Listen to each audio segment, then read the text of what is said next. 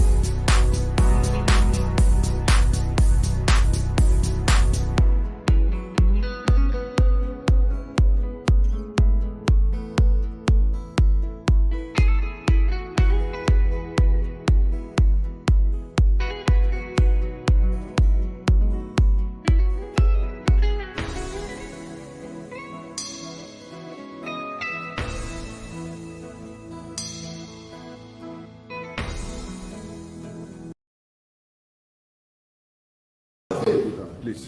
But what is it turning into? No, what's our society turning into?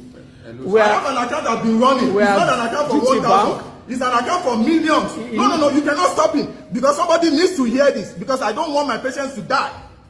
I just want to pay for fucking patients' medication. I'm not asking GT to do me any fucking favor. Just to pay for my patient's medication. GT is telling me I cannot operate my account. Then I have to wait for another 2 more fucking days. For what? Just for patient's life? Until it becomes their ND's family members before they will move. I'm not asking them to give me any money. It's my account that I just want to run. What are we turning into? Honestly, and is this a government issue? We're talking individuals here. I had to leave my clinic to come down here for this. Why? So we need to know people. This is GT Bank Oregon. Mandate was supposed to be changed since Thursday. Unfortunately, they couldn't change it. Nobody's moving. And despite the fact that the doctor is saying that patient's life is at risk, they are still saying it will take 48 hours to change a simple mandate for him to be able to run his account. And GT Bank and the people here have sent messages to the head office, but the head office does not care if people dies or not. That is where we are. Let the whole world see to it. Lagos State Governor, we are going to copy you in this. Ministry of Health, we are going to copy. CBN will be tagged. Thank you.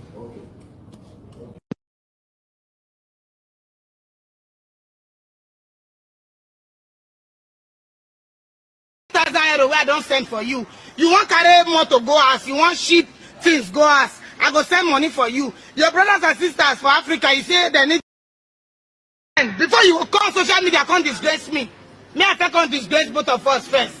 And they stay for France, you they stay for Spain. You they ask me money, and they send you money. Money I don't spend for you, not less than 30,000 euro where I don't send for you. You want carry motor go as you want ship things go as I go send money for you. Your brothers and sisters for Africa, you say they need money. I go help you send money for them. And you say you want to marry me. Because you say you want to marry me, now make me they send you all those money. As you come France now, your bola no gree stand because you don't drink many things. When my power, be that waiting until they sleep with woman. All those women when you use those things, they sleep with, they enjoy you, but they don't spend money. They don't spend money for you. Those women when you sleep with for free, they don't spend money for you. You just want to man them, may you destroy them. May you be saying that you be man. Me where they spend money for you now, you don't come France, come visit me now. Upon all the 30,000 euro where I spend for you, you don't come France, bola no gree stand again. On colors where you take and now waiting my power one they take, then they make prick they stand. Now your prick don't weak. If you not take out now your prick not they stand again. Now you go carry that dead body prick on me. Upon all the money when I spend, you not go work. All those your brothers and sisters will chop my money, they go return my money. That's why they do this video. Anywhere you there, you go come outside, you go see my face show. Now me madam live your life, my face show. That my money where you shop as you go for Spain. And from France they send money come for you. And you know say your dead body prick. You not gonna feel work anything. You carry an enter train, you want come meet me for France. Okay, now me like leakages, I don't understand. That is waiting not done expire. Now me like expired prick. Upon all the money when I make, I buy the find new man. I don't need that old boyfriend again. You were there for Spain, no? You go come out, I don't need you again. I don't feel make money finish. I can't carry bola way die. Now bola way they stand down they fine. If you not say not a big work for side room. Not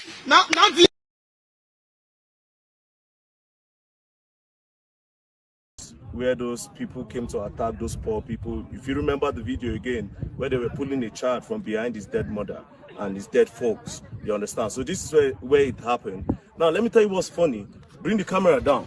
This is tin. This is tin. These are minerals. Look at it on the ground. These are minerals. So it is pretty obvious. See them, come. It is pretty obvious that these people are being killed because of the richness of their land. Can you imagine they had to burn down the place? Come.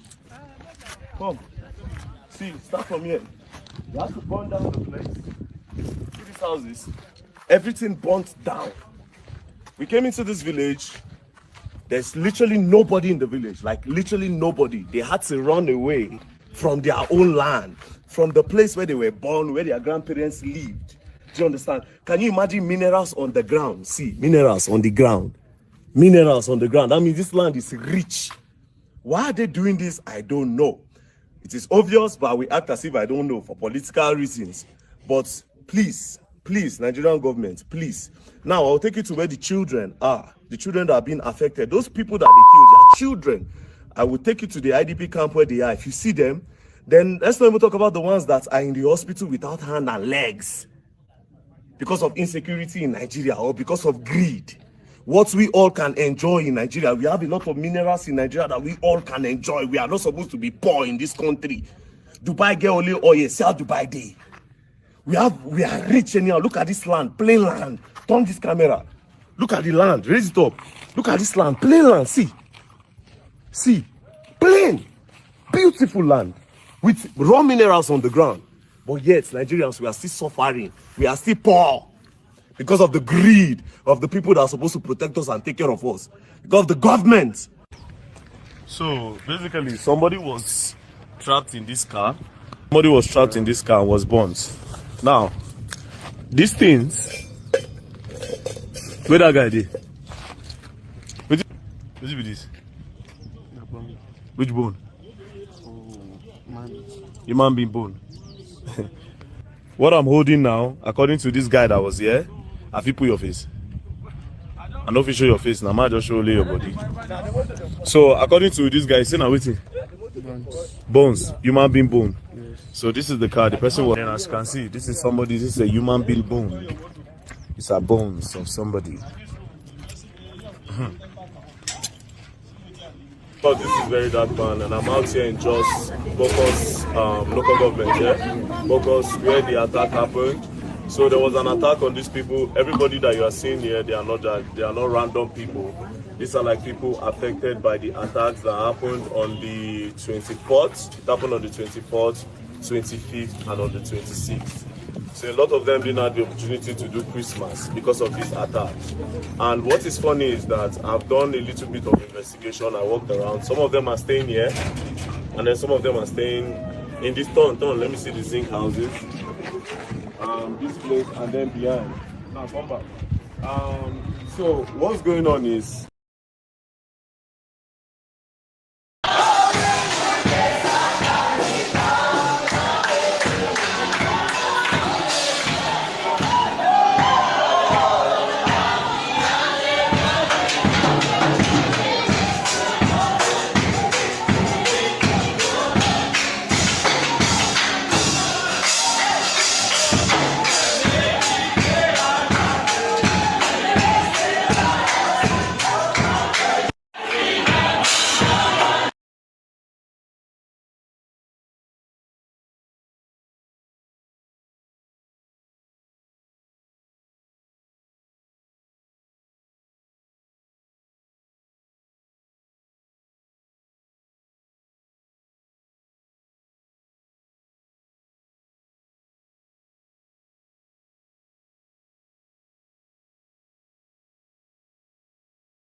And I am ready to die defending Nigeria in whatever way.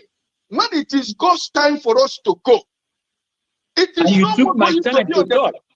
You are ready to defend Nigeria. I gave you my time. No, I'm coming. I'm coming. Alexi, hold on. You already started.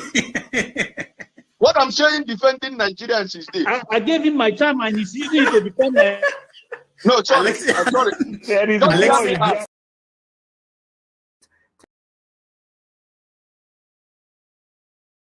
Tinubu is a criminal, yes, of course, a categorical grade 1 criminal. The only person more criminal than Tinubu in Nigeria is probably Babangida. But he's a criminal, and is he fit for purpose? Absolutely not. Should Tinubu be the president of Nigeria? Categorical no. Is there a better option than him? That is subjective. So show me who he is.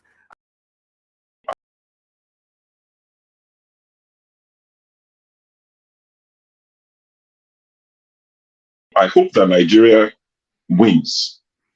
I'm never going to wish any president evil so that I can say I told you so. No, I won't wish them evil. I hope. You see, I'm not praying. There's no point. I can't pray for Nigeria to be fine. I only hope that Nigeria wins and Nigerians win. Because if you choose a dodgy doctor who has a dodgy record, who has, all sort of accusations leveled against him, to say this doctor, we think he's done this, or this doctor, this surgeon, yes, he's a senior surgeon, he's the most whatever surgeon, but there are a lot of accusations leveled against him. If you choose him to operate on you, and you tell me to pray for you that it doesn't kill you surgery, what's the point? I can't pray. You might make it, you might not make it. My prayer won't change anything. So I hope Nigeria and Nigerians win during Tinubu's 4 years. Thank you. Christmas is coming, baba, buy two for me. Oh, la, la, oh, la, la, oh, la, la, yeah.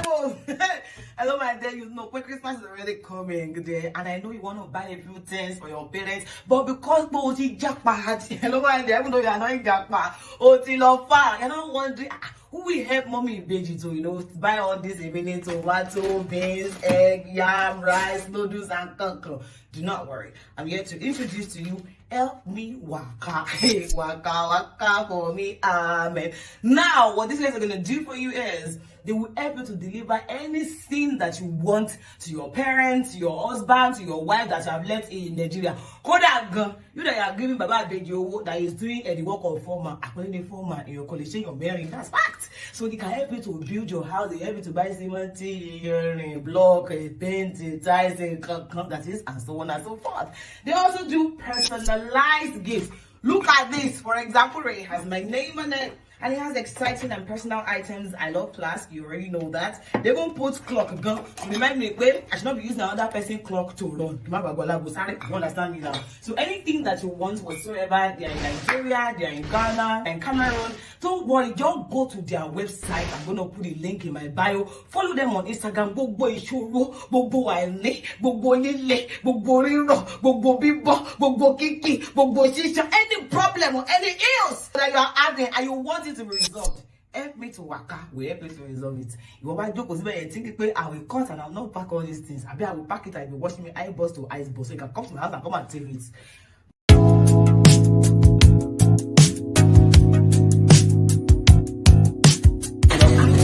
You're welcome. I'm not welcome. Yes, I got your call. Who sent this to me?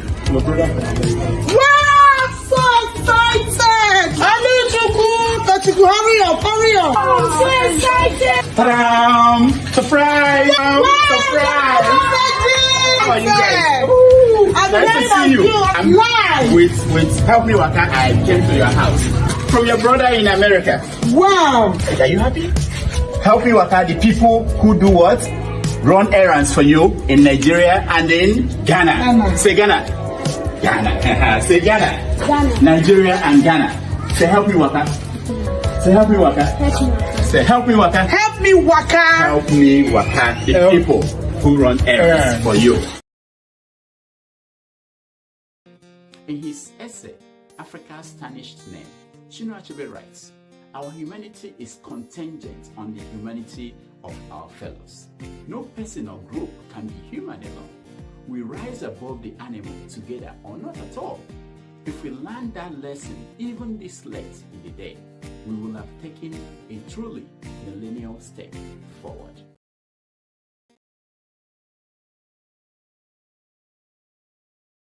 As we enter 2024, I welcome you with these two messages from Chinua Achebe. The first one goes into the heart of what is wrong with how we see others, and that is about stereotyping. On that, Chinua Achebe writes, stereotypes are not necessarily malicious. They may be well-meaning and even friendly, but in every case, they show a carelessness or laziness or indifference of attitude that implies that the object of your characterization is not worth the trouble of individual assessment.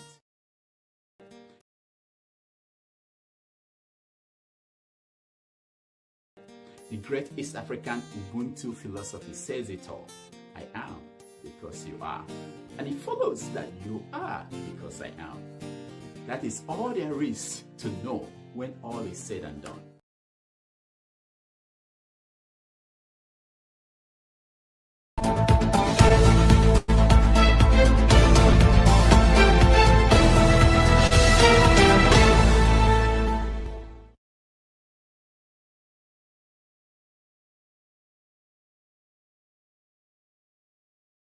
Hello everyone, welcome to Have Say 247. Today is Saturday, January 6th, 2024. Happy New Year. This is our first show for the year and I welcome all of you to the show. Thank you for making our time to join us on the show today.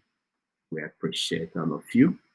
On today's show, we are going to talk about the stories in the news. As always, we're going to start with the money that are being stolen out of Nigeria. Less than 7 months into Tinubu's administration, corruption stories are all over the news. The first one is Minister for Humanitarian Affairs, Edu. She is accused of sending 585 million naira to a personal account. Something that is against government rules. And the former Minister for Humanitarian Affairs, Sadiya Umar Farouq, she could not account for 37 billion. And she was summoned by the EFCC and she hasn't gone. She's giving excuses that she wasn't feeling well. Going further on to Dangote, our own Dangote is in trouble. There is EFCC investigation that about $750 million was sent to Dangote towards the end of the administration of Buhari by Emefiele. So we are going to talk about that. The EFCC stormed his office in Lagos to investigate. So the other stories in the news, we will get to all of it. But first, let me bring in the people who are here in the studio. So if you join us in the studio, please turn on your camera so that we can bring you in if you want to come in. If you want to just watch, you can go to YouTube and watch us via YouTube. But the studio is for those who want to come in and participate. So let's welcome those who are here. Ikolala, welcome to the show. Thank you, Dr. Rudolph. Thanks for having me. It's a new year and our funny stories. I find Nigerian stories funny these days because it's the same thing. We've had the same thing from 1999. So even from 1960, by the looks of it. So it's just a fun situation. It's just good to laugh sometimes at it, unfortunately. Yeah, thank you. Happy New Year to you. Happy New Year. Yui, thank you so much for joining us. Happy New Year to you. Happy New Year, sir. How are you, sir? Good, good. Such a pleasure to talk to you again. Yeah, it's good to have you. And I guess you guys noticed that we changed the time. We moved it a little bit 1 hour ahead for people in America. So we start at 11 this Saturdays this year. Righteous Man. Oh, okay. He's not on camera, so we'll take him out. So thank you guys. Righteous Man, Happy New Year to you. Happy New Year. How are you doing? Good, good, good. How are you? I'm fine. I'm fine. Welcome to 2024. Yes, yes. Happy New Year. Did you go? You're looking very handsome and younger. What happened? Nice. Very young, very handsome. No, nothing happened. So how are you? Did you go home? No. But my elder brother, he told me that home was peaceful and most of our village people that lives in the US, about 90% of them came back this last December, and it was a very, very beautiful celebration according to him. The security was okay. There was no incident, no fight, no killing, nothing. Everything went smoothly. Some of them have started going back to the US. Those that left Lagos, are they back to Lagos? Not actually, no. Like the compound where I'm living, virtually it's only me and my wife and one other guy that is in the compound. Those who traveled are not back, but the story I'm hearing is the cost of transportation is high. I think they're paying 42,000 to come back, and a lot of police stopovers and such, and collection of their usual fee. Okay. All right, let's go to Niger first. Happy New Year to you. Happy New Year, Doctor. Are you hearing me? Yeah, I can hear you. How are you? Happy New Year, everybody. Happy New Year. Good. May this year prosper us in Jesus' name. Good news will come in our way in Jesus' name. Amen. Thank you very much. God bless everybody. God bless you. That's something Nigerians agree on, saying amen to any prayer. Especially the one that will bring good things. So how are you? How are you doing, Niger first? Well, thank God. Everything went fine. We glory to God. We can see this new year. We hope and pray for a better life and a good Nigeria, good leaders, and see what the year will bring again for us. Let's continue till the country is good, so we don't have to step down. We will be giving them bomber to bomber, as they said in the local palace. Not grief for anybody this year. Thank you. Maxi, welcome. How are you? I'm great, Dr. Damages. I can see the way you are the way you are damaging the people from even before the presidential election is not easy. So that is the reason why I give you the man of the year. But Dr. Damages, I'm not happy with what is going on. As we are laughing here, right now, as we are laughing here, as we are talking right now, as we speak, under this Bola Ahmed Tinubu, Ogun State and Ondo State is under rampage. As we are talking, just 3-4 hours ago, if you check, you will see it in Punch, you will see it in Niger land, Naira land also. They are all there. Vanguard, they are all there. Our people are on constant attack from people that you have nothing to do with them. I am not happy. I am not happy. I am not happy. There is nothing to celebrate. There is nothing. If people will be killed on their own land for committing anything, it's sad. It calls for you and I to stand up and begin to challenge this government. There is nothing to laugh about. There is nothing to smile about. Is it the economic implications that is going on in Nigeria? A Naira is 1,300 plus. The World Bank has instructed this present administration to increase petrol price to 700 and something. What is there to laugh about? What is there to smile? We can afford to smile because we are in different countries outside Nigeria. It is sad. It is sad, Dr. Damages. Thank you. All right. Thank you, Maxi. We add that to our conversation because I saw that breaking news that something is happening across the southwest. Mazi Prince, welcome. Dr. Damages, good morning. Yeah, happy New Year to you. I'm okay. Same to you. Well, well, of course, I'll be happy. It's a happy new year, you know, that my life. Uh, let me not say, I was gonna say, you know what, I'm in another country, better, but it's okay. Just to buttress what Mazi is saying, Dr. Damages, I sent you an email yesterday about Bubamawa. Yeah, it's Rudolph Okonkwo at gmail.com. Oh, that's not my. Okay, I'll find it. I don't really check that. Okay. Email to use it for communities. So I was wondering where did he send it? Okay. Okay, so Human Rights Writers Association have come up with they unveiled that there is a plan, there is a plot to implicate him. I'm not surprised, you know, because at the end of the day, when you dine with the devil, you are supposed to use the long spoon to dine with the devil. So I'm not surprised. At the end of the day, they're trying to push him out and have their own person sit there.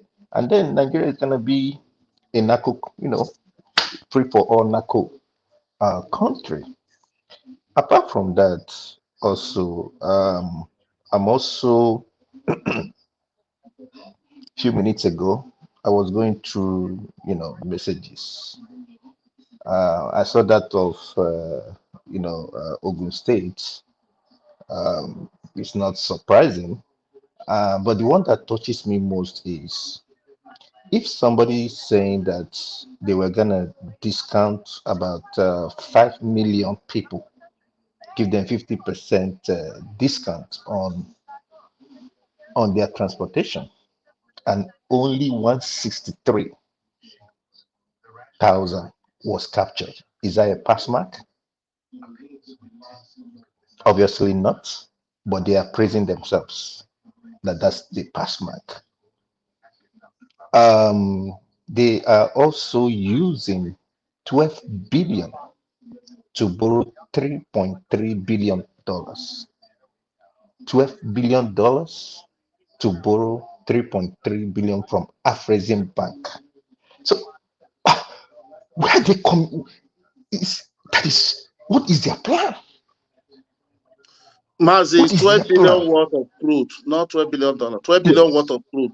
Yeah, whatever it is, I know it's equivalent. It's the money. They're gonna get the money. They will sell it. They will get 12 billion, and they only got 3.3 billion.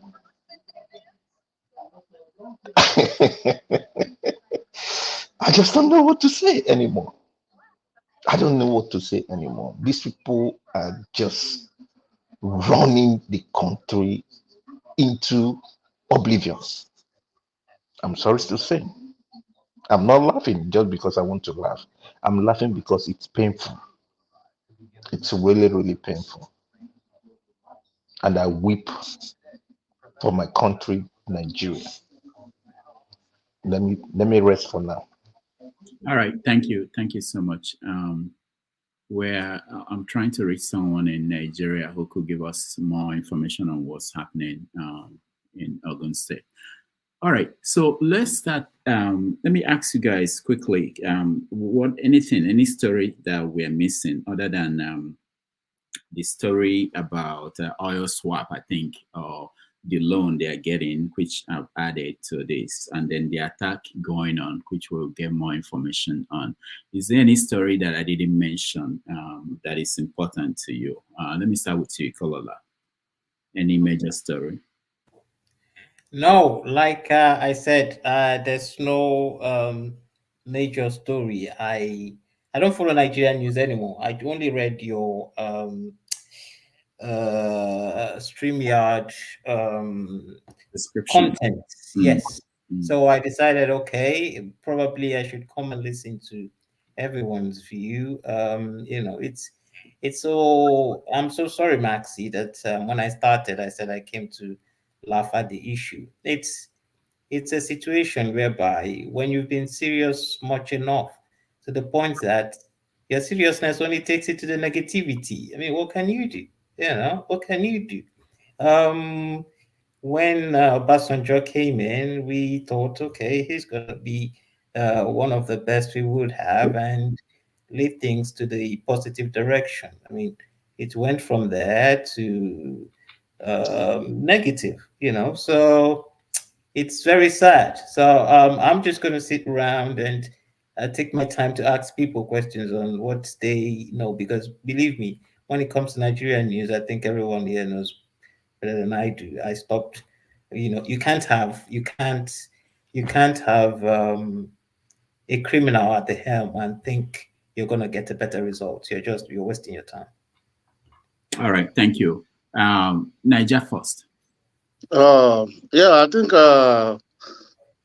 Mazi, let me just continue there where you stop about the palliative for the citizen during the Christmas fair and the train fair for the train slash. The palliative of they give I think 100 million palliative to all the House of Reps and 200 million to the Senate, each of them for the Yuletide season, and they are giving just I think 160,000, 163,000 people benefit from the transportation during the Yuletide. And like as Maz is hand, and with people, they are celebrating.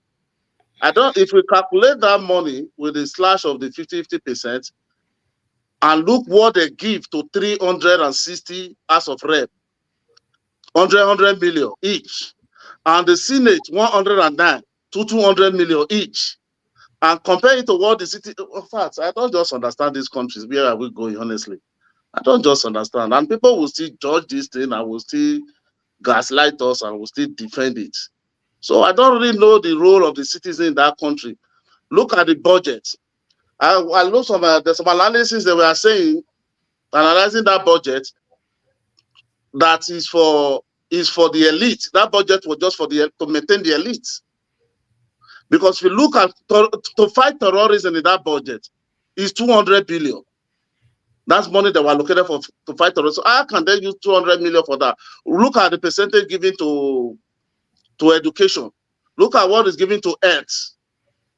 And look at what them are getting out of the budget. So automatically that budget is just to maintain the elite.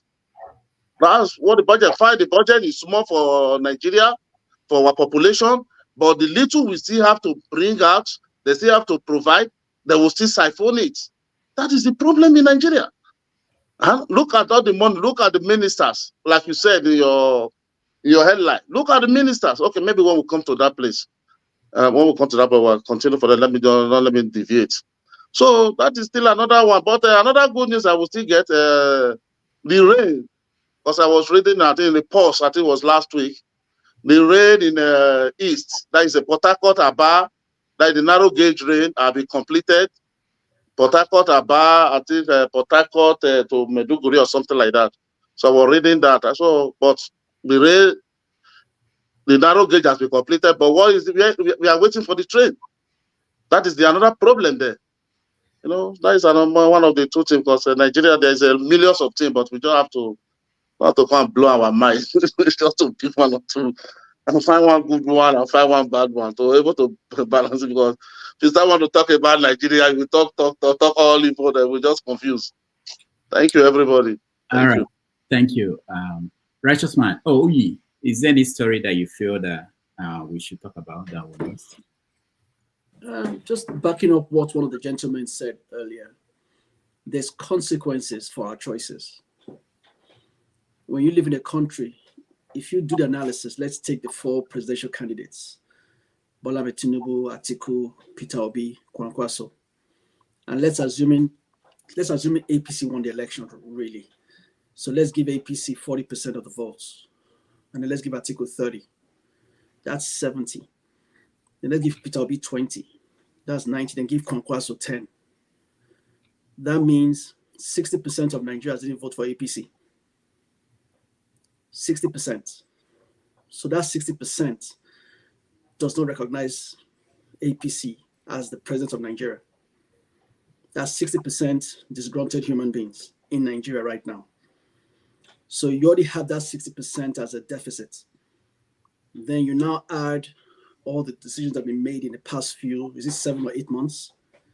You've now increased that percentage from 60%, let's say another extra 10%, 70%. So you now have an illegitimacy issue where you're trying to govern a state that does not recognize your legitimacy. So now you can see what's happening in the country. Crime is up, banditry is up, kidnapping is up, killing is up. When women have to now rise up in a state and then go on strike and go burn the house of a traditional ruler. I think that's in Benin State or Plateau State. Nasarawa State. Okay. That should let you know the extent of how bad things are.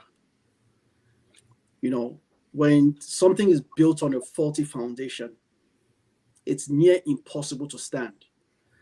Bola Tinubu has 12 months. I'm going to predict it to everybody here on the phone now. He has 12 months. So from the day he was inaugurated, count 12 months. He has 12 months to stabilize that country and to build confidence in that country. After 12 months, that country is going to be in real serious trouble. If you look at everything, you have the killings in Plateau. Now you have killings in southern Kaduna, based on what I've been reading in the papers. Talk about the budget, allocation of funds, how money is being.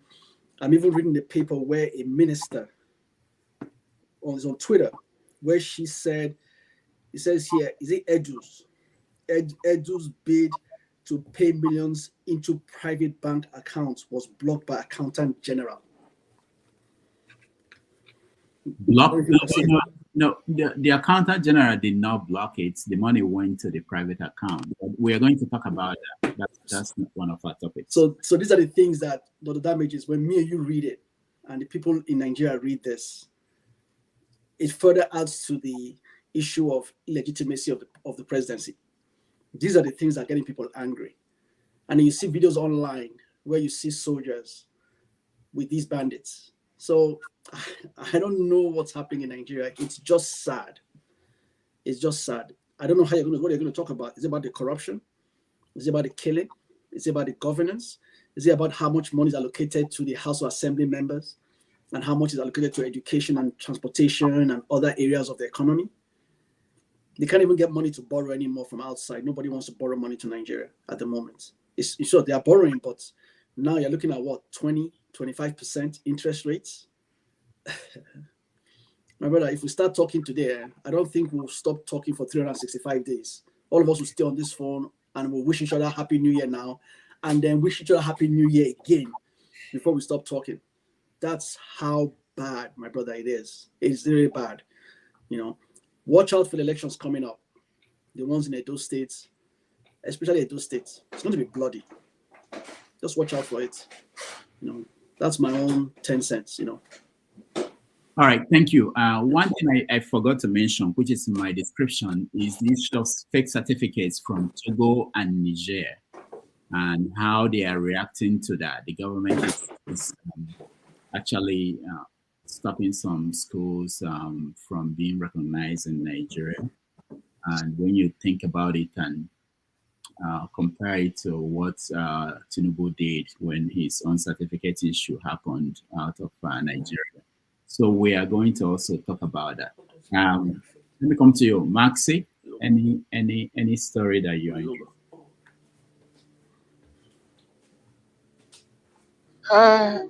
Dr. Damage is the only story that we are looking up to in Ghana here now is the coming presidential election come December 8, 2024. So we are preparing towards it. And as it is in our tradition, our vote counts. Nobody will come and intimidate me in the polling station. Because while we carry out our votes, our constitutional rights, there is what we call provisional votes that all the electronic medias and the rest of them will publish. But as they are publishing it, they will tell you that it is provisional result. And there is no time we held an election in this country where the provisional results, the leader in that provisional elections or results as published by this electronic media has never won. So that is where we are today. And one other thing that really strikes my mind is that my leader, Mazen Nnamdi Kanu, is also being held in the prison in DSS. I do not know when the Nigerian government will deem it fit to release that man to go, because 13 times he has appeared in the courts of Nigeria, 13 times he has won, and they are still holding him there. With the recent Supreme Court ruling, it's obvious that it's going to start afresh again to challenge, his illegal detention and the reason why he was kidnapped from Kenya. So these are some of the things, these two things, and the ordeal Nigerians are going through as we speak. My brothers and sisters that are listening to us, and those of you in the panel, in the studio today, you will bear with me that Nigerians are suffering so much. Even the BBC or everybody campaign about did not help matters. The man they wanted, the INEC wanted to remain there, irrespective of the anomalies that covers him. But he is there, trying to tell people, trying now to ban results or certificates he considers as fake from Benin, from Togo, from Niger. Even Kenya is among. I don't know whether you saw it, Dr. Davids. Kenya is among. So that is it. Someone that doesn't have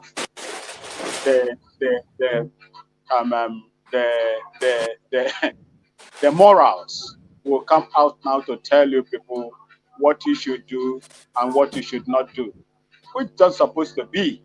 If actually Nigerians that believe that Nigeria will work did something that they're supposed to do in order to remove most of these, I call them, political criminals that have rendered Nigeria, make Nigeria a mockery in the world.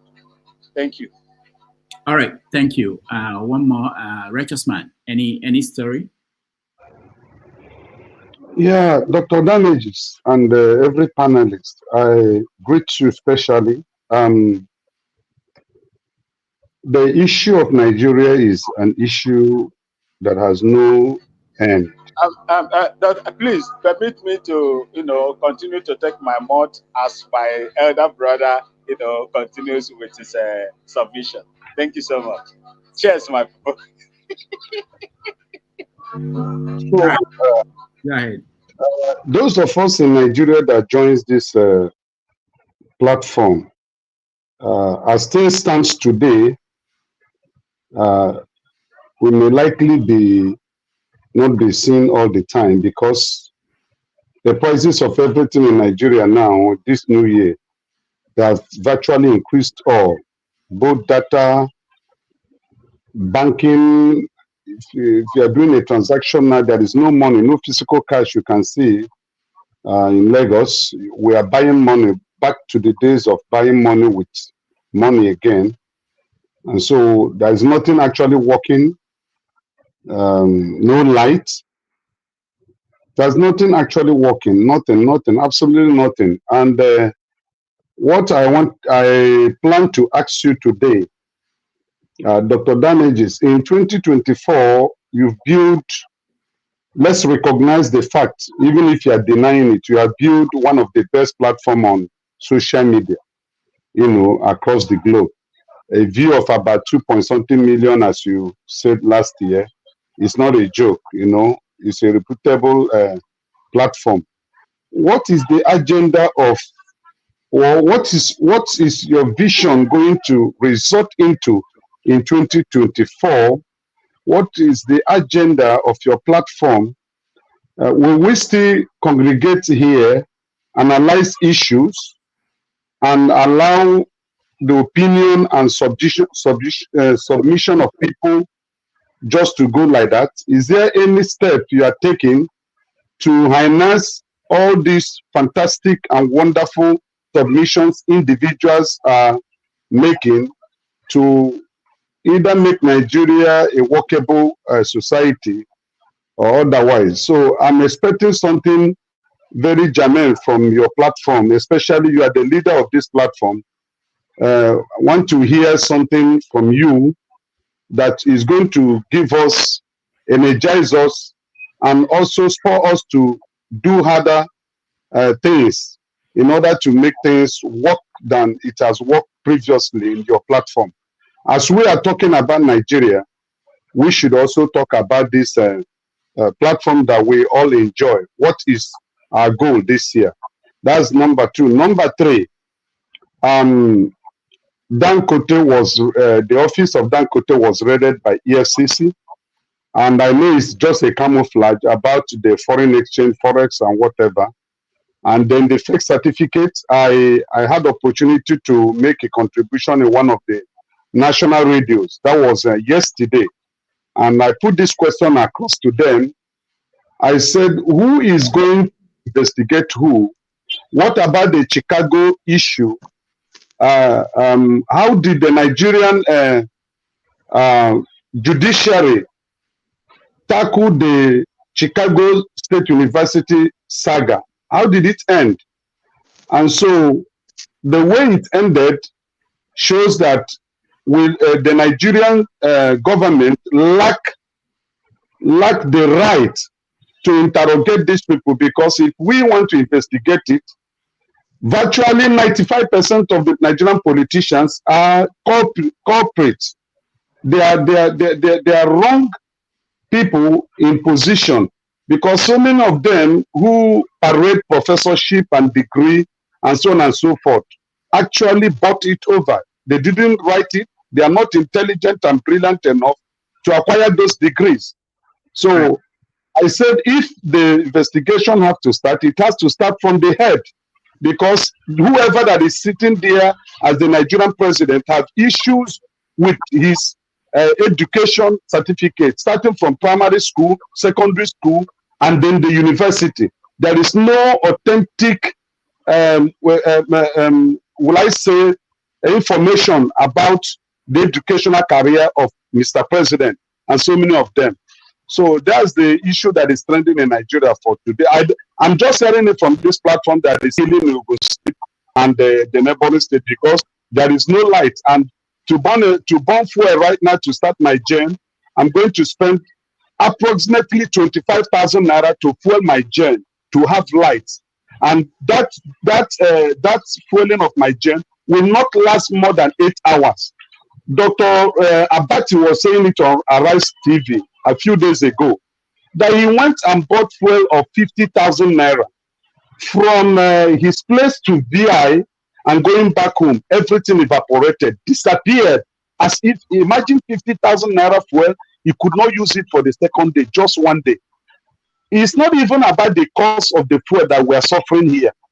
The fuel is I think, is the last quality fuel that any nation can give to her citizens.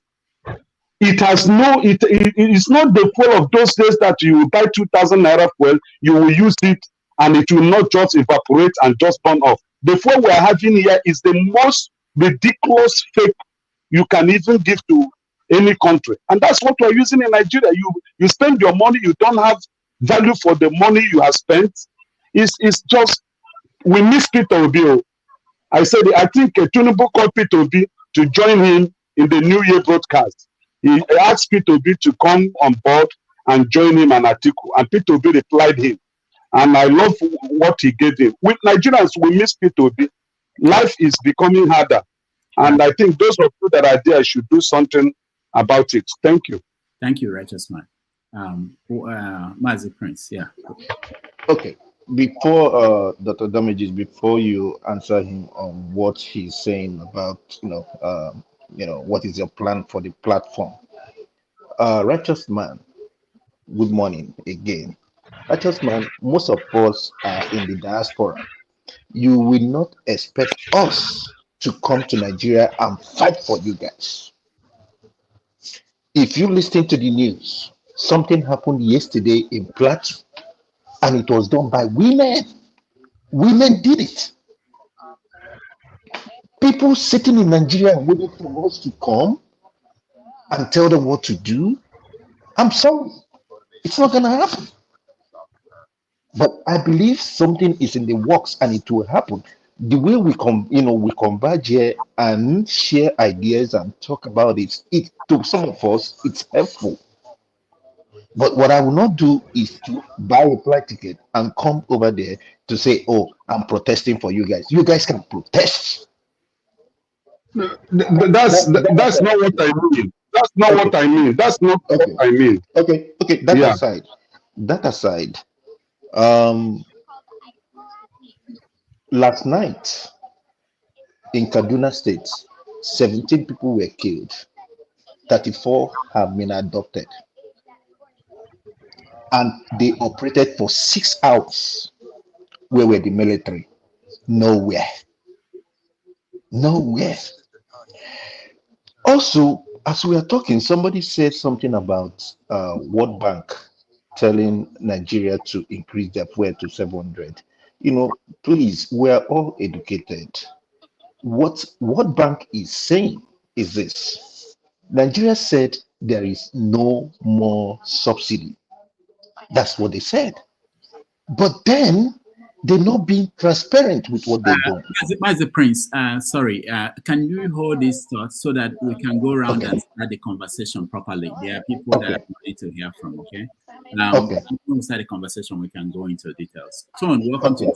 Yeah, I'm on the phone. Okay. Yeah, Tone, hi. hi, Hi. hold on, Tone. Let It's me okay. go to Alexander because he's at work and he needs to just quickly say Yeah, something. Happy New Year, Dr. Happy New Year, everybody. Happy New Year. I hope everybody's keeping well. This country called Nigeria is giving me sleepless nights. We're in dire straits. We're in dire straits. Things are getting from bad to worse. And like somebody said on this platform, I think it was Uyi.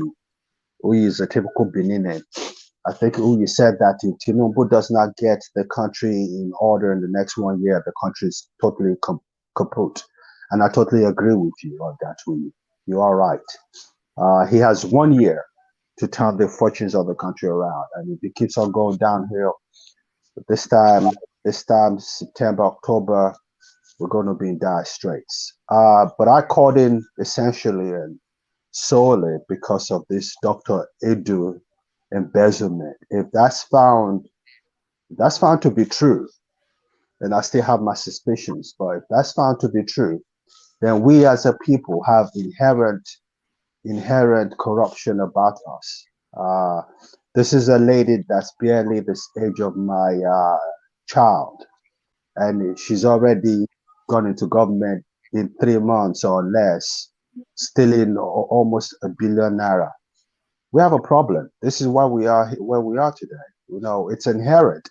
We have to admit it. One of the ways to solve a problem as an expert, I'll tell you, is to first of all identify a problem and then solve the problem. But once we're still in denial that we have a problem, then we're going to be beating around the bush. If this story of Dr. Ido is true, that she tried to embezzle R500 million or thereabouts, then we have a problem. Our administration are whacked. The whole system is messed up. Our mindset is warped. And I feel sorry for us. I don't know where we're going to go from here. This just breaks my heart. But I hope that is just an allegation that is unsubstantiated. So, Rudolph, that's what I call. Listen, yeah, let me ask you, please, before you go. Yeah. I'm looking at stories here. There is a story from PM News saying that why I approved the payment. She's saying that she approved the payment. And now, in less than 24 hours, people are coming out to tell us that, oh, we did not approve the pay, we did not pay anything to any account. She's saying that it's legal what she did, that it's not illegal. And we saw now the Attorney General of the Federation coming out to say, oh, we didn't execute their why are they doing this? Why are they damage control? Damage control. That's all it is. That's the simple expression for that.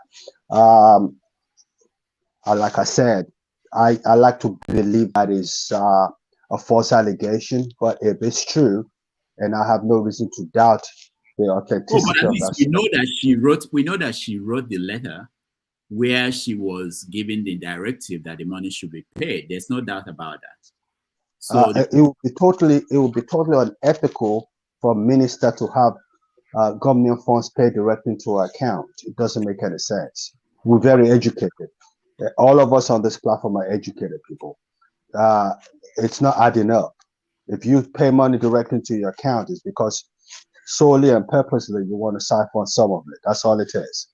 But I like to think that it's not true. If it's true, she needs to be fired immediately. Immediately. She's not fit for purpose. That should never happen. That should never happen. Do you know her? Do you know anything about her? No, I don't know this lady. I know she's a brilliant medical doctor. She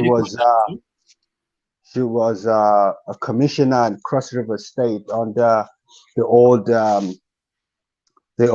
governor, the old administration, and I hear that she performed wonders as a commissioner of health or something like that in Cross River State. But other than that, I don't know much about her.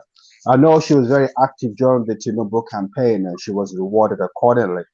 But no, I don't know her personally, and I don't want to know a person like that. At 38, 39, if she has that mindset, knowing what the people are going through and running a humanitarian portfolio, and you decide to siphon some money into your account, ethically or unethically, it's out of order, and she should be fired immediately. And I'm going to give you my personal guarantee. I'm going to call people who matter in Nigeria, and I'm going to find out whether it's true or not. And I'll come back to you, Rudolph, on that. Okay. All right. Thank you so much. Thank you. Thanks for having me. All right. Tone, welcome to the show. Yeah, hi. Good day, everybody. Where will I start? So every day. Tone, hold on. So if you don't, I think we should go ahead and make this story the first story that we're going to discuss, which is the Edu story. So we can start from there. Okay. Yeah. That's what I'm saying. Yeah, that was where I was about to say. Every day there is revelation and fresh revelation and fresh revelation. Yesterday I was on a panel, and I was saying to them that, as it stands now, I doubt that will be able to sort Nigeria out, and they all attacked me. They didn't know where I was coming from. And why I say so, I'm going to start from the angle. Why I say so is that we're so messed up, we're such in a bad place that even Peter Obi does not have the resolution to deal with it. Dr. Gomez just said she should be sacked. I don't believe sacking at this moment is a deterrent to corruption, the level of corruption, because the level of corruption now we have in Nigeria is impunity. They do it with impunity, knowing that at the worst case scenario, I'll be removed, but I will keep all the money. That is not good. I want to see a Nigeria where somebody is convicted of fraud, a public officer, and they go to proper jail. They go to proper jail, not house arrest. They go to jail. They should be able to put on whatever uniform they're putting on, go to the farm every day and feel the heat that the ordinary Nigerian and all their properties confiscated. Plus the ones that even they allegedly acquired illegally should be taken from them. So that would be a punitive measure. So before you go out there and take a public office and steal money, you think twice, because they know there's no consequences for this thing. That is why more are going to come. There are some people that come on the comment section, even on this panel, that if they are given public office, because listen, money reveals who you are. When you've got good money, when you start making good money, and it will actually reveal who you are. And how can public funds be paid in your private account? That is unprofessional in the first place. For starters, it shouldn't be. People that are saying that she's a brilliant doctor, what kind of doctor? Man, if we start drilling very, very well into our educational thing and all that, her certifications and her performance, it's all concocted, it's all lies. University of Calabar, by the way, that she graduated from, it's a public knowledge. I mean, it may not be for everybody, but I'm telling you guys now on the panel, I know one or two people that are here in the UK that claim that they went to University of Calabar with masters, with first degree and all that. It was all false. They bought it. It's still happening as we are talking. Imo State University is one of the citadel of fraud, for educational fraud. People, especially for ladies, they don't go to classes. They have people that sit for exams for them and all that. They sleep with lecturers and they are awarded degrees. Ekpoma State University is another fraudulent university. I'm talking about the southern ones that I know. I'm not alleging. This is what I know firsthand. What are we talking about? And we'll be saying Hausa Fulani, and all that. Everybody should look at himself and his own region. There are criminals and fraudulent activities has been happening in Nigeria.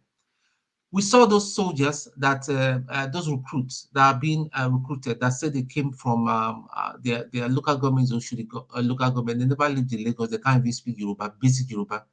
This has been happening for years and years. When I got in the academy, even though I lived in Lagos most of my life and all that, they sent me back to Anambra State to get a letter from my local government, and that was what I did. So this thing that we are talking now, it has been going on for years and years, and it only came to the fore. The impunity now, when Tinubu got on there, it was a floodgate. It opened a floodgate for corruption to reign. So in my own submission, final submission for now is Tinubu and cannot deal with all these things because he too is a criminal. He is a criminal. He has surrounded himself with his faithfuls, with his criminal faithfuls and all that. He has said, he even said it that if you did not vote for me, you will not be part of my government. So he has nitpicked criminals like him to support his criminal enterprise. Nigeria is now Tinubu's enterprise. All right. To loot and loot dry. So, John, thank you. Put me in the background. I'll be back later. No. Don't wait. Okay. I just wanted to. I wanted to address something that he said. No. Now he's saying about University of Calabar. I got my first degree from University of Calabar. So he shouldn't say because people went to University of Calabar, then everybody is corrupt. I am not. Okay. All right. So he should know how he should talk about that. All right. Thank you. Okay, electricity, let's come to you. The flagship, I know you're here. He has to go soon, so let me hear him. Go ahead. Yeah, thanks. Thanks for obliging me. Greetings to everyone. Unfortunately, Mr. Alexander Gomez have left. I wanted to test his argument that because I asked him a question in the comment section, if Betta Edo is found, the allegation is found to be true, she should be fired. The question I want to put to him is, who is going to fire her? Who will fire her? Is Betta Edo the first person? So I think at this point of time, we need to start to test our argument. Who will fire her? Is she the first? Or honestly speaking, electricity, hold on. Are you saying that is there any other case that we know of in this current administration that is very clear like this one? Because the argument, what is worrying me about arguments being made now is that She wrote this letter. Just Yeah. the idea that she wrote it and it's out there. It went to the accountant general, and she came out to defend why it's not illegal. And people are trying to gaslight us, I think, basically saying. I understand that gaslight So aspect. what I'm saying is this. Why do you think that the government, this current government, cannot fire her? Mr. Rudolph, Dr. Rudolph, I'm going to answer your question with a question. In the context of this present government you are talking about, I want you to name one person that can fire her. You're muted, Dr. Rudolph. Tinubu, of course, the president. Why are you? Why are you laughing? No, I'm not. You can't even keep a straight face in this. No. I think no. Let's look at something. Sometimes there's something bigger than the president. You know, in any president. I think for the sake of the government, their own government, and survival of their government, he should. And remember that who was that? Who fired the other lady from Biokuta or Lagos? The lady that was finance minister. Is it the one that came from the UK? Yeah. Adeosu. Yeah, she was fired eventually. It was Buhari. It was Buhari now. But Dr. Rudolph, you see, we can't keep a straight face in this matter. That is just the truth. Now, I can agree with you to an extent that if I am corrupt and I want to really turn corner, I start to make an example and fire people. I can understand that. But testing our argument, Dr. Betta Edu is not the first person in this current administration. She's not the first person. That is my point. So who name the other person that we know? No, just name. I'm not saying that they are not corrupt. I'm saying, who do we have evidence the way we have it now? You see, this is the only thing that could happen. Let me tell you. The token that was paid into the account of the legislators, they receive salary. Is it supported by the budget, by their budget? Okay, that one is totally different. You know what I'm saying is different. Okay, how is it different? It's money. I know they have their budget. Okay, I don't think that they got the money from outside. The money is from their budget, and whatever way they decided to do is something that is not. Oh no, Dr. Damages. I would disagree with you on that. I'm not saying it's the right. There is a budget. All right, go ahead. No, what I'm saying is this: we have somebody that is caught. We caught her, or whoever revealed this caught her trying to steal money. And unless we buy this argument they are putting out there that the money didn't hit anybody's account, we stopped it before it got there, that's not even enough. Even if they stopped it, the fact that she wrote this and signed it, and she has come out to defend it, that's enough. And as long as we don't buy it, we can put pressure on them, they will fire her. So the question now is, who is putting pressure on them? You and I? We are doing it by talking about. So we are putting pressure on them to fire her. Yes, I can agree. We can agree on that ground. But if we are going to practice fairness has to be across board. She's not the only one. I agree. We are talking in the context of our discussion. We are focusing on her. However, if we're going to practice fairness and equity, we must apply it to every one of them, including the president. That is the point I'm trying to make. I yield the floor back to you guys. Thank you. All right. Thank you. The flagship. Good morning, Dr. Rudolph. Good morning, everybody on the panel. Happy New Year. Happy New Year. 2024, I believe, is going to be much. Sorry for interjecting. Please put me back, say Dr. Rudolph. Thank you. Okay. It's going to be much, much better. There is a common adage in Nigeria that says when the wind blows, you see the backside of the chicken or the hen. The wind is blowing, and one person has been exposed. The fact that this was conceived initiated is enough to request for resignation. Immediately, no debate, no back and forth about it. I want the resignation. If it's not done, the president should fire her and let her go. The journey of 1,000 miles always begins with a step. Yes, we'll go across board, but let's start from here. One person has been spotted, they have to go. That's the only way out. And yes, it starts with us who mount the pressure on them by talking about it, letting them know that we know about it, and we demand accountability. And a start for this is to let her go, and then we talk prosecution next. I think it would be a good place to start in this regard. Nigeria's problem beats simple logical reasoning, and for the life of me, it's hard to figure out and understand. So I think that yes, she needs to go. She needs to be out of office, and then we talk prosecution. Thank you. All right, thank you so much. Who has something else to add to this? Go ahead, Uyi. Just want to, I know the gentleman mentioned some universities. So, disclosure, I went to Ekpoma.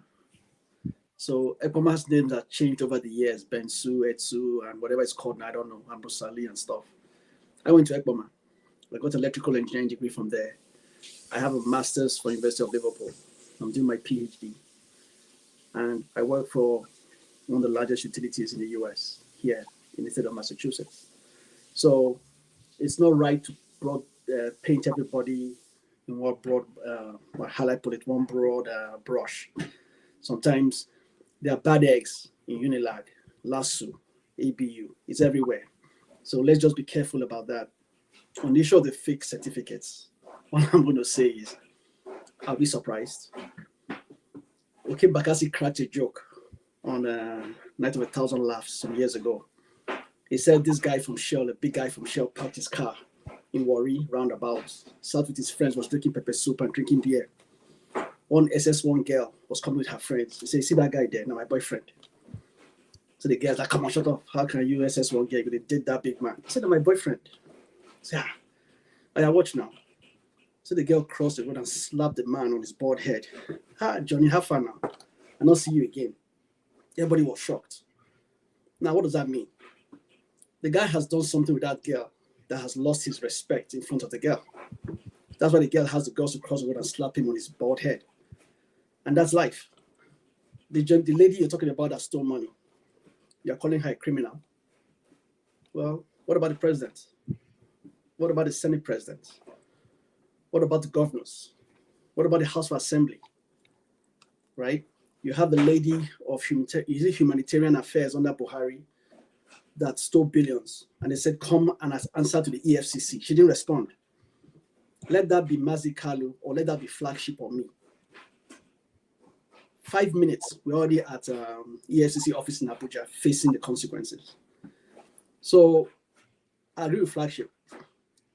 An example has to be shown. And if you don't show an example, we don't learn.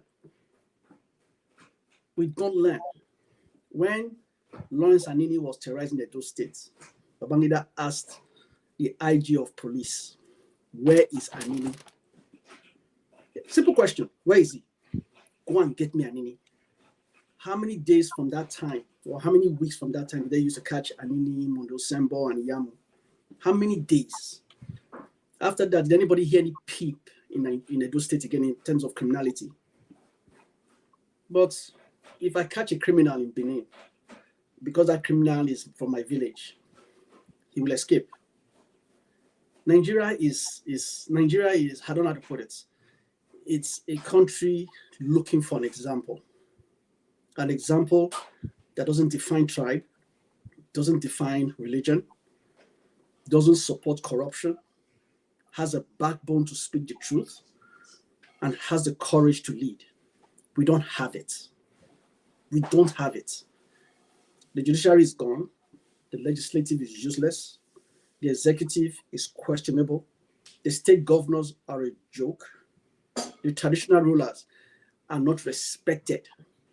I want to stress that word, not respected. If you come on Twitter and hear some of the things people say about traditional rulers. Man, I was in London when Oba Akenzwa died. I was in London with my sisters. We got a phone call. Oba Akenzwa has died. All of you scrape your hair. That's Benin culture.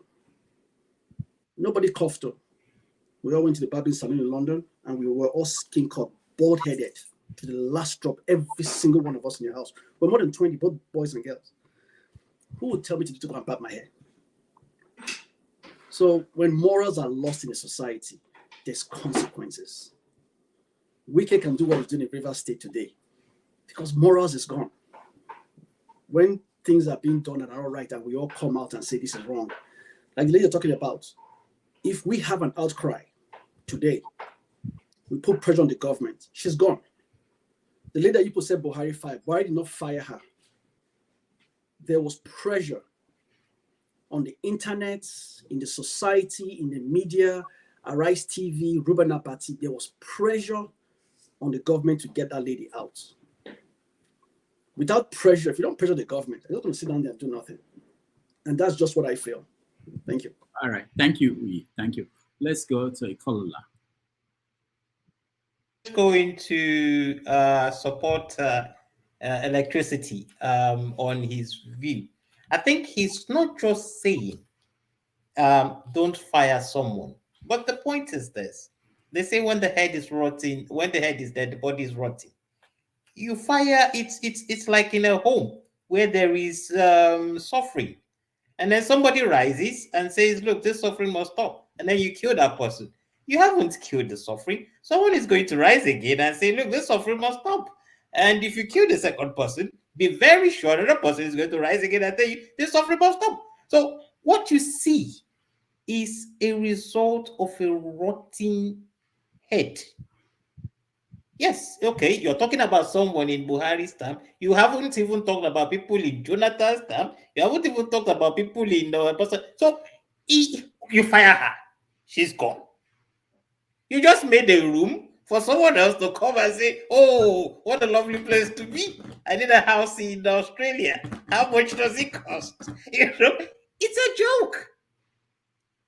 You're joking. I'm so sorry, but I think that is. I'm just protesting like this. Thank you. All right, thank you, Niger first. Sorry. Hello, are you hearing me? Mr. Yes. Doc. Okay. I think we have to know that the Tinubu are fire. I think this woman, what is the name of this woman? The woman for social development, corporate affairs, or something, Alima something. And then during this week now that they're funding one thing for maybe for some fraudulent something. So they suspended him and they subdue that to investigation through the financial economical crime. So if Betta Ayodele, we have seen this letter. You have been there since 3 days, even to yesterday. So I don't know why. You know, one thing, sorry to say, let me just go because I think this is New Year. Why we in Nigeria? We always want to do excuse for these people. Same way we complain, same way we want to do excuse. Legislator, president doesn't have power to fire any legislator. Minister doesn't have people mandate. Is appointed by the president. Legislator have the people mandate. That is two different things. Tinubu cannot go and fire any legislator. He have the people mandate. It was elected, it was voted for. But during that time of that prayer, how many of us in our constituency that cry and shout for those people when they come back home? Nobody. We will leave them, we will go. We always want some excuse. So please, don't know why Nigeria, we only want to make excuse. Some we go against, but fine. But we, all of us, before 2023 general election, many of us, this election make me to know that many of us are just evil and wicked and we don't want Nigeria to work. From 2017, many groups that we are all working together, people that we are working together, both in abroad, saying, Buhari, no, this APC is a evil government, this and that. They will never. But when it comes 2023, I wonder most people that in the kind of all of them change because of money and forget and support what they gain against for more than 6-7 years. That is the problem of we Nigeria. I don't know do this to us, according to Dr. Damage. We are not focused. We are not what we do, because if this thing is from here, we just want to turn it. Look at Emefiele. People are defending Emefiele. Some people money. I know about 3 people who their money is still hanging during that October, November last year till now, that are not yet rectified. That money are still hanging. The bank transfer, it never come back till tomorrow. They have make a report, still yet. They have come back to abroad. That money has gone. People died during that time. People suffer. People was buying 10,000. You have to pay 3,000 or 4,000 to get 10,000. But today, people are making excuse for him. His political wishes, is this one, is that one. Let people suffer. Let them suffer for it. No matter, we cannot say this one must come, this one must come. Anyone that can, let it start, so that we have an example tomorrow. When another person do something like that and they are not taking action, we can cry. Look at what they did to Emefiele. Look at what they did to Emefiele. We can have something to shout for the other government. That is the way come to go. But Nigeria will make excuse and will be against. You will become the most evil. You will become more wicked. You will have hate. You will have insults. But during the time of us, we are championing one thing when we are suffering. But today, that is it. Like this woman now, this is Betta Ayodele. I don't see in a sane society. Let's be realistic. We have to check our mind and forget this. Is from my region, it's my brother, or because it's from here. No, Nigeria can never work like that. We, the citizens, we have to do our part. The office of the citizen. We can't just be talking and be talking. We have to do. We have to know where we stand. If we say all of us, let's be realistic. All of us, we have conscience. If you do evil to somebody, your own conscience by yourself, you know that this thing I do is evil. You know. So I don't, unless you just want to stay, but when you live there, you know that this thing I do is evil. I'm 40 years. This woman, how can somebody who was just appointed by August, till now, how many months? Look at money that have gone. Look at the other woman, the one for corporate affairs, the other one will be suspended. I don't just understand. This is the way. Okay, look at what is the name of this woman? This man, Dangote. The EFCC. Oh, you said for there's some forest or something like that, about 54m. Okay, all the old results, everything, the reports, all the old transaction, everything is in the CBN. Yes or no? Why can't you get it there, check it, and find it? If you find them wanting, charge them to court. There's come to there, millions of security, everything, and the whole world will be seeing. I don't know what they want to do to that man. You still see some Nigerians still defending it, so we don't. I don't just understand that country. Please, if anybody that have better solutions should give us. I'm tired of Nigeria talking, no solution. Thank you very much. I'm tired. I'm just confused a little bit. Thank you. Thank you, Niger first. Who else had something to add? All right, go ahead, please. Just to add to what. Can you hear me? Yeah. Can you hear me? Oh, Maxi, yes, we can. Okay. Please, yeah. Hold on, let's hear Maxi, go ahead. Just to add to what Niger Post just said, you know, the thing is this.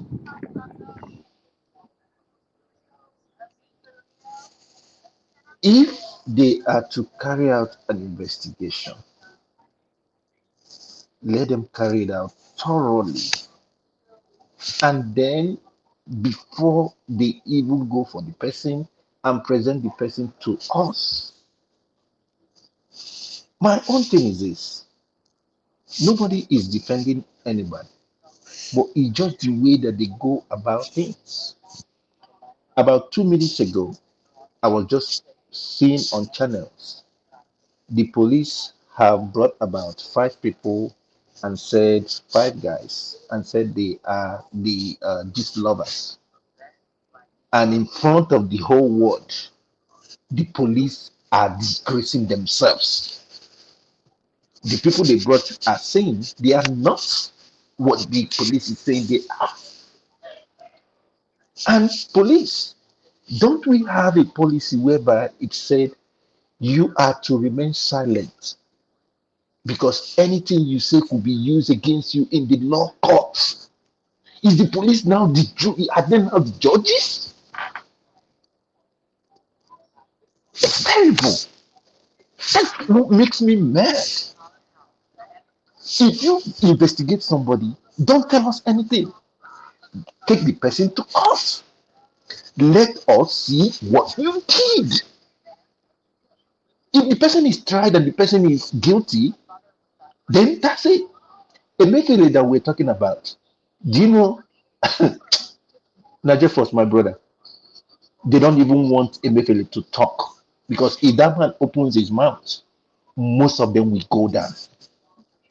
Most of them will go down. So if they see a way to silence him, they will do that. I pray for him, not well, I don't pray for people. They can pray for themselves. I don't care about that. But I just wish him all the best. If he's alive till next year, glory be to God. But I'm saying it knowing Nigeria, for what I know about Nigeria, that man might not even live up to next year. Thank you. All right. Thank you, Maxi. Yeah. Thank you so much, Dr. Rudolph. I would like to align myself with Ikolala and electricity that left. The reason why you have what is happening today, you are experiencing what you are experiencing in Nigeria today, like I always say, is the fraudulent system that you people have, validated. Like I told you people, I was a member of the Nigerian Army under one mechanized infantry division. And I All right, Maxi, your connection is not very good. Ghana is not doing well today. on my phone. Nigeria, I don't know if you can still hear me, Dr. Damage. We can't. You're in and out. So even Nigeria is better than Ghana today. Can you hear me? You are fading out, in and out. So we can't make out what you're saying. Can you join us again? Just log out and come back again. Maybe that would be better. Or climb a tree or Can you hear me now? Okay, good. No, I had some interference. I had calls on my phone. You see, the fraudulent system that most Nigerians has agreed to work with. That is the problem that you have. Nobody is allowed to check anyone. And as long as the fraudulent system is permitted to bring in people with questionable characters, don't blame anybody. Like Niger First, don't blame anybody for defending their own. Don't blame anybody for defending their own. If a former finance minister will spend over 400 and something billion, remember this same woman paid 600 billion naira during COVID-19 that she cannot account for. And today, everybody has gone to sleep. It is Emefiele. Emefiele cannot do anything without the instruction of the CNC, the commander-in-chief. He can't. He cannot do it or implement any policy that is going to affect the generality of the Nigerian people without the tacit approval of the president himself. Why are we attacking Emefiele today? Look, when you create an enabling environment, the reason why most of these things are happening is Nigerians, we live in denial. Nigerians live in denial. That is the reason why, my brother, Dr. Damages, I said, instead of everybody lumped up in the same place and begin to speak the way we are speaking, divide that country, destroy that system that is creating this enabling environment for people to do what they are doing and get away with it. Electricity, I support you. If you are not going to do it to Tim, don't do it to Harry. The man that is there, What did the INEC said? What did they go to Chatham House to tell you? They told you that your vote will be counted. What happened? What happened at the end? What did Nigerians do? The implication and the manifestations is what you are saying today.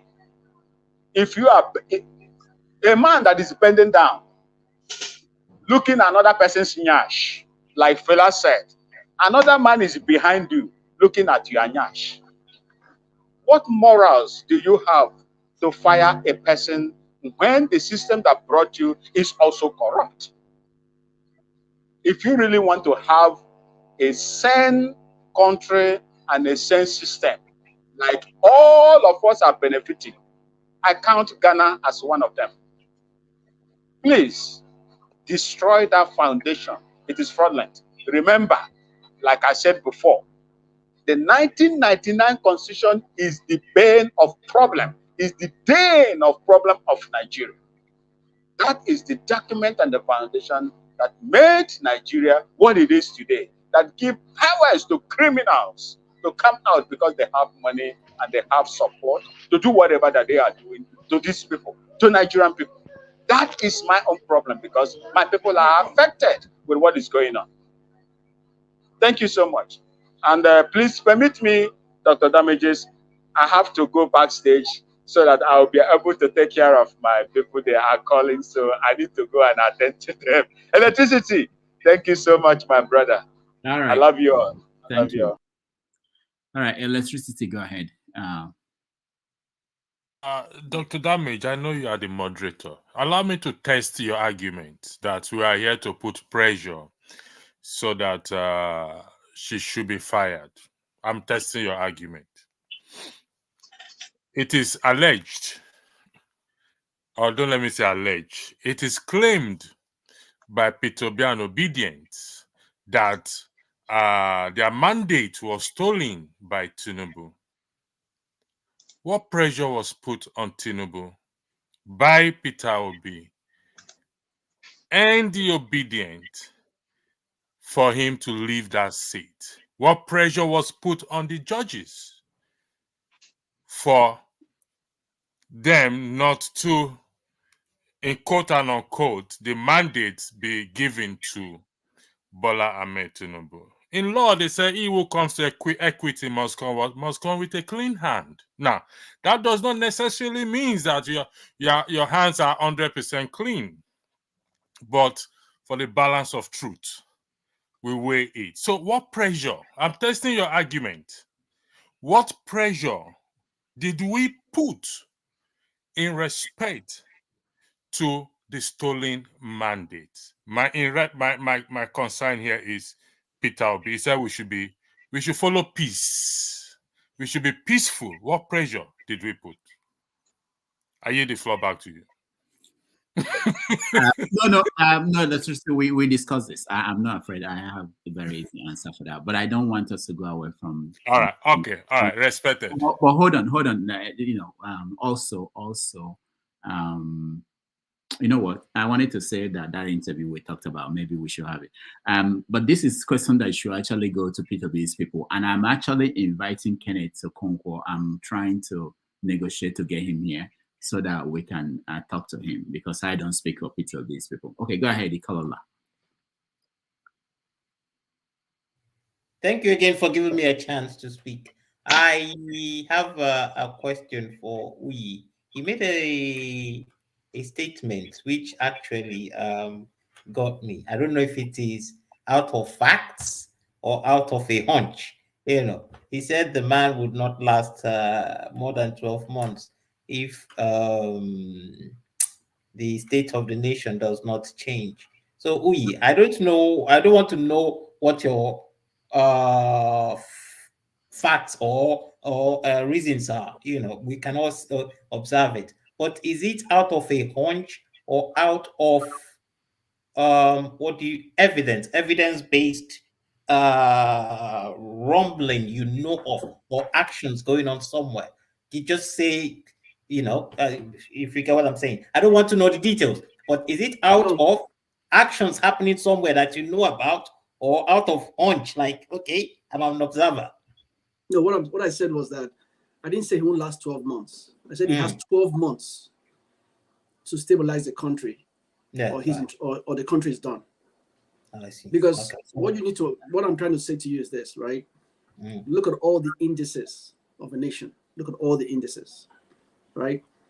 I read an article yesterday where it said that if the price of fuel, I'll look for it if I can find Dr. Damage, said if the price of fuel ever gets to $1,200 per liter, there'll be anarchy in Nigeria. I think I saw it on someone on Twitter. It was an article I was reading, right? So look at all the economic indices. Unemployment rate is high. Inflation is high, right? Criminality is high. You have the Ondo Ogun incident happening. It's about land and tribal stuff that's happening, right? So you have strife. There's hunger in the land. In a state down in the north, you have women who have revolted to the point they went to go and burn the house of the traditional ruler and burn his cars, right? So all the indices are there. Then you have an individual who is president of Nigeria. Whether you agree with him or you don't agree how he got in there, I can say from what I see, his popularity is not up to 50%. So he doesn't have the entire country behind him. So this man has to do things in the next 12 months that will build confidence in the Nigerian people. So now, if you look at what's going on now, they are buying SUVs for themselves. They passed a budget that gave more money to the House of Assembly than they gave to education, or even to the student loans and other things, right? Students cannot go to school because their parents cannot afford to pay their school fees or pay for their accommodation or pay for other things for them. So all the indices are there. So this man, Bola Tinubu, has to do something remarkable in the next few months, within that 12 months, to turn that narrative around, because you cannot succeed if the people are not behind you. You can't.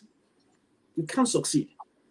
If the people are behind you, even if he's making mistakes, they'll say, yes, now my president did that, I did him back, nothing. But when you have a situation where people are not behind you, you can't stand. So do you think he can pull this stunt off in the next 12 months? My brother, if I knew that, my name would probably be on first. No. You're using indices. You just gave indices, So if you look at those indices as well, do you think he can pull off a stunt in the next 12 months? I don't think he can make everything perfect, but he can do some things that people can see as tangible steps in the right direction. For example, they said Dangote refinery was going to start working last year. It's not going to work. It's not going to work. No, forget that. That narrative changed. They said Port Harcourt refinery has been refurbished. That was not going to work. It's not going to happen. Okay, now, if what I heard on the radio just now on the TV, somebody said that is it the World Bank or somebody said they should increase the price of fuel to 700 or something like that, right? Yeah, it's just share economics, yes. Okay, so what that means, what that tells me is that we are still subsidizing petroleum products. Exactly. Because if you remove full subsidy, that means market forces will control the market narrative. Yeah. So if you remove it and the market narrative goes in and the price of fuel goes up, what happens? Cost of transportation goes up, cost of food goes up, cost of living goes up. All that boils up in the economy. That's what I'm trying to say. All boils up in the economy. So I don't even if you put at even if Bola, even if what's his name, Peter Obi, Nigerian president, he would have had the same problem. The uphill task he would have had to get to stabilize the economy would be very difficult. The only thing that may have been beneficial to him would have been the word of legitimacy, where people would have said, you know what, Moku stay for him back, Moku wakari waka, right? So that's what I'm saying, that Bola Tinubu has bought markets. Has bought the markets. Now he has to make sure he gives the people the products that they need. Companies that live in Nigeria, the largest syringe manufacturer has left Nigeria. Procter, the guys that make diapers and stuff, they've left Nigeria, right? So you can already see the country is in a serious situation. That's what I'm trying to say. Yeah. But I totally understand what you're saying. I just wanted you to clarify it. But one last question for you, please. These companies, I also have a theory to it. These companies live in Nigeria. Do you think it's the new administration trying to have its hands in all part of the economy, such that he is actually frustrating them to leave, such that he could get his own negotiations, such that they come back and then he gets it caught. What he has done in Lagos. That's a very deep conspiracy. That is, Bola Tinubu must be one. In short, he must be Gandalf in Harry Potter to pull that kind of stunt. And if he does that, then I hope he succeeds, because the more jobs we create, the better for the Nigerian economy. But that is crazy. Let me just throw you one narrative. I work for a gas utility, right? I'm an engineer. I design for them. We have less than we are in New York. We're in Massachusetts. We're formerly in New Hampshire and formerly in Rhode Island. So we're in New York and Massachusetts, the whole of New York, right? Our total customer base in those sectors altogether, probably about 10, 15, 20 million customers. Our yearly revenue is in excess of $4 billion. That's gas. Just gas. That gas is used to generate electric power. That gas is used to heat homes. That gas is used to power companies around those states, right? They're making over $4 or $5 billion yearly. We're flying it to Nigeria. Now, these companies that are leaving, think about it. They don't have constant electric power. They don't have security. The same indiscipline you're talking about in government is also among the employees, right? So if you take all those factors and you calculate cost of production, cost of materials, when they look at their overheads and their profit margin, it doesn't make any sense, right? So if I'm spending 800 naira to buy what is a liter of diesel, I don't know how much diesel is now. I'm just assuming that's how much is Nigeria. How much production do I get on a daily basis? Then if I calculate my total cost in a month, my profit margin in that month, am I breaking even? You know what I'm saying? We used to have Leventi stores in Benin. We used to have Kingsway in Benin. Why did they close down? They'll buy a box of Bonvita, put it on the shelf. The records show that the money they made is equal to 50 tins of Bonvita. But in their records, they bought 150. But they're out of Bonvita in their warehouse. So where did the 100 go? So over time, when they look at it like, you know what, we're done, we're out of Benin. Leventi stores closed. Same thing with Kingsway. You know what I'm saying? So it's not just the government, it's everything. So if Tinubu is doing what people think he's doing, my God, even me, when I see him, I'll lie down on the floor and dobale for him. It is the most dangerous stunt you can think about, because unemployment rates in Nigeria right now, I believe, is almost about 30 or 40%. Inflation is close to 30% or so. It's not sustainable. So I don't think he's doing that. It's just all the economic indices that is coming together and is finally biting us fully in the ass. There was a gentleman on South African radio yesterday I was watching. He was talking about South Africa, right? South Africa is among the top 10 countries in the world that has uranium. But they will not allow South Africa to build nuclear power plants. But they are mining uranium from South Africa to take to other countries like China and other stuff for their energy sources. But if South Africa built nuclear power plants in South Africa, guess what? They could power South Africa, right? What if I told you that part of the Southeast, Cross River State, Calabar, all those Akwa Ibom State and stuff, they have uranium. We can easily put nuclear power plants in Nigeria and solve our power issue within 2 years. The question is the will to do it, right? So it's there. Just from gas alone, Nigeria has more gas than oil. Just from gas, Nigeria can generate nothing less than $20 to $30 billion yearly. Liquefaction of gas, sale of gas domestically for use in the country. It's all there, but you know it's not going to happen, right? So we just want to sell oil, then the proceeds from oil put in our pocket, we're fine with it. At some point, remember anybody who says in the Ikeja, remember the company called GasLink? There's a company called GasLink along that Lagos-Ibadan Expressway at Ikeja.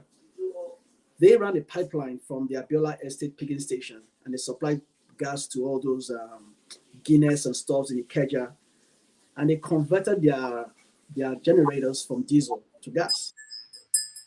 That's economical. So let me stop. Thanks. All right. Thank you for explaining that. Let me leave Dr. Ru Damages. It's been wonderful. And it's been nice seeing your views. So hopefully I'll see you in the next 12 months. I will see what happens. All right. Thank you so much. Uyi, let me just point out that South Africa has nuclear powers. They have 2 plants, and they are producing 5% of the electricity. It would be if what you said had been right. I just felt that I know that South Africa once had nuclear bombs. Yes, it did. It was destroyed. Yes. So I know that if they did get to that point, there was no way they couldn't have nuclear power and nuclear plants, which they have. I think the conversation actually should also go towards a different direction. There's this Ayodele Primate Ayodele church leader. He said that that Tinubu is taking a risk that he could be stoned.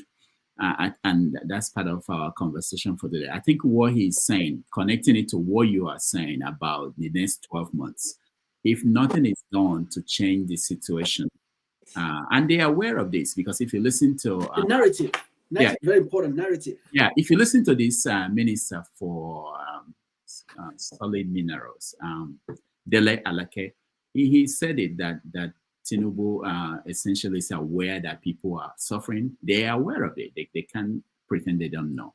And some of these things they are doing, like when they say we are cutting the cost of transportation, we're paying something for people to go home. Their hope is that it will soften people, the anger in people, the suffering. They are aware of that. The issue is that at a point, they may not be able to control, even if they throw money at the problem, it won't be enough to stop people from agitating. So, yeah. All right. Flagship, let me come back to you. Thank you. Thank you very much. Can you hear me? Yeah. All right, great. I think the writing is on the wall. It's just a matter of time. The Ayodele religious leader you talked about, what he said, there's already the signs. When Tinubu was in Lagos recently, you saw the reaction of the people to him.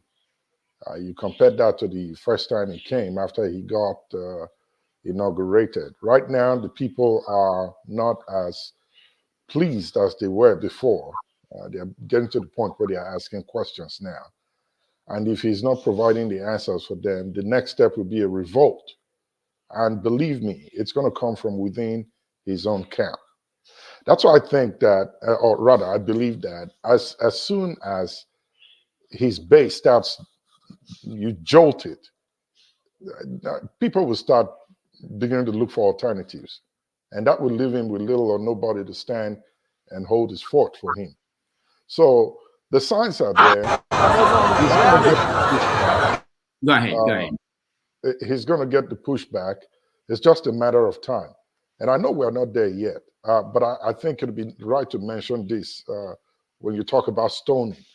Plateau State, the women that went out to revolt, that's what is going to come out later. So the stoning would result in amount to that. When they are able to pick up that courage and boldness and say, let's go and protest with the anger that they have within them. So yes, it's going to happen. It's just a matter of time. And like Uyi said, it depends on how he handles his base. And 12 months might be too long, actually, because if the country keeps going in the area and direction that is navigating now, it's just one little spark, and it's going to come from within his own camp, and the whole thing will come down. Thanks. All right, thank you. Let's watch a little bit of this where people were shouting, "We're hungry." We've shown that before, but it's important to remind people.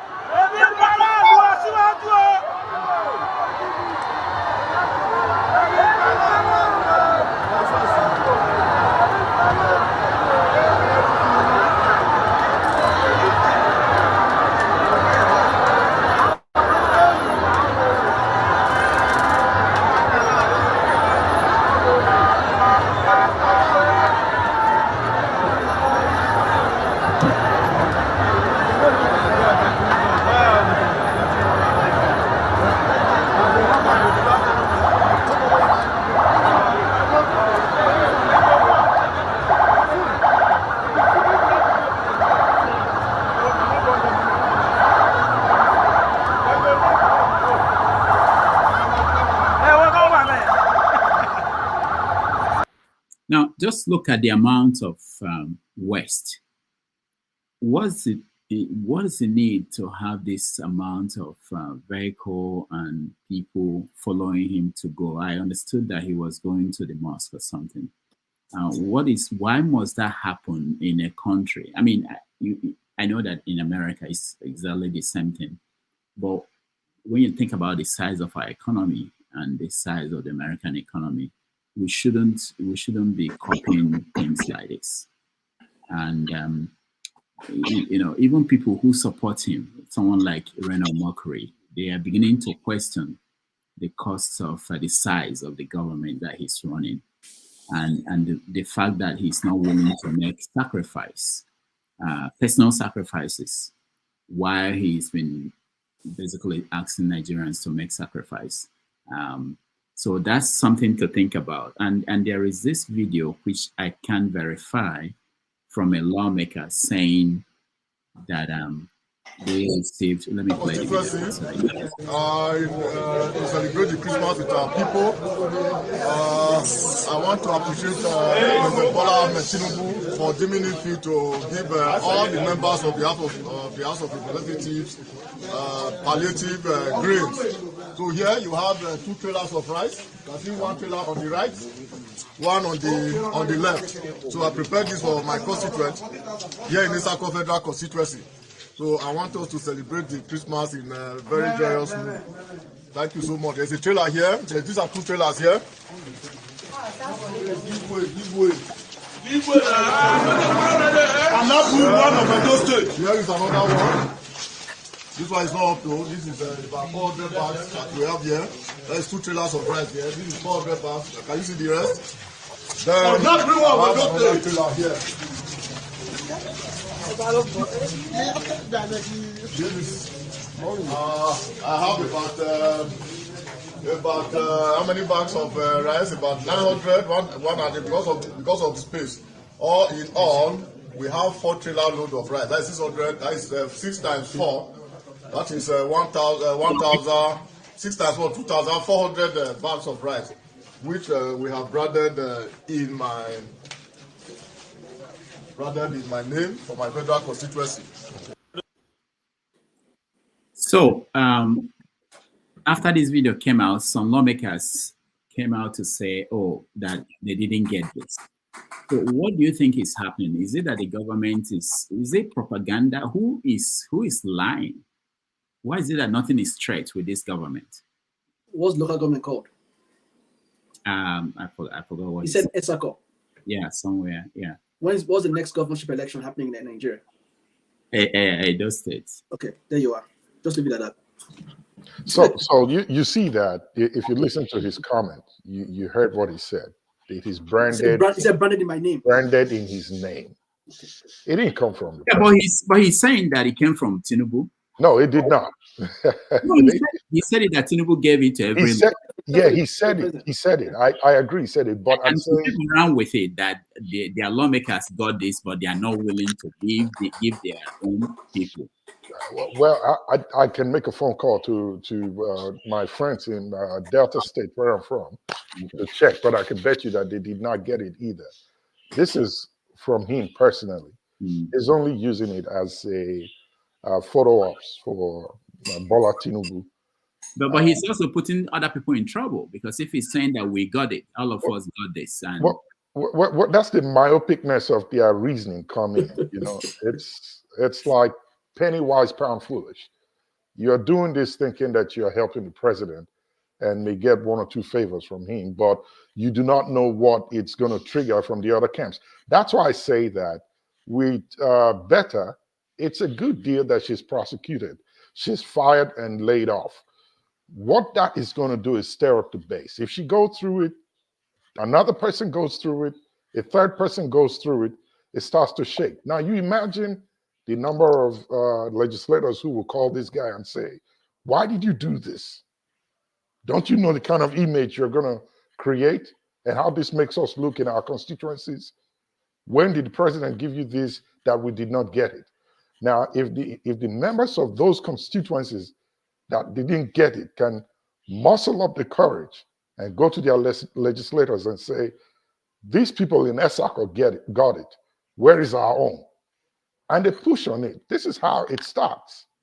And the revolution we're talking about begins. Thank you. Niger first. I just want to come. You know, I said it before. There is because I saw it at least that was 4 days ago in the Hex. That is the president media team. They gave the House of Rep. Before when we started, I said it before. They gave them 100 million naira worth of palliative. Then the Senate, each of them 100 million naira worth of palliative for the Christmas. Then the Senate, they give it 200 million naira worth of palliative. Where did he say it? I said in the day, go and check in the X, President, where Tinubu released everything he did every day. Like the presidential media, Tinubu presidential media, this thing. You will see it there. It was, I have every day by day. You can check whatever they did every day. It's out from there. All the project, how the that's where I follow all the project throughout, how they distribute it, how it was worked. So it's there. President Tinubu media in the media handle, you know, there is one they have in that's one that they have. So that's where I see it. Okay. 200 million for each. So when you said that, hold on. When you said the president did that, where did he get the money? From where? Did he just decide? No, that is let me break everything down. No, I'm what they brought out. No, let me show you. Excuse me. So I have to be correct here. So if you understand where I'm coming, what they brought out in that plan, it was about 4 plans that he want to did in Christmas. They showed the 50% for what they give to the citizen, 50% for the slash for the buses. Then they put a free trade. What they did. Then they now go what they did to each senatorial district through their rep and the senator. That they gave him 200 million naira worth of palliative. That is how it's written there. 100 million naira worth of palliative to the every house of rep. Then 200 million naira worth of palliative to every senate. That is how it's written there. They will carve it, put it in, like, you understand? Because if you go there every day, you see every evening, you see what they did every day. You see what everything they do. Other is be and watch it and see it every day. They want to follow them. Right. But the money that they just release the supplementary budget they released in November. Where is the money? I think they said they want to use it in December. Maybe the money will be from there now. You know, there was a supplementary budget that they passed in November that they said they want to use for December. Now, can you send us the website where you find where these things are? You have to go. Are you not in X? Oh, okay. I mean Twitter. I still call it Twitter. Okay, go ahead. Right. President, you will see there's only the president. That's the presidential media aid. That is the one that is, you know, when that's so raw. You will see that there. Right. President Tinubu media aid, media. President Tinubu media center.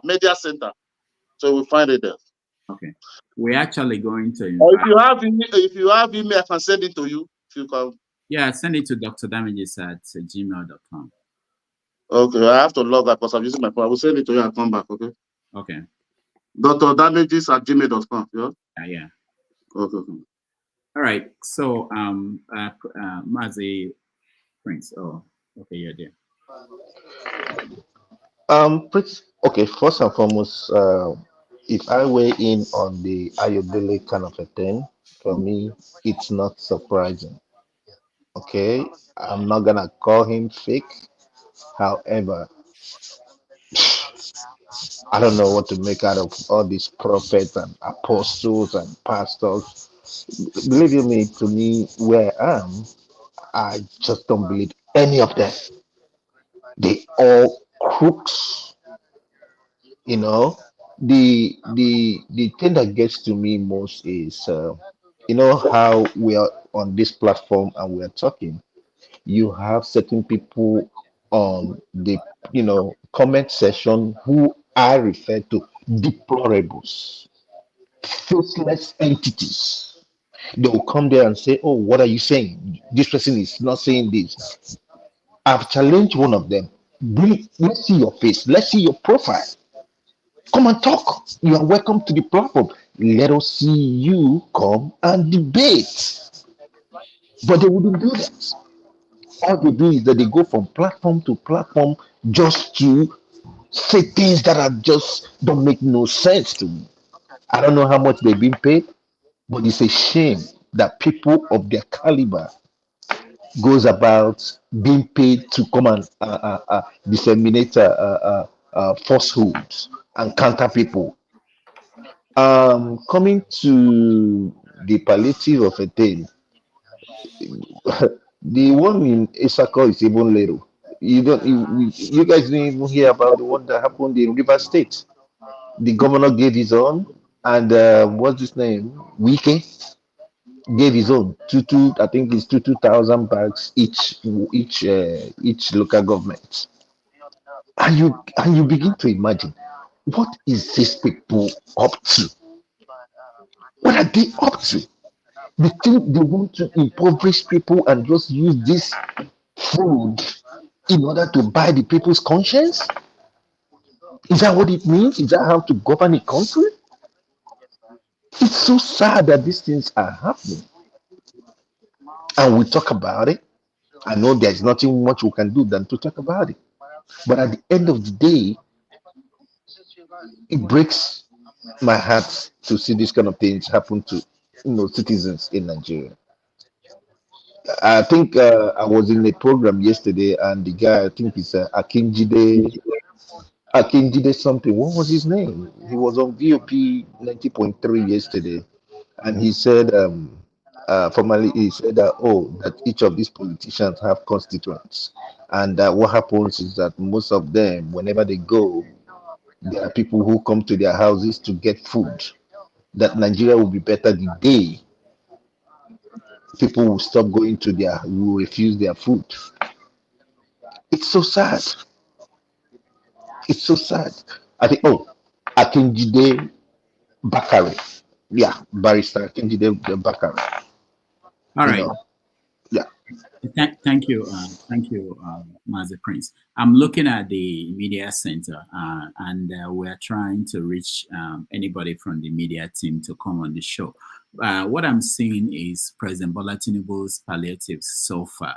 So from looking at this, I think I don't think it was a new thing. It's what they've been giving out. I don't think it's something they did, the money to the senators. I don't think members of the House of Rep. I don't think it's something they gave to them recently. But whatever the case may be, we are going to invite in 2 Sundays from now. We have a senator who is coming on the show on 90 Minutes Africa. Natasha is coming, and we are going to find out the truth about some of these things when she's here. So I look forward to that. Okay, so let's welcome new people joining us. Paul is here. Paul, welcome to the show. Thank you, and good morning. Good morning, and Happy New Year. Again, I'm struggling with your name. Just say, hey, me. Okay, Hemi. Okay. All right, Hemi, welcome to the show. Thank you so much, Dr. Damages. All And right. greetings to everybody on the panel and the listeners. Yeah, Happy New Year. So we are talking about scandals that have been reported in the news. One is with Betta Ayodele, who requested, this is so we can confirm, we have the letter, she requested that 585 million be taken from government account to a private account of an individual. She came out to defend it, that it wasn't illegal. And today we have counter stories, narrative from Attorney General saying, and Accountant General, that they did not honor the request. So the question is, she had the intention to do that, defraud the country, break the law. What should happen to her? And then we have the former Minister for Humanitarian Affairs, Sadiya Farouq. She couldn't account for 37 billion naira. And she was invited by the EFCC to come and explain what happened. She fell ill. Of course, we have Dangote. Dangote, it's revealed that Dangote got $750 million foreign currency from Emefiele when Emefiele was a central bank governor at 450 something naira to a dollar. They wanted him, they stormed his office in Lagos and wanted him to explain some things. So that's where we are in terms of what's going on in the government of Nigeria today. We're already seeing corruption everywhere. So we want to know what you guys think. So let me start with you, Hemi. Thank you, Dr. Greetings to everyone once again. Actually, I came probably because of this discussion, because I was listening at the background. I was somehow, let me say, I simply disagree with quite a lot of people's position on it, especially electricity's position and Maxi. You see, we have to come to a point where we must stop defending evil, stealing, corruption, and whatever name we can call it. Especially when it is this obvious that it's a kind of shady deal, and one way or the other, we are fortunate to have it revealed to us, because a lot of this kind of deals would have gone underneath and it wouldn't have come to the surface. And of course, if we didn't know about it, then there's nothing, because actually I think if you look at this situation, this is actually what is tenable virtually in every of the space of government in Nigeria. This is virtually tenable in every of the space in government in Nigeria. But the thing is that anyone that comes out that we are fortunate to know about, because actually it's going to take fortune for us to know about them, that we are fortunate to know about, we all must come together to really criticize that this kind of situation should be nailed to the cross properly. Whatever law and punishment is, that is what to be meted to that person should be meted to that person, so that they could, they can have record that yes, there's punishment for something like this. Otherwise, once we continue, if one is going down the ladder into hell, wrong by wrong, we continue to take the wrong decisions. We continue to go down, and gradually we are going to have a state that is simply ungovernable, and there will be no iota of integrity in anybody again. Because how do you even convince the youth, for example, to stop Yahoo, 419 and all those things, when there's evidence that no matter the evil you do, you will never be punished so far you lay hold on the money? And it starts from this kind of places. We just have to make sure that things like this don't go away. Yes, maybe Tinubu is also a criminal, whatever, if we want to put it that way, no problem. But he is there as the president, and he can't. We should just not let it be that everything dies down, and from there again we move on. Then that is where we are in soup. Okay, look at Wiki, for example. Just, because if you look at the level of disdain and denigration they are showing Nigerians, we should be angry as now. Everybody should be on the street to demand something meaningful for this country. Because you can't continue to waste and then people are going hungry and everybody's quiet. How can Wiki, for example, say that I bought forms for everybody with whose money? Then I demand 2 billion every month. From which money? Yes, it may make sense to want to say, okay, that's how Nigerian system is. That's like, what do you mean by Nigerian system? How is it done? Why should it be done that way? It is because of this kind of corruption. And the confidence they put in this kind of things now is even making everybody to go much more subservient. People are getting so look, people are no more human beings again in Nigeria. That's why I'm seeing it. We just have to query this thing to the fullest. We have to push for it. Platforms like this have to push for it. People must talk. This 500 and something million can go a long way in a lot of things to solve our problems. So I disagree with people saying, yeah, but they are doing it. Yes, of course, everybody they are doing, but once we have the fortune to get evidence against one, we must go all out, especially the masses. The masses must go all out to call that justice and law must take its course. Thank you very much on that. All right. Thank you, Hemi. Paul. Doctor, I don't know what to say when it comes to Betta Ayodele. Just funny, I could remember when she was working with the linguistic governor who keep giving all type of name of budgets. Maybe Betta Ayodele just to say, well, Mr. Governor, I don't know how to speak English, so let me just do my own personal account. You understand? She just wrote them and said, send the money to my personal account. That's how I want to carry out my own budget. It's so funny. Doctor, these people are criminal. But they can't even invest. They can't even spend money to be a good criminal. At least one of the ways you spend money to be a good criminal, you still use it to create jobs. You understand? Here in the US, you see people open something like the barber shop and whatever that is. They use it to clean bad money to good money.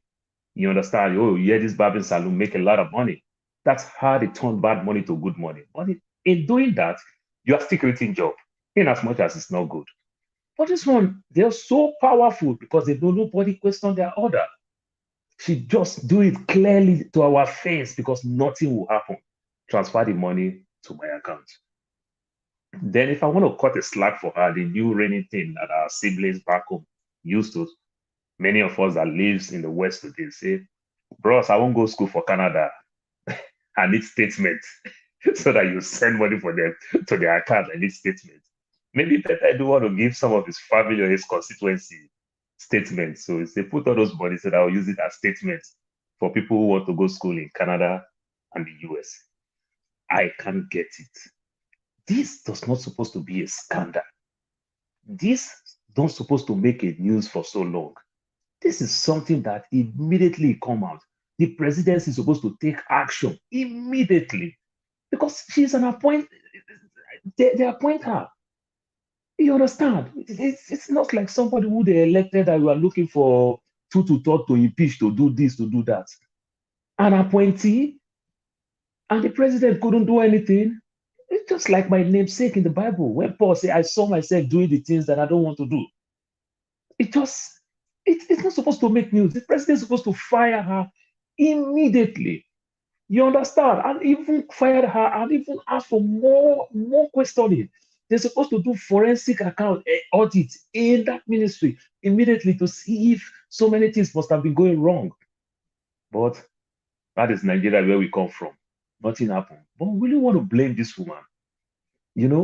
When the big boss in every sectors in Nigeria do the same thing. I don't have access to any big boss in Nigeria. All you hear is say, Oga say.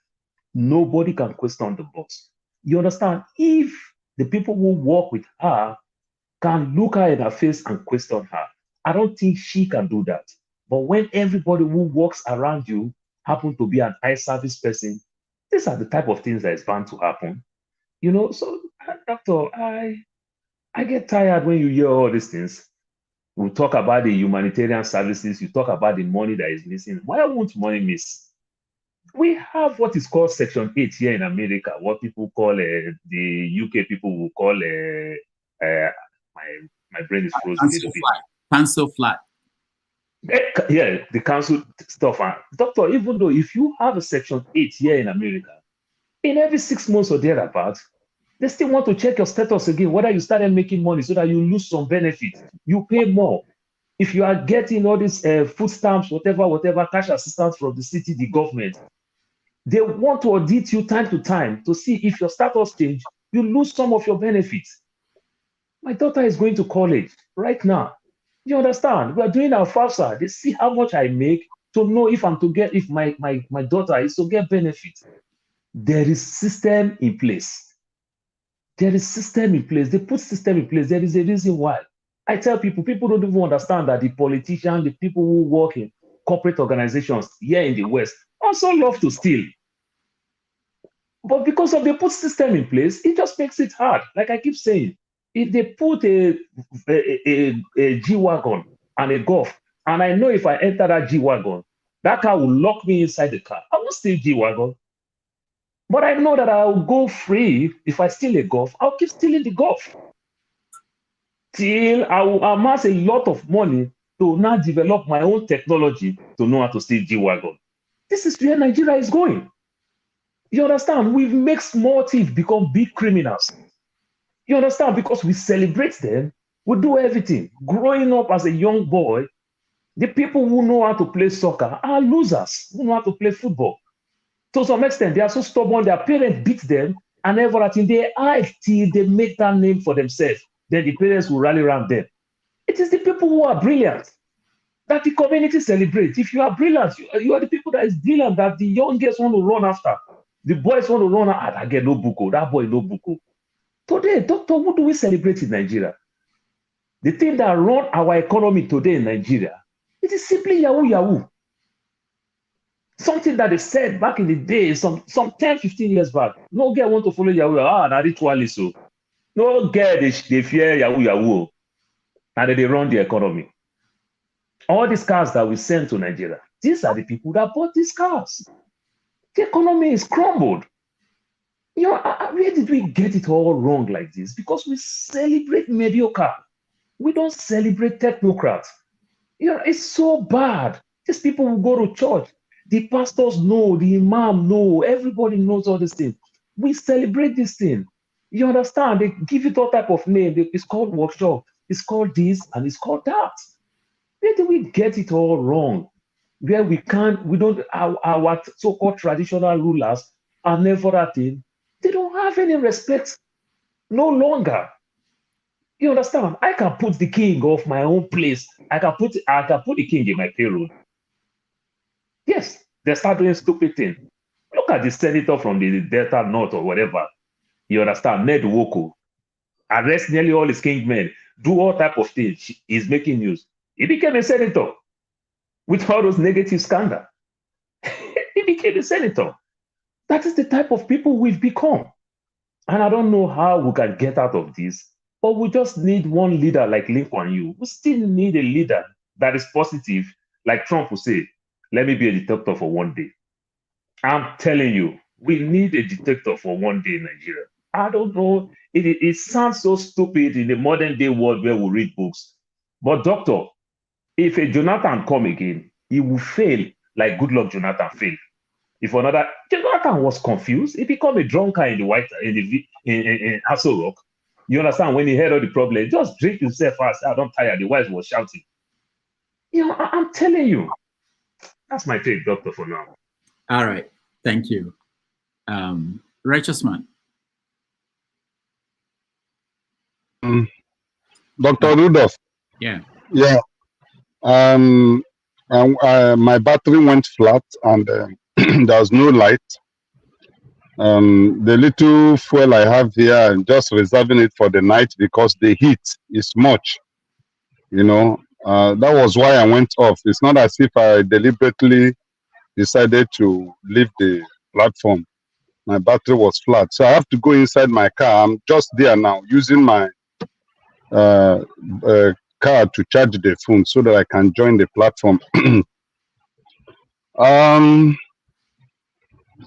Dr. Rudolph, there is problem, and when I keep lamenting there is problem, people don't really understand. There is problem. We are dying. Oh. We are dying. What Nigerians are experiencing here is not life. We are really dying. We are going down as human beings. Even the Gaza people that are fighting war with, Hamas and Israel that is fighting war, the Gazians are looking more better than Nigerians. My wife was seeing them on the screen. She said, but they said these people were under blockage. How come they look robust, look very fine, dress well, and that's true. Those Palestinians are looking better than Nigerians, even in the face of war. Because we are not fighting war, but we are being killed here in numbers, and nobody is doing anything about it. You see, I came to a conclusion to say, I think we all have to bear and share in the rottenness of this country, because we fail to do the right thing. You know, and sometimes somebody will say at the platform, but there was a time you were in Germany. Yes, I was in Germany and I returned back. You know, it is because we refuse to confront what is confronting us in Nigeria. Those of us who had the opportunity have to quit, leave Nigeria, and go abroad to live our life and fulfill our destiny. And those who are here are facing the rottenness now. Had it been that all of us remained here and we didn't quit, we all, maybe by now we would have progressed and changed the situation of things here. Imagine you will be in your house for a week, 2 weeks, 3 weeks, no light, and you are still paying for service charges. Imagine that kind of thing. You still pay for charges when you have not used the light. The rottenness in Nigeria, what you read on the pages of newspaper and you listen on social media, does not give you the accuracy of the things going on in Nigeria. If you want to know, call your people that are living in Nigeria. Ask them to give you day-by-day report of what they are facing here. The newspaper edit so that they will not be banned. The radio station they do, the television they do. You can't get exact position of things in Nigeria from reading newspapers or reading social media. What you get is just maybe about 25%. Nigerians are dying. You guys have to do something. And when I say do something, I am not asking you to come back to Nigeria to protest. But you have Nigerian embassies, high commission, situated in each of the countries, whether it's in America or Europe or Asia, where Nigerians can come up together, go there and protest and say they are against what is happening here. That is one of the things you can contribute. Let your voice be heard, not only from this platform, but Nigerians living in abroad can position themselves, come together, go to our embassies and protest. News will carry it. They will know that Nigerians in abroad are feeling the impact of what we are feeling here. Okay, talking about Dangote being EFCC raiding him, you can imagine. My wife was asking me, he said, he thought that Dangote was part of the APC that brought in Tinubu. Why is there a crack on the wall? Why is his office being raided? How can he buy foreign forex at 400 and something naira when Nigerians were paying almost 700 and something at that time he was buying? That's what we're saying. There is no equality. That is the reason why I said we miss Obi. Nigerians missed Obi. We needed somebody that have not been corrupt to the level of these politicians we have in this country. Somebody with a genuine certificate, a genuine primary school, a genuine secondary school, a genuine university, credentials that have moral standard, that can pilot the affairs of this country. Somebody that have not stolen from the government, have not executed direct or indirectly any contract that looted the treasury of this country to pilot the affairs of Nigeria. My friend was telling me from California before the election, he said, let him tell me that if Nigerians mix Obi, that we will go 50 years backwards. And that's what we are seeing today. This man have nothing to offer. APC have nothing to offer Nigerians. We are saying give him 1 year. Well, very soon it is 1 year. It by May 29 or thereabout, it will be 1 year. Yes, January is going. And there is nothing on ground that shows that this man have something to offer. APC have nothing to offer this nation. And I think the best thing we should do now is to begin to raise awareness so that the issue of election, these electoral processes, should be changed from the National Assembly. There should be a campaign for electronic transmission of results. We should start it now. People should begin to campaign for it so that the awareness will be created so that we will not have a repeat of what happened in February in 2027, because all focus now is on 2027. Atiku have come up to say he's going to contest. APC have replied that they are going to defeat him hands down. So all this money is given as palliative to people that does not need it. The people that have looted our treasury. The federal government is still giving them palliative, is to prepare himself for 2027. He's not ready to govern Nigerians and change the status quo, to change the life and the well-being of Nigeria. APC is not ready. APC is not ready. So we should start a campaign now, telling our senators that they should, and the House of Representatives, champion the change of this the INEC laws that does not give that does not make INEC answer why they did not transmit the election. I think the campaign should start now. Thank you. All right. Thank you so much. Doctor, please, 1 second. Let me just inform Righteous Man about one aspect of it. The time that Dangote got dollar for 4 something, it was actually 4 something. I have my family member that is schooling here. We were literally buying dollar for 4 something. I will send the money to Nigeria to buy the dollar in Nigeria with Naira to pay school fees back in the US. It was 4 something CBN rate. So when Tinubu come in, Tinubu just stopped that thing. It was 4 something. All right. That was the CBN rate. Thank you for correction.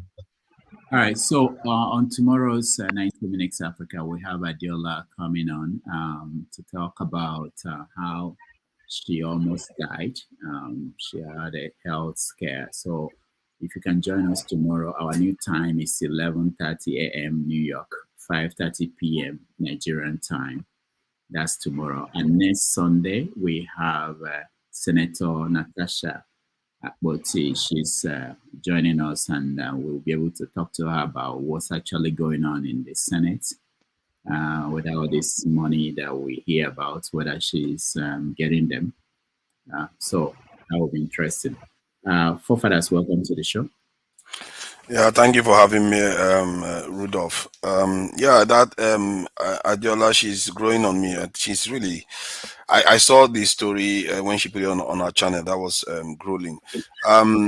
Yeah, and greetings to everyone on the panel, the chat, and to the viewers.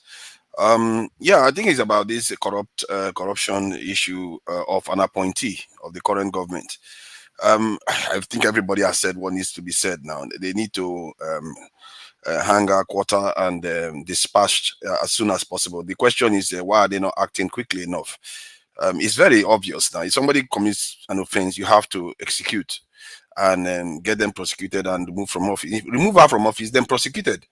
And maybe find out maybe there are others that are doing similar stuff, because if she just came into office and did all this in such a short period of time, maybe Tinubu should be asking himself what kind of example he set. And this is what I don't like about that their weird KPI that he's talking about. Because what standard is your KPI? KPI that only you have the metrics. We don't have any. That's not transparency. If you say you're trying to measure the performance of your appointees, then maybe you should give the people the standard they're using to measure, so that everybody will know whether you are enforcing it yourself. So, but that's the problem. That he's not enforcing it yet, but I'm sure she's going to go down for what she's done. And the issue with the Dangote stuff, I was always skeptical about that because one, I don't think Dangote is going down for this, no matter what. Nigeria, in short, worldwide, elites get away with all kinds.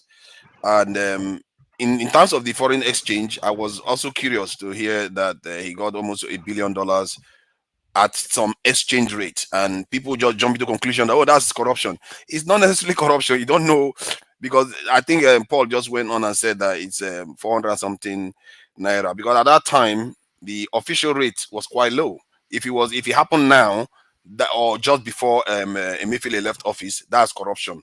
I'm not even sure when Emefiele left office the exchange rate was that much different. So maybe they did it for whatever reason, to get Dangote refinery to come on stream and all the rest. Who knows? Because there are certain things governments do. We see that in other countries too, where they support too big to fail institutions. That is something that we all know about. Regarding the World Bank saying that we need to increase petrol prices, I think World Bank, they give their own advice, and it's up to us to follow it. And I think our leaders should completely ignore them, because these people, they don't. What they should be advising is, get your refineries on stream. What is going on, Nigeria? Get your refinery. That's what they should be advising, not to be making life difficult for people unnecessarily. But there you go. The same people that have been telling us cut down spending on government, we've cut our federal forces to a bare bone. I've said it before. I was shocked. I think it was Rudolph, Dr. Damage, that raised this issue about the civil servants in Nigeria. I was shocked when I saw that. You see, sometimes we see these numbers, we don't compare it. We miss the information that it is giving us. Because when Rudolph brought the issue about 750,000 public sector workers in Nigeria, and I went and checked the numbers with other countries, and I found that ours was woefully tiny. And the people that kept encouraging us to cut it down are the same World Bank and IMF. When they give us loan, reduce spending. You have to austerity measure. You have to do this. You have to cut it down, to the point whereby there is barely any service left for the Nigerian government to be able to actually run the economy and run the state properly. Who is going to fix the roads? Who is going to dredge things? Who is going to take care of the neighborhood? Who is going to actually imprison people or even execute convicts? Do you know there are many convicts in Nigeria that have been sentenced to death? They have not even executed them. Many, I think at least 4,000 of them like that. In prison, they have been fed every day. I think there is a bit of feedback coming through. Concerns. Let me see. Yeah, so. But forefathers, it's not because there are no people to execute. The reason why they have not been executed was, I think a guest of us said it last time, was that the governors, it was that lawyer that said that the governors refused to sign. The governors refused to sign for the execution of these people. And you know why they refused to sign? No. They feel guilty, that these people did something less than what we did. Why would I sign? Seriously? But they refused to sign. That was it. They don't feel guilty when they're about to get into office and kill innocent people. Doctor, that's the soft spot. The reason why they refuse, I could remember the so-called CPA pastor then and everything, the king. Yeah, king. They refuse because of their religious thing. That means sign to kill somebody. Okay. You understand? And it's just so funny. Why do you take those kind of opportunity? You don't want to see blood, you want to be a doctor. You want to wear white, but you don't want to stain your clothes. Look at America is Christian. They execute people all the time. I don't know what the big deal is. Because in the end, there are innocent people dying because of this lawless state that they are creating. As a matter of fact, there are people that are being arrested. Even a general came on TV about a month ago saying that we arrest people and they release them again. How are you supposed to do your job properly when you know, okay, you have this dangerous criminal, you go and arrest them, and then the dangerous criminal now knows you arrested them, then they go and release that dangerous criminal to come and endanger your own family and your life. How that lawless system, it has to be dealt with. And we all know why these things are happening. I can't go about repeating myself on this anymore. My point is that these people have reduced the Nigerian state so much that it's barely functional. If the UK state was cut down to the size that Nigerian state is at right now, the UK one, and UK is 66 million. We are 200 million. If you reduce the UK civil servants to the size of that of Nigeria, you're going to have problems. They are over, I think, going to 1.3 million in the UK as we stand, and they are 66 million. So in America, it's almost 3 million. And if you include the states, civil servants in America, it's about 19 million. That is how crazy it is. And we have caught our state to bear, and we don't know. We don't know. That's why whenever I get information about Nigeria, I check. Yeah, but forefathers. Anyway, let's not move away from the conversation. But let's get to other. No, you can go ahead and query it now. The pushback really is this. There were these police officers. Everybody, I think we all saw when they were looking for money from a tourist who came into Nigeria. They were arrested. They were used as an example. They were dismissed.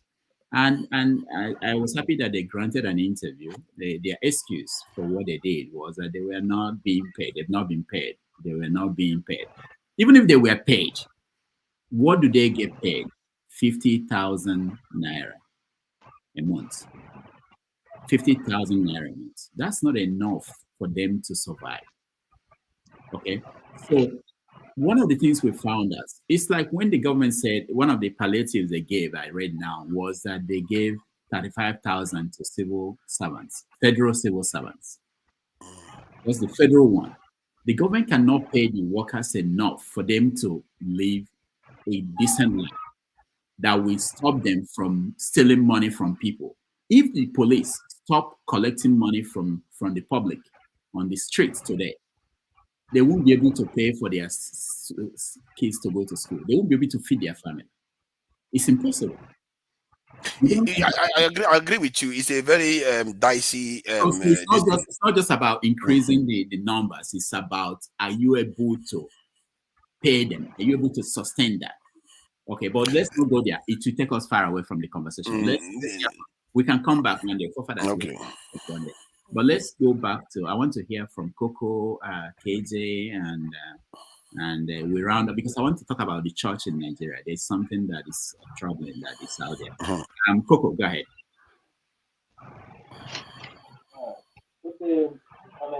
Happy New Year, everybody. Happy New Year. Coco, I thought you are now in. Yeah, were you not? Where are you? Coco, where are you? What part of the world are you? Yeah. I'm in Nigeria. Oh yeah, that's true. You were not the one that escaped. Okay, thank you. Okay, so we can pardon your connection. Go ahead. It was we can hear you very well. Go ahead. Okay, no problem. Evening, the panelists. Happy New Year. I'm glad to see your good, handsome, beautiful faces today. So I'll start from the Betta Edu issue. It's very pathetic what is happening in Nigeria, that the public servant and those that are supposed to kind of work for the people, they are not actually there to work for Nigeria. They are there to work for themselves and to amass wealth for themselves. So I've listened to virtually all the people that have been talking about on the issue, and I will concur to many of them. She's supposed to be sacked by now and should face the law. All right. Thank you, Coco. KJ. Okay. Dr. Damages and every other member, we thank you for being here. Nigeria. Today, I'll be a bit soft because I seem to be under the weather, but thank God. Here's what I'm going to say concerning Betta Edu. You know, the Nigerian media space sometimes bring you to trial, even without knowing exactly which way it's going. Now, the reason why this story is being written this way is because somebody's interest is at play. If you watch it, if you let it play out, you eventually find out that it's not being accomplished in it, maybe a little, or doesn't even exist at all. I'm not someone, I will not say I don't like her. I just don't like her politics, because I feel that she moved too fast into where she is, and she had so many other enemies coming in as a young lady and being made the woman leader of APC. So she already had a lot of enemies, and the Igbos have a proverb: the person who have enemies, whose neighbors are enemies, guide his life. So she has failed to guide her life by the whatever she was doing, and so now they've turned around, because the farmer is slow in catching the thief. The thief turns around to say the farmer is the thief. That's simply what is going on. But watch the media space, like I said to everybody. This may be one of the times that, what I've been saying all this while will maybe make sense to a lot of us.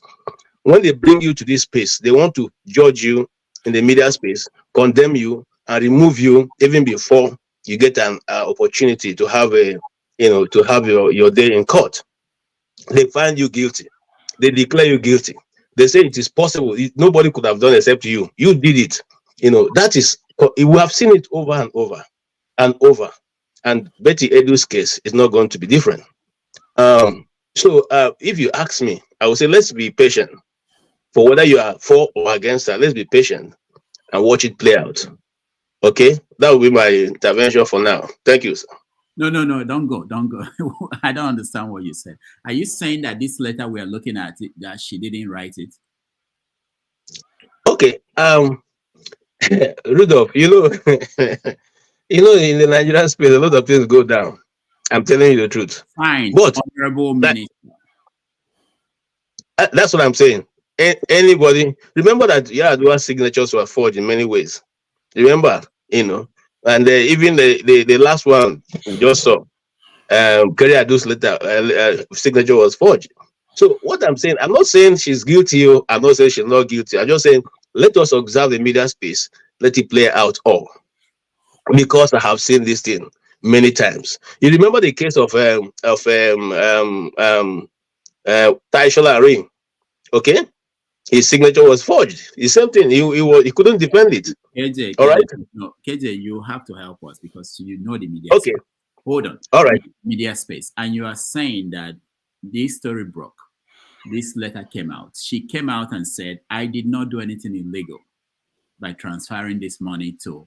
This was as of last night. It was when I got up this morning that I'm seeing that the accountant general, the attorney general, the argument now is that, oh, we didn't pay the money.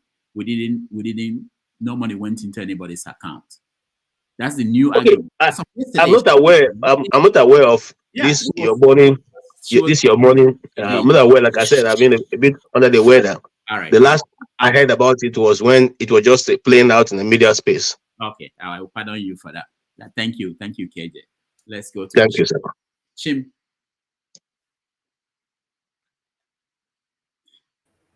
We're discussing corruption. Excuse me. Good morning, everybody. Can you hear me? Yeah. Happy New Year.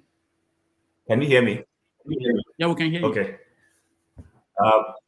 All right. Because I was thinking the internet was fluctuating and causing a little bit of delay. Because even when KJ was speaking, there was this whole, dragging. But anyway, ordinarily, I really don't have too much to say about Betta Edu. My concern is I don't want to get into that mode of I come here and then we start dissecting people and it begins to turn to the same thing we've been talking about. I did a quick search. Okay, like KJ said, I also don't like Betta Edu. Not because I hate her as a person, but I mean, I watch her antecedents through the APC leadership elections when she emerged as APC woman leader, and then the campaigns for Tinubu and everything.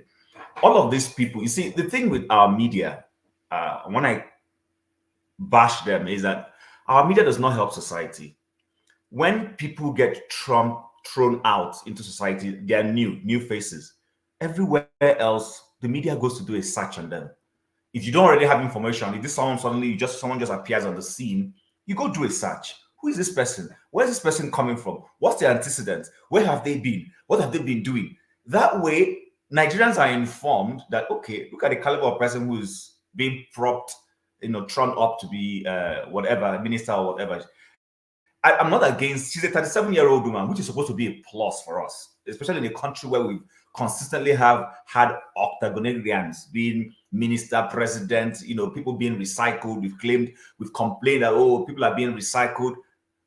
And now we're having young people being thrown up for political positions. Unfortunately, those young people are not any better than those old people. It speaks a lot about our society. It actually is very shameful. Now, I'm not against her because, like I said, I know her and I have any problem with her. I'm just against her because I listened to her views during the election. I followed every time she came on either channels or Arise and she spoke, and I kept telling myself, this person is a corrupt person. I'm not because I had seen her steal any money. I just kept telling myself, this person is heavily corrupt because I listened to the volume of the quality of the things that emanated from her mouth. So I just did a search on her. She was minister. She was commissioner under Ben Ayodele. Ben Ayodele, let that sink in a bit. Ben Ayodele, the man who kept making bogus budgets, the man who cried as governor that he's so pained that he cannot do anything to alleviate the lives of Cross Riverians. He was governor and was crying that he couldn't do anything. And people were clapping and saying, can you imagine how emotional this governor was? And I had to tell a friend, are you sick?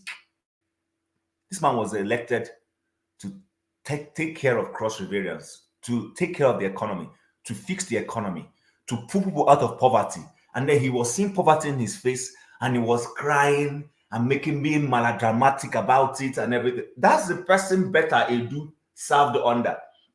I'm one person who always tells you that the prevalent spirit in any society is the spirit of the man leading. When I say this, people always say, oh, why are you bringing spirit? I say, it's the truth. Go check it.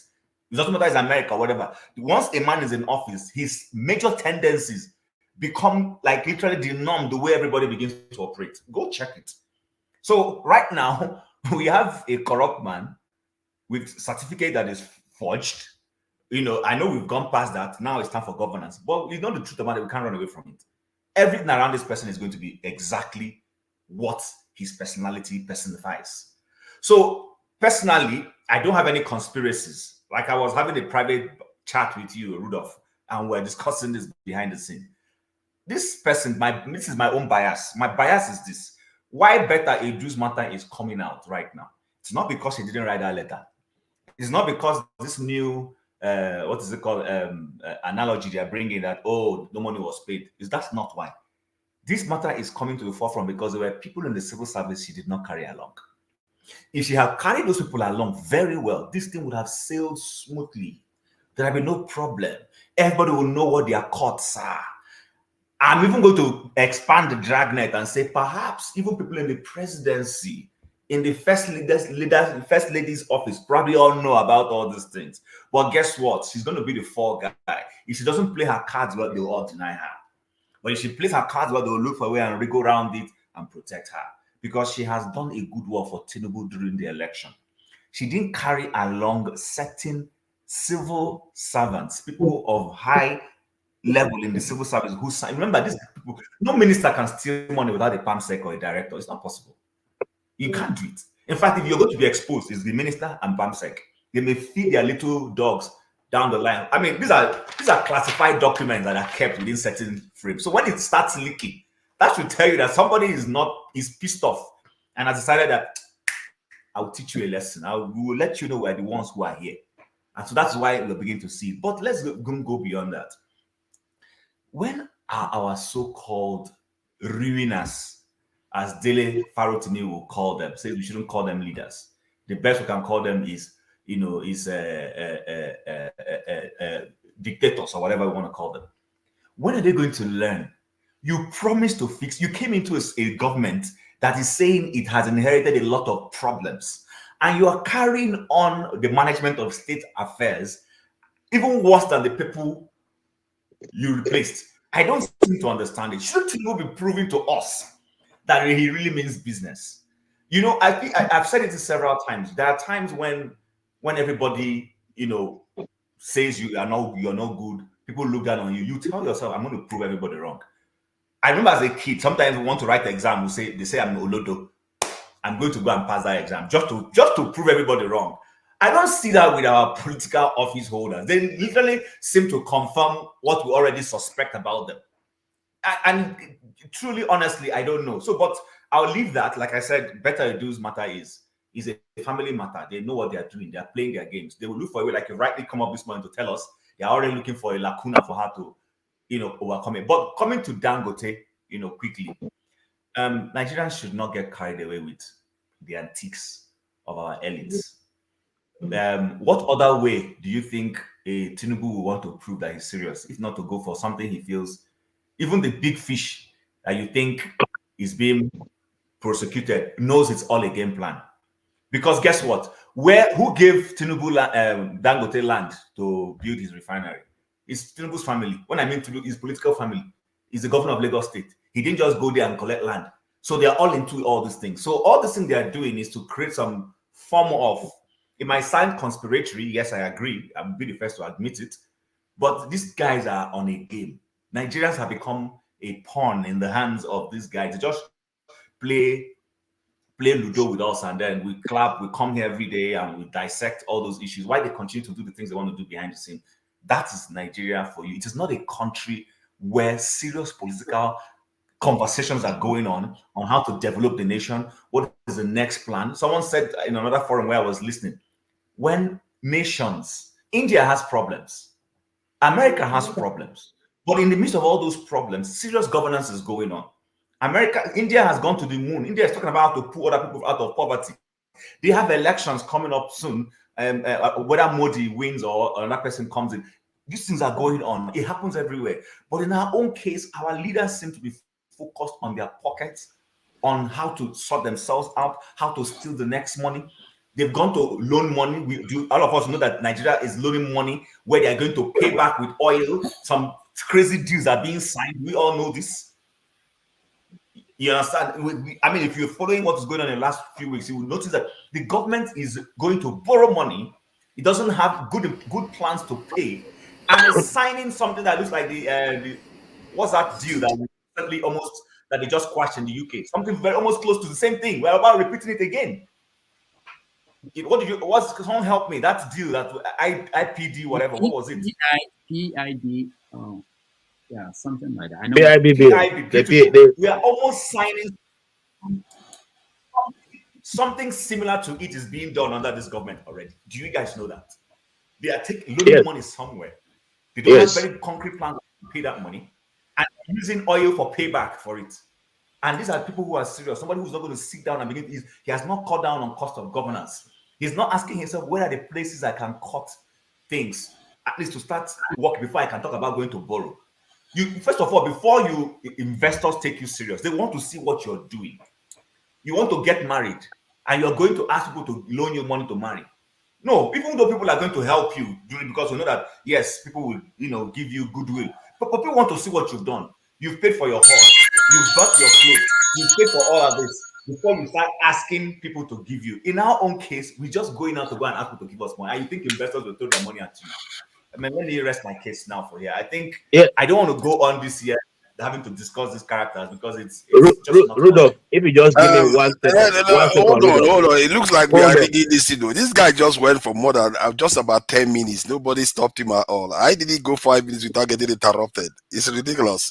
We have to keep this level. Rudolph, I just want to add something to what he has said. Let me say maybe you were saying more meaning. You were saying something more meaningful than me. And people tell him I was saying rubbish, so people had to know to allow me to finish my rubbish. It's 10 minutes. It's time. It's the time. It's not about. All I want to add is that for Betty Edu, the permanent secretaries are the controlling officers.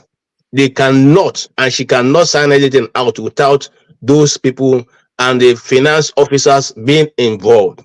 So it's like I said, I don't want to go into it. It's totally set up. It's a total setup because the permanent secretary is the one who is actually kind of day to day. This other person is just a political head. So they prepared that document that she signed. If she actually signed it, they could have been advised her because that's what the role of the permanent secretary is, to advise her. This what you are taking, this step you are taking is wrong. Secondly, I want to dare the government who has gone after Dangote. We all know that Dangote have been used to siphon money from government for a long time. If they truly want to go after Dangote, let them investigate the whole company. Let's know when Nigerian money started getting into Dangote and with the purpose for which he has monopoly over certain items. Not just jumping up and carrying EFCC to his office. making all that. By the way, I slightly disagree with Paul. While I'm not, I'm not saying he didn't get 400 or whatever. Dangote has been getting opportunities that the average Nigerian doesn't get. So please, let's not get that wrapped up. Whether he was buying dollar at 400 or not, I'm not going to go into that. But the truth remains, he's been getting certain privileges from government, which we can't even. But the 400 and something that is the scandal is right. It's not wrong. That's all I'm saying. The 4 something. Did you hear me? I'm not talking about 400. I'm not talking about I'm saying that Dangote generally over time. Then Chim, let me make you understand. When we were talking about the capitalist economy, go and check how much the US government give Delta Airline, American Airline, United Airline, Walmart. Go and check how much they give. This organization must not die because government is not in the business of creating jobs. There are certain organizations you keep there. All government needs to do that they are doing wrong. Check Dangote very well. Is he taking good care of his staffs? Like Delta Airline take care of their staffs, like United, like Walmart, like Costco, like Sam's Club. Paul, leave that in. Paul, leave that in. Paul, leave that in. Leave that in. $46 billion. Leave that in, Paul. Paul, when you make those points, listen. Sorry, Paul, quickly, please, if you allow me. Paul, nobody is saying don't give corporations. I actually go listen to yourself. How many institutions did you just mention? You mentioned institutions. Did you mention an individual? So when I call Dangote is Dangote Corporation, Dangote Group. I didn't say Aliko Dangote. Not correct. I hope you know that. It's Dangote Group. I didn't say Aliko Dangote. Chim, hold on, Chim. Hold on, Chim. Educate me. Remember, Chim, they are also looking into BUA too. They are also looking into BUA too, not only Dangote. When you make these assertions, you mentioned institutions, and look at how many you mentioned. Walmart feeding the country, Costco feeding the country. I can go on and on. Name institutions that take care of the ordinary Nigerian that the government is giving a subsidy to. They're giving a big man money. He can hide. That's why I say let us use common sense. If Dangote is in the business of creating jobs, one of the highest employer of labor, let us use common sense. You checkmate Dangote. You think taking care of his staff. Not looking into where you don't even need to look to. Let us look at it from another way. Let us look at it from another way. Dangote has monopoly over a lot of products in Nigeria. Is there any company in America that has monopoly over the country? Dangote has been receiving subsidy from government for over 20 years. Unaccounted subsidy. Okay? It's not the first time. That's what I'm saying. If they want to investigate Dangote, they should go from the beginning. Let us go. Look, you know that there's a time that only Dangote was importing sugar in Nigeria, cement. I know, but excuse me, KJ, it's more sinister than you're making it. Rudolph, let me say hello to you, but let me on this particular topic. Even the most critic that Dangote has is, underreporting what's going on. What Dangote is doing to that country is not subsidy. I mean, he is a total fraud in the country. Yeah, right? Every country has somebody like that. So why don't you deal with the substantive issue? Talk about the real issue. Now, this man, do you know how I came here a couple of weeks ago, and Rudolph had a guest, and I was asking him, how much do you think Nigeria invested in that oil refinery? He took state funds and invested billions of dollars. Where is the refinery? Right? Since 2021, that was paid. Billions of dollars. We don't have any money. But you go from industry to industry, segment to segment. He's choking the country, and it's a form of terrorism. That's what it is. It's not a civil issue, and it's been going on for a very long time. He needs to be treated like every other Nigerian. He needs to be brought in and prosecuted for all these crimes. Now, there's a lot of people like Paul. He's proud of, we have a billionaire in our country, right? I mean, far from it. Hold on. I heard what you're saying. It's no different. I mean, I'm putting it simply. He lost in the Forbes billionaire to others from other African countries, right? But why would you support somebody every time there's a list of from when Sanusi was a banker there, his name was on that list of people who fleeced the government billions of naira at that time. He is always exonerating himself in the press, like we're doing here. Why doesn't he go do it in the courts, like everybody else from the East?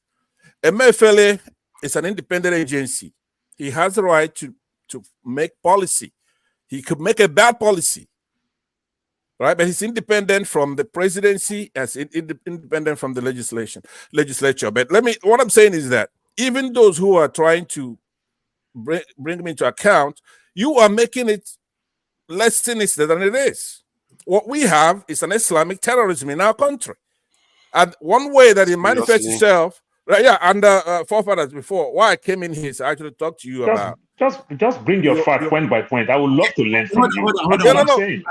I would love to learn from you. I'll teach you right now. Hold on. You went too far. I actually wanted to go sequentially because I want to hear from Bore, who is here, and we skipped. I thought you were going to interject. Okay. Yeah, you're right. I'm sorry about that. But please come to me very quickly.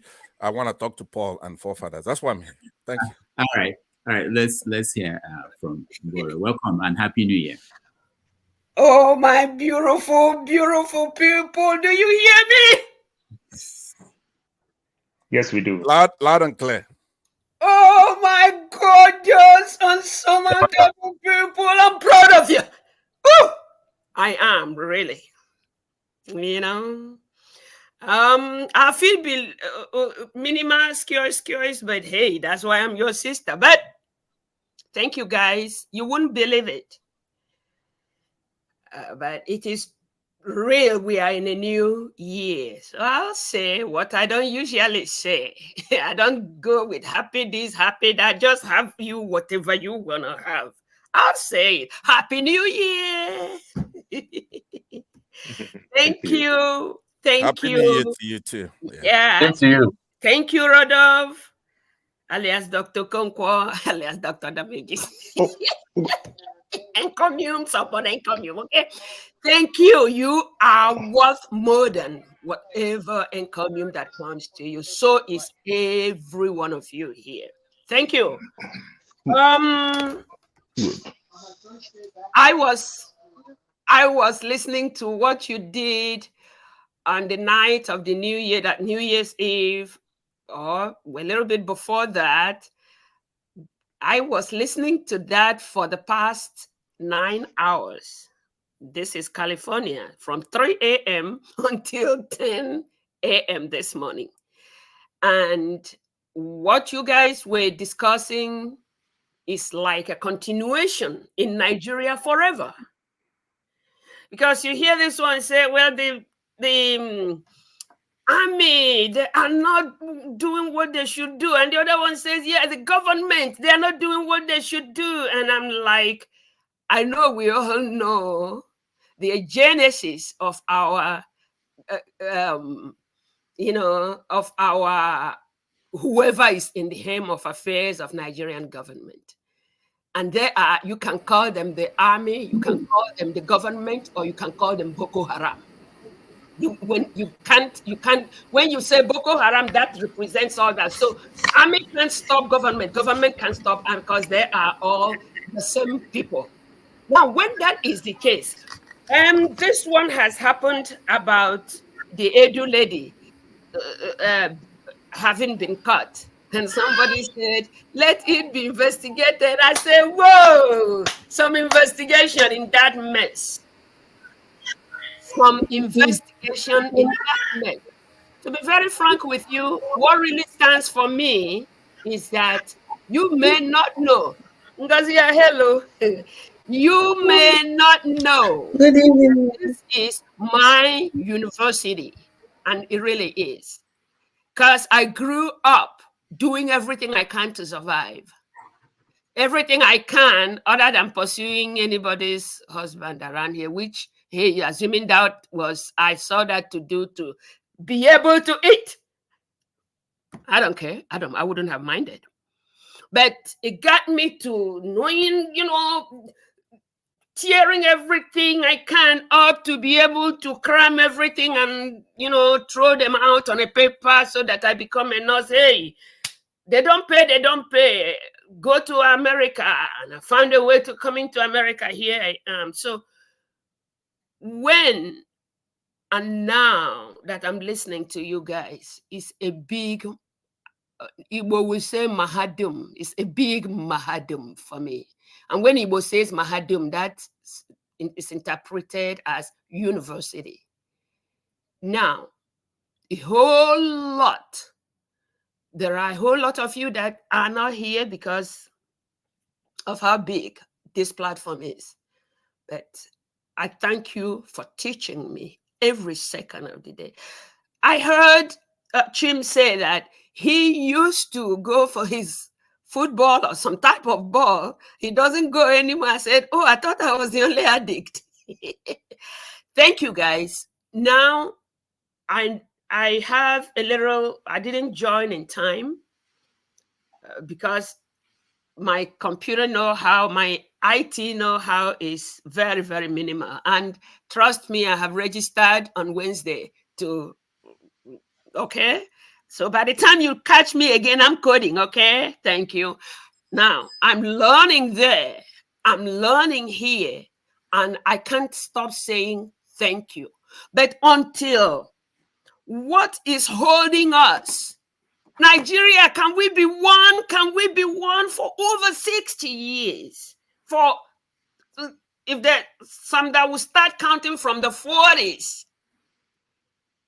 And we all knowing that it is visitors who came from wherever they come into your house. They want to kill you. And you say, be in peace with them. They still want to kill you. And you keep saying, be in peace with them. They want to annihilate you, flush you out and take your dwelling place. Well, if native welcome to my house like this, won't do, I might go snuff them off. Person will say, throw them or dump them was very, very kind to them. Fling them somewhere else. Let them go and fight and kill each other wherever they came from. But hey, like I said, one of the things I'm learning from you. Sorry, Ngozi, that's why we are both Ngozi. I don't know any Ngozi that is soft and soft. We tell it as it is. All the Ngozis that I know. Now, I am saying thank you for what you teach me. I can repeat that 500 times because it is from my heart of hearts. And I am also saying what you guys, what we all come out here. Why you don't see me every day is because when my daughter hasn't come back from work, I have no clue where to push on the laptop to. But please, you all are offering workable solutions, each and every one of you. But reality is, Igbo will say, Ebuyejole, where do you carry it to? Who are you talking about? Is it something to be implemented in that rubbish we call country that here I go again, the Kabas and Caliphate are Fulanis or whoever they are, and they make sure that Nigeria is run wrong. Whoever instituted them, call them the West, Queen Elizabeth, or whoever is there, made sure they came on common grounds they had was for everything to be done wrong in Nigeria. And it does not matter what it is that you think to implement. When you know where you are going to implement it, whoever is doing whatever they do in that governmental setup is paid to go wrong. So thank you guys for really helping me cool down, calm down, because to know that if I live here, even at the grassroots, when you go there to try and get things normalized, somebody who is in somebody's pay list will, first of all, warn you and tell you it's not done right here. This is not America. You better carry your pangolo and go back to America.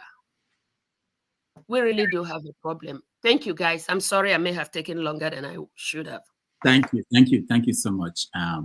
We appreciate you. Let's go to Ngozika. It's me. It's me. Come to me. I can't be here for.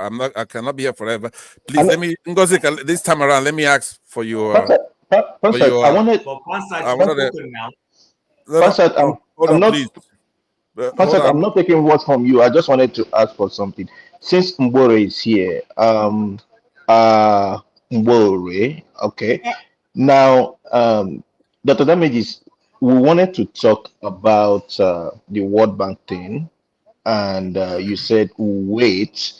However, forefathers brought it up at some point. So, no. Hold on. Let's. I want to hear Pansat and Ngozika. Okay. And then we can change the topic now. Okay, good. Yeah, thank you. Thank you very much, Ngozika. By the way, and Happy New Year to you and all our people back home and those here on this platform, and more importantly, those in the chat rooms. Now, let's just calm it down now so we could talk. Rudolph, I thank our sister for eloquently identifying our major problems. Obviously, we're like goons in Nigeria, goons, right? We're cowardly and we're stupid. You have an arbitragoer, okay? Arbitrage. What is I don't know if forefathers, if you know what arbitrage means. That's a simultaneous buying and selling of securities, currency, or commodities in different markets, right? So you try to create some kind of advantage. An arbitragoer is a type of investor who attempts to profit from market inefficiencies. So these inefficiencies can relate to any aspect of the markets, whether it is price, dividends, or regulation. Now, Dangote, like all elites in many third world countries, they benefit from the price, right? I mean, imagine somebody buying something and then selling it perhaps in nanoseconds or in a week or whatever and making huge profits. All they have to do is to rinse and repeat, taking our money, buying it at a lower price and then selling it higher to the citizens.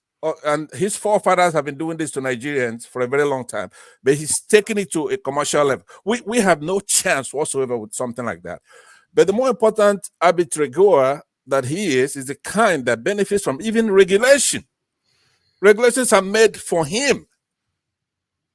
And it doesn't matter what government that comes into the office. It could be a Yoruba guy, it could be a Southerner, it could be a Northerner. He is the only constant in all these governments. He's untouched, unscathed. There's no value added in any of the products that he does. He's taking businesses away from market women and probably those who try to make cement or something like that. Selling little stuff that doesn't require any intelligence. No value added. He's not like, say, Elon Musk, people who innovate, right? So what he's doing now, you go from sector to sector. He's there to retard our country. The first thing, if let's say I come in as president of Nigeria, the first person I'm going to grab is him and shake him down and get all our money because he's got all the money. He's doing it by state-sponsored monopoly. But do you know what it is to go to the government, the central bank, take money and sell it back to us? All he has to do is rinse and repeat. He doesn't have to do anything else. You know? Doesn't have to do anything else. And that's a form of terrorism because at some point, now you could be a businessman and you're self-centered and you should profit. I love market. I love entrepreneurship. I'm not against that. Capitalism. I'm a capitalist myself. But there is the form of what Dangote is doing to Nigeria is a form of terrorism because we have 60, 70% unemployment. Our kids are out of school. He's watching that. You know? There's no health care, nothing for our fathers and our elderly. There are no roads. His vehicles are polluting the place, killing a lot of people. And this discussion I should ask for unanimous consent complete my remarks. I mean, this is a very important thing because you have forefathers here making a soft landing, arguing for argument's sake, academic bullshit, right? People are getting murdered in our country. So who are the constants in the government in this country? Who are, you have variables. They come, like Jonathan, he comes and he goes. So he's not a problem under Buhari. It's not a problem under Tinubu. It's not a problem under Obasanjo because he came 5-6 years, he's gone. So many others have come and they're gone. Gozo Kunjiwa, they're gone. These are variables. But the one constant we have in the country is Dangote. It's Dangote. That's where all our monies are. Even all these heads of state, or they put him in there, they gave him stuff, and then he pays them back. So, Paul, if you wanted me to give you, I'm trying to tell you, we're not stupid. Are we stupid? Nigerians we're smart people. We may be cowardly, but we're not stupid. We know what's happening. We know what will happen in that country, and it will turn over overnight. With Buhari and all these guys, they're not intelligentsia of the North. You have this Erufai, and when it comes to this, the violence in that country, that is one of the constants there. That is one of the problems we have in the country. But all of them come under what my sister Mbore from California said. We have a Fulani, but more particularly broadly, Islamic problem. If you go and you look at Israel and Gaza now, you would say, okay, these Muslims, they think they're smarter than we are. They are more powerful. Though they're not. You go and you look at Gaza and you look at Palestinians and Muslims in general. They can't say Fim. If you're so tough, go over there and fight. Go over there. These people are ready for you. All these Africans in the villages who are defenseless, they don't have any weapons, they don't have anybody to actually care. Because you're lucky that I'm not there. You go into these villages and you're massacring people in Plateau, in Benue. You go to the southeast, you do the same thing, and they put it under IPOB. You go to the southwest, you do the same thing. But you're strangling the economy. You're not letting people go to school. You're not funding the youth. You're not doing anything. You rig elections. You turned off the beavers, and we're supposed to come here debating academically something that any idiot could see. You go to platforms where Oyibos are discussing Nigeria. You see that they see what's happening. We're like goons. Pansat. Yes, sir. When you said they're lucky you are not there, why are you not there? Well, that's a very good question, right? But if I tell you, I'm gonna have to kill you, right? I gave you a model. I call it the Iraqi model, right? People in diaspora are usually the people who help save their country. Yeah, because let me land. Hold on. You got something now. You got to something. Yeah. People left America to go and fight for Israel. Why are you not there? That's what I'm trying to tell you. Listen to me very carefully because I made this point over and over again. Number one, the pen is mightier than the sword, right? In the Iraqi model, now remember Saddam Hussein is a Sunni Muslim, it's a minority in Iraq. This is around 2000. The question, you went back to Iraq. Why? No, I'm telling you. Listen, here's the model: how to save Nigeria. You cannot save Nigeria from inside. You have to save Nigeria from outside, right? Saddam was powerful. He launched missiles at Israel. He captured UN staff. So can you go straight? Leave what happened. Go straight to the answer. What are you doing? Here's what I'm saying. We are supposed to organize here and do what the Shias of Iraq did, which was to take justice home, right? We're supposed to organize from here, talk to somebody like Trump, for example, if he wins. We're supposed to help him now win. And we're going to go convince him. We'll do the fighting. We'll do the battle. Just escort us home with the 102nd Airborne Division and some Tomahawk missiles to go and take our country back. These Shias did it, and they went back and they fought the Republican Guard, right? In 48 hours, Saddam Hussein was hiding on the ground, and they dug him out from the ground and took their country back. So now maybe they don't have beautiful castles like Saddam used to have, but at least they have a chance. Now, don't forget, they're not like Japan and Germany, who America did the same thing for. See, they haven't done it for us. They did it for Japan, wrote them a constitution, and they run off to the races. They did it for Germany, and Germany run off to the races. They did it for Iraq, but the Islamic country, democracy to them is haram. I've said it here many times. You think it's a joke, right, Rudolph? No, no, it's not a joke. I'm telling you. Yeah. This is what we have to do. We cannot do it from inside. We have to do it from outside. Yeah. Thank you. I've offered you a chance to be a guest so that you have enough time to air your view. You refuse. But I'm not up to being a guest. Okay. I'm a panelist. Okay, we have to move on to someone else. Okay. Doctor, when Fofana talk all these things about Dangote, it just pissed me off because Pansat, because why it pissed me off? It pissed me off in the sense that Pansat is a smart guy. I want to believe he's very, very educated. So when he said all these things, you talk about it, you say somebody have monopoly. Why will you say somebody have monopoly when you are using a smartphone to be on this platform right now? Doctor, there is Flour Mill. Flour Mill is older than me in that country. Flour Mill has been bringing everything. Dangote Sugar started in the millennium. There is Flour Mill that has been bringing sugar for God knows when. You understand? Dangote just started. Dangote started 1978 as a truck driver, doing only logistics. You understand? All these companies are there. If you don't know how to cut deals, or if you are so weak, you just want to blame one person. There's Flour Mill Nigerian PLC. And Flour Mill at the time, Nigeria were complaining that Flour Mill is too big. It's a foreign company. This is how they fight and fight. We started having our own. There is Bua there, doing the same thing that Dangote is doing, bringing all the grains, everything that Dangote is doing. Dangote tremendously is doing very, very well when it comes to sugar. Dangote literally brings every sugar from Brazil. Today, they're pushing, is diversifying in Nigeria today.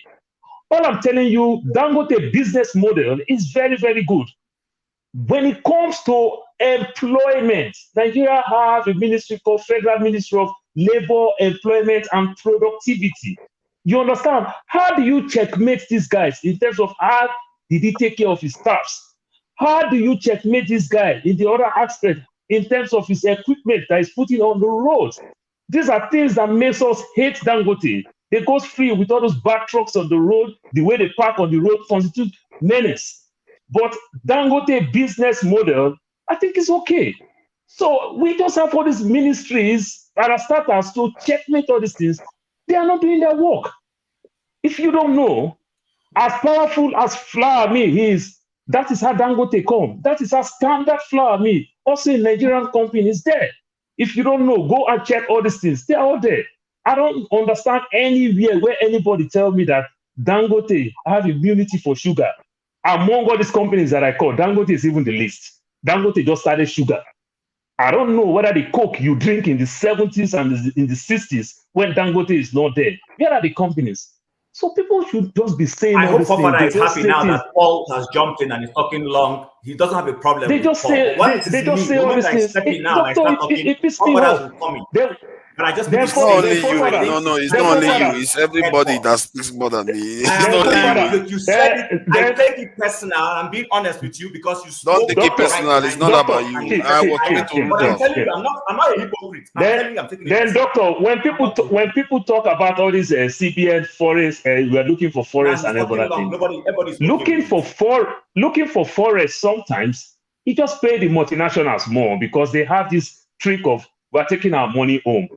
By so taking their money home, the same way they can use their money to still bring product back, it is easy for them. But when you're local, how do you want to say you are taking money out there? Then you need to go back to CBN, start to look for currency, struggle and everything. I think everybody do the same thing. But sometimes I will tell you one bitter truth among these things. Sometimes the way we play politics, the way we bring tribe into business, it pisses you off. An Igbo man that needed to survive in doing business in Nigeria must rub shoulder with a northerner very well. Must rub shoulder with, let me just use it, must rub shoulder with the 6 geopolitical zones very well. You have gone to Igbo people now. Leave Igbo people out of it. Hold on. You pride yourself. Hold on.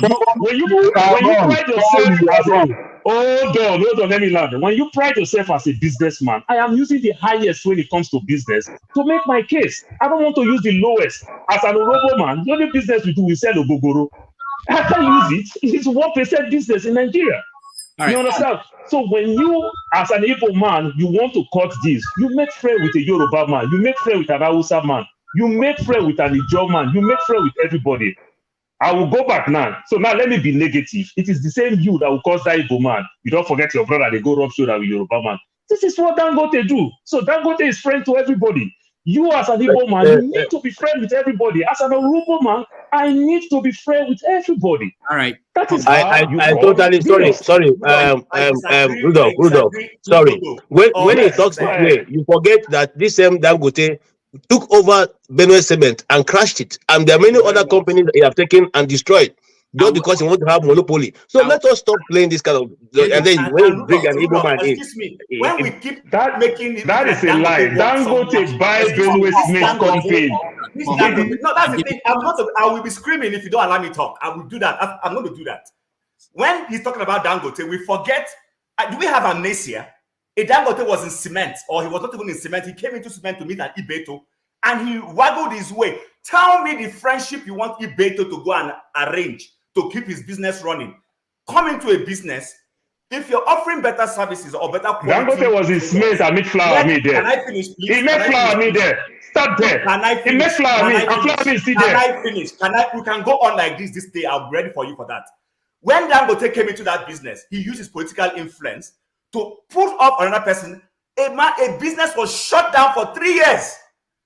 And tell me, is that politics? This is business. This guy is in business, you're in business. Let the final buyer be the one to say, okay, I like Dangote's cement. I find out when I buy Dangote's cement, my building, my structures are stronger. And then they can run him out of business or make him. But you went to use your influence, your political will to shut down another government, and you're here telling me it's because it didn't make friends with this person, it's because it didn't. My dear, this is not politics. Tomorrow, flour me cement is bigger than Dangote cement. What is rubbish? Paul, hold on. Paul, you have to hold on. Chim, thank you. Let me. I know a lot of people want to weigh in electricity. I see you, but let me go to Ngozeka first, and then I'll come back to you. Flagship is here. Go ahead, Ngozeka. Good evening, Dr. Damages. Good evening, all the members of the panel. Mbore, good evening, ma'am. Special shout outs to the viewers and those in the comment section. I greet you. Happy New Year. I want to talk about the ladies of the day. They are not ladies of the night. They are this one rubbing us dry in the day. And the funny thing is that they both their ministries they are both from the same ministries or similar. I'm a bit confused. The other one is Ministry for Humanitarian Affairs and Poverty Alleviation. The other one is the same humanitarian affairs, but something else. So I don't know if it is the same ministry that was renamed, or if it is still the same ministries. But I got the name. No, Farouq was the last one with Buhari. So Betta is the new one. But the names are a bit different. The only common thing is humanitarian affairs. The other one is poverty alleviation. This one is social kiniko. Anyway, I just want to say that they have that in common. Two women from the same ministry having this scandal on their head. And I just wanted to point out that the people in this administration did not take long to show us their cards. They did not even come and start pretending. Let us do small work or deceive these people a bit before we cash out. There was no pretense from day one. It started with snatch it, grab it, and run with it, and you all thought he was playing. I just wanted to say quickly that, excuse me, with Nigeria, and I don't know about the rest of the world, I have noticed a pattern. Once a politician tries a tactics and it works, like play, every other person will fall in line. I remember when it became a thing for a former politician to claim illness as a reason not to show up to EFCC or ICPC. I remember when it became a thing for them to, to collapse in court.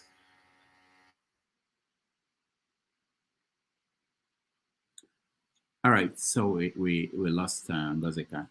Electricity, can you hold off a little bit? Please, let me go to, I just want to give a chance to Flagship and Forefathers, then I'll come to you. Flagship. Thank you. I won't say too much on Ngozika. If she comes on back on, I would yield the floor to her. In the real sense, I don't think we can argue this too far. Dangote was a monopoly. We know that. It's certain. It's everywhere in Nigeria. And Dangote, yes, did start off as a truck driver, but when he got to where he got to, those that made him be what he is and signed the agreement with him to be the stakeholder for just about every and anything importable in Nigeria, did promise him everything that he's getting now. So yes, he did. He's a monopoly. I had a friend whose father, back in the day in Delta State, was very wealthy, wanted to venture into the same business, but they met a very strong pushback and they killed it instantly, because he cannot pose a threat to what has been established. So that is known. Yeah.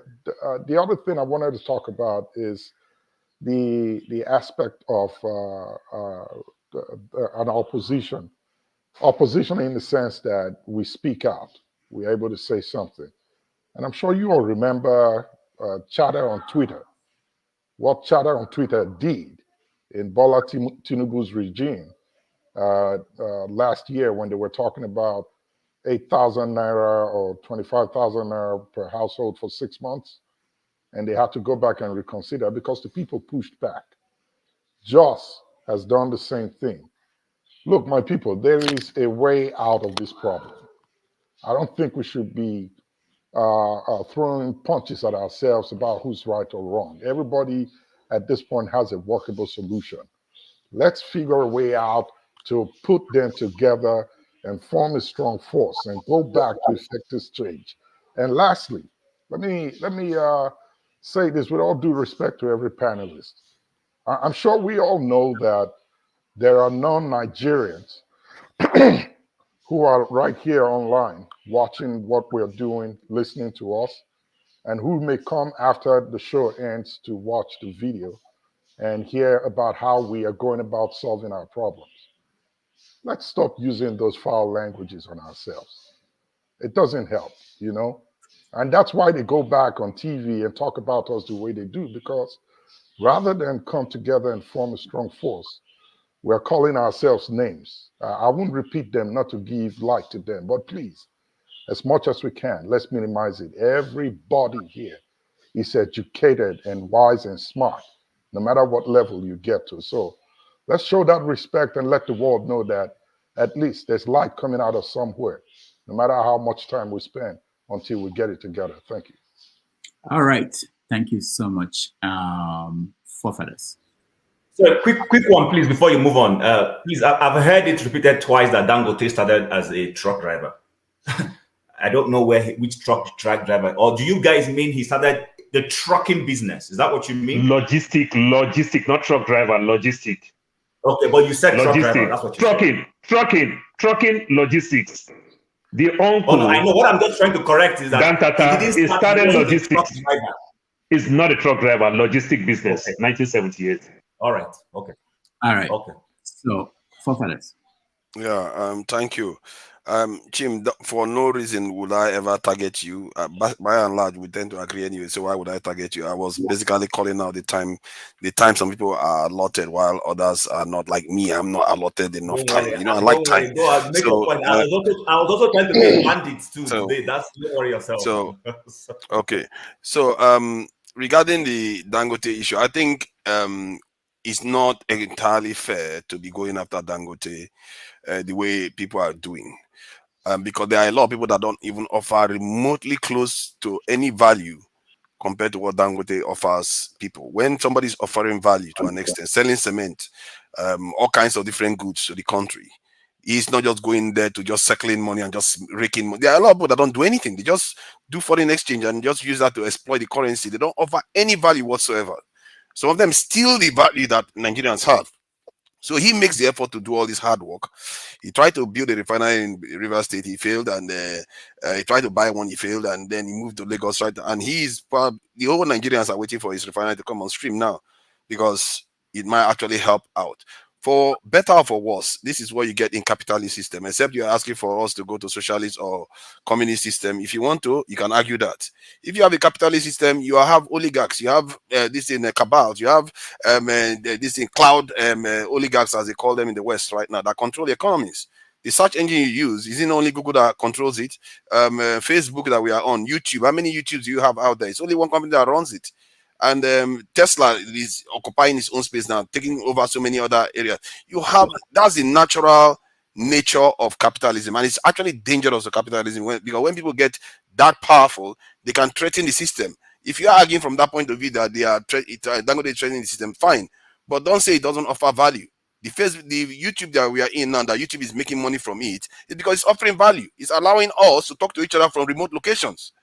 Similar to what Dangote is doing. There are a lot of useless people, billionaires out there in Nigeria that do absolutely nothing for people. They just suck the system dry.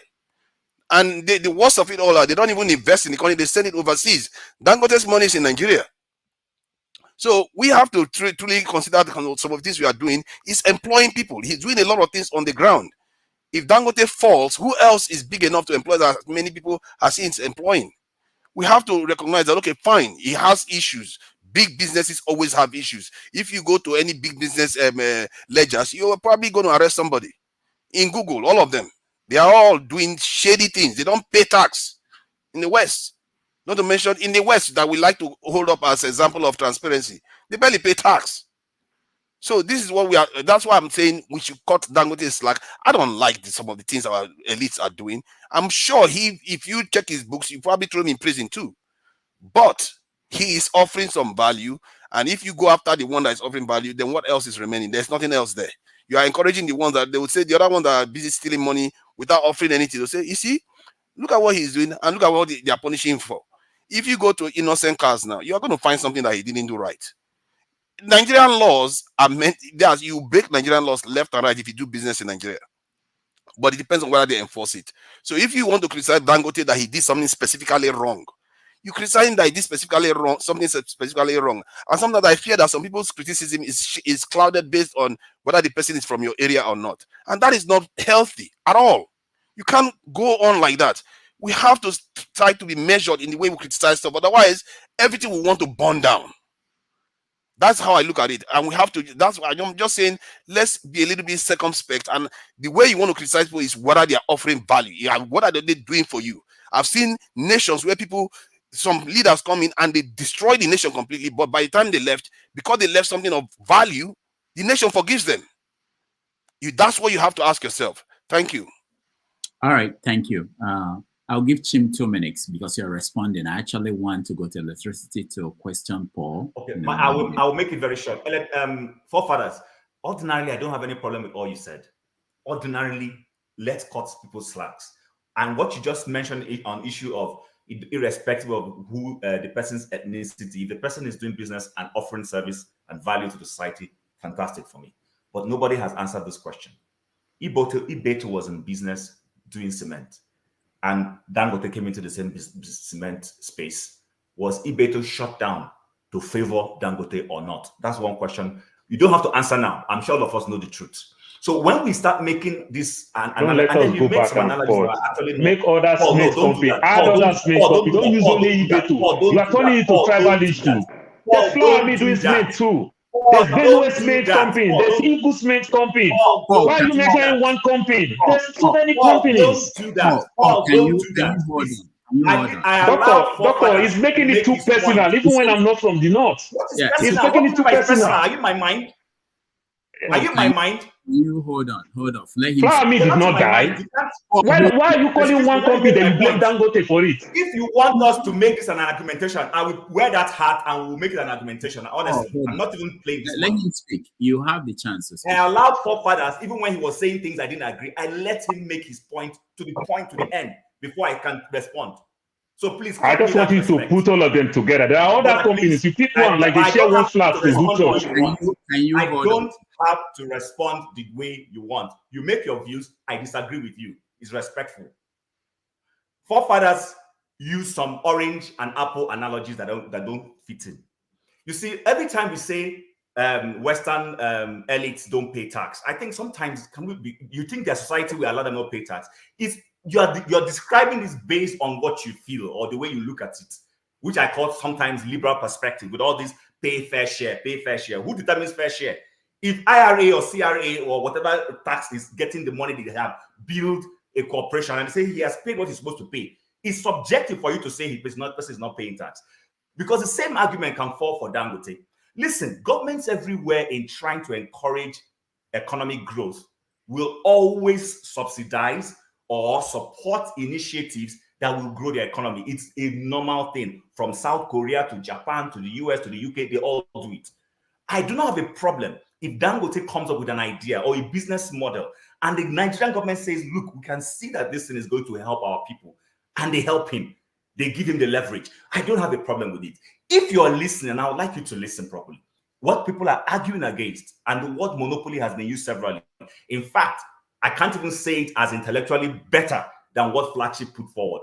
Dangote has been a monopoly. You can argue with that for a long time. When somebody comes into an economic, a business space, and you see the government propping one particular person and is not offering the same benefit to every other person, there's a problem with this. Now, I don't have all the facts because I've asked a question.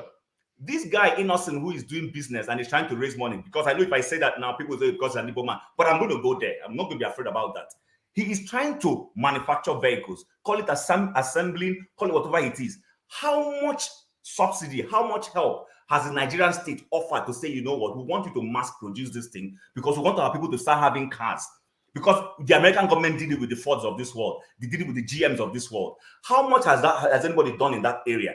I can even bring in maybe a business that the Yoruba man is doing if you want us to begin to go into ethnicity. That's not the point. My point is simple. And Flagship has said it. These guys have identified that this man is their anchor head for whatever business thing they want to do. And they are using him to push it. For anybody to come and tell me that Dangote is enjoying the benefits he's enjoying because he's doing anything special, that's not correct. I'm a Nigerian. I follow Nigerian politics. I follow Nigerian economy. I was in the same industry working for another company that Dangote was. So I know what is going on. I saw what was going on, and I can still see it. People, the Nigerian business government gives this guy a lot of latitude that they don't give other businessmen, including businesses that are literally new, that could even help our jumpstart of economy. This guy is into trading. He's not doing anything special.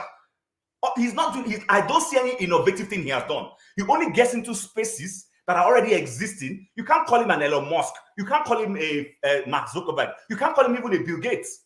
He's not in the same kind of mode with these people. This guy is literally being propped up by the Nigerian state, and we can't see it. But I'm not against his business. You think that's the way the Nigerian system wants to run? Beautiful. Go ahead. Create a monopoly of one person. But what you know is that you are also wrecking other people who should be coming up, because the guy is literally, crushing every other person. He doesn't want any other person to compete with him. And like I've said, please, anybody who knows how Ibeto went into extinction in cement, come and tell me. Boy, his brother, who is a Northerner, has also accused him of the same thing. What are we talking about? All right, thank you. Electricity, you're next. I thought he created some kind of rail system to transport goods in Nigeria. I would call that innovative. He had to do it himself. He didn't rely on the state to do that for him. He didn't do that. So let's gentlemen, I have the floor, please. I did not interject anybody. And anybody that interjects me, I'm ready to be personal with due respect to everyone, please. The president will get it from you. Thank you. Good evening, all. I have listened to everyone's argument. So the position I take is for us to test arguments and see if it's going to pass that test. Paul, you spoke about Dangote. Further, you said it brought value to the economy. Would that be correct? Could you highlight one value that benefits the people, if you don't mind? Jobs. How much is their salary? I don't know their salary, but he creates jobs. Those people are not on the streets. Further, I don't want to be personal with you, so I'm going to avoid that part. Okay? You see, when we talk about value, we have to look at it in every aspect, not just You don't just pick one. I could be a job creator. I could employ you and at the same time pay you a shitty salary. Would that be correct? So I could create job and not give you that conditions of service. That doesn't mean I create a good job for you. So we have to look at everything in that. I won't say Dangote is this, but it has enabler. Don't let us, we should not sugarcoat things. It has enablers, and that is why it is where it is today. So it's not just the problem. The problem is multi in every aspect. Just like Emefiele, Dangote said, Emefiele is the only man who has visited that refinery than any other person. And it's Emefiele that also facilitates, I stand to be corrected, the dollars he got. Would that be correct, Paul? So 100%, and it is the right thing to do. Well, 100%, and it is the right thing to do. Listen, Paul, it is not about right or left. If we go into the nitty-gritty of the law, if we go into the nitty-gritty of the transaction, I don't think you go there. You want to ask question, you go there. So that I'll answer you. Go there so that I'll answer you. Listen. The problem is everywhere. It's not one person. Even on this platform, like I said, I don't want to be personal. Because if I go personal, it's not going to go well with every one of us. And that's just the truth. Like what, what's his name? Alexander Gomez said, that in us is corruption. In every one of us. That's what he said in the comment section. So, Dangote will not be where he is today if some individuals do not enable him. And I'm not going to stand on that moral high ground to what? To condemn him because I don't have the facts with me. But I know for sure that he didn't get to where he is today just by a shrewd businessman. No, let's be realistic with ourselves. Let's tell ourselves the truth. Yes, he may have created a job. Yes, he may have done whatever he wants to do. But the system, the situation in that country today, it's not where it's supposed to be, regardless whether it's Dangote or whoever it is. There's no value in that country. There is no value in that country. Nobody's providing value. Let's point to one person that is providing value. If not, the people will not be crying today. So it's about the people now we should look at.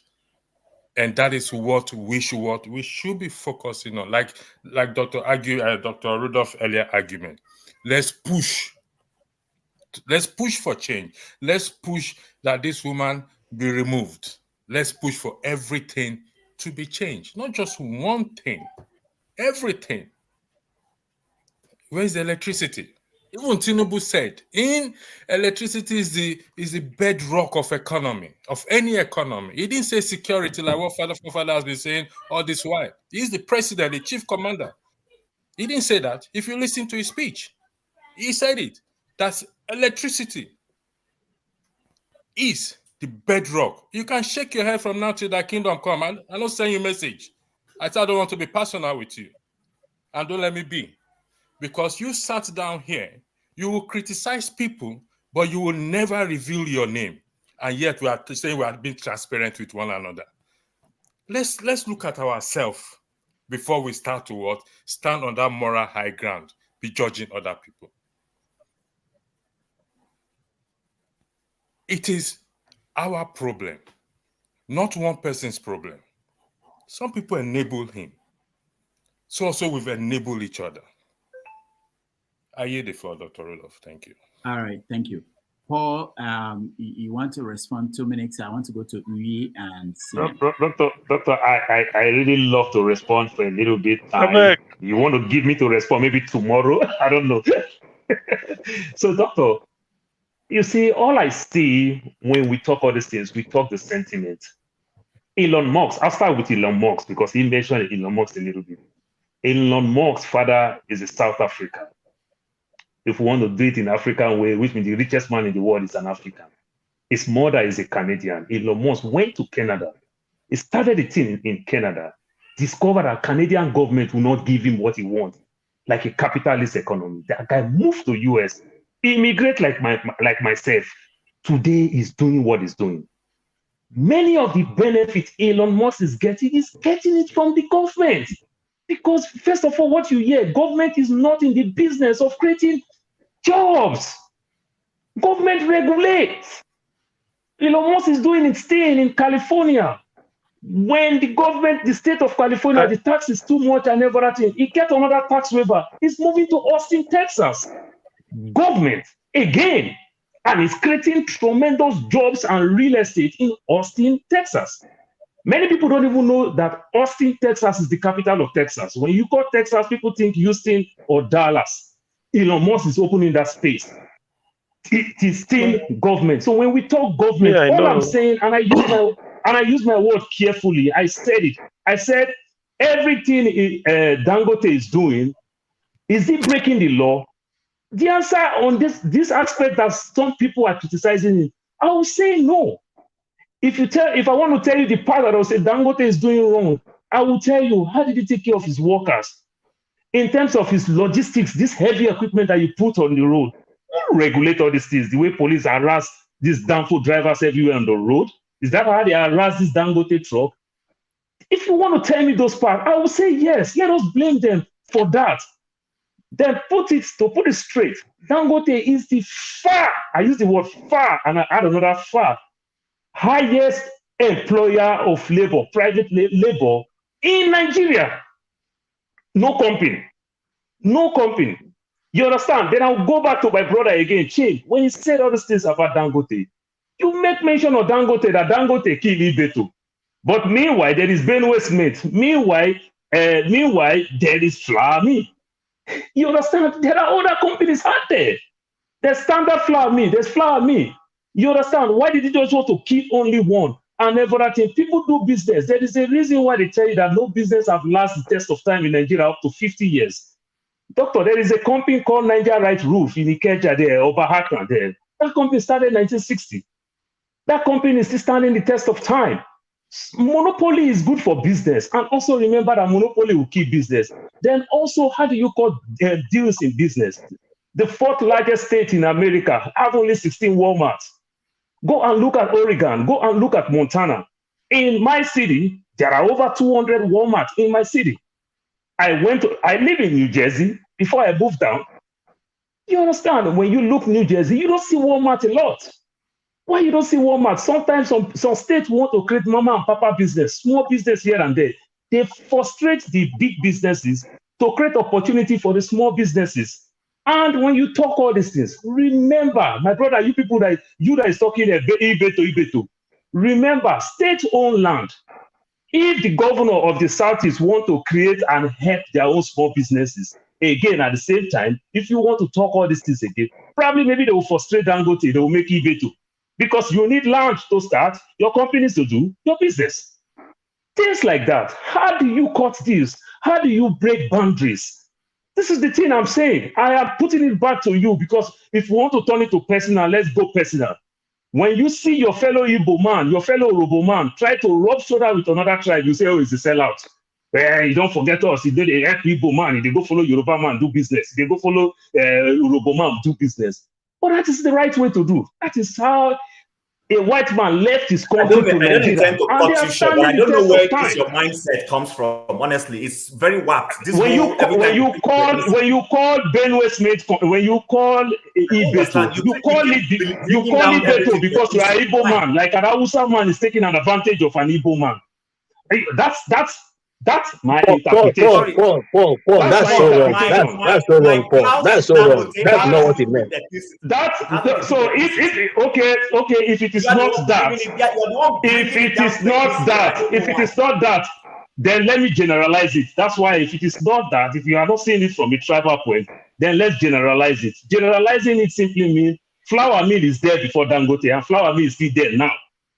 You understand? There's still standard flour mill. There is still Buam. Businesses will have loggerhead amongst themselves. They will use the media. They will use everything. But you must understand that it's also business. You understand? So when you see Arise News today doing very well, you say Arise News is the one that killed AIT. Where did we get all these things wrong? Businesses are bound to come and businesses are bound to go. People can sell their businesses. I don't know. When I don't know. other companies, I'm trying to hold my peace, but Paul, you are going totally out. Dangote bought BCC's. Dangote bought BCC Smith, the biggest cement company in Nigeria back then. BCC, Benue Cement Company. Dangote bought BCC Cement Benue Cement Company. You understand? Because the government, they frustrate Dangote so much. But Barnabas, Paul, I wish you can discuss if you don't have details of what happened in the BBC. I don't think you should just go in there because I was living in Makurdi. Hold on, sir. Hold on now. Then let me land. Then you educate me. BCC is owned by government. Benue Cement Company. Barnabas Gema, they run that company to ground level. You understand? He was highly investigated. He jumped into PDP, and he was the second PDP chairman. Barnabas Gema, when BBC is no longer, when Dangote was trying to cut, when government set up all these things, Dangote is trying to do local, not to bring all these things from outside.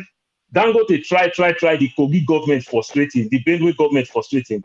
One of the loophole is to buy BBC, and he bought BBC, the biggest cement company that is dying. And Dangote bought BBC Cement Company. I make a lot of money from Benue Cement Company because when we get the information, Benue Cement Company is down in the Nigerian Stock Exchange. I bought Benue Cement Company very cheap. When Dangote take over Benue Cement Company, I sold my stock immediately. I made good amount of money. When I say good amount of money, I made good amount of money. So when people talk all these things, nobody want to talk how business. This is how capitalist economy run. Walmart is in the business of so many things. They are in the business of so many things.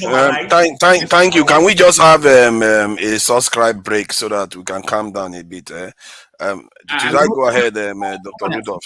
Hold on. Let me just hear. I want to hear KJ because when we come back, we'll change the topic. Otherwise, okay. Thank you so much. Give me a few minutes when you finish. Give me a few minutes when you finish to just say something, and then before we go on break, please. Okay. Okay, I give my time to you. No. When you finish, I'll talk.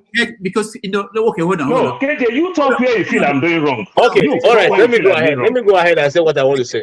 KJ, hold on. We were all visiting Benue Cement when Barnabas Gamade was MD. We had friends. Okay.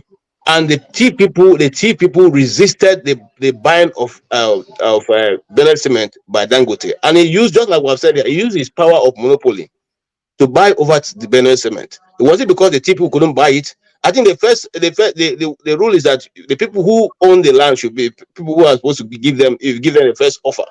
Okay. Now, what really happened? Was it the first time that Benue Cement was? It was all an internal thing. And even if Barnabas Gamade was not doing very well, he wasn't the first MD of BBC or BCC. Okay, he wasn't the first. Remember that there was a team, Benue Cement, team that was quite, lively those days.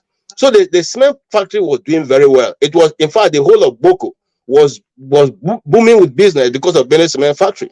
Okay, but eventually government policy decided to come and because they had the intention of selling it. That I know very well. They had the intention of giving it to one man called Dangote. And when he came to the nitty-gritty, the people said, no, we will buy it ourselves. No, we will not sell it. And that was why he dragged until the cement factory went down. Not because there was poor management. The raw material is in Boko. The machines are in Boko. The people working there are in Boko. So why will it go down? Why should it go down? Okay. But because there was that policy of trying to make sure that the company is sold to him, they played through that policy until the cement factory packed up. And it was sold to him for peanuts. And then he finally finished it. Is it working today? Have you gone there? So let's not say these things. We know how the politics work in Nigeria. If you want to sell the refinery in Port Harcourt, you run it down by the people and then say, oh, it's not working.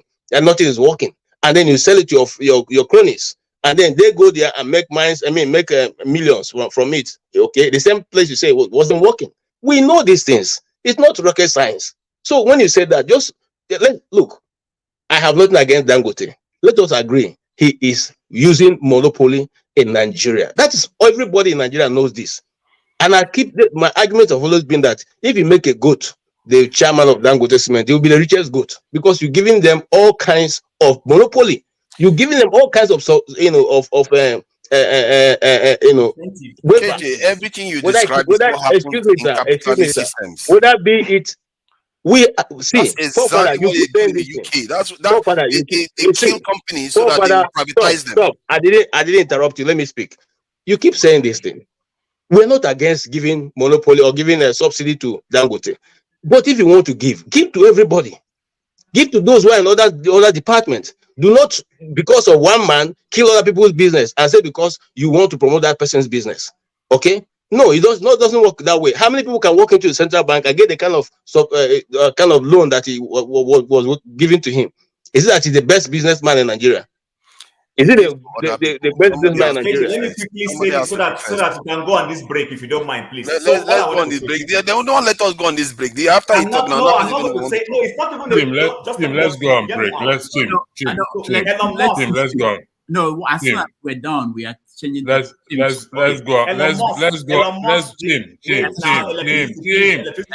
Relax. Elon Musk that Paul was using. Elon Musk is known in the EV business.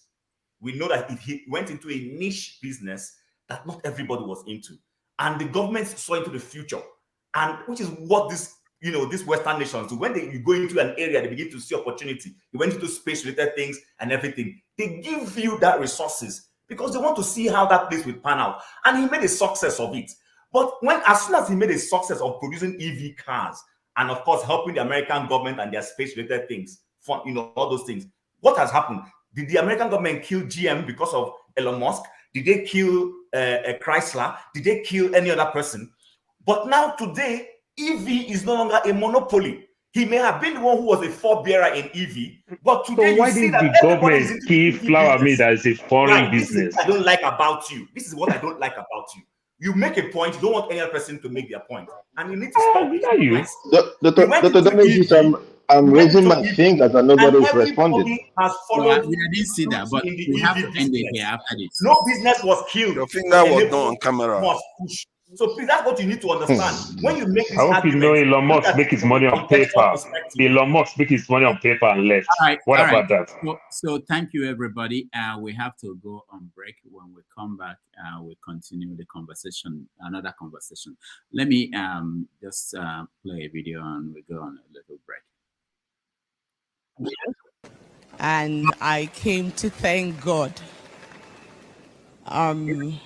Last year, at Shiloh 2022, I prayed and told God that by the next time I come for the next year's Shiloh, I want to be a minister of the Federal Republic of Nigeria. On the last day of Shiloh, just as I was working out, I saw Papa, Bishop David Oyedepo, and I went to greet him and meet him as usual. And I whispered to him, I said, Papa, I need you to pray for me. I have just one prayer request now. And he said, what is it? I said, I want to come back to Shiloh 2023 as a minister of the Federal Republic of Nigeria. He put his hand on my head and he said, it is done. I stood up and I left. I came today to return all glory to God, that in spite of all odds, today I'm a minister of the Federal Republic of Nigeria, one of the youngest in the Fourth Republic. People my age are not at the Federal Executive Council of Nigeria in this Fourth Republic, but today I can boldly stand here to say God did it. I came to return all glory to. All right, that was, for those who may not know, that was do. Dr. Damage, what God cannot do does not exist. Does not exist. So I must go to Shiloh. the break is all this all I'm doing here is a waste of time. This is rubbish, man. Bullshit. so bullshit. You guys Dr. Damage, can I go first? Can I go first? Because I have something more to say. We're not back. I've not even talked about subscribing. You know, we want to encourage people to please subscribe to the channel and to Iroko Post TV, which is something that we're doing. So we're preparing for what, the monopoly might do to us. So please subscribe to our channel. We really appreciate that. And then we will take... Thank you so much for watching. Thank you. Have you subscribed? Yes, you. Have you subscribed? You. Yeah, before you go, click. It's free. Click. Just that's it. Have you subscribed? You're laughing. Have you subscribed? Have you subscribed? Thank you. Hey, madam. Thank you so much. I can see you. We have to get to 100,000 subscribers. By the end of the year, how are we going to do that if you don't subscribe? Yes, you're about to click on. What? Have you subscribed? It's free. If you don't, ask your son. Ask your daughter. Just one click. Thank you. I see you. Aha. Thank you very much. Thank you very much. If you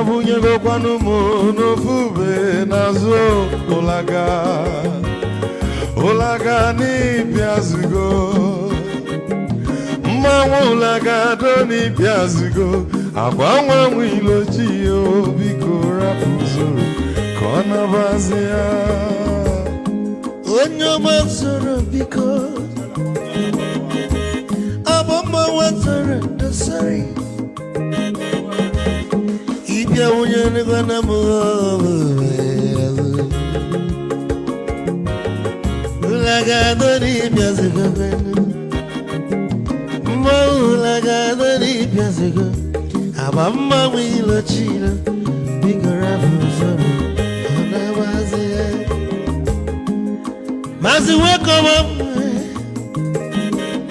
odogu no kwerezu nanka onyo mani gadele mo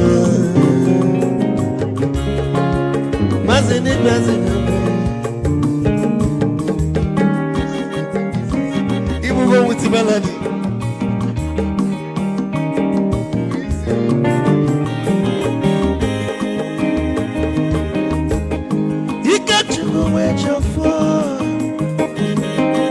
Odogu na chala noka Ezi wane mlega delemo Olaga doni pezigo noe Mo olaga doni pezigo Amama wilo chilo Bigora buzoro Anabazi Te Onyamazoro ne Sorry, if I were to go on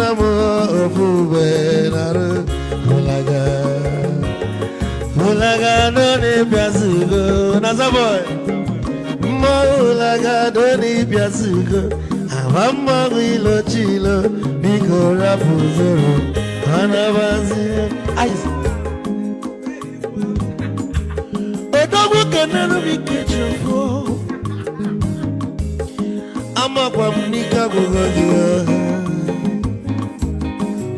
Waligwe kwelo Ikeja mabele bege Hey, you want?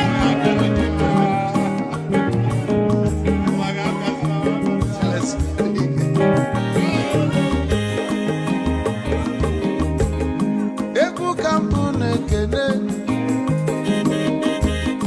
Ama gondin so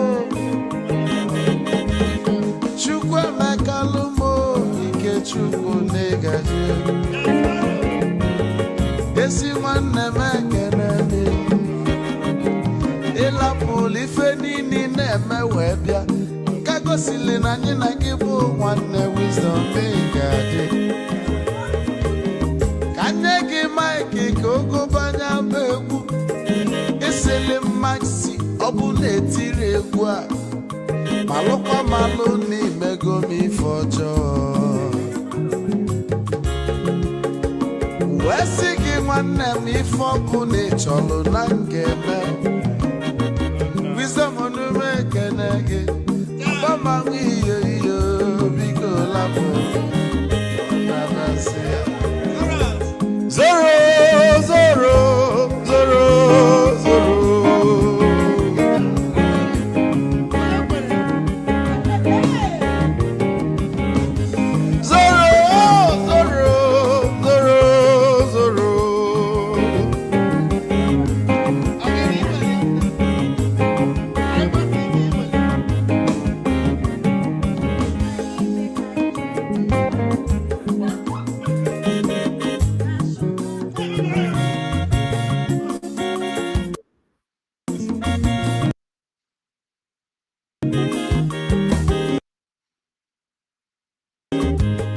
Geduru joy na bugwa Hausa Sokoto Ujembe nwilo anụ solo nwe ma n'ọfịa n'ara onye nwụrụ zuru ike.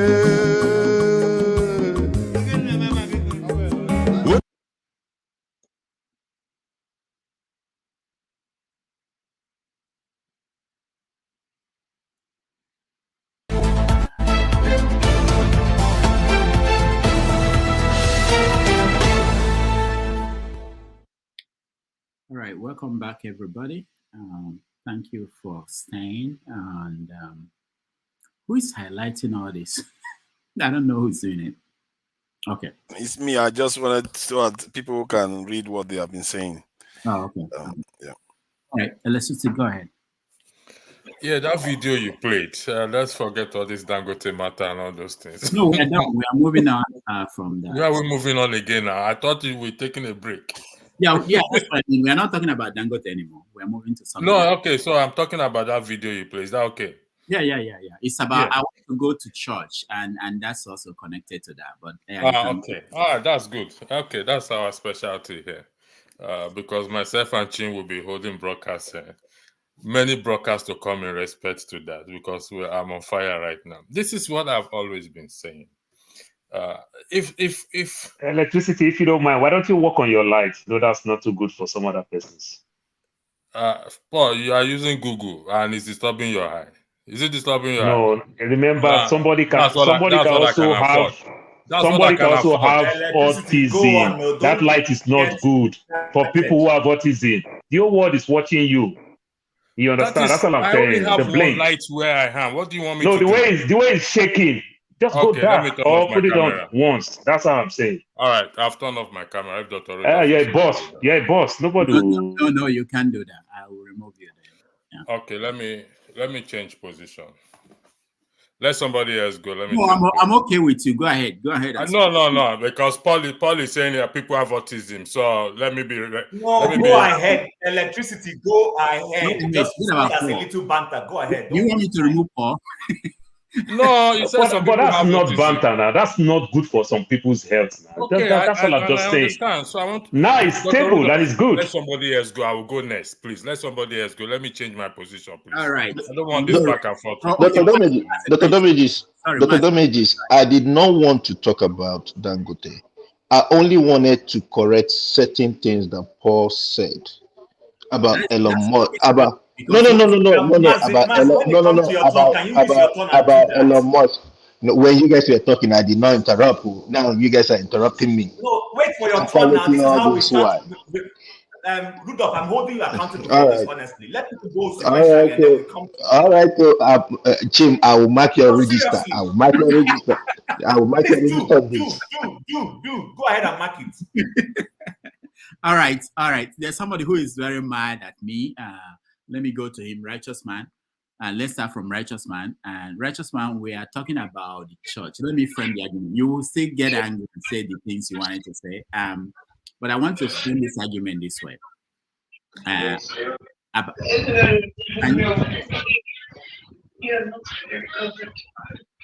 right, Righteous Man, this is coming from you. There was a time I actually removed it because of the noise from your end. But I want us to go to this. There's a very important component of what's happening to the country. and it's something that we see from about from the church, and they have impact on the society. So let's watch this and begin from there. Yeah, Dr. Rudolph. No, not yet. Righteous man, hold on. Okay, just 1 minute.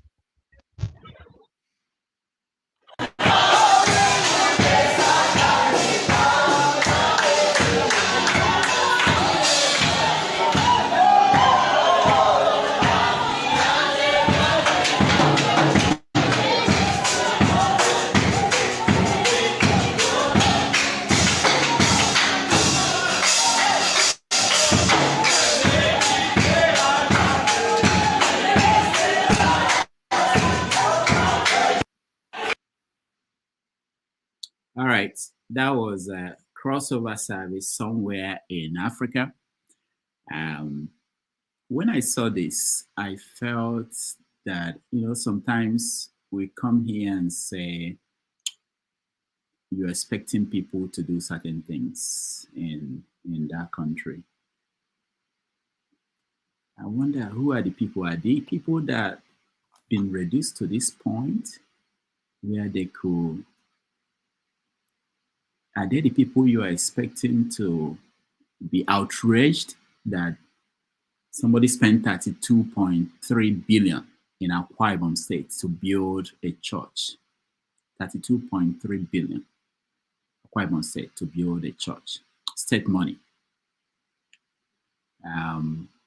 For God whose son was born in the manger, we were told, and who said he had mansions built already, just die and come to him and live in a mansion. Anyway, but it made me wonder, maybe, all right, so the church and the state. Righteous man, start. Oh, electricity, you are ready to talk electricity. Okay, electricity starts. The righteous one, you have to hold on.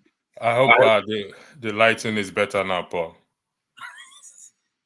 Thank you. You're afraid of Paul now, not me. Me, afraid. We'll be reminding each other. I don't mind people calling me out, because when I start to call people out, you'll be surprised. You see, I keep saying that until we stop practicing stupidity and expecting a miracle from heaven, we will see a change in our country. And when it comes to nation building, even the Bible clearly highlights how great men of God contributed in nation building. In nation building, not this way. This is, people have argued there that the church is responsible for what is, and I agree. As difficult as it is, I agree with them 100%. Because one, we're supposed to be a clear example. We don't participate in politics. I was talking to someone today about this Power Must Change Hand, this program that is run by Mountain of Fire. Why has not the people take this power and change the country? Why? And when we talk, they say we are attacking men. I'm a man of God myself. Come and tell me that I'm not a man of God. Whether you are the one that called me or anointed me or ordained me. I said it in 2020, when I was in Nigeria. I stood up and asked him. I didn't stand up. I wrote him. I'm going to mention it. Sir, this way you are collecting this money to build the house of God, to repair the house of God, is not scriptural. It's not consistent with the Holy Scripture. What did they say at the end of the day? If I don't like the way he runs his church, I should leave. I said, no problem. You just confirm to me that God actually asked me to tell you this. And I put 5 naira in the envelope. I put it on the altar. I said, may God and your conscience judge you. This is what I can afford. This is foolishness. If she's saying as a result of the prayer that the man of God prayed for, why haven't they prayed for the nation to change? Why? Why do they keep misleading to me, to understand, like I said, I will be running a program on this. Let anybody say whatever they want to say. Their action is not consistent with the Holy Scripture. And Jesus himself has challenged most of them. Woe unto you, scribes and Pharisees. These are leaders. Imagine that Akwa Ibom, when I saw it, for crying out loud, how can you use such amount of money to build? And yet people, your own member, forget about even the other your own member in abject poverty. And you say, you think God is interested in that? No, God is not interested in that. God is interested in how you treat people, how you and I keep saying this, most people do not understand why God chose David. One reason God chose David was the way he was able to tend for ordinary sheep. He said, when the lion came, and when the bear came, I tore it with my own hand. And God said, this guy has the heart of the people. He will take care of my people. He will take care of my people. That is the reason why God chose him. What do we see today? Extort money from them. Discourage them. Tell them it's generational cause. The one that is looking for a husband, they will say it's your father and your mother, your father and your mother foundation that is worrying you. I know somebody who have walked out of her marriage because it's her mother, it's foundation. Your foundation, you are taking bad advice from your parents, say it's your foundation. I told her straight, it's not your foundation. Bad characters.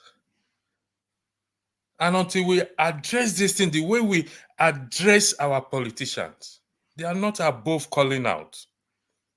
There is nowhere in the scripture that say we cannot call them out if they are doing wrong. And I blame the members. Gullible human beings. Look at the video you play, walking under the pastor for New Year. Into where? You are going under his leg from where to where? I don't get it, to be honest. And we want the nation, and we think the nation will change. Kai. Dr. Rudolph, what? Now you do us. Who did this to us? No. I think it's you. You did this to us. All right. Thank you, Electricity. So let me go the other way. I hope it's okay. Uyi, you're next. There are a lot of people who are actually waiting to come in. So if you're in the backstage, don't go away. I'll bring you up, please. I don't know if Dr. Damages, you saw the video last year where the pastor was asking his congregation to get naked in church, and he put them inside a basin and was bathing them into the new year. It was on YouTube for a little bit where they showed the video. You see, we get what we deserve. That's the honest truth. As Africans, we get what we deserve. You know, I used to tell you, Dr. Damages, that as a child when I grew up, my mother can go to the market in the morning and she'll tell me I'm playing with Dr. Rudolph's in the streets. He will tell your mother, please, I'm going to the market to help me take care of my son. And she'll tell me, you can eat in Dr. Rudolph's house, so don't worry about it. My mother will go away for 8 hours, 9 hours, come back at night. She knows I'm safe. Today in Nigeria, we're in prisons. If you go to every street has a fence. Those days I could walk through somebody's house to the next streets. We had a communal relationship. Christmas, we cooked food, we all ate together. Now the churches tell us that everybody's a devil. Even there are some people who they will convince you that you lost your child. Your mother is the one that killed your own child.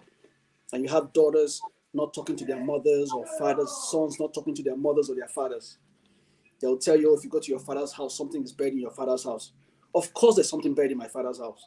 There are people who lived on that land before my father was born. So what are you talking about? My father is buried in our house.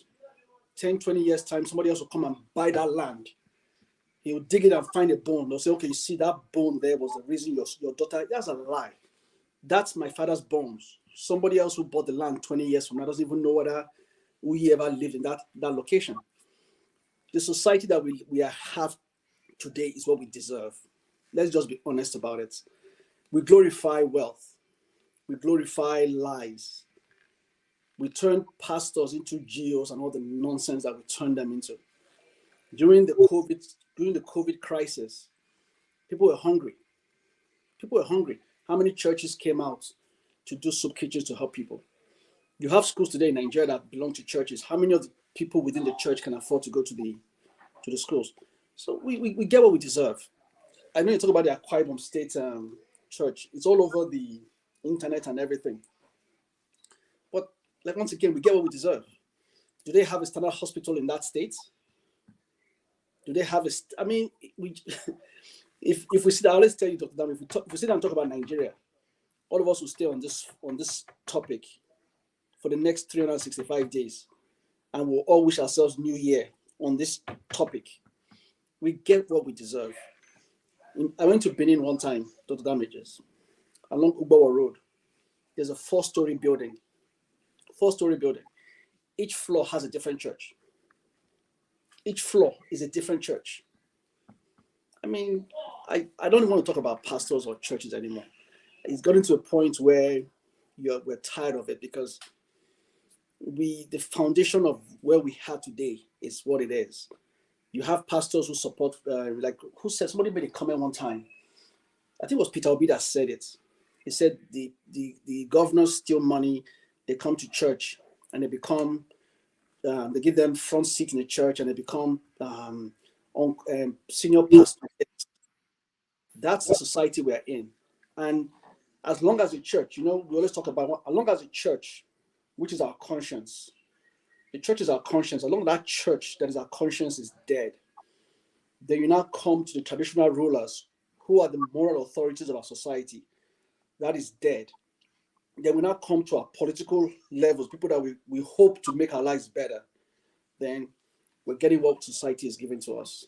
And that's just the unfortunate truth about it. We can talk about churches from now to tomorrow. Like somebody said I think it was Chima that said it. No church has built a hospital. No church has built, they've not done it. There are churches in Nigeria today that can build businesses that can employ more than 10,000 people on a monthly basis. There are churches in Nigeria today. Redeemed Church can comfortably build businesses in Nigeria that can employ people. Christ Embassy can do it. MFM can do it. Deeper Life can do it. But they won't do it. For Christ's sake, when a pastor is moving from Lagos to Aja, his entourage is enough to feed everybody on that street in terms of cost of vehicles and stuff. So we're getting what we deserve. The society is decaying because of what we're seeing. The morality of society is just dying in our presence. It's completely dying. And it's only God that knows how he will heal what we have. That's all I have to say. Thank you.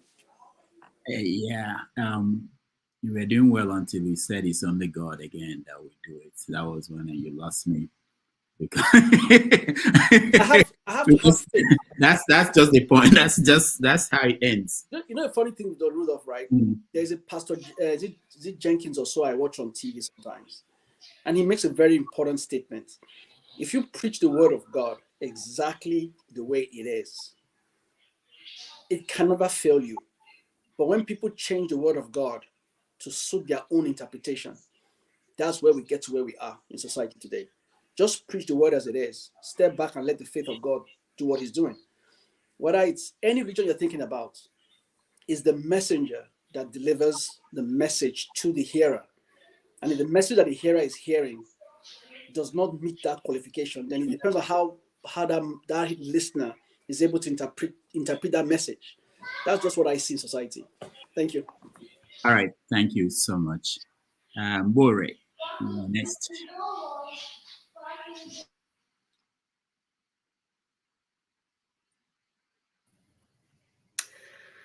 All right. I will just make one sentence on this because I don't do church and any and everything about it. That one sentence I will make is, if human beings were serious about their what's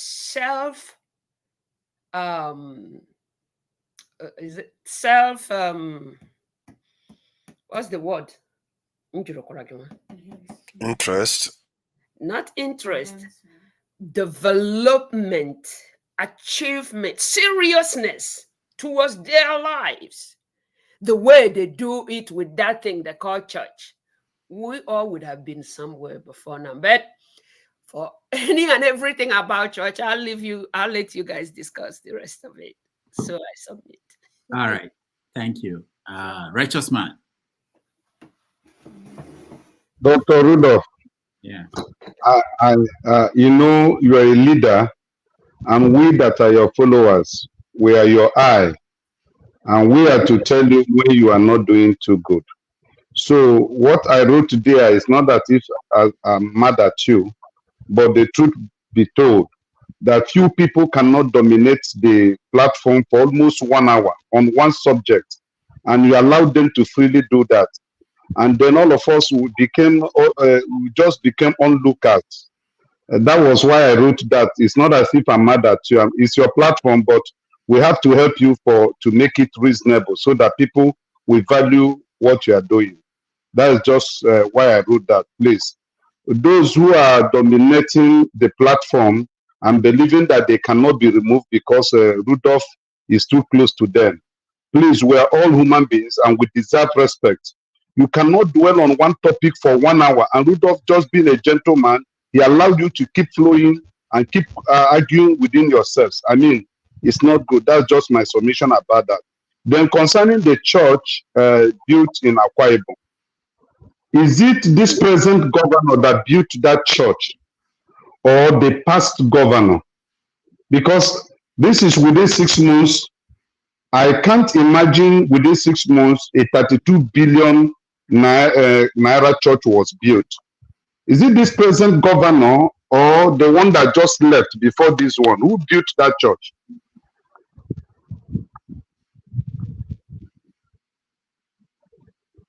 Oh, you're asking me? I don't know. But it's not important as much as that the church was built and the money was the said money. So that's the conversation we're having. And I'm sure. Okay. Okay, if I have to make my contribution towards that, we have central mosques being built by state governors. I don't see anything bad if a state decides to build a general worship center not meant for one church, one denominational church, but for all Christians. For me, I don't see anything wrong with it, because when governors build central mosques in their states, nobody criticized them. Ojo Kanu built a very mighty mosque in Abia State when he was governor of Abia State with a state fund, and nobody debated about it. It was not a case. So if the Christian state, the government of that state, have decided to build a church for all Christians to come and worship, I will not say anything against it, because in the Bible, when the Temple of Solomon was to be built, I mean, when it was the time of David, God told him not to build because his hand was sore with blood. He shifted it to his son. When it was the time of Solomon, Solomon asked the people of the land, whatever you know you can bring, donate for the building of the temple. And they built the temple where the entire Israelites were coming to worship. So instead of them stealing this money and hiding it in overseas banks, and the European countries and the Asian countries are using it to build their economy, and they decide to invest it in the house of God, which will create employment also, because pastors will be hired, church workers will be those who will be working in that place, secretaries will be employed, and salaries will be paid. For me, I'm not against it. And as long as it is meant for the Almighty God, who gave us life and who gave us the land, and who have asked people to build for him. The Bible we read said, God asked his people to build a house for him, that we make our own house with sills and make it look good. But where we come to worship him is like a broken place. He was not happy, and he commanded the Israelites to build for him. So there's nothing wrong in it. The pastor that during the crossover night was asking the church members to pass through his leg. I don't know whether his leg is the new year, is the crossover year. For me, that sounds that does not sound. It has no bearing with Christianity. If his leg has become a crossover to a new year, well, I don't know whether it happened in Nigeria. If it happens in Nigeria, if this video you showed really happened in Nigeria, then I am correct to say that Nigerians that are in diaspora, they are the ones that will deliver this country, not Nigerians that are in Nigeria, because we are stranded. We have lost our sense of reasoning and thinking, because I can't imagine a human being passing the leg under the leg of another man, another human being, mortal body that can perish at any moment for him to get his miracle. That shows that Nigerians are damned. If that film, if that video is actually from Nigerian church, it means that our society has gone banana, and it's a serious case. Thank you. All right. Thank you so much, Righteous Man. Sometimes I don't want to go back because it will mean you have to speak again. But there's something you said. I just want to make sure that you are aware of that. You said that God asked, I'll come to you, Ngozeka, I'll come to you next, that God asked David, and then whoever built it, is it Solomon that built it? I eventually said to people, bring something. Whatever you have, let's build the church. He didn't use the money of the state. He asked them, bring something. Because if the government of Akwa Ibom State decided to say, I want to build a church for God, and people can donate money to build it, not use the money you could have used to do so many things that will have helped the people of the states. Nobody will be having issues with that.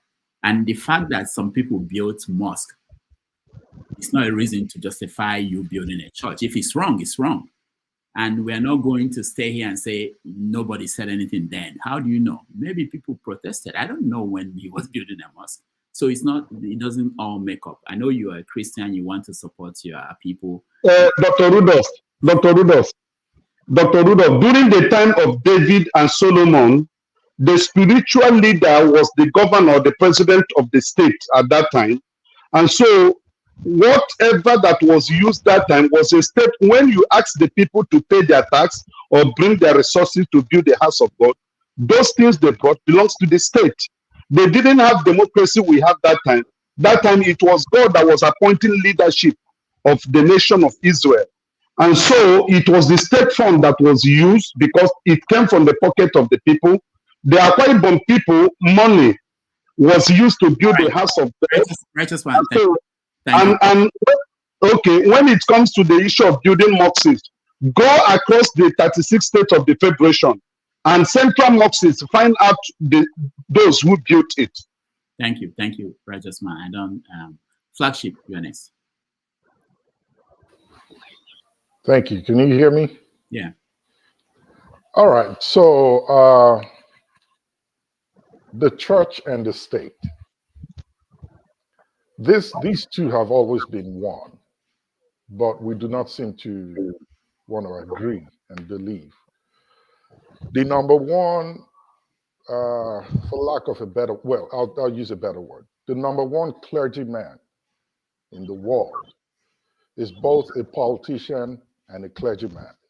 The Pope is the president and most respected politician in the Vatican. And the Vatican is considered the smallest country in the world. So he's both a politician and a preacher.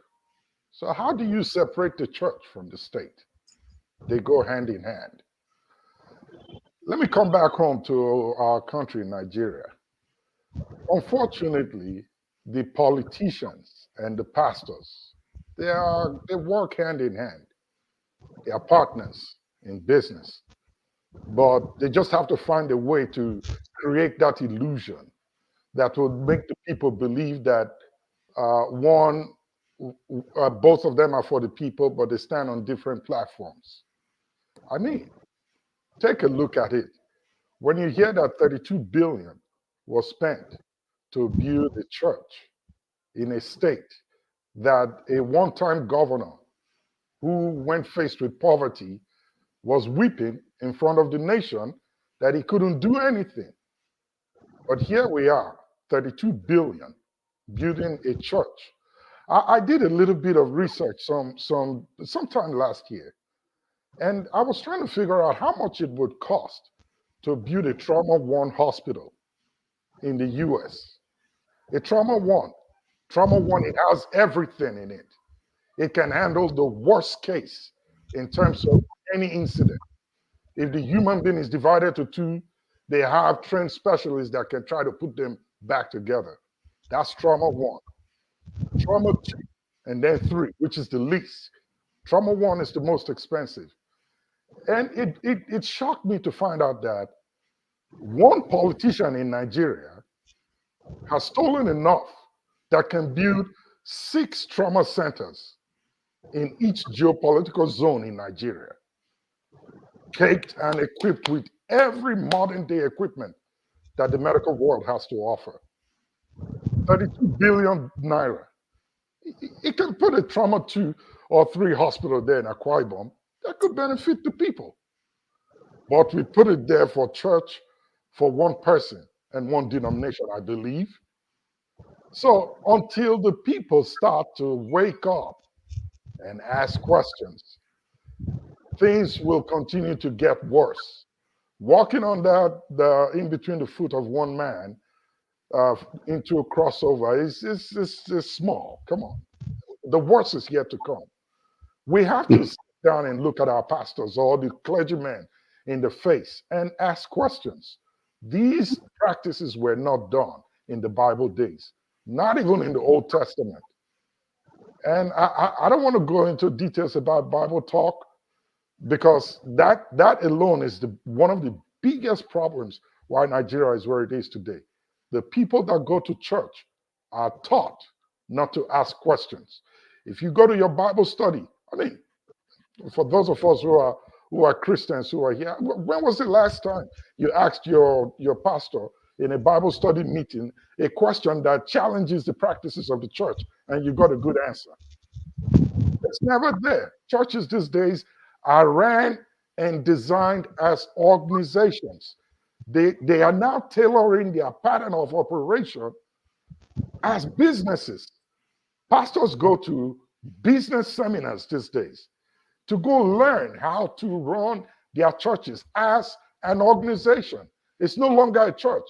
And I've heard many of the big names say the same thing. They don't call it church anymore.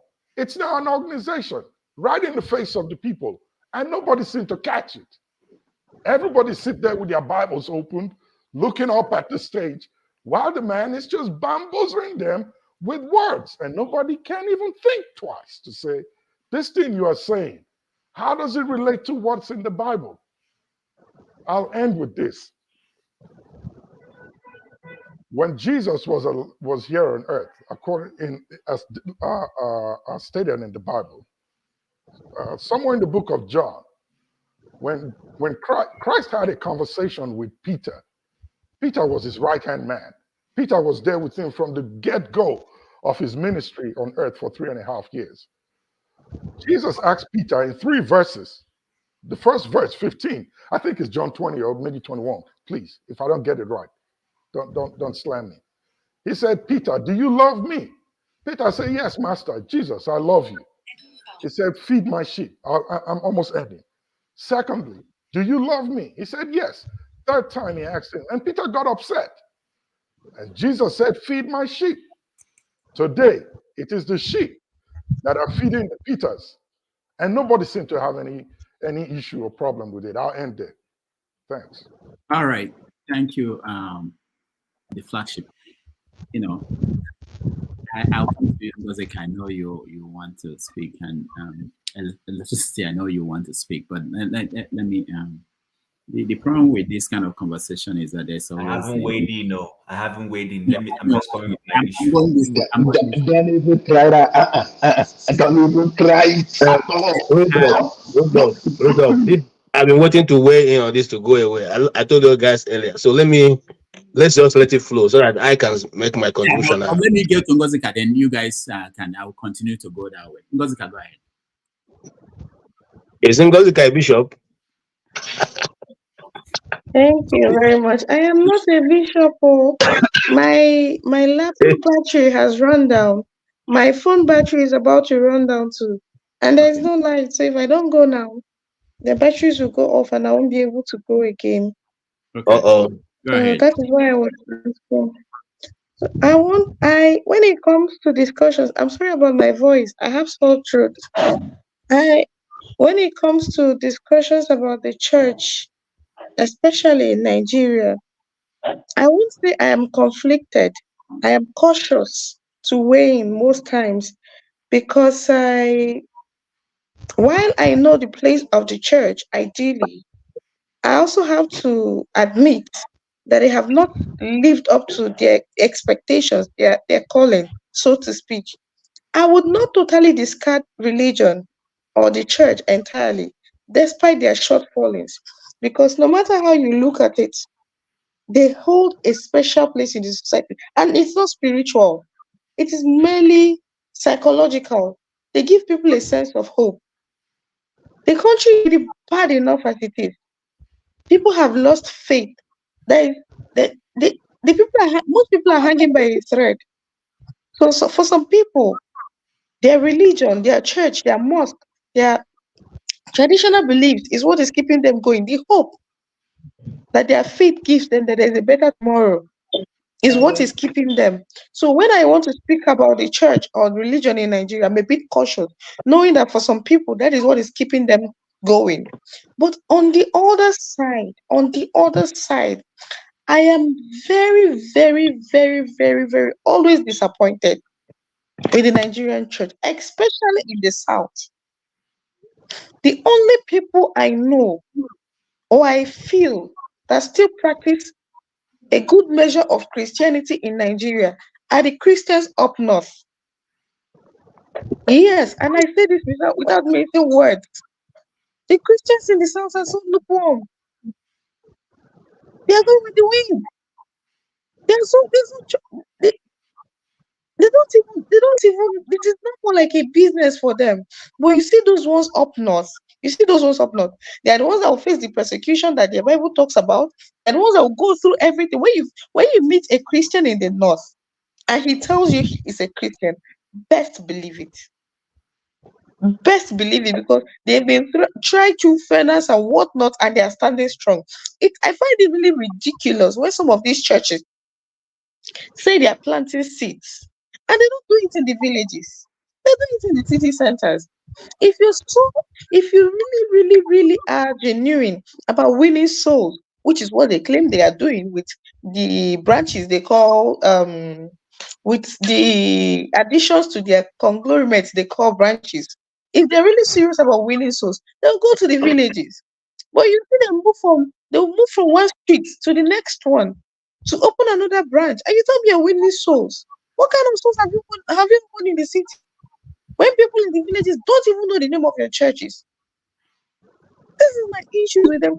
Some of the things we talk about, we have against the church, that most people have against the church in Nigeria, I consider it superficial. They're not the real problem. The problem is that they've left what they're supposed to be doing, which is giving hope to the people that believe in that faith, because like it or hate it, that sense of hope, and it is going to be better tomorrow, that their belief gives them, is what is still keeping some people sane. Take it away and Nigeria will become a full madhouse. And most of us, we know this. What we should be commenting on is, how do we get these people to do right by those that believe in them? And please, can I quickly comment on the humanitarian minister's testimony? I think it's a representation of what we've always talked about on this show. Most Nigerians will only speak the truth when it favors them. They will only criticize the government when it does not favor them or when they know they cannot eat at the table. And that woman is a typical representation of it. I rest my case. I might rejoin later when I'm able to charge my phone. All right. Thank you, Ngozika. I left the righteous man there so that electricity has a question for the righteous man. That's why I left it. But I wanted to point out to the flagship that if you want, anybody really, you can check the logo of Redeemed Christian Church and the logo of Starbucks. You will see the similarities. So talking about church as a business, and you'll be shocked that it's similar, exactly, almost the same thing. Why am I sharing this? No, sorry, it is not what I wanted to share. So let's go to electricity. What do you have? I think you have a question for. Thank you very much, Rudolph. Righteous man, you referenced Solomon. Would that be correct?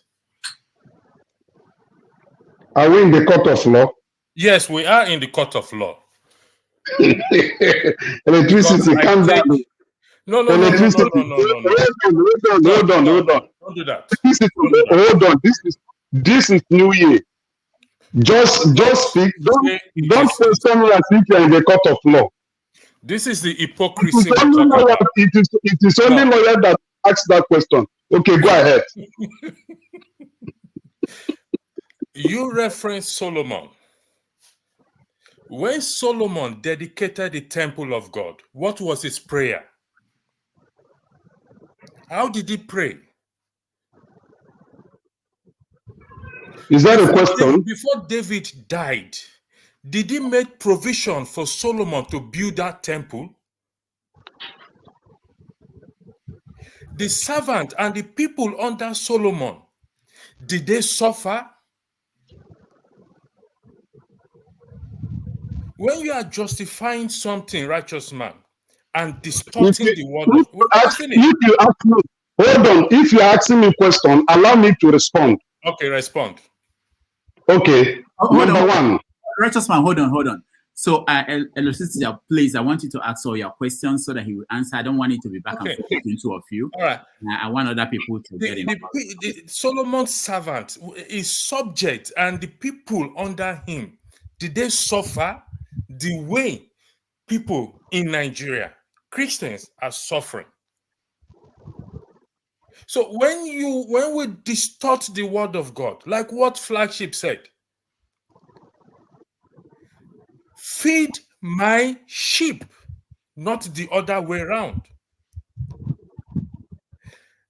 The Bible says it is God loves a cheerful giver.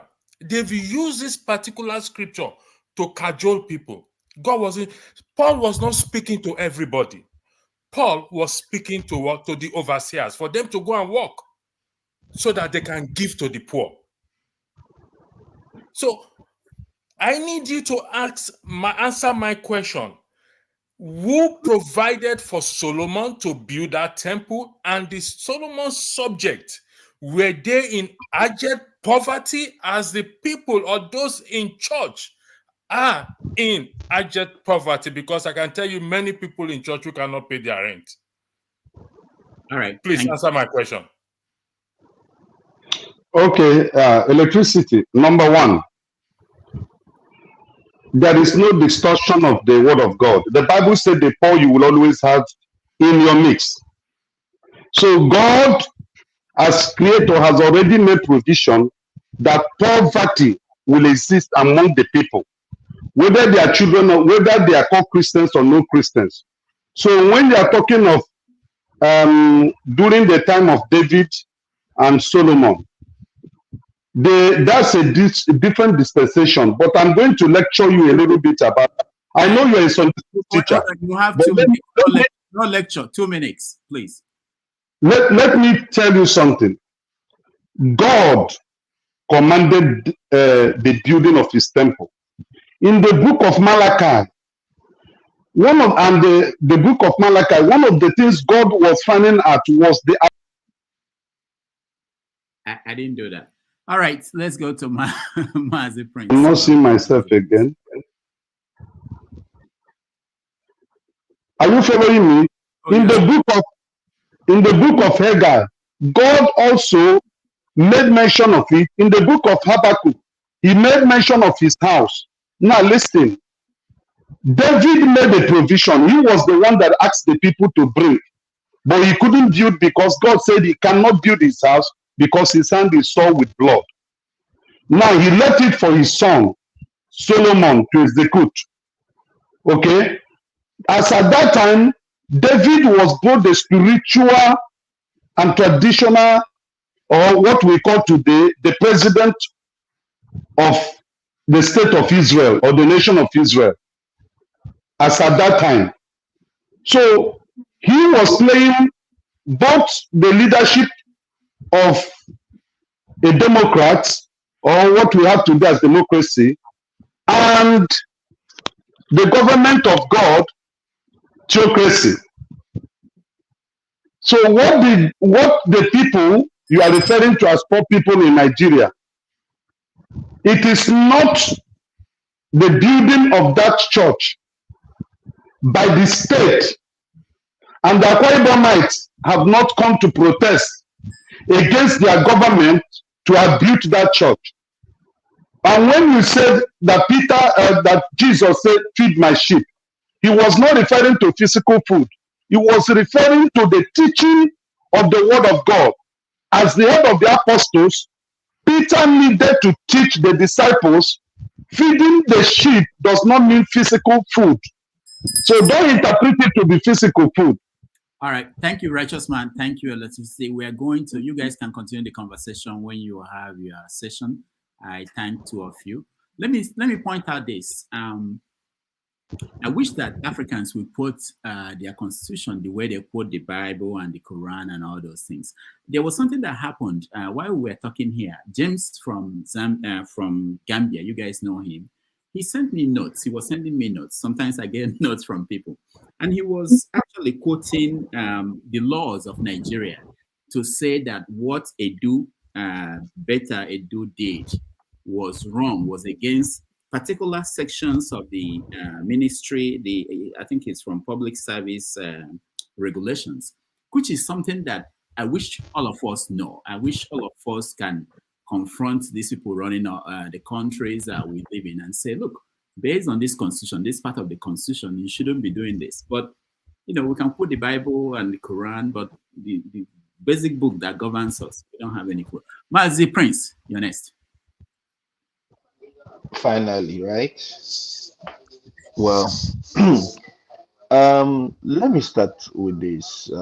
First, when you talk about James writing, you already knew that what Betta did was wrong.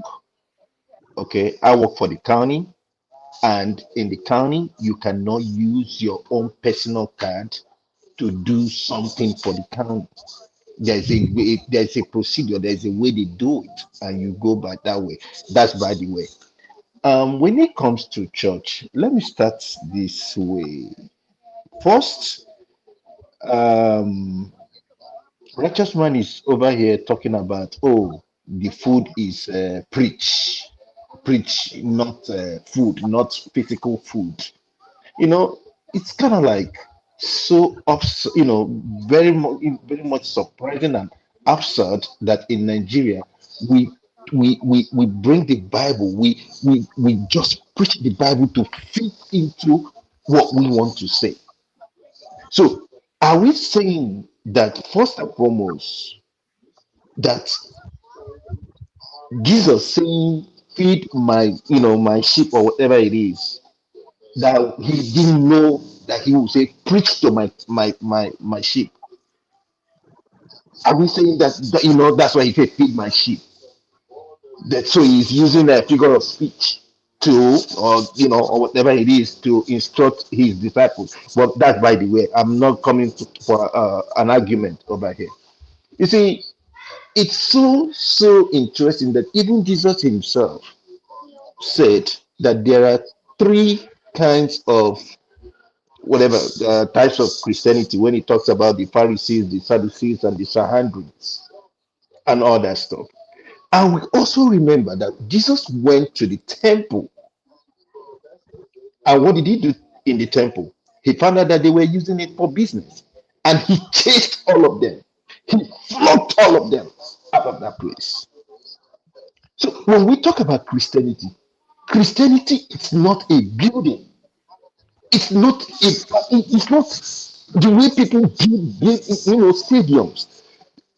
Righteous man, you've been to Germany. You see the kind of churches they have overseas. Most of us no, they don't even build big stadium and all that stuff, all in the name of church. They don't do that here, and they don't make the noise that we make in Nigeria. Most of us don't even. For me, last year I've only gone to church about 3 times, and nobody died. Nobody died. And no priest or pastor will come and question me, why didn't you come to church? But in Nigeria, if you miss church one day, before you know it, they will send delegation to come and see, because they're missing the money that you coming to put in the offering. They will come. And there's another significant thing that happened when Jesus was when Jesus died.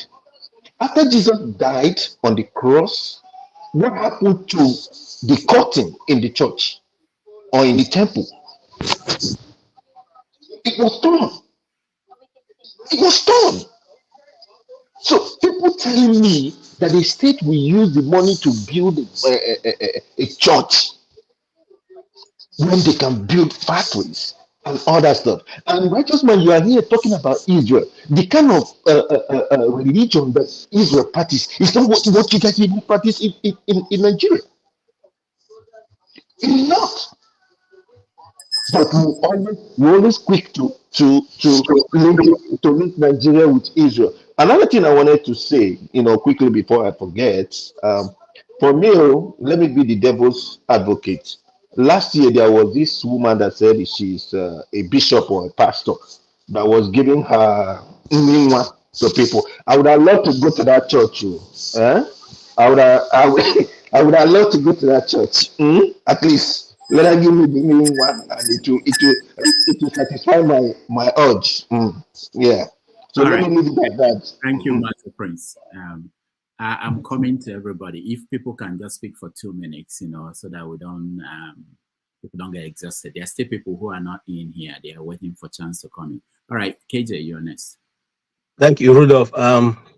It's because of this topic that I've been waiting. Really, I've not been feeling too. I've been feeling good, but so let me start from the least important to maybe what I consider the better. Now, Rudolph, I thought you're going to also bring the issue of when we do good, you also should praise us. The Igbo people that fought in the Anglican church in Atlanta, refusing the gay priest that was sent to them. When he was walking in Atlanta. Oh, that's a fake story. That's fake story. I actually know. Oh, really? The original video. What happened in that church? I brought the bishop one time on this show, and he talked about what happened in that church. People superimpose that picture with something else. It's nothing. Forget about it. Okay. All right. Thank you for clearing that for me. Good. I'll go to Betty Edu. Why the reason I said earlier that I don't like her politics is because of what you just showed, because I know she gave that testimony in Shiloh, and she also gave that testimony in Jerry Eze's ministry, where she said she went to him and he prayed and and made some declaration which eventually work out. So in Christendom we have professional testimony givers. They go from church to church. So someone like me who have been in the this thing that for a long time, when I see one, I know them because they tell their story so well, and that you cannot miss anything. Okay, so that's why I had a problem with her in the first place. However, coming to the building of the church, you see, we are making a mistake. The mistake we are making is that and some people have spoken and said it is okay. Jesus said a time will come when before now you are said to go to Jerusalem to go to that way, but now a time is going to come when you not go anywhere because the gospel is in your heart. It's to you. You don't need to go to Jerusalem to worship. You don't need to go to any other place. So the church sometimes mistake that, and there are so many big cathedrals in Nigeria, upon one of which is Pastor Enenche's one along the airport road, which can sit 100,000 people. But you see, right from the very first day they opened it, which it almost had, I didn't say it was covered, almost had the whole seat taken. After that, no one has been able to fill that place. So you find out that the money used for that, if we are planning properly, we could have used it to build an industry where members will be employed, and that will go well. I've always argued against that. One of those who have rebelled against, or not rebelled, but I left the church because after we finished building the school, I didn't have children at that time, you know. After we finished building the school, the fees were so high that members couldn't put their children in. And I asked the leadership, I said, we were building this thing because of our members. Now you have people of the opposite faith who have more people in that place. What it is, they say, oh no, yes, now we're evangelizing them. What about the children in their own church whose parents, those who couldn't even provide money, carried block? They came to that place. Some of them work 3 days a week, 2 days, just to make sure that building was up. And now the school is finished, and you say, oh, we're evangelizing with it. Why did you talk evangelizing with it before, so that those people can come and build a church? You know, that's one. So we have it wrong there. And look, God will not live in a house. There's no house that God will live in. Not even the St. Peter Cathedral in Rome. God does not dwell there. You know, to use 32 million naira to build that kind of, I don't even like the building. It doesn't even look good. You know, but to sink that kind of money into a state where you could have been able to train some young men, maybe in computer repairing, servo repairing, all this, you can even open up a whole hub, you know, of a social media in hub where people can come and be trained. Is for me, it's ludicrous, you know.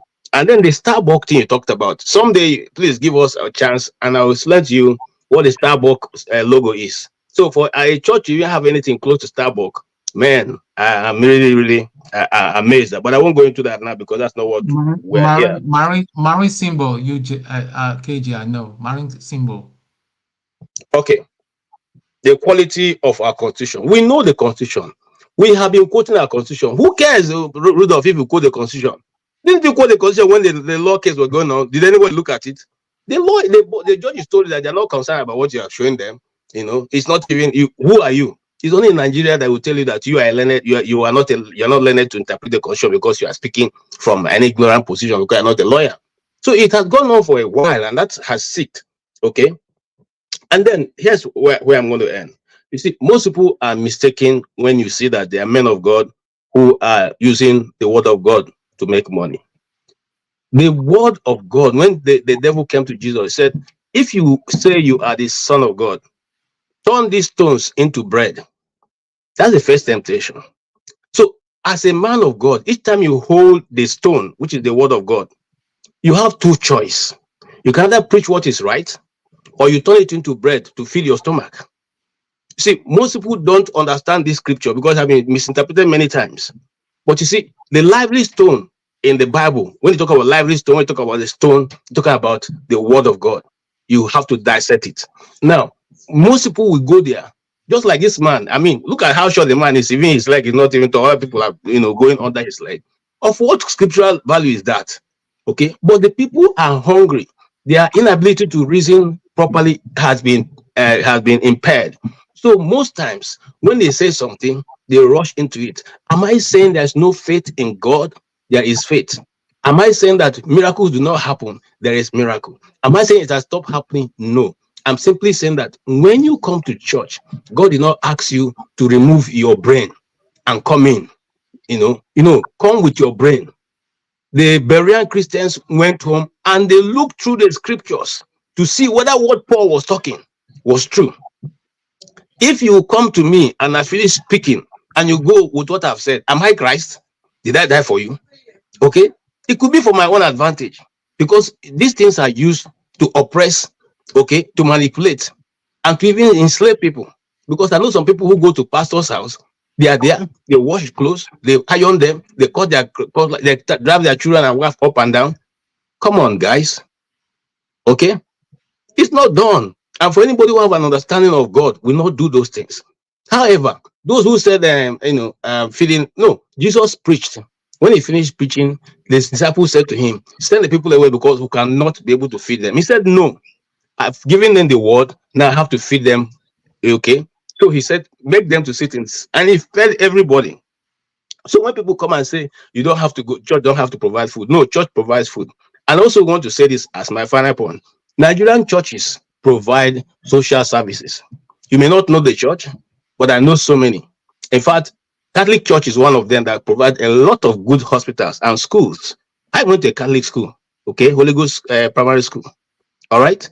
They provide those services. Some other denominations also provide those services. The only one that sometimes don't provide this are those ones who are just coming now. And but like I said, the church is a hospital, not a place where everybody has become come of faith. So people are called. Oh, God calls some people. Some people call themselves. If you go to those churches where they call themselves, they can manipulate you and do whatever. Thank you so much. All right. Thank you, KJ. I see Chim is clapping for you underneath. Hello, Ernest. Yeah, happy new year to everybody. I usually don't like to talk much about the issue of religion because I believe translated, only God knows who is serving him. But however, this is a topic that affects our politics, so you will see me dwell into it since it's affecting our life. But before I go on, let me throw out a few quotations out there. Righteousness exalts a nation, direct from the Bible. I love your Christ, but I dislike you Christians. You're not like your Christ, Mahatma Gandhi. Now, all the bad things of this world, they carry. All the bad things, we pick their democracy, we no practice and well. We pick their Christianity, we no practice and well. We pick their Islam, we no practice and well by Fela Kuti. Here you understand all the bad things of this world. Now, firstly, on those who have made a speech, I want to directly attack righteous man, not attack as an enemy, attack as a brother and a friend. The proposition that some people do it, so therefore you don't see anything wrong. It's a wrong way to talk, to think, to come here. Because righteous man, young people are listening to us. If this medium serves no purpose, let it serve an educative purpose. Those who founded democracy in America were very clear about separating the state from religion. State and religion, two separate entities. You cannot mix them because your faith is personal. You can see my tone is beginning to go up. Now, because the Muslims use state money to build mosques, that does not mean those of you in the South should now start doing it. What is wrong is wrong. You shouldn't use a dime out of the taxpayers' money to build a church. It's illegal. It should be unconstitutional. It should not happen in any civilized society. Talking about civilized society, even societies that don't so much believe in God, like China, they put religion aside so they can move forward. Russia puts it aside so they can move forward. Even America, that is so God, in God we trust. You dare not bring an issue of religion to your workplace. You dare not. You will lose that job. Nobody jokes with that kind of states and really totally separate. But it's only in Nigeria that we have a general prayer before we steal state money. Anyway, that's been said. Another thing is that I wanted to attack Paul and forefather earlier when they were talking about Dangote. That was why I was begging to join the link. But let me finish this issue of religion, and if Dr. Rudolph allow me, I will tackle them on that issue. You see, another quotation: those who make you believe absurdities, they will definitely make you commit atrocities. That is the story of Nigeria. We have taken the gospel of salvation. We have turned it into the gospel of prosperity. Like KJ stole from my sermon on the first temptation of Christ, where you turn stone to bread. You understand? When Christ was being tempted, he was in need. He was hungry. And as the Son of God, he has the power to transmute that stone into bread. But what did Christ come back to the devil and say? Man does not live by bread alone. Man does not live by bread. That is what makes us superior above any other species. Because we have a soul, we have a conscience, although forefather doesn't have one. I just want to throw that stone there. But hold on. Let me. I'm going to be very dramatic on this thing. I'm still going. I'm just getting started. Go ahead. Since you would throw something at forefathers, let me throw this out. So you see what you did now. You talked about the stone and the bread. That's right. I'm surprised when KJ interpreted that to be something I've never had before, which is I have my own interpretation. He touched a little bit on it. He said that the stone was the word of God. The word of God. I wanted to disagree, but sometimes because we have different perspective of interpretation, but I don't really want to. I don't want to touch on that, but I could disagree. But that's not what I have. That's what they do. Tomorrow, next 200 years, somebody will now come back and say, "Oh no, Rudolph. You know, the word of God has a standard of interpretation. So that's not go as if it is one house. Finish. I just want to say this and I'll go away. The word of God has a standard interpretation.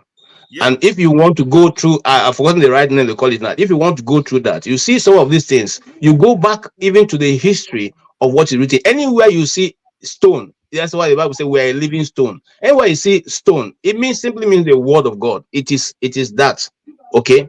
So he has a plenty different interpretation, but I don't want to go into that now. Like I said, don't want to disagree with him. His interpretation could be right, but my own is a little bit different. And I got this when I visited Nigeria some years back. You understand? Whereby, we went to Ibadan. Out of every 10 houses, there were 6 or 7 churches on each street, and then me and my cousin was telling me about how he tried to get married at the ministry, and the woman who was supposed to sign their certificate had all this sign. He said, "I'm born again. Christ is this, Christ is that" in our room. And when it's time to pay for the official amount of the marriage license, she said, "No, Oga, you got to add 50,000." And he goes, "Why? That's the way we do it here." And I'm sure that woman will go to church that Sunday. We want to ask you a question, please. Before you ask questions, I got to finish. My presentation is really interesting. You're all going to enjoy it. I swear to God. So I swear to God. So that's where I got that interpretation of turning stone to bread. So what that woman did was to turn a stone, because she has the power, to bread. You see, that stone of collecting the official amount and collecting the inflated amount is the stone. And every policeman does it on the road. Every judge that did that last election did it. Every Nigerian at the airport does it. Everybody is doing it. Every day, we are turning our stone to bread. That is type of the Christianity we have imbibed. And that is how Christianity has contributed to the destruction of that country with the help of the politicians, because they have changed the gospel of salvation to the gospel of prosperity. They have turned it to the need of the man, not the soul of the man. There are two big differences in there, but this is not a church sermon, so we have to move on. Now, that is what KJ took out of my sermon of the stone. That's a powerful sermon for every Christian. You have the capacity because you are a child of God. You can turn stone to bread, but should you? That's the question Christ is asking them. Should you? Just because you have the power to do something doesn't mean you should do it. That's the difference. That's what separates a Christian from others, because that's why they say you don't do things the way of the world. It's the way of the world that turn their stone to bread, because it's all about profit, gain, now, and need. But a Christian mind is about sacrifice, serving, helping others. But a lot of these churches, particularly the Pentecostal churches, they have made a mammoth god for us Nigerians. You got to read that article by Pius Adesomi, the Nigerian god. I don't know if I can ever find it. The Nigerian god. So we have created a separate god, not the real God. But God is not a fool. We cannot mock God. And I believe, I might be wrong, I hope I'm wrong, that it's because Nigerians have mocked God for the past 40 or 30 years. That is what is responsible for their suffering now. Because God cannot be mocked. You continue to mock God, you continue to call his name in vain, you continue to do the wrong things that is counterant to the glory of God. So that's saying that. Now let's go to the dramatic section about this God issue. Now, there was a poet, Jackie Hill. She did a poem called Jigaboo about Christian. And he goes, what has happened to us, church? You know, what has happened to us, church? How the church in itself has died. You understand? He said, what has happened to we human beings is that we are still enslaved to sin, that the church is still enslaved to sin, that what you see them do in church every Sunday is tap dancing and shouting and singing to human praises. He said, instead of the people in the church to get excited about the glory of God, you see, they are rather entertained like human iPods, touched by everything that make love to their five senses. So they feel good in the church, some singing, speaking, you know, like their pastor is speaking like he's having a heart attack. He said it doesn't mean that that person is anointed. It doesn't mean they are, just because they are, it just means that they are emotionally inclined to base reality on how they feel instead of the truth. And this poet really got it right. And he cited an example and said, when you go to a grocery store, you pick a piece of fruit, you examine it to see if it's rotten, you smell it, you turn it around in your hand, you press it with your finger against the skin to see if it's ripe. Even though you are called to do the same, every person that stands behind a mic and tend to speak on behalf of God, we don't examine them just because of our need to be entertained. Instead, what do? Of our flesh to be entertained, we just go along. Oh, this pastor speaks strong. You know, he's making perfect sense, even though he has sprinkled the truth with some falsehood. And back in the days when you do that, they call it heresy. Do you know what they do to an heretic person? They will flay you alive. Does anybody know what flaying means? It means they will peel your skin out of your body while you're still alive. You watch them peel. That's how painful punishment back in the historic days, what they do to people who twist the word of God. But we are in so much, I'm not advising they do that, but maybe they should, to bring out the glory. He said, sometimes... Question, Alaba. Question, please. Go ahead. No question, because we have to move. I will ask you question. Don't ask question, you will interrupt me. Even Apostle Paul said that preaching should be plain and be void of clever, persuasive words, so that the listener's faith would be based would not be based on human wisdom, but in the power of God. But what today's church has done is they have mixed everything up. They have make it sweet. It's more of an entertainment. That's why there's no correction, no rebuke, no call to repentance, but a new car, a new house, more blessings, more reasons to submit to sin. That is what the church has turned into, because we're not following God's word. And some of these pastors, they are sheep, they are wolves, they are ravenous wolves in sheep's clothing. The Bible also tells you that.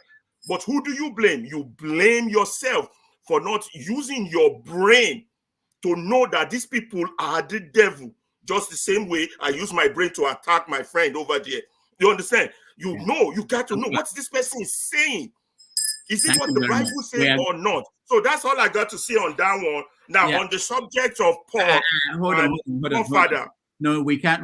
Let's, you know what? We just hang on. We don't go there. One question, yes or no? Are you from? Did you go to Ibobi? Yes, I went to Ibobi College. Oh, okay. All right. How did you know? Someone knows you, and we'll just. Somebody knows me. Yeah, I went to Ibobi College and then to last. Can I ask you the question, Doctor? Can I ask you? That's where. Yeah, let him ask the question. No, he will not. He will not. Not today. Just seconds. You are next. No. He will continue to speak. Dr. Damages, I'm going to speak for 13 minutes. Rudolph, why are you skipping me? He spoke for 13 minutes. I think it's only you're eating into my time. Please, people, you're eating into my time. Please, I respectfully ask you to hold your peace. Thank you. I'm very respectful.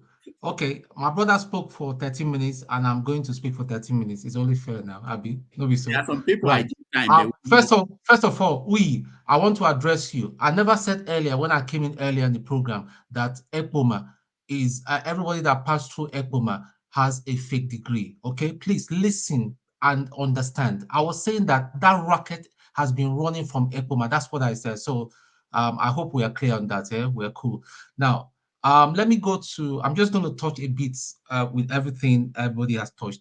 A righteous man, that your submission is wrong. No, the state cannot use state money to build churches. Let's just get this right. That is not Christianity. And I want to say as well that Christianity, Chim and perhaps KJ will understand where I'm coming from, because in the world we live today, that's why I'm very, very careful when it comes to religion and all that. I see myself as a spiritual person. Everybody now has got the tag born again. Born again, and a lot of people do all sort of things. They're not spiritual. They go to church, everybody has become a church goer in Nigeria. Just going to church, either you're going to Anglican church or Catholic or Pentecostal. The Pentecostals, I must say, are one of the most irresponsible because they are not controlled. The country does not have a rule and a law. They are not controlled. The GO is the CEO. The wife is the assistant CEO. Is the children. It follows like that. They can hire and fire. Nobody asks them. The state does not interfere and all that. They do whatever they like with their money. Now, if you are going there and you cannot read your Bible and allow the Spirit of God to speak to you, the same way that man hears, even the same Bible says that when somebody speaks to you, when a man of God speaks to you, he should speak to you first. You should confirm. It should be a confirmation of what you have received from your time with God. People do not even spend time with God. They want to go to prophets, which I don't see anything wrong with that. But how many true men of God do we have in Nigeria right now, or vis-a-vis Africa? Very, very few. There are a lot of men of God that are still grounded. They are still doing great things. When they speak, you know that God moves his hand.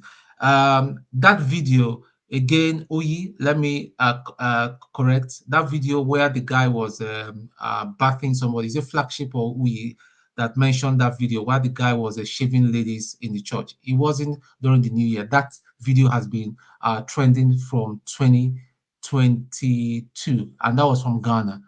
And Christianity has been bastardized in Africa. Even if you go to Zimbabwe, everybody is a major prophet. That is Africa. That is a bane of Christianity. So I'm not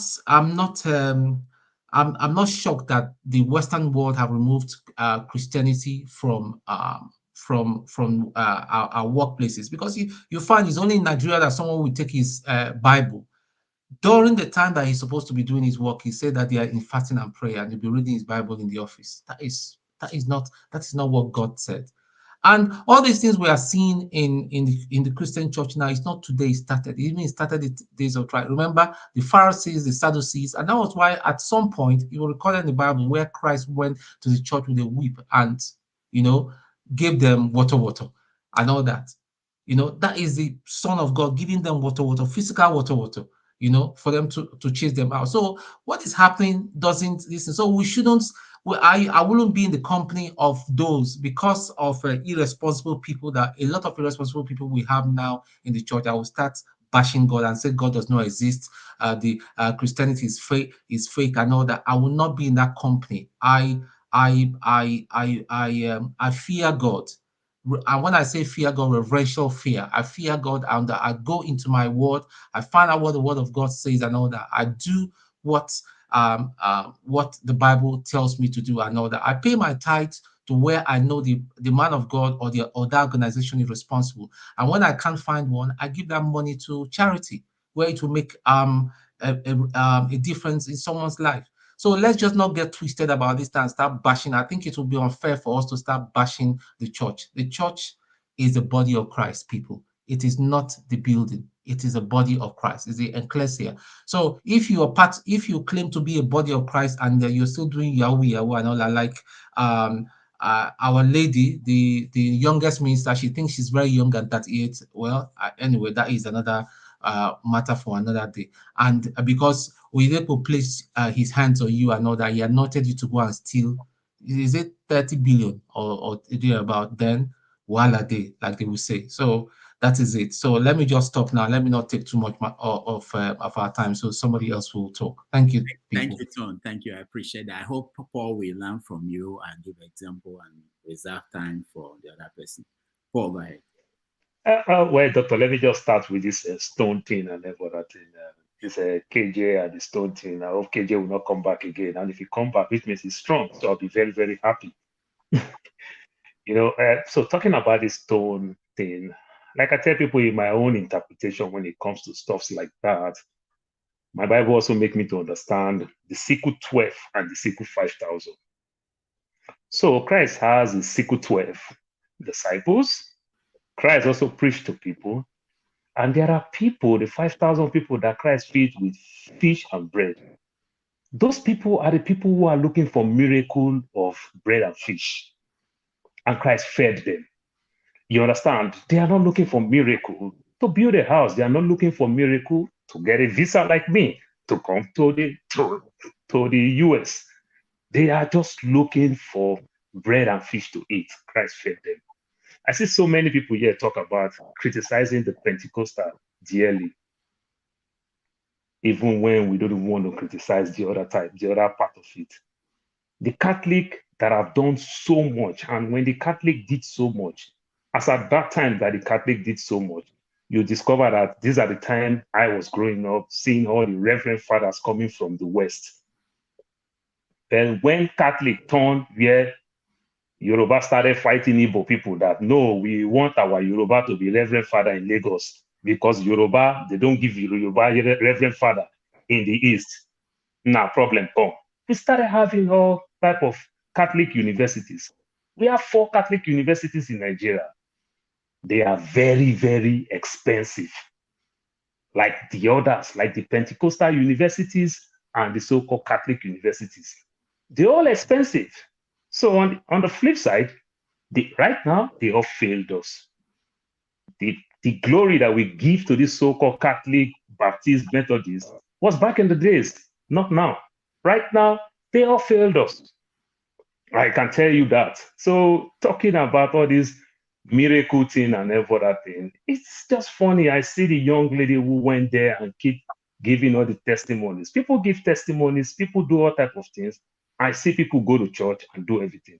But doctor, one of the things that you must understand why people go to church and the way they go to church in Nigeria. Growing up as a young boy, I have aunties and uncles who will make me go polish their shoes, do everything for that weekend club that they will go. Somewhere along the line, they started criticizing people who go to club. If you go to club, you look like a criminal and never that. The club life started dying in Lagos. As the club life is dying, church started coming. I have these nice clothes and everything. There is nowhere to go. You just go to church. Church has become a new club because people don't have anywhere to go. So people go to church. Some of them want to make themselves known. Then they just put some words together and come out and say they are giving testimony, how they pray, how they sow seed, how they got promoted in their place of work, how they get visa, how they drag their land, how they put something on their land, how they pray. You just hear all these stories, things that you can't really put things together. Then my good brother, righteous man, talk about really building churches and everything. And even in Lagos State did not even build churches, build mosques. Yes, the mosques that you see was IBP that built it, the one that Tinubu went to go and pray. So that was when the capital was in Lagos and everything. So these things don't make sense. We see church support some of all these things. And when church supports some of these things, if they go too far, we criticize it. What is wrong is wrong. When they built the national mosques in Abuja, somebody like Rochas Okorocha, that is how Rochas Okorocha stand up. He fight through the Red Cross, everything. They put money together. They also build the church. How does that help us? How does that help you, the individual, in your Christian faith? How does that help your faith as an individual person, as a corporate entity? How does that benefit? After they build the national hospital, the national church in Abuja, have you seen the fight going on in the national church? Let you, a redeem, say you want to do one big program and you want to ask to use that church. Go and see the requirements. Go and see the challenge. over how churches are fighting churches to make use of that same place. It becomes another problem. Some church just say, I don't want to go there because they don't want to criticize themselves. These things don't mean anything. Let us stop all these things that we are doing. We that live in the West, we are seeing some of the things, how this religion are going and every other thing. Because government has failed us so much here in the US. Like, let me use US.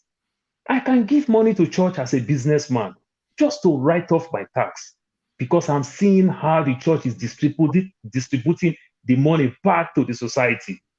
You understand? My church feed homeless people morning and afternoon, and where they feed homeless people, they don't preach to them.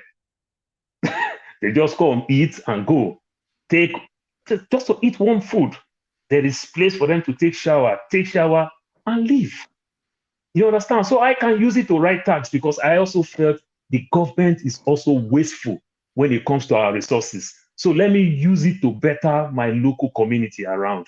This is why churches give. So when you see churches do a lot, yeah, in the US, churches do a lot, not because of your offering and my tithe.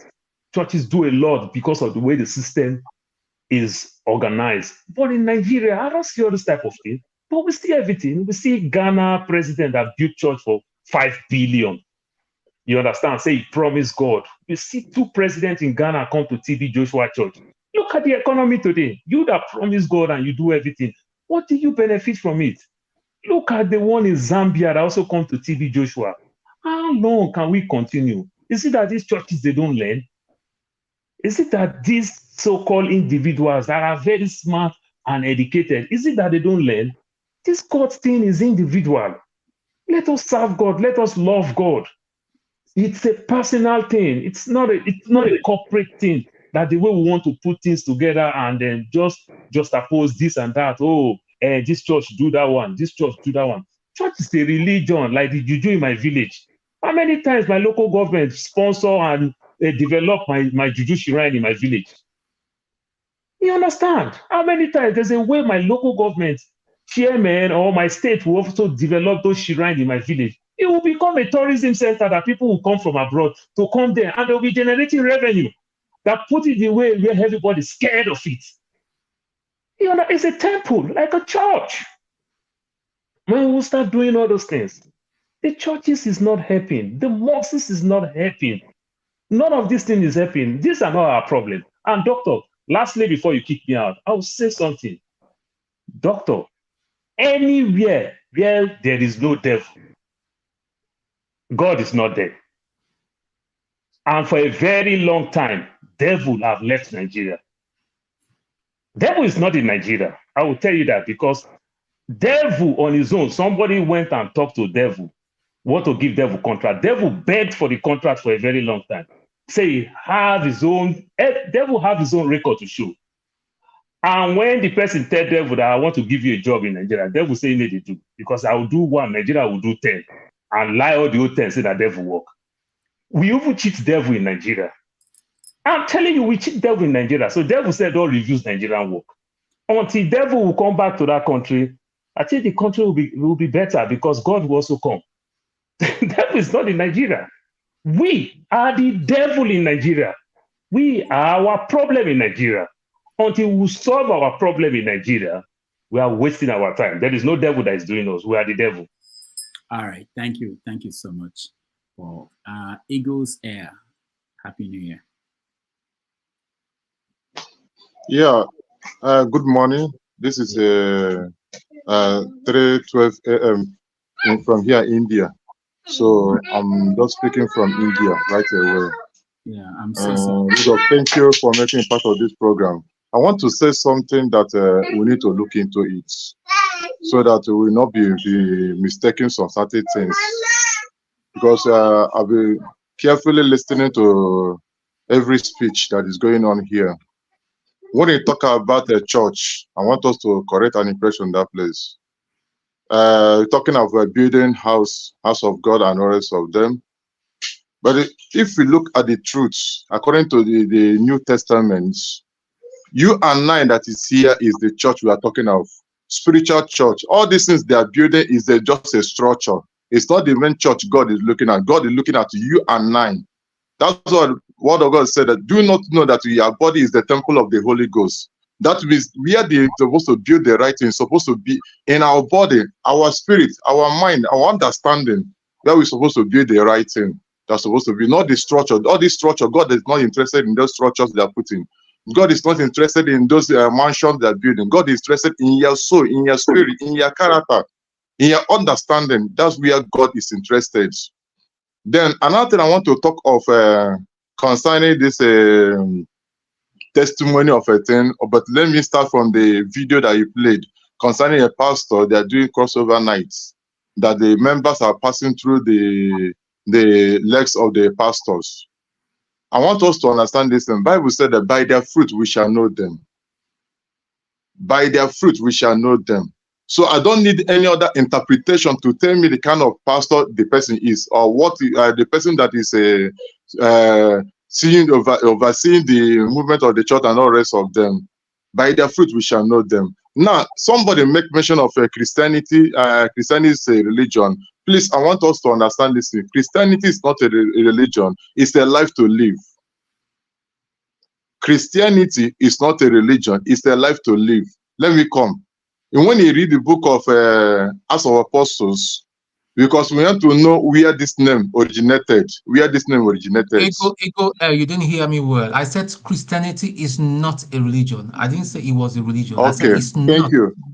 Okay, thank you for your correction. So, because when you talk about this Christianity, where this name originated from?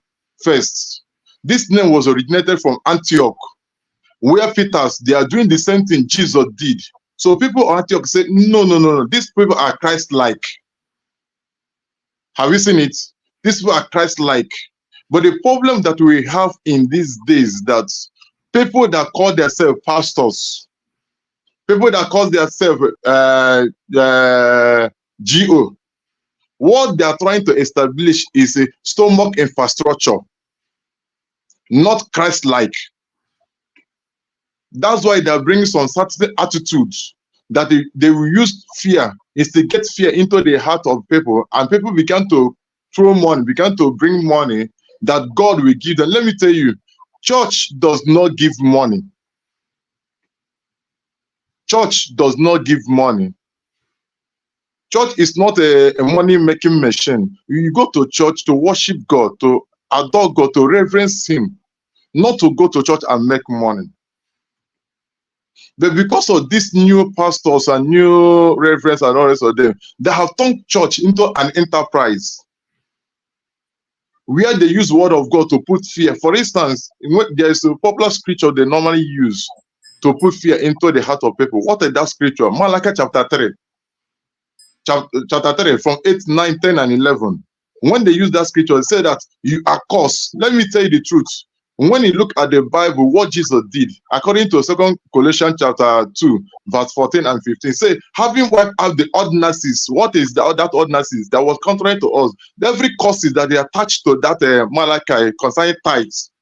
But because of people are blind into the word of God, people are blind to understand what scripture is saying. They use all these things to put fear in them. The people began to bring money, like first fruits. They are talking about first fruits. I'm saying the right things. They are talking about first fruits. Let me tell you, if you look at the weird Paul write to Galatians and all the rest of them, you know, all these things that happened that made Paul to shout, "Oh, foolish Galatians, who bewitched you?" This Apostle Paul saying it, "Oh, foolish Galatians, who bewitched you?"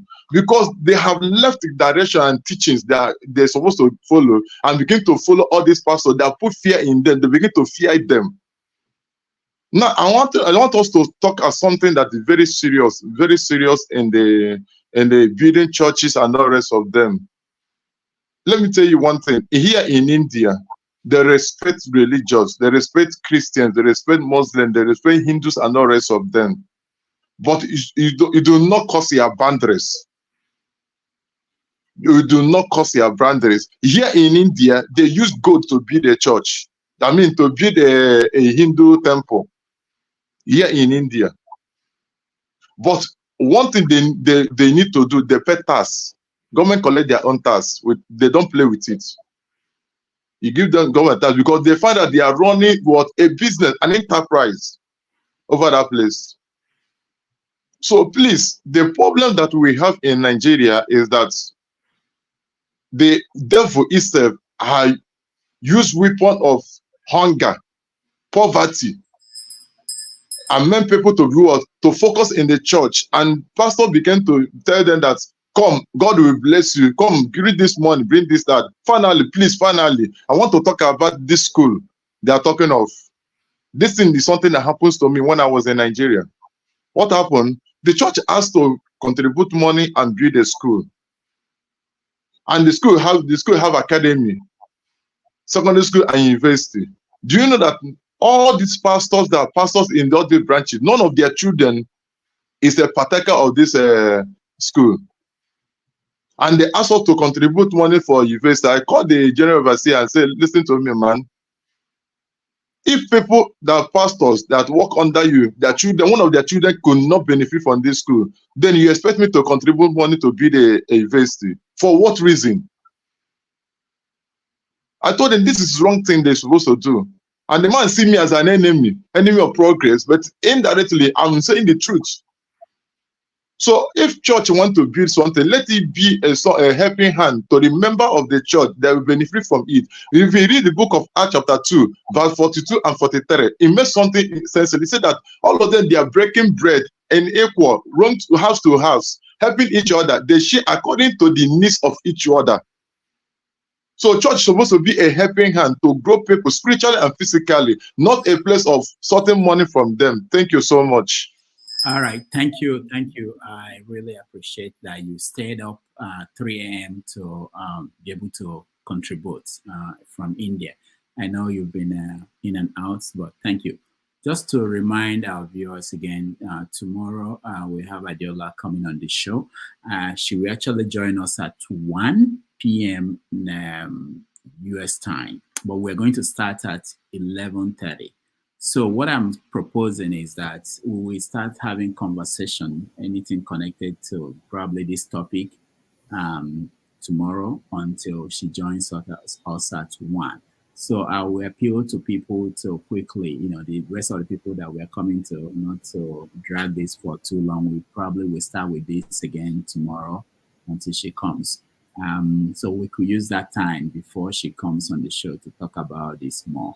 There are a few other things that we really need to touch on: fake certificates and the reaction of the Nigerian government, and the situation in Ogun State where the bandits is actually something that is ongoing, and people are bashing us that we're talking about church when security issues are happening in some other places. But the point is that there will always be security issues, and even when we talk about that, people will say you're talking too much on this topic. So it's really not a major issue. But I think we need to hurry up with this topic and maybe get to other important things. And I know that Jim is here to talk, Forefathers is here to talk. So I'm just appealing to those who are here to speak. Maybe they can summarize it. We can continue from this conversation tomorrow. Please, quickly, when you say U.S. time, is it Eastern, Pacific? Eastern, yeah. Always New York, I think from New York perspective. Thank you. All right, yeah. Let me address what Tone said. Tone, at no point did I say you accused Ekpoma of anything. All I was trying to say to you was that we should be careful how we generalize, whether you like it or not. For as long as I've lived, the name Ekpoma has always been associated with something that is negative. So what I was just saying was that it happens in every university. When I went to Ekpoma, the architecture department, the law department, was one of the best in the country. Engineering was solid. We had more than 12 professors. Professor Madumeze that died, I can mention their names. Professor Bolaho was there when he did his research on snail. There's a Guinness Book of Records. So I just want to say, what I was just trying to say to you was that it happens everywhere. But we thank God that we have people within those institutions, whether it's Unilag or Uniben or anything, that excel to make us proud, right? That's what I was just trying to say. So I wasn't trying to say you said something bad or anything. I was just trying to... No, we're saying the same thing anyway. But yeah, it all happens. Why I mentioned that is in reference to one or two people that I know personally have done that before. So that's cool. Yeah. All right. Thank you, Okay, no problem. That's good. No. No. Go ahead. Just make it quick. I agree with what. Dr. Rudolph. Rudolph, can I address the No, issue? Alaba, no address and no. I agree with what Eagles has said about the church and what Righteous Man also said. I think end of the day, it's about us. It's not about the physical edifice called a church. It's we the people. It's the individual that is a church of God. People might misappropriate money and use it wrongly for different kind of reasons, but end of the day, it's about us. On that last day when we all stand before God, they're not going to ask who built the best church in Akwa Ibom or in Benin. It's going to be about me trying to tell God that I'm good enough to enter into his kingdom and maybe get one of the nice rooms in the mansion. So that's where I am when it comes to that. And when it comes to Christianity and all these Islam and stuff, personally, I like to stay far from it because the most dangerous thing about religion is the messenger. The messengers are the most dangerous. They're the ones that take the word, whether it's Islam or Christianity, and they sell a message. The fear that we have, that me and you should have, is the person hearing the message. What are they hearing? Are they hearing the true word of God, or are they hearing a different word? When somebody says Islam says kill people, is that what Islam says? I bet you that's what it says. But there are people who take it literally and believe that's what it is. If you take Christianity, there are areas in Christianity too that completely wrong, but people take that perspective and they sell it. So that's just for me. The danger in religion is the messenger. And then the fear for all of us is the person hearing the message. What are they hearing?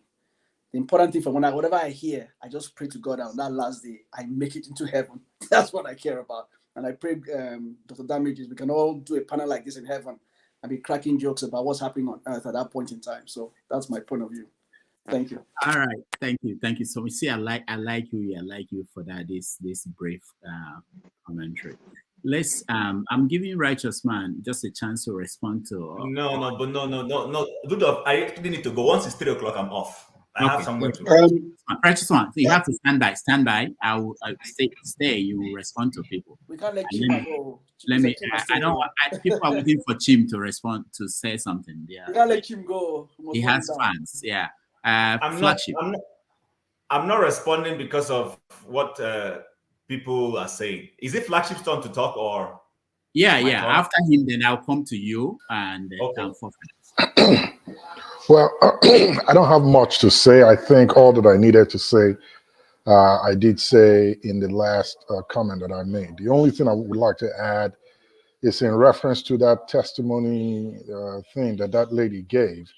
I think there was one of this nature. Was it 2017, 18? The lady called Nkechi that talked about Google, Microsoft, and all that good stuff, how she made that comment until people found out the truth about what she said, that it really wasn't as she said it on that stage.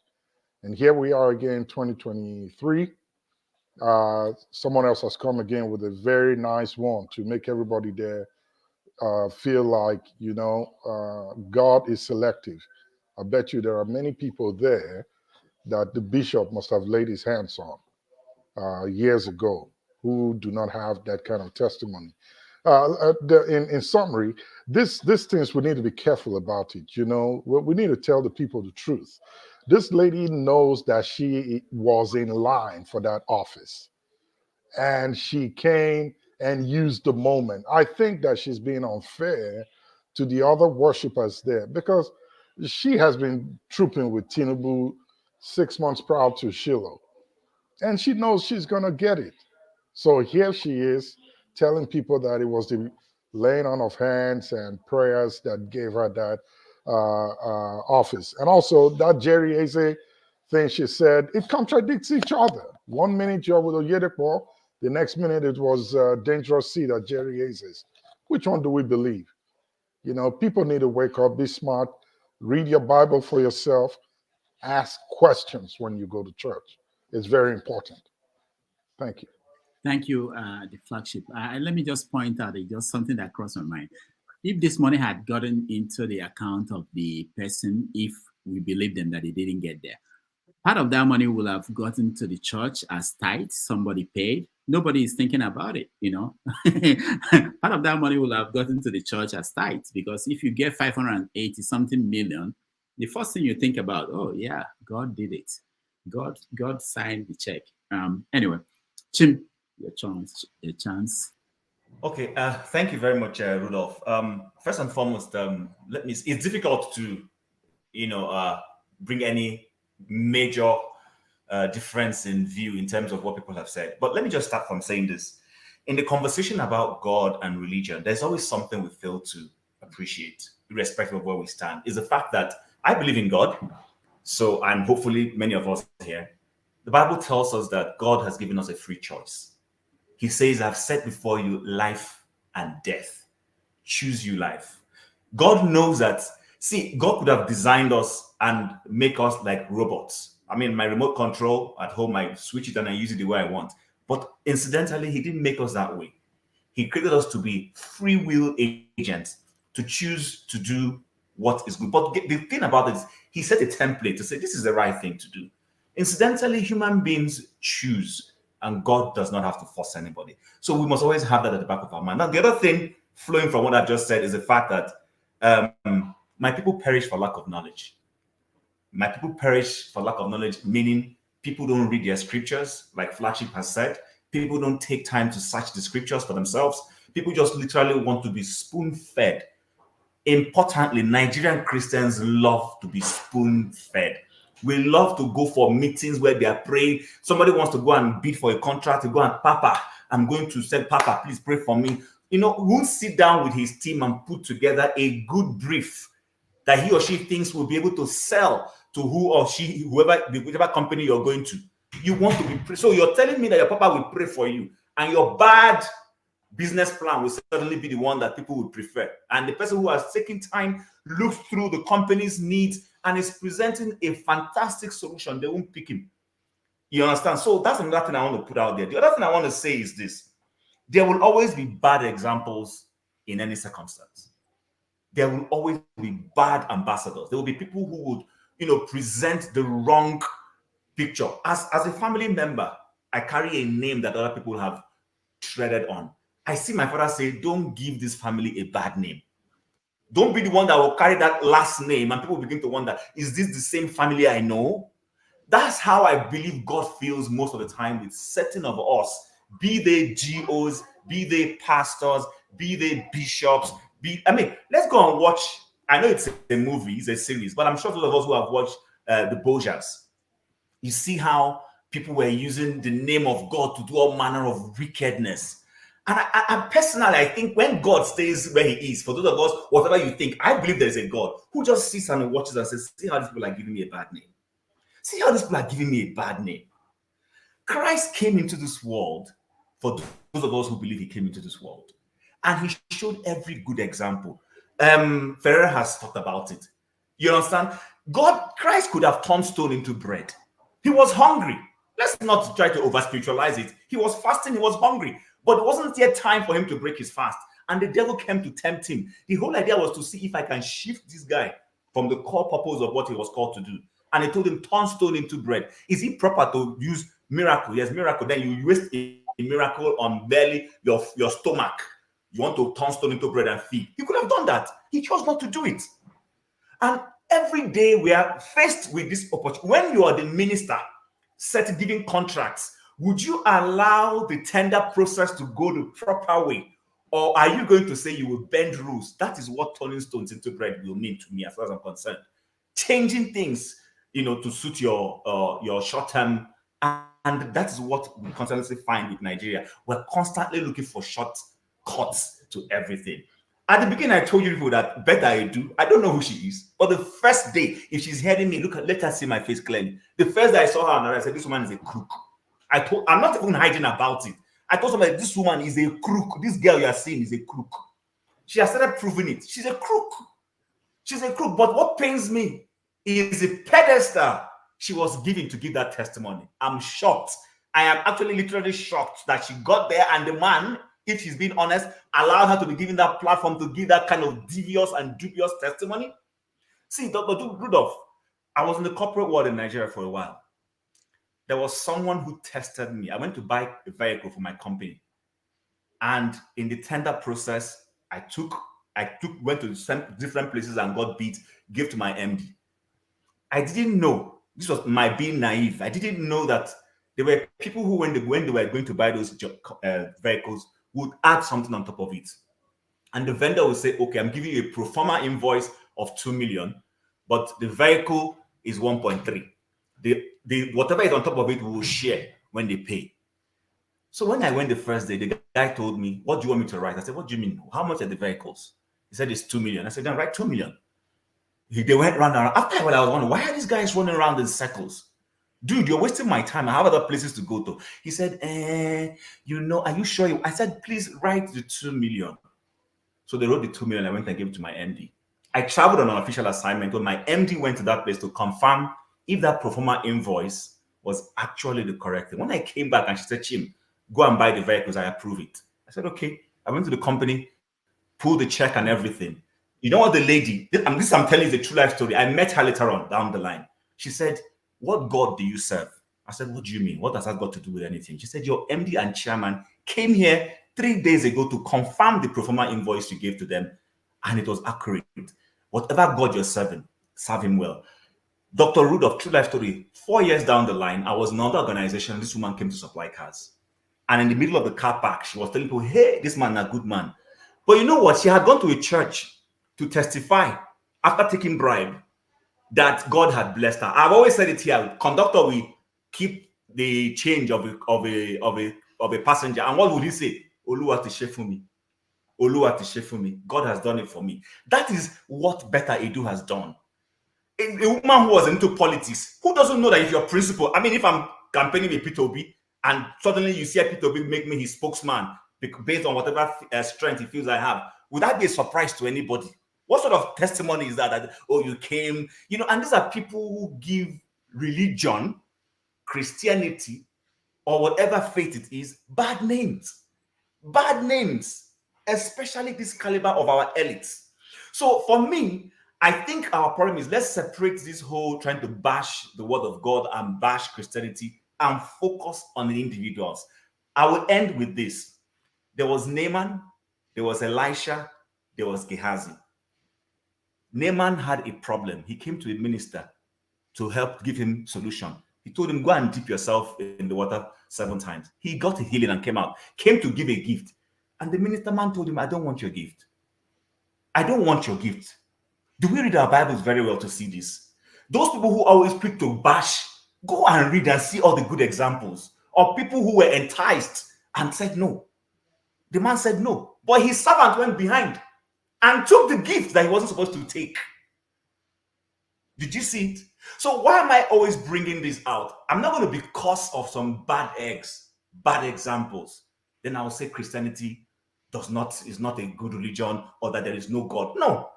At the end of the day, like who you said, when you appear before the main judge, he will be the one to say, you have given me a bad name on left side. You who gave me a good name on this side. For those of us who believe it, I believe it strongly. There will always be a day of recompense. What pains me is that people don't read their Bible. People don't take their time to go and search. There's nothing new.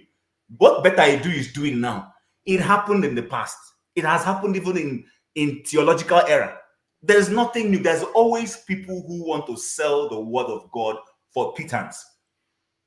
There are people like that. There was a prophet in the New Testament who was trying to buy miracles. And Paul, or was it that told him, may you perish with your money? And he was blinded. These things have happened. So I think we need to always put this into context when we're looking at the scriptures or looking at the word of God versus what is happening now. And then to righteous man, Israel of the days of David was a theocracy. When there is a theocracy, it's purely religious based. We live in a modern era where it is no longer the society and religion are being separated. People are allowed to pursue their faith. Go and pursue whatever faith. You don't mix it. I do not believe, or do I agree, that the state should be funding religion. The state shouldn't send anybody to Israel. The state shouldn't send anybody to Mecca. The state should hands off. If I can afford to go to Israel on missionary work, let me fund it. If the guy Jato in the north can be able to afford it, let him do the same thing. But where the government starts putting their hands into this is wrong. And then lastly, I think what the Akwa Ibom state government did, because the initial time I saw it, I thought that was an event center. I'll be honest with you. I didn't even know it was anything really. I thought it was an event, and I was celebrating. I was saying, wow, if these guys continue the way they are going in terms of building beautiful infrastructure, this will help the landscape in Akwa Ibom and Uyo in general. That all they needed was to start looking at building good industries, not mushroom industries, to support their infrastructure development also. But a few days later the line, I began to see that, okay, this thing was not exactly an event center, but a religious institution. So I think perhaps the mistake the Akwa Ibom state government made was to, quote and unquote, designate that thing and a kind of economical center and not an event center open for everybody. That's where they got it wrong. In terms of structure, building that kind of thing, it's a beautiful edifice. Honestly, I want to see more states do those kinds of things. Those are things that will open up our different states. But if it is a religious center, okay, then at this point, I disagree with them. So I think personally, I think the individuals that are giving faith a bad name, those who are in those faiths should start standing up and start saying, you're giving us a bad name, and start pointing them out. Amos in the scripture took the leadership of Israel at that time. There is a scripture where he talked about people selling the poor for a shoelace. You understand? Which is what is not different from what's happening in Nigeria right now. Both our religious elites, political elites are taking advantage of people. People are hungry. When there is hunger in the land, people will do all manner of things to survive. You don't want to live in an environment where people are looking for food to eat. In fact, let me tell you, people will do anything. People will give their children as prostitutes to go and make money for them. And I'm afraid that Nigeria has gotten to that level and sinking further down the drain when it comes to, the way hunger and bad economic decisions are making our people do all manner of things. But please, I think Bishop Oyedepo, I was avoiding calling his name, but let me call his name. Bishop Oyedepo should not be allowing people to use his platform for that kind of thing. That woman is not a good example. And I'm even surprised for a man who is literally against APC, giving an APC woman leader a platform to come and be talking about the same APC he's been speaking against. I'm really, really disappointed. I'm pained to see that, because these are the things that gives the kingdom of God a bad name. And that's actually what I was looking to say. I have nothing against building infrastructure, but if it is a religious institution, like it's being said, then at this point, I think they're wrong. All right. Thank you, Chim. Thank you. I'm still waiting, though. Thank you. You know what I'm talking about. I didn't forget, please. I didn't. Thank you so much, Chim. I just wanted to point out before forefathers, I wanted to point out that you said if it were to be, what do you call it, a center, something center that is not religious. I saw a video of Obudu Ranch. Somebody went there recently and made a video. It was so sad that the money spent there, it wasn't maintained, and people don't go there anymore. So even when they build these centers and function halls, sometimes they don't maintain it, especially these expensive things. And then to think about the amount of money spent, 32 billion. I don't think the government... Rudolph, in fairness, can we separate issues? We will continue to build infrastructure. Then we can always have the conversation on maintenance culture. Because personally, this is my view. Listen, I don't like Akpabio for anything. But you see, infrastructure is also part of what gives a society some leverage, landscape, and all those things. When we travel to Paris and all those places, we enjoy the landscape. We enjoy the beautiful ambience of those structures. There's nothing wrong in having it in Nigeria. There's nothing wrong in having that beautiful stadium in Akwa Ibom. What I'm saying is, as they build those things, build industries also to support the people, so that people who want to go and watch games will have gone to work, make money to be able to pay for the ticket. So that people who want to go to event center to watch a movie would have gone to work, make money to be able to fund their lifestyle of going to go and watch a movie. But when you're building those edifices and people are poor, then there's a problem. Then now comes the next angle you have brought into it. that maintenance culture, then also build a good maintenance culture. Would I like to have my government build infrastructure that is fantastic? Oh yes, I would. I would. Yeah. All right. No arguments there because it won't end. Forefathers, honest. Yeah, thank you. Yeah, I must say that Chim's understanding of continuity is a credit to him and maybe to people if they can listen. Regarding that pastor that had people crawling under his leg, that kind of stuff really gets to me. I don't understand our people sometimes, but I'll leave that aside.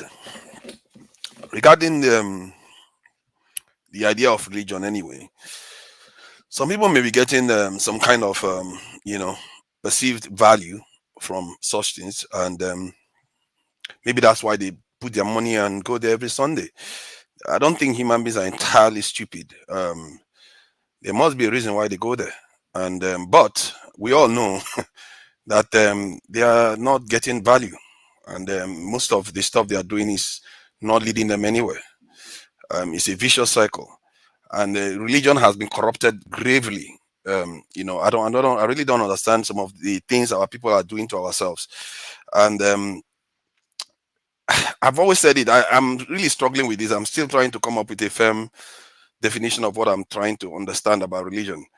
And from what I see, and I try to understand what is going on within religion, and almost entirely every single one of them have been corrupted by politics and just downright greed and power. All of them, every single one of them have been corrupted.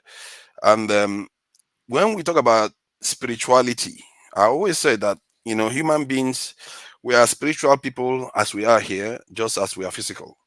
If they say where your mind is, can anybody find the mind? No, you can't find the mind. Even if you crack the head open, you just see a mush of a brain, and then where is the mind? It's gone. It's not there, because you're a spiritual being. And I think we've lost track of what religion truly means, and we have to start reuniting it with what we are. And because all religion talks about how you need to understand the creation, how you need to be, understand the greater good and be kind to other people. But ultimately, you truly have to listen to the world, what it is telling you. And most of the stuff I talk about it has nothing to do with what I read. It's what somebody once said, that if you want to know the truth of the world, just look at it, understand it for what it really is. That's your true education. And without this education that we have now, it's just a new form of it. But the true education is the people that didn't have education the first time we evolved, they looked at the world and learned. And we should never forget that. And because that is where the true spring of knowledge comes from. And that is the purpose of life. If you look at it, it's the most essential purpose of life, why we are here. When you ask why did God create the world in all religions, you tend to find similar answers. Every single one of them talks about having to know God. Even when they talk about God is the word and the word is God, it's still the same thing. They all talk about how we need to study. And you wonder why, when I look at it, and for me, it actually correlates with why the Europeans are doing better, because they study the world more. They listen more to the world. They actually listen to what the world is all about more than we do. We think we knew it, but we've corrupted it. And like what the lady did in church, saying that, just because she got a religious, that's got a job, is down to God. And, that's a corruption of what your job is supposed to be. Because she probably, used a connection to knock one person out of the position or the other. Is she the most qualified person to be there? Quite not likely. But she got there because of she used connection. She didn't just sit there and pray. And the prayer just got answered in that place. So for me, I just feel like I cannot say I understand this, but I'm still trying to truly understand the nature of things. And I really encourage people to do a bit more of that, because that is where our future lies. You have to break new ground. You can't keep going around in cycles the way we have been doing. Thank you. You have more time. Forefather, do you believe in God? There is not much to say now. What is there to say? Forefather, do you believe in God? Of course I do. I didn't create myself, did I? All right. Let's go to give a righteous man. I'm coming now. Let's give righteous man opportunity to respond to so righteous man. Yeah, I am very happy for the submissions of every panelist and even in the commentary section. I think everybody have been making reference to what I said, and I hold nothing against anybody for thinking the way the person thought in his or her heart. What I said had been misinterpreted. And sometimes when I go back to listen to this panel, after we must have closed for the day, I discovered that sometimes we respond or reply to people completely outside what that person must have said. You know, so sometimes I ask myself, maybe it's the speaker or the voice, you know, does not get to us at the time that we will understand what that person said. So in this issue of church, I said something. I say, for me, the governor or whoever that built that church, instead of him taking the money to store in a foreign bank and he used it to build a state-owned religious place, it's better for me than carrying that 32 billion and put it in a foreign bank on behalf of himself and his family. And then that country will be using that money to grow their economy. I say I prefer him that he have used it to build a religious place of worship. That's number one. Then number two, I did not say that Christianity or religion has not been corrupted, not only in Nigeria, including in the US, where some of you guys are, including Europe. Religion had been corrupted worldwide. But will you blame this governor that used the money, the state money, to build this temple? Let me refer you to the Constitution, which Dr. Damaji said we are fast to quote the Quran and the Bible, but we don't quote the Constitution. The Nigerian Constitution recognizes Islam and Christianity and abhor anything secret cult, which include your juju worship. Let me ask you a question. Does American Constitution recognize Islam and Christianity? Plainly written. The answer, if you will answer correctly, I think it should be no. There is no place in the Constitution of America written that Christianity or Islam, but it's in our Constitution. And that is why our government sponsors people to go to Jerusalem and go to Mecca. That does not mean it is right. I'm not saying it is right. But since the Constitution had given these people right to spend our money on religious trips and purposes, why have our senators, our House of Reps, not sponsored a bill for that to be removed from the Constitution? That religion should be a personal thing. A trip to any holy land should be a personal thing. They have not done that. So the Nigerian state recognizes these two religions.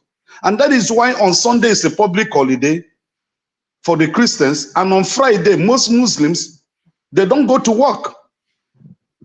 If you look at the religious calendar in Nigeria holidays, you have Christianity and you have Islam. Days of their worship and the observation of the period of holidays to celebrate whatever that is written in their holy books.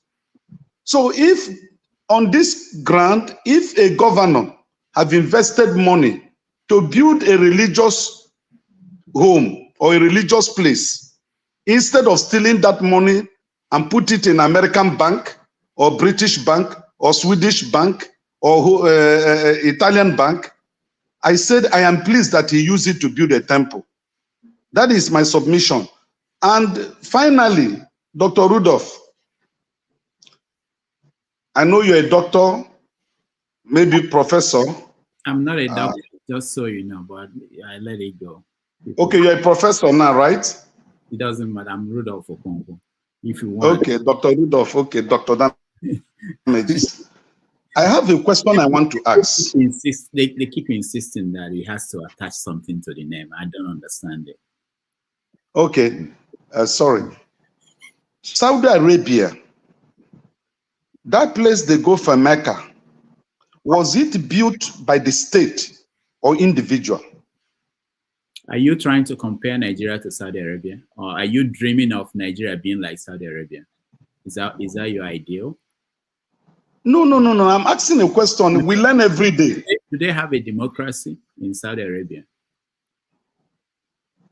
There's no basis. You can't even think of, there's no connection to Nigeria. So if you want to look at democracy, look at democracy. Do you know a place called Yamoussoukro in Ivory Coast? Mm-hmm. Is Ivory Coast a democratic nation or not? You're just like Nigeria. Why are you asking? Are you talking about what the former president built there that is abandoned? Nobody can maintain it. Is that what you're talking about? No, I have my reasons of asking these questions. My reason is because most of you are if in Akwa Ibom, Dr. Rudolph, hold on. Yeah. In Akwa Ibom, we have the best state-owned stadium. That stadium built by the Senate president of today, Akpabio, still remain the best state-owned stadium. In fact, he even beat the Abuja stadium. That's number one. We have Ebom Air, that is state-owned. Now we are having a church building or a temple or a place of worship owned by the state. All these things are state-of-the-art that can attract somebody to a place to go and, oh, let me see. It's part of infrastructure. What Rocha Sokorocha did in Imo State, he was molding images of human beings. Had it been that Rochas have used that money to build a state-of-the-art church building, I think it would have benefited the Imolites than the human statues he was molding. Where are they? All of them have collapsed. They are falling down. Nobody is coming to see them.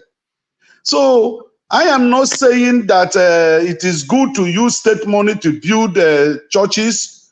I am not saying that wasting of state resources in religious things are good.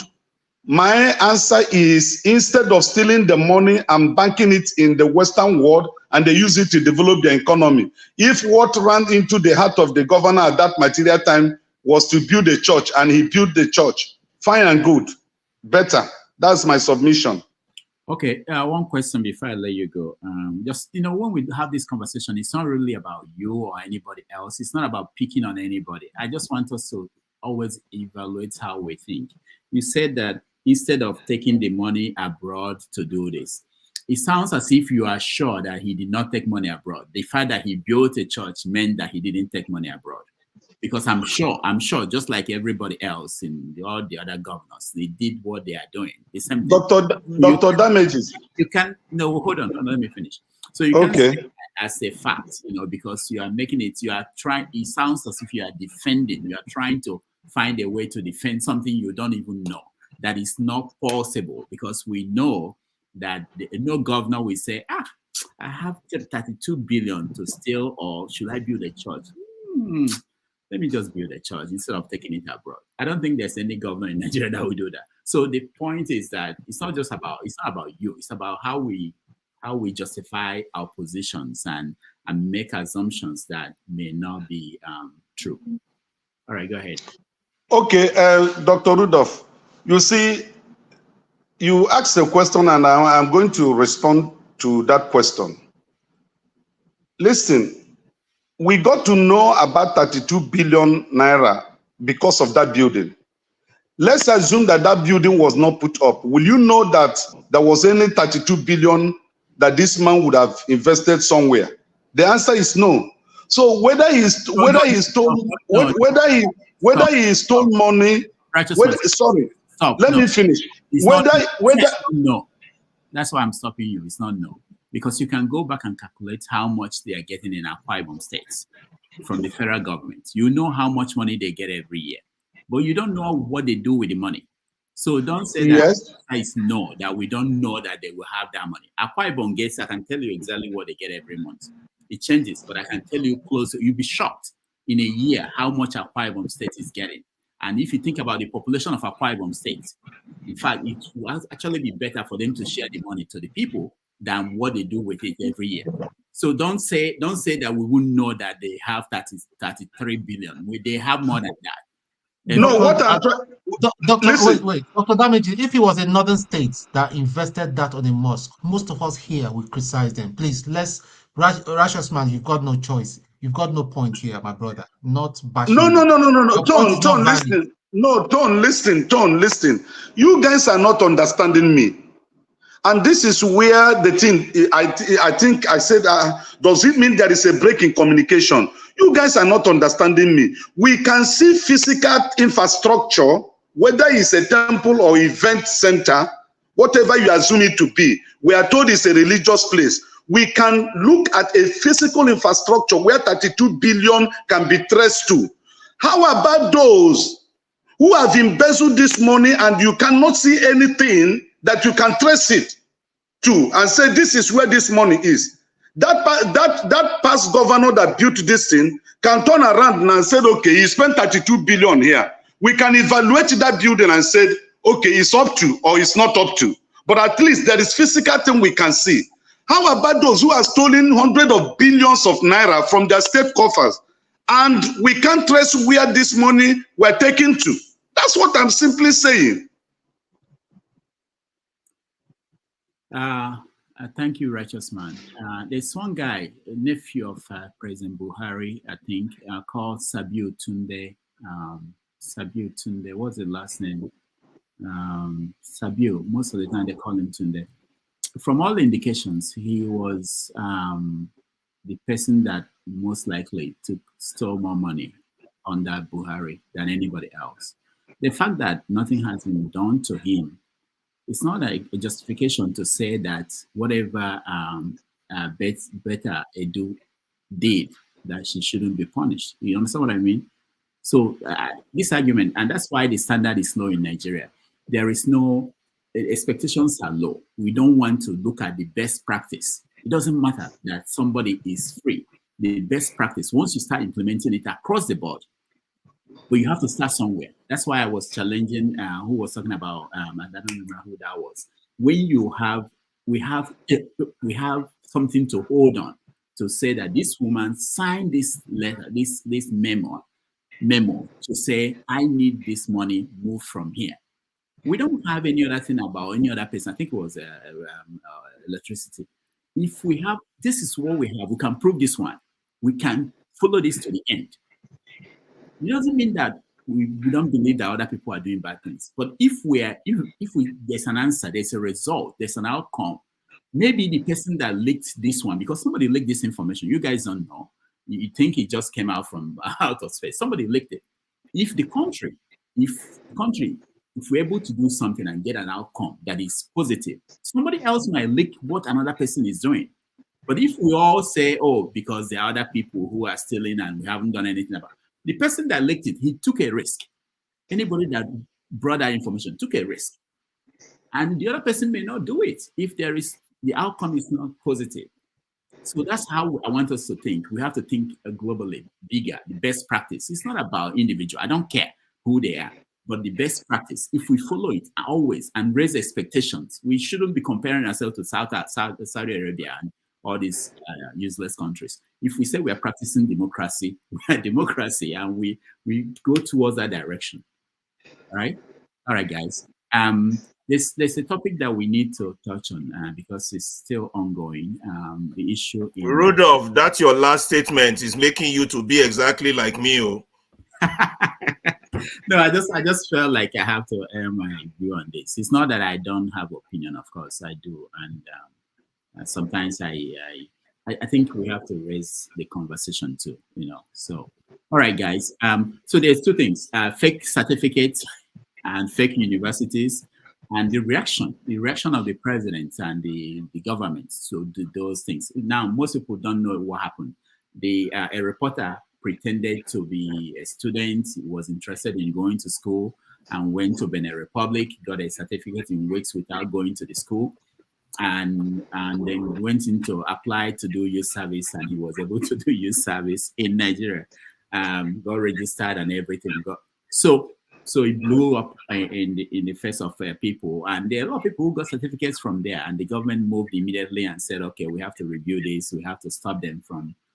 So, and when we talk about people who run your country, people started making comparisons with Bola Tinubu and his certificate issue in Chicago. And so, Okija, welcome to the show. Happy New Year.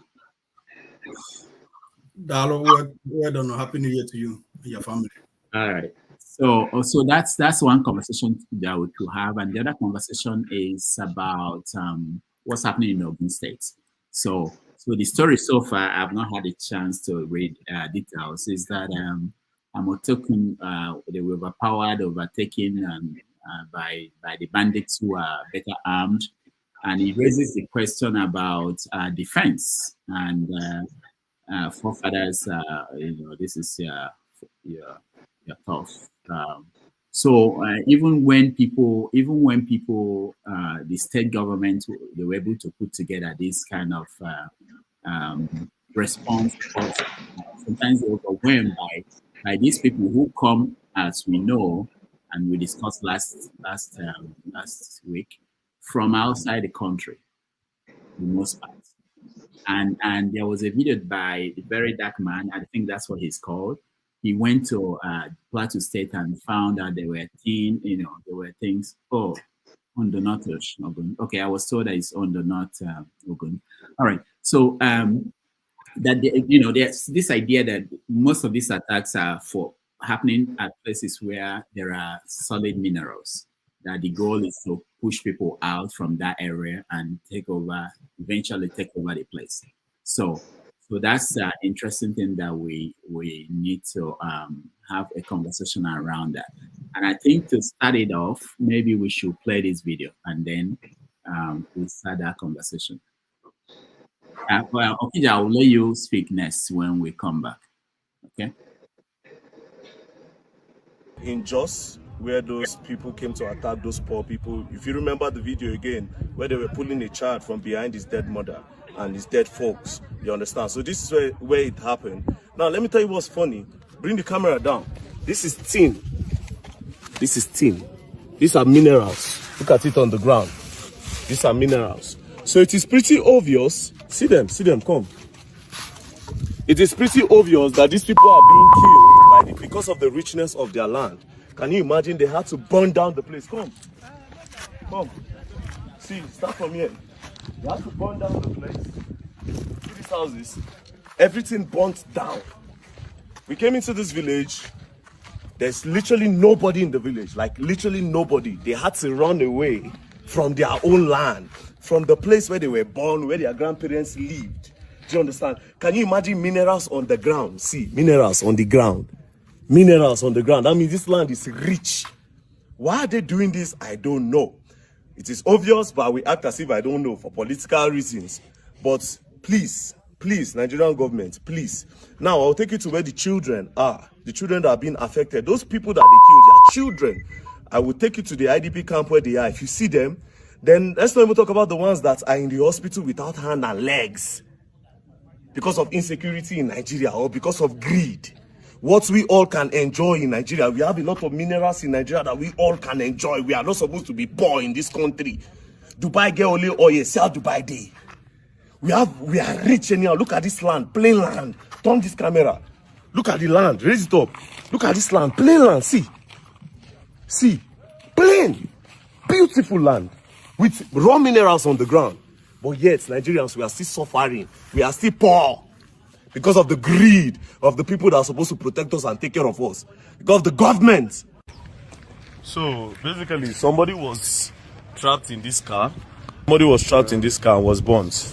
Now, these things, where that guy did? What's it with this? Which bone? Human being bone. What I'm holding now, according to this guy that was here, have you put your face? I know if you show your face, now I just show only your body. So according to this guy, say now waiting. Bones, human being bone. So this is the car. The person was, and as you can see, this is somebody. This is a human being bone. These are bones of somebody. But this is very dark, man, and I'm out here in Jos, Bokos, local government, Bokos, where the attack happened. So there was an attack on these people. Everybody that you are seeing here, they are not random people.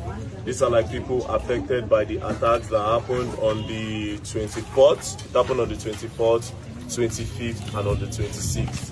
So a lot of them didn't have the opportunity to do Christmas because of these attacks. And what is funny is that I've done a little bit of investigation. I walked around. Some of them are staying here, and then some of them are staying in this town. Let me see the zinc houses. This place, and then behind. Now come back. So what's going on is, first of all, this is a very big community. How many community was affected? About 28 communities, am I right? About 28 communities were affected, where a lot of houses were burnt. These are like normal people that they go about their day, they make the Irish potatoes that you eat, they send it from here and send it all the way to Abuja, you understand, for you people to eat and you enjoy your life, do you understand? Now, with these people affected, a lot of things that you see in Nigeria cannot be. Alright, so this is another community that was burnt down. Apparently, this one is even bigger than the last one where we were. Oh, sure. Take it around. Follow me. Show the houses. See livestock are being left, abandoned by their owners. Come. See all these places. See people are. See their animals. See generator. Burnt. This place is bigger. Now, let me tell you what's funny. From the last place we were to this place, it's like we drove for like 35 minutes on a normal low driving speed. Now come. Apparently this whole thing happened in a day. They attacked different places in a day.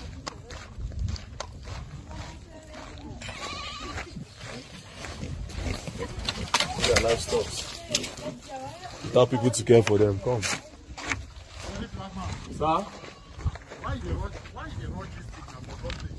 I need to rush. You don't make a head back for one side.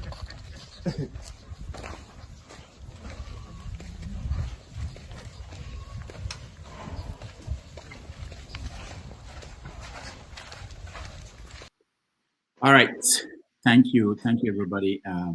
So we now know that there was an attack today in Ondo State. We don't know exactly the details so far. So I will let Okija, welcome. Thank you. Good evening. Before I get into that, it's some topic, but I want to say something to forefathers. Righteous man, you are in Nigeria always telling people in the US to come and, oh, you guys have to do something. And then you talk about, you see someone who beat a church. I don't know how I can, in good conscience, fight for you, when you support someone built a state money, built a church, and that's, you are here defending it. I think, you have to go and sort out your problem. People who are here abroad, please face your life, let them fight for themselves in Nigeria. They'll not fight for themselves. This is the kind of set, you want me to fight for you. I was gonna say like Dr. Zabudai say but to talk about money, but I don't want to say that.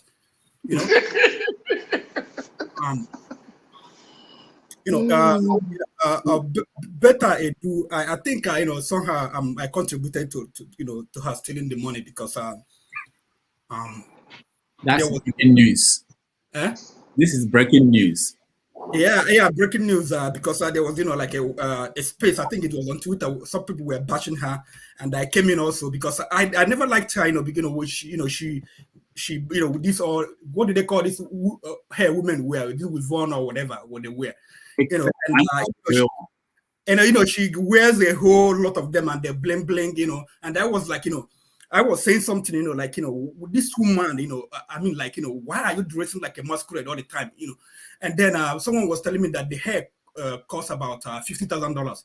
So I'm Fathers have said women should stop wearing hair. That is the reason. The hair is the reason. Yeah, No masquerade, fathers have said it. you know, like that's what I call the masquerade, you know, masquerade performance. Because Okada masquerade, some of them are like that. So anyway, so you know, so I was saying that maybe why she's using only I think the red black one all the time. I was like, why not to change it? I thought maybe she stole some money to do that's probably what happened. Anyway, but I mean, like I said before, I don't know what is going on in Ondo right now. I haven't read the news, but we know what happened in Plateau, happening Plateau, Kaduna, Benin. It's been happening. I don't know how. I like last time I was here, I said something and people thought I was just joking. I wasn't joking, and I'm not joking. Fulani must go. There is no way to way about it. We must find a way to chase the Fulanis out of Nigeria. I mean it with every strength I have. Fulani, they must go. You see a people, they don't have land. They are controlling Kaduna. Where are they from? How did they become owners of land in Kaduna? Now they're controlling Kaduna state. They are majority in Kaduna or whatever. They rule Kaduna. They decide what happened in Kaduna. They all over, we start, we are just, playing, we are dreaming.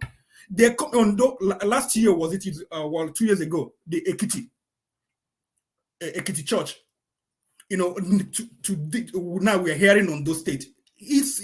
They are coming. We have to be prepared to fight to defend our land. I mean, I've said it before, Igbos and Yoruba, I'm not, sorry, I don't want to say just Igbos. This old Southeast and the Southwest and the Middle and the Midwest, we need to team together to defend the South. To defend the South, we have to form our own army. We have to do everything possible. Anything we can raise, any guys we can raise, any people we can train, them. We have to defend our land because they are coming. It will not be enough for them. And then look at during Buhari's regime. Nothing was done to put these guys in order. They killing people kill people, so much people in Benue State, and nothing was done. Nobody was arrested. No one person arrested. No one person was arrested. And then you think that this is going to stop. No, it's not going to stop. We have to rise up. Those in the military. I don't know. Tony, you were in the military. What's your Maxi? He was in the military. You guys know. So can I just correct an impression? I think it's unfair to just say all Fulanis must go. They are wonderful Fulani people. Sorry. I've had classmates. They are wonderful people. People of integrity. They are Fulanis. You can form WhatsApp group and stay in touch with them, but they almost go. They almost go. We don't have any same kind of thinking with these people. What they want to do is, pillage, kill people, occupy. We need to chase them out of Nigeria, just like other people are chasing them out of Ghana. They don't do this kind of nonsense in Ghana. They don't do that. That's what they started in CAR. We need to chase them out of Nigeria. How many people will die, before we do something? How many people will die? They've been doing this, even when I was a child.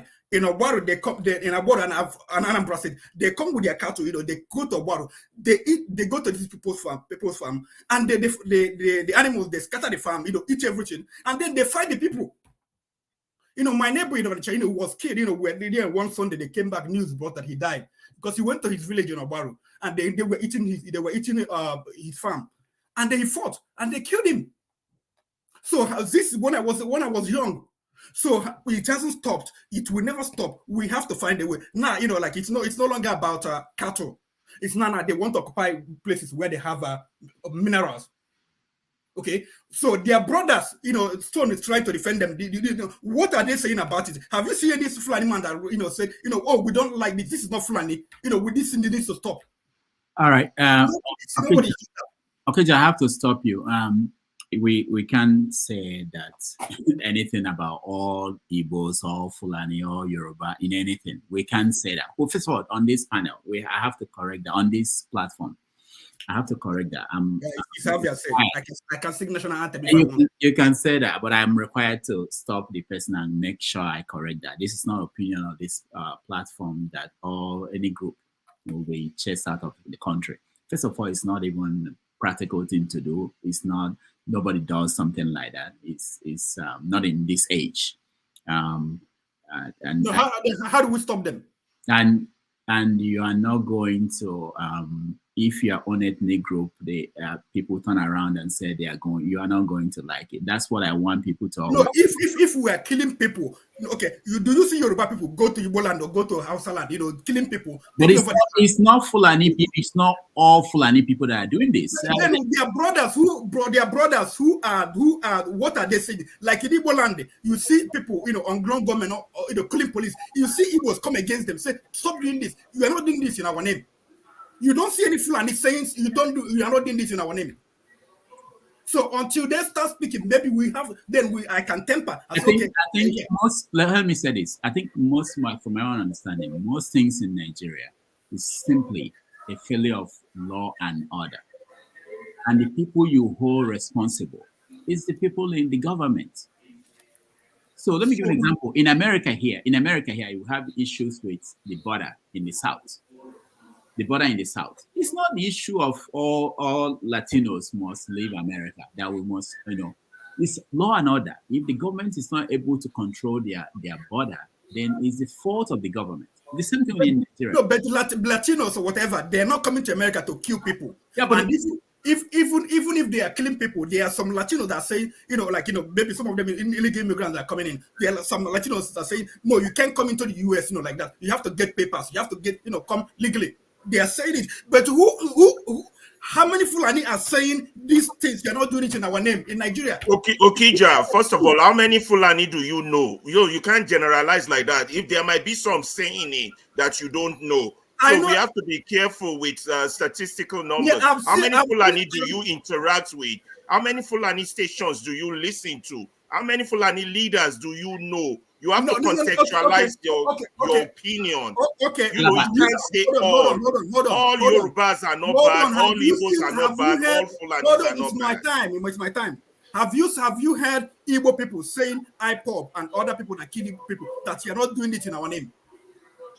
Have you heard them? There are places where people speak. Twitter is there, or X, whatever. Things like here. News, Arise News, all the news media in Nigeria. When have you seen any one of them say something? I haven't heard. Look, you can't generalize. There's no opinion on earth that has a generalized purpose. You're saying, have I seen Igbo people say this? I have not seen all Igbo people also say release Nnamdi Kanu. You understand? So you can't just. You can't just anyway, that's my opinion. That's my opinion. Yeah. You have to keep your opinion to a generally accepted standard. No, I don't need standard when it comes to matter of life and death. I don't need standard. Yeah, we can't spread hate. It's not about hate. Illogical opinions. It's not about hate. It's about we don't want you stay on your own. Let me say this. Let me say this one last thing before anything. So Peter, this is a platform that we have, and we can see the participation here. But there are places like they call Arewa Facebook, Arewa WhatsApp. There are so many platforms. Maybe most of the opinion that we are not hearing here are opinion that are expressed there. The point I'm making is that there is no basis to say that nobody is speaking. I hate that whenever I hear nobody's talking, nobody's doing this, because we don't know everybody. We don't hear from everybody. I ask here, nobody, have you heard, Dr. Damages, have we heard, have you seen, have you heard? I don't read the Hausa newspapers. Maybe they speak. You have to read Hausa newspaper? Did you read Igbo newspaper to see Igbo people, say Igbos don't have a newspaper, just so you know. There is no single Igbo newspaper. There is a single, the Anambra newspaper. No, they don't publish it anymore. They publish. Go and check. Anambra newspaper, they publish. Even the official English paper in Anambra closed. I'm telling you. When did it close? Last year, I just came back from Nigeria. It's not. Anyway, this is my opinion. There are places in Nigeria where people come to speak. Okay, what's his name? Or you can put that video online. People will listen to that video. Or you can go to Arise, go to channels, go to so many AIT, go to so many other media, NTA, go to NTA and say something. These killings, can I hold? Sorry, Okija, hold on. Let me ask you this. These people doing the killings, did they ever say that we are doing this in the name of Fulani people? You are the one making the assumption. Okay, do they have to say they are doing it in the name of Hold on. Because I know that during the before the war, the coup of 1966, Igbo people had issues with people who were calling that coup Igbo coup. Igbo people had issues with that, and I have issues with that. But people will continue to do that. Why will you then turn around and say that what some men, you don't even know whether they are being sponsored by businesses that are interested in taking those land to become to build a mining factory. You don't know, but you are now saying ascribing their goal. Okay, all right. Let me answer you. Yeah. The coup in the 60s. How many times did it happen? Did it happen like, you know, were they conducting coup like, you know, every day killing people? No, it happened once. Okay, but this killing of people, before they discover minerals, they've been killing people all over Nigeria. Like I told you when I was a child, when I was still a kid in primary school, they killed my neighbor in Onitsha. It's been happening for how many years? How many times, you know, like Igbo Q? Okay, let's say there was Igbo Q. How many times did it happen? They keep killing from one state to another, one state to another. You know, I don't know. You know, listen, Okija, an extremist position, you make your own position worse when you take an extremist position.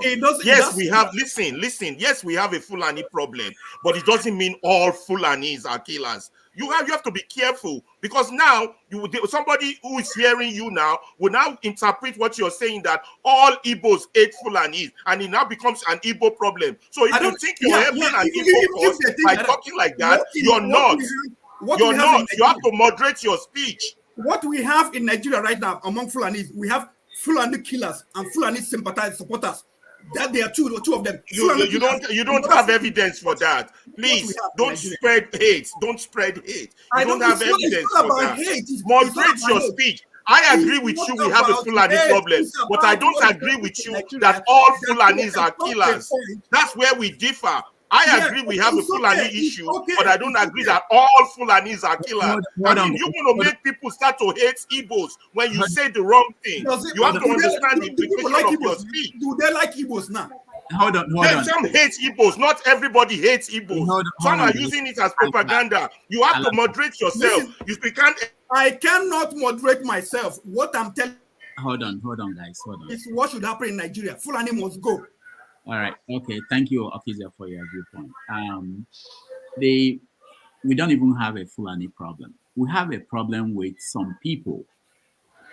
Some of them are Fulani. Maybe if you go there and check, some of them are not. I'm hearing that the attack on the church in Ondo wasn't even done by Fulanis. So we have to be careful what we say. It's easy to assume. People send me videos and say, "Oh, somebody is producing fake medicine. Oh, it must be Igbo people." You don't want that. So I don't want the same thing for other people. I don't want someone to come and label everybody from one ethnic group or one state.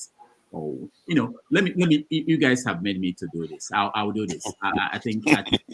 Hold on, guys. I'll hear you out. I want everybody to air their view, but I want to make sure that we learn something. Also, we agree that there are some things that are not right. So let me play this. This is Chinua Achebe. As we enter 2024, I welcome you with these two messages from Chinua Achebe. The first one goes into the heart of what is wrong with how we see others, and that is about stereotyping. On that, Chinua Achebe writes, "Stereotypes are not necessarily malicious. They may be well-meaning and even friendly, but in every case, they show a carelessness or laziness or indifference of attitude that implies that the object of your characterization is not worth the trouble of individual assessment." One more.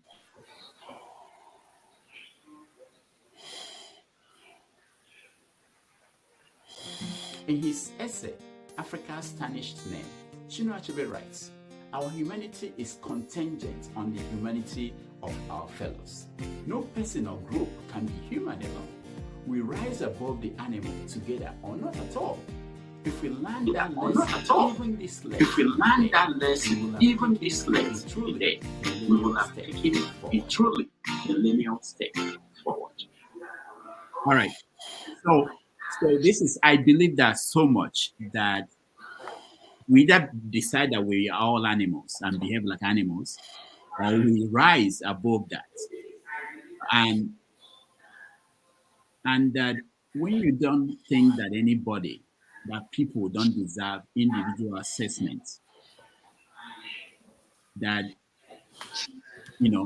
that means whether it's even good, whether you are saying that, oh, these Indians are very smart, it's still wrong, because I'm sure not all Indians are smart. We all deserve individual assessment. Otherwise, we are just lazy, we are careless, we don't care. It's just, throw out statements out there. All right. I'll let Okida round up if you have any other thing to say. What I want to say is that I say things some people are afraid of saying. That's all. Kulata is there saying that career move. I'm not trying to make a career in Nigeria. This is my. I live in US. I don't want to ever do anything in Nigeria. So I'm not looking for anything in Nigeria. That's me. I whatever I believe in, I come out and I say it, and that's my belief. Fulani must go. That's all. All right. Can I just ask a quick question? I don't understand. Okay, yeah, it's like every time I see you, you are becoming more and more extreme, and now you're wearing a kind of hat that is associated with Islam. Are you going to be in kaftan by the time this is done? I don't know with what direction you're heading, because you're dressing more like them and becoming more and more extreme. You calling him Malam I'm just curious. I'm just curious because the hat he's wearing is a kind of Islamic hat, and he's hating on Fulanis. Are you Malam I don't hate Islam. Listen, I don't hate Fulanis. I don't hate Islam. But if it comes to a matter of life and death where you are killing people, we need to. You need to go. You need to get out. If you come to my house and start killing me, I mean, what is it? You have to go. That's the issue. I don't hate them at all. It's not about hate. It has nothing to do with hate. But so you think that the best option, the fact that you have a problem, your only solution, it's like something is wrong with your leg. Your solution is cut off the leg, cut off your head, and that's the solution. No, okay. Do you know why this is? Because Nigerian government, since when I was a child, they haven't done one single thing. It's one single thing. So I'm coming up with my own solution. So when the government, in situation where there's absence of government, they cannot take decision. They cannot take action to make everybody's life, preserve anybody's life. So people can restore to any way to protect their lives. So do you support recruiting into the security forces? Danjuma said that we should bear arms. That's his own option. Okay, do you support recruiting into the security forces? Of course. All right. Okay, then that's what you should push for, instead of getting rid of Fulanis. Are not our problem. They are not in Somalia, but they have been fighting forever. So let's not always scapegoat a group in the country. Okay. Let's I've hear. made my statement. That's Wale, welcome to the show. Dr. Damages, can you put me in the backstage for a few minutes? I'll be right back. All right. Good day, everyone. I've been listening to everyone since I've been out, but I couldn't join. Where should I start? With the religion, I think everybody has spoken so well when it comes to this religious aspect. My conclusion would just be, in our own part of the world, I mean, from Nigeria, I tend to see us to be very religious, but we're not godly, because either you from the Islam, the Islam perspective, or Christianity, you could see that, okay, if you're following Jesus, who is Jesus? What kind of person he is? And someone said, even when he was fasting, hungry, he got tempted. He didn't, because of that, turn stone to bread and eat. He was tempted. So if I'm following Jesus, I really want to follow Jesus. What he detested, what he asked me to do, what is my utmost goal. But these days, we don't do that, because we have so many worshiping centers, both in Islam and Christianity, but the rate of crime is still on the highest. Then you ask yourself, who are these people? the cleric that preached to them, do they preach the word of God? Do they preach that, look, one day, what does it profit you? You gain the whole world. You're going to lose your soul. You know, the richest man will die. The poorest man will die. You cannot sleep with your two sides. You can only sleep with one side. If you build a mansion, you can only sleep in one room. So what is the madness? Jesus could have owned the biggest temple or the highest numbers of donkey. He didn't. Rather, he gave to the poor. So what kind of Christ am I following? And if you are a Muslim, what did your Quran say that you should do? So if people really, truly, truly godly, they will know how to love their neighbor like themselves. You wouldn't let your neighbor be suffering while you still all the billions, for what?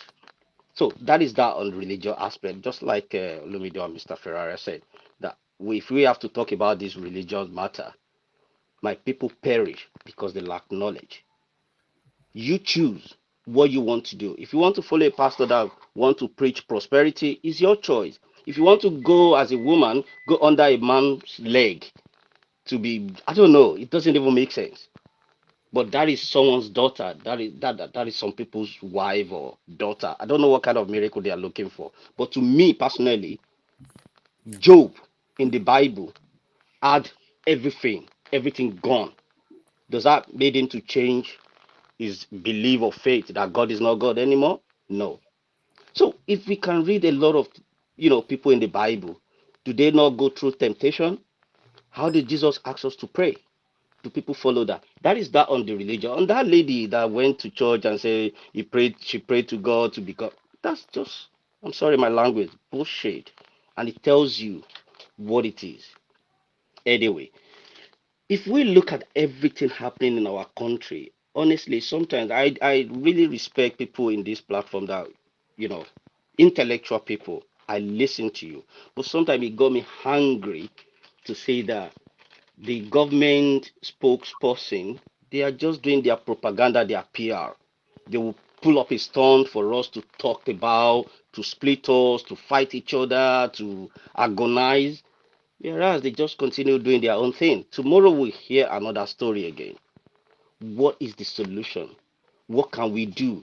And many people said in this platform that we need to pull the plug in our eyes.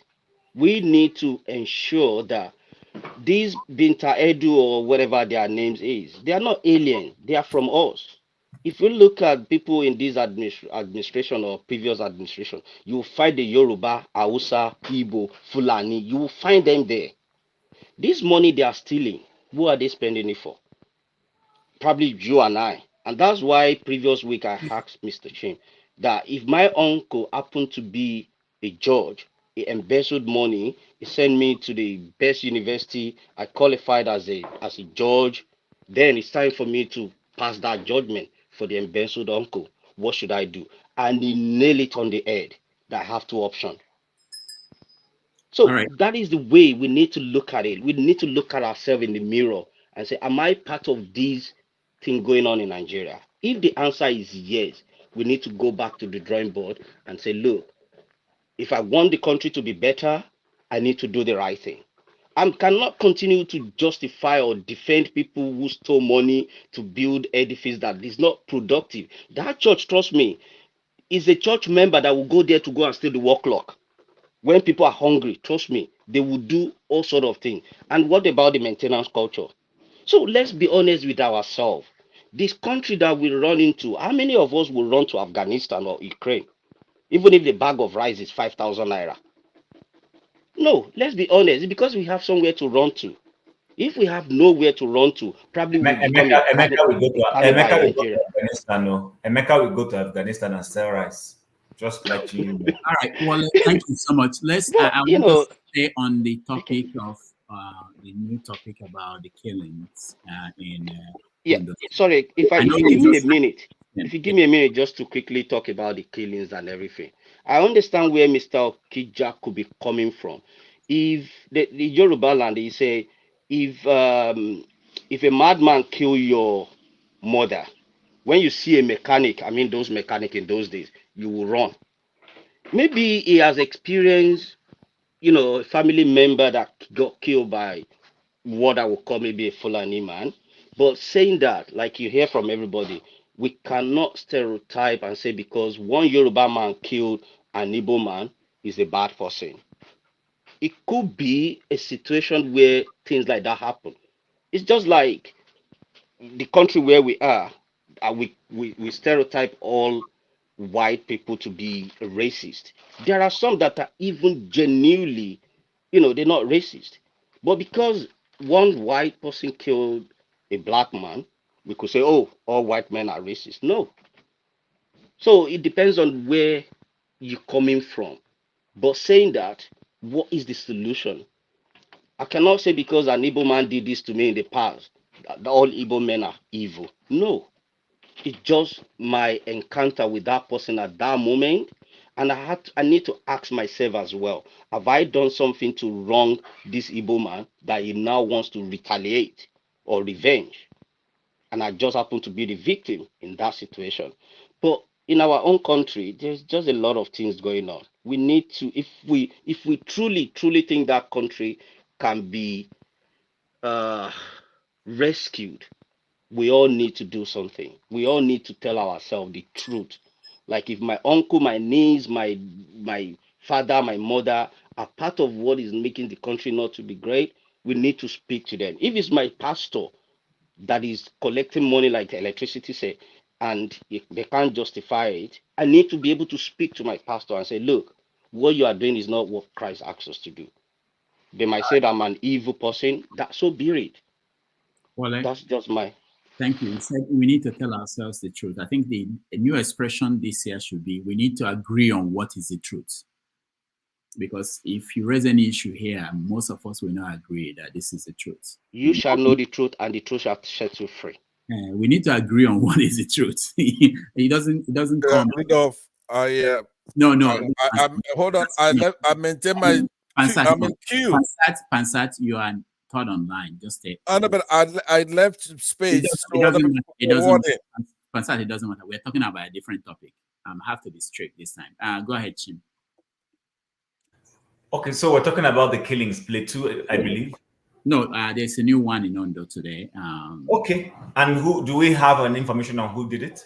Well, we don't have like this. Yes, there is information, breaking news from Central Television. Let me give you the information. Okay, go ahead. Yes, I'm just watching it live now from News Central. Okay. Bandits attack Ondo communities, and villagers flew from their different communities, and they are refugees in schools now, as I'm talking to you. It's not one community, it's not two. Many communities have been sacked in Ondo State by these bandits. Okay, thank you. Okay, all right. So what I can say is this: first and foremost, the information is still sketchy. I don't want to run into the trying to accuse people when we're not sure. But at the end of the day, I bring this still again to the foot of our leadership, our government. It's not so much about whether it is Fulani herdsmen, or it is ECN, or it is Yoruba Union, or whatever you want, or OPC, or whoever. We have a government in Nigeria, or supposedly we have a government in Nigeria. Even when there is no, let's even say for purpose of argument, let's say there is a vacuum, we don't have a president. Most societies will still have, if you remove Biden from office now, America will still run. The American security operatives, whether it is FBI or CIA, will still be doing their job and carrying out their mandates. And life will still be going on until they feel that vacuum of that office. So what am I trying to say? What I'm trying to say in effect is that we have a military, even though our military shouldn't be involved in stuff like this, because unless when we have a major, external attack from then the army should come in, or the armed forces should come in. This is supposed to be something that is within the capacity of the police. Again, it brings me back to my conversation, was it last week? When I said we need to start considering bringing policing closer to the people. Because I don't understand how we have a government that has a mandate. And the number one mandate of every government is to protect life and property, to protect the citizens, your people. And then we're told that they're busy protecting strategic assets. How are you able to protect strategic assets and people, Marudas, are running around and killing your citizens? Something needs to be done. I'm not going to begin to talk about whether it is Fulani. I don't know. I don't want to go into that conversation because can you let me go and talk about? Let me finish. No, Pansat, sorry. Let me finish. It looks like you don't know. You don't know anything. Can I finish?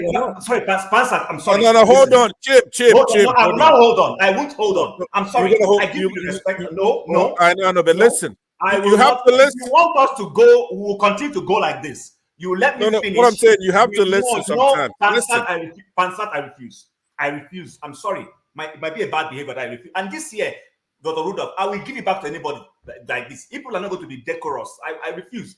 We're not dumb.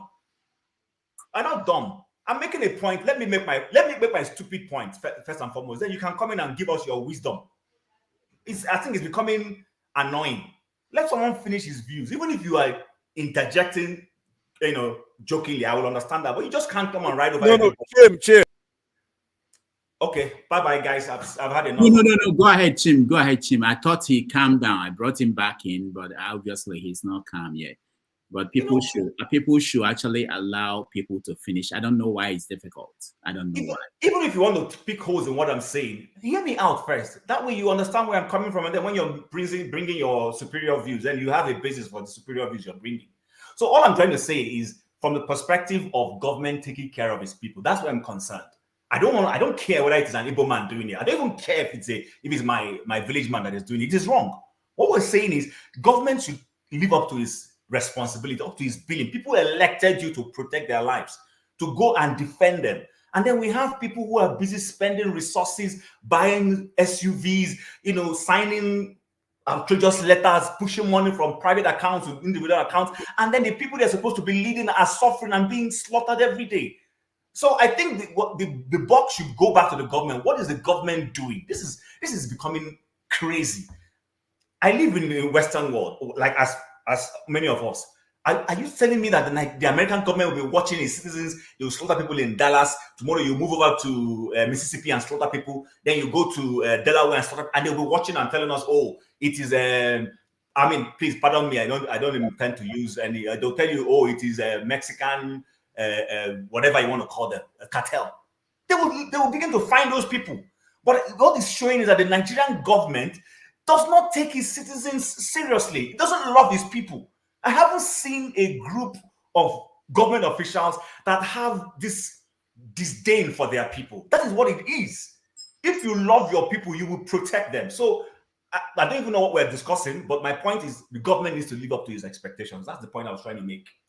All right, thank you. I just a point to pick on something that you said, Chim, before I go to Mbore, who will be next, and then Pansat. You said this security should be closer to the people. Ondo said they have security, but what happened in this case is that they were not. But they were not equal to the what they call them, militants, bandits. Okay, whoever they are, they couldn't stand them. So what it means is that the next thing that will happen, which people should be concerned about, is that they will have to fortify the local security that they have already to be able to deal with whatever will come in. And at that level of arms, we don't know what that will lead to. So that's one. The other thing I wanted to say, hold on. I forgot the other thing I want to say because you were trying to stop me. Go ahead. Sorry, my apologies. So I don't agree with that assertion that listen, with all this Amoteku talk, Amoteku is limited. Amoteku is not a constitutionally recognized structure for it's in their edict. Amoteku does not bear arms. Oh, they do. Officially bear arms. They just bear arms because No, they do. They do bear arms, but it's not the kind of arms that these bandits are using. Okay, and then lastly, so that Chin, if you don't agree with Amotekun, what's your solution? Please always no, I focus didn't on say I solution. don't agree with Amotekun. Please hear me, get me contextually. I'm saying I'm even exonerating Amotekun. The point I'm making is Amotekun is not like having a proper police force. Amotekun is not like having NYPD. It's not like having California police. Amotekun is, for me, it's just still vigilante. They don't have the network that this guy. Amotekun cannot stay in Ondo and be able to have security information to tell them that there's some people are moving around, suspicious people, and then they will take their guards. They don't have that. They have that. If they don't have that, it's not a question of whether they can have it. It's just that they were not equipped, but they do. They have a way to know, and it's in all the Western states, other than okay. If you say so, I yield. Yeah. All right. More, you have something to say? Go ahead. Anyway, thank you, Dr. Damage, for, and the rest of the panelists for giving me time to say something in this. The government, why are they not doing anything? Or why is it that if they send whoever they send, we hear that they had informed the terrorists where they are going to send those people at and to intercept them at such a point? Could it be that the terrorists are doing the government's bidding? Who is it that chooses who becomes a president? So much so that Olusegun Obasanjo and the likes have been what they have been presidents at their own times, but none of them has a navigable way, or whether waterway or road that can get to their homes. Whoever is behind those, whoever decides, because somebody decides before a president is picked. I have learned from the panel to not say their names anymore. But what if those who are there making all those decisions, who to pick, what happens, are sending or are, as we all hear, strongly behind these terrorists? So, like I asked before, okay, but in most of the villages, like I told you guys, I was in the village for a long time, between 2021 and 2023. You see, excuse me for whoever it offends, I don't mean it to be offensive. I'm just stating what I think the fact is. I support Okija. I may not say it's all Fulanese, but when in these villages, remotest areas, Fulanis are encouraged to go there, whether they allow you or rape them if possible, have children. And that has been happening in Owerri for a long time, so that they know the culture of Owerri more than the Owerri people. And when they fight, because they understand Igbo language and they do everything, the attention is waved away, and it is said, it's Igbo killing Igbo, without knowing that it is the long-time born Fulani indigents who have been there, who this was their plan in, since inception, that is perpetrating all this. Well, if we don't have to call their names and all that, let us, even if we don't say it in this platform, ask ourselves, who are those who are the cabals and caliphates, who we understand if they do not crown a president, that president will not be.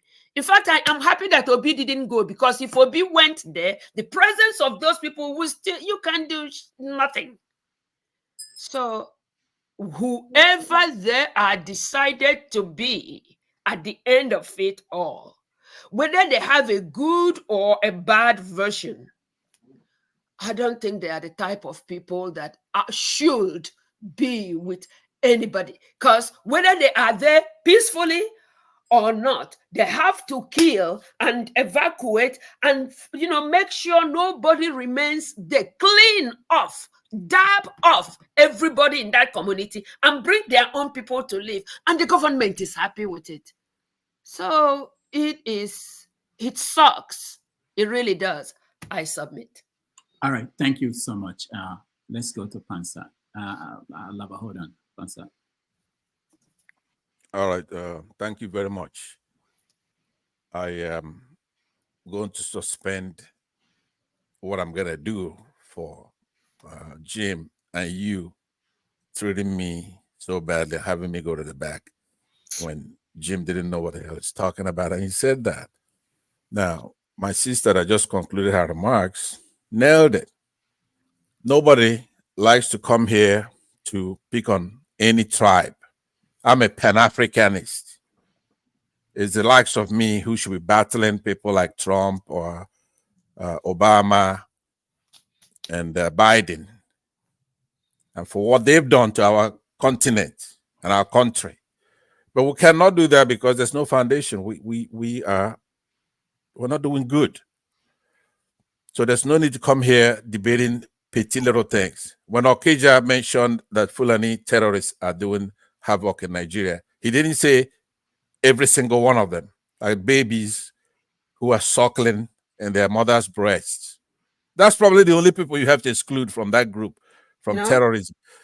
Let me post on the private chat a link that will give you the GTI, Global Terrorist Index.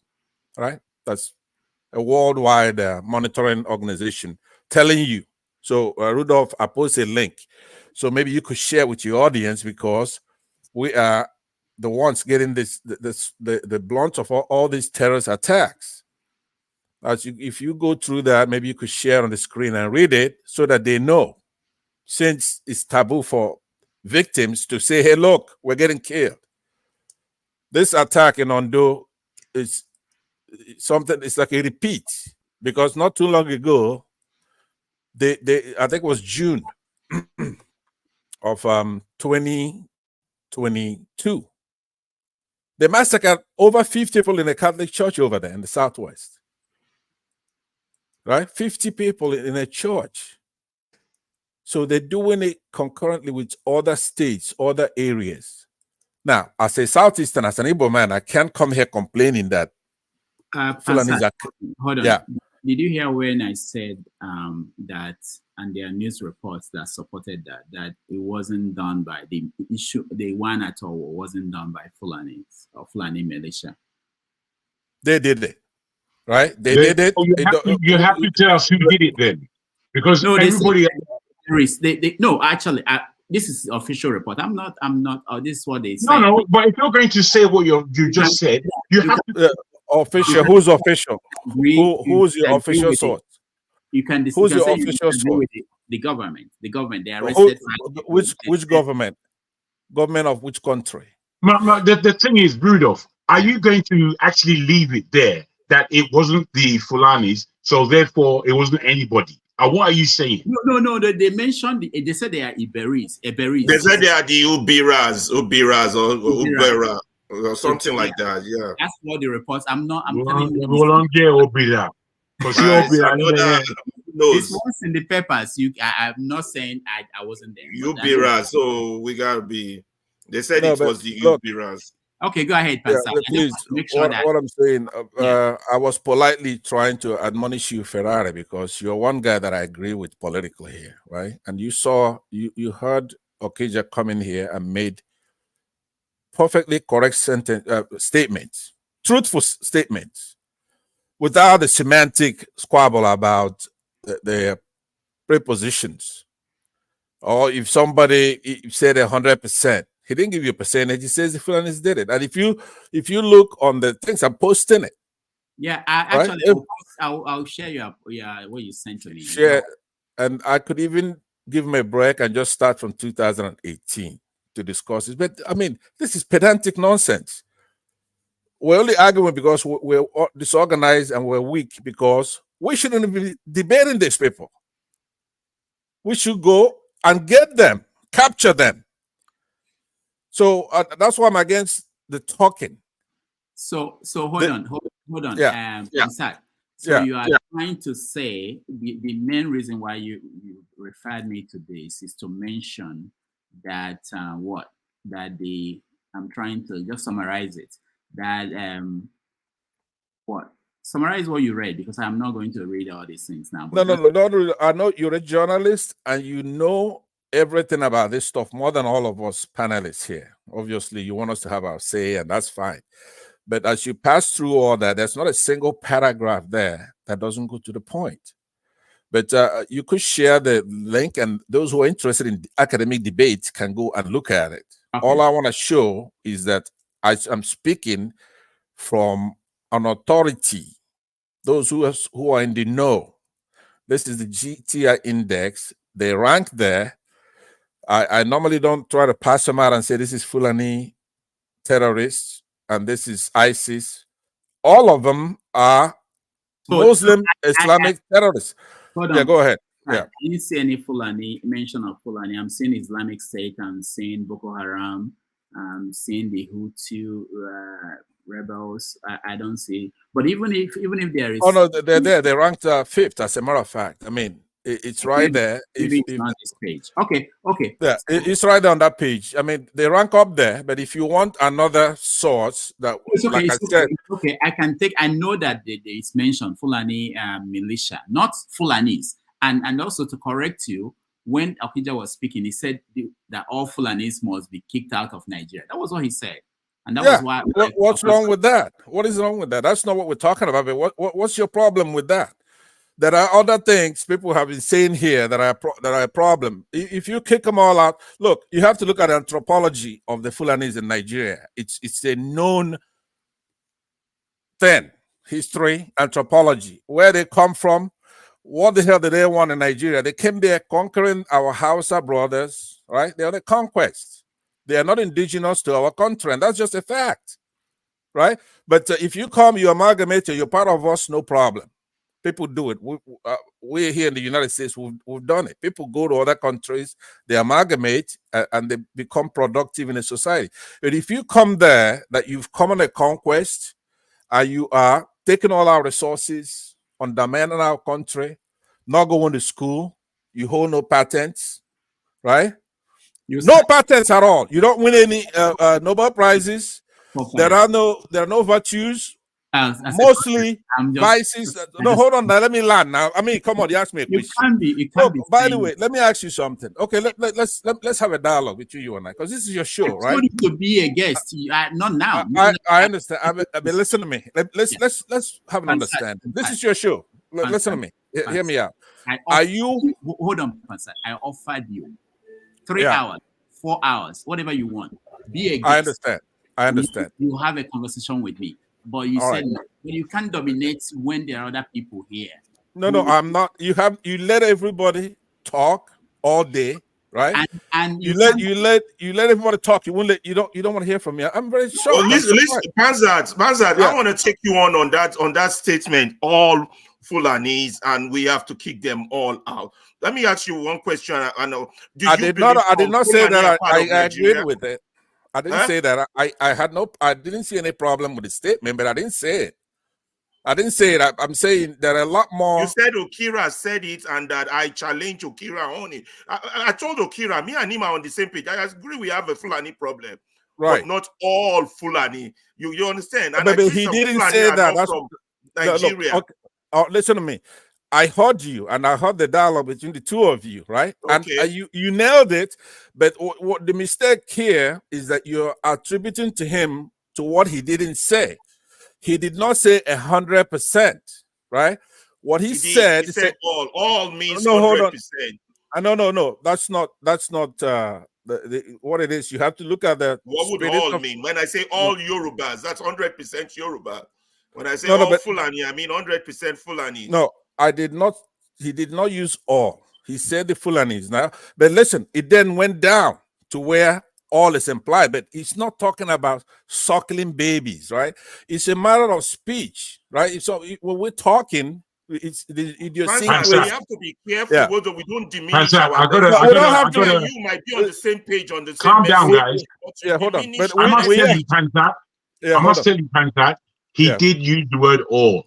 He Okay, but used that wait. word. I've been listening, and I Okay. must say also that because he may not have articulated himself at the best level of political correctness, it Right. doesn't take away his point.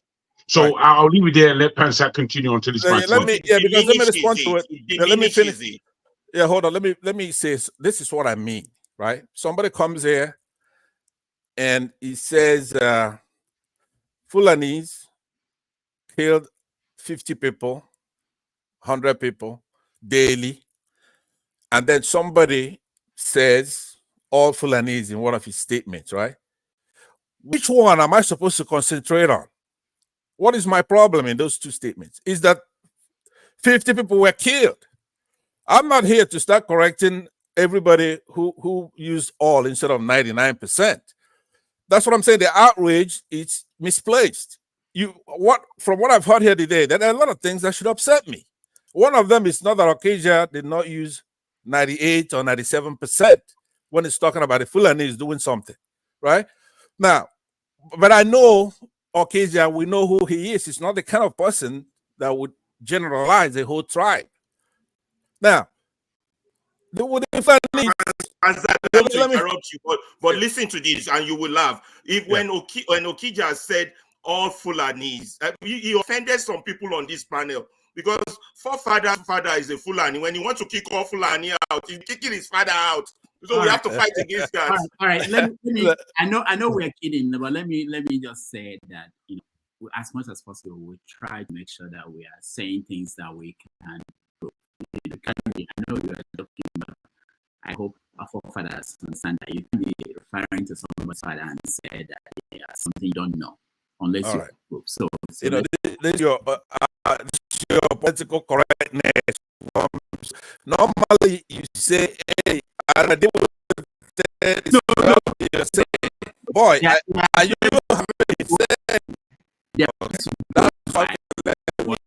Here's what I want to know the rules. I'm a fair guy, right? This is your platform. The rules are this: you cannot make any stereotype of any group. You cannot say Jehovah's Witnesses are this or Catholics are this. No. Okay. All right. But how many times have I called you and I said that your host, your people hosting your show, one of them right there, that they're talking about Igbos in a general term, right? I've called you and I've complained. I say remove them from hosting the show, right? And you say to me, hey, look, when I'm gone from there, they can talk anyhow they want. Right? No, wait. But every time there's an Igbo now, I understand the position you're in, but I have a more important question that I want to ask you, right? Okay, you're a journalist. We see you here and we'll kick you around as Dr. Damages, but you're a serious journalist. Serious. One of the people that we're proud of. And we're not ready to have you. I know what comes after that. Once nothing is gonna come. What I'm saying is that what I'm suggesting is that I think I said that the first day I came here. I said, look, true or false should not be sacrificed. Now with wrong and right, good or evil, we can do that. But when it comes to true or false, we should not sacrifice it on any platform. And that's what I'm trying to make sure that you understand that's important no matter what's going on. Whether you want to be neutral, you don't want to be neutral, we have to go with true or false. The issue is that we have a serious problem of Muslim Islamic terrorism in the country, but more particularly the Sunni Muslims, because they're a majority. As a matter of fact, the Shias also get whacked around by these people. Just like in 2015, they killed over 1,000 in one afternoon or 2 afternoons. and they've been killing them since. And they're rampaging the whole country, killing people, going to church, massacring people, going to secondary schools with vans, picking up girls from Chibok High School, pick up hundreds of girls, almost 300 in one case. So now, why can't I talk about that? Is it a YouTube problem? No. You can't talk about that. You can say, and I'm okay with that. Okay. Bandits, you can say, if we sure they are Fulani bandits, you can say Fulani bandits. But to say that all Fulanis are doing this, that all Igbos are doing this, I won't allow that. Okay, let me then reclaim my time to officially start my commentary. Okay? now that I got the clarity of what it is that you want, right? Everybody protecting. Hold on, one last thing. Yeah. I was actually thinking that someone will bring up the issue of when Buhari was there for 8 years, and the argument we were making was that because he was Fulani, he couldn't deal with that. And now that we have Tinubu, who is not Fulani, he still cannot deal with this. So what does that say about the way, the lens we are seeing things? You understand? And right. Every day they are making me think that Obasanjo was actually a good president because he was able to deal with issues like this better than anybody I've seen. I don't know. But anyway, go ahead. Okay, yeah, well, we knew going into this thing that somebody like Tinubu is vacuous, right? He's a body that parasites could get into his body and then take over. Do you understand? So the people surrounding him, the people who are allowing him to be in power, are these northern irredentist terrorists, right? That's who supported him. There's nobody who fears the Lord that would put Tinubu in power from north to south. There's nobody who fears the Lord that will vote for a guy like that. Nothing like, I mean, you actually check the pulse of Nigeria with who would support somebody like that to be in office. It's not the Yorubas, the reasonable ones. Definitely not the Southeasterners, both reasonable and unreasonable, right? Not Northern Christians. Is the same. When I come here and I say we have an Islamic problem, that's what I'm talking about. You could trace all your topic today from Dangote to any issue. See, Nigeria is a giant of a country with talents, resources. I mean, human resources. Probably the best anybody has in the world comes from Nigeria, right? And we have, we're blessed with everything that the Lord made. We have it in that country. So it doesn't take much to resuscitate the country to move forward. All we need to do is to first identify the problem, because it's looking at us in the face. That's the only problem. One problem we have. It's not tribal. There's no tribal problem in Nigeria. What we have is fundamental Islamic terrorism. Now, because Nigerians are so naive, though they let it fester, but it manifests itself in pockets. Sometimes it looks like a tribal issue, but it's really not, right? Sometimes it looks like a regional issue, but it's not a regional issue. When you even talk about the North, it's not geographic. Most people who are getting the brunt of this Muslim Islamic terrorism are in the North, especially the Christians in the North. You don't know what these people are going through. So at some point, as men, as reasonable people, we have to sit up and say, okay, look, let's identify the problem, not the symptoms of the problem that may come in various ways, because we are in danger. We are in danger. They didn't expect that we wouldn't fight back. When Buhari came in there, it was pretty much a military takeover, an Islamic takeover of our country. That's what he did. They accomplished it, and the provocations were there for the war, for us to say, we're going to war. But we're not even thinking that. So they're surprised. So they keep going there. The ascendancy as we speak right now. President is Muslim. Vice President. Now, remember, left to Buhari, he was going to jettison Buhari in the last minute and put in a northern northeastern Muslim as president. It's just that the five northern governors thought that that was just too much, and they had to pull him back, right? And they say, if we do this, that's going to unite the Yorubas and the Igbos and the Southerners and the Northern Christians. It's just too much. So at the last minute, Buhari succumbed and had Tinubu emerge. So I want you to know that there is no avoiding this. I would have kept quiet. There is no avoiding it. We have to sit up and identify our problem as an Sunni Islamic problem, and then we're going to have to find a way to resolve it. I prefer warfare.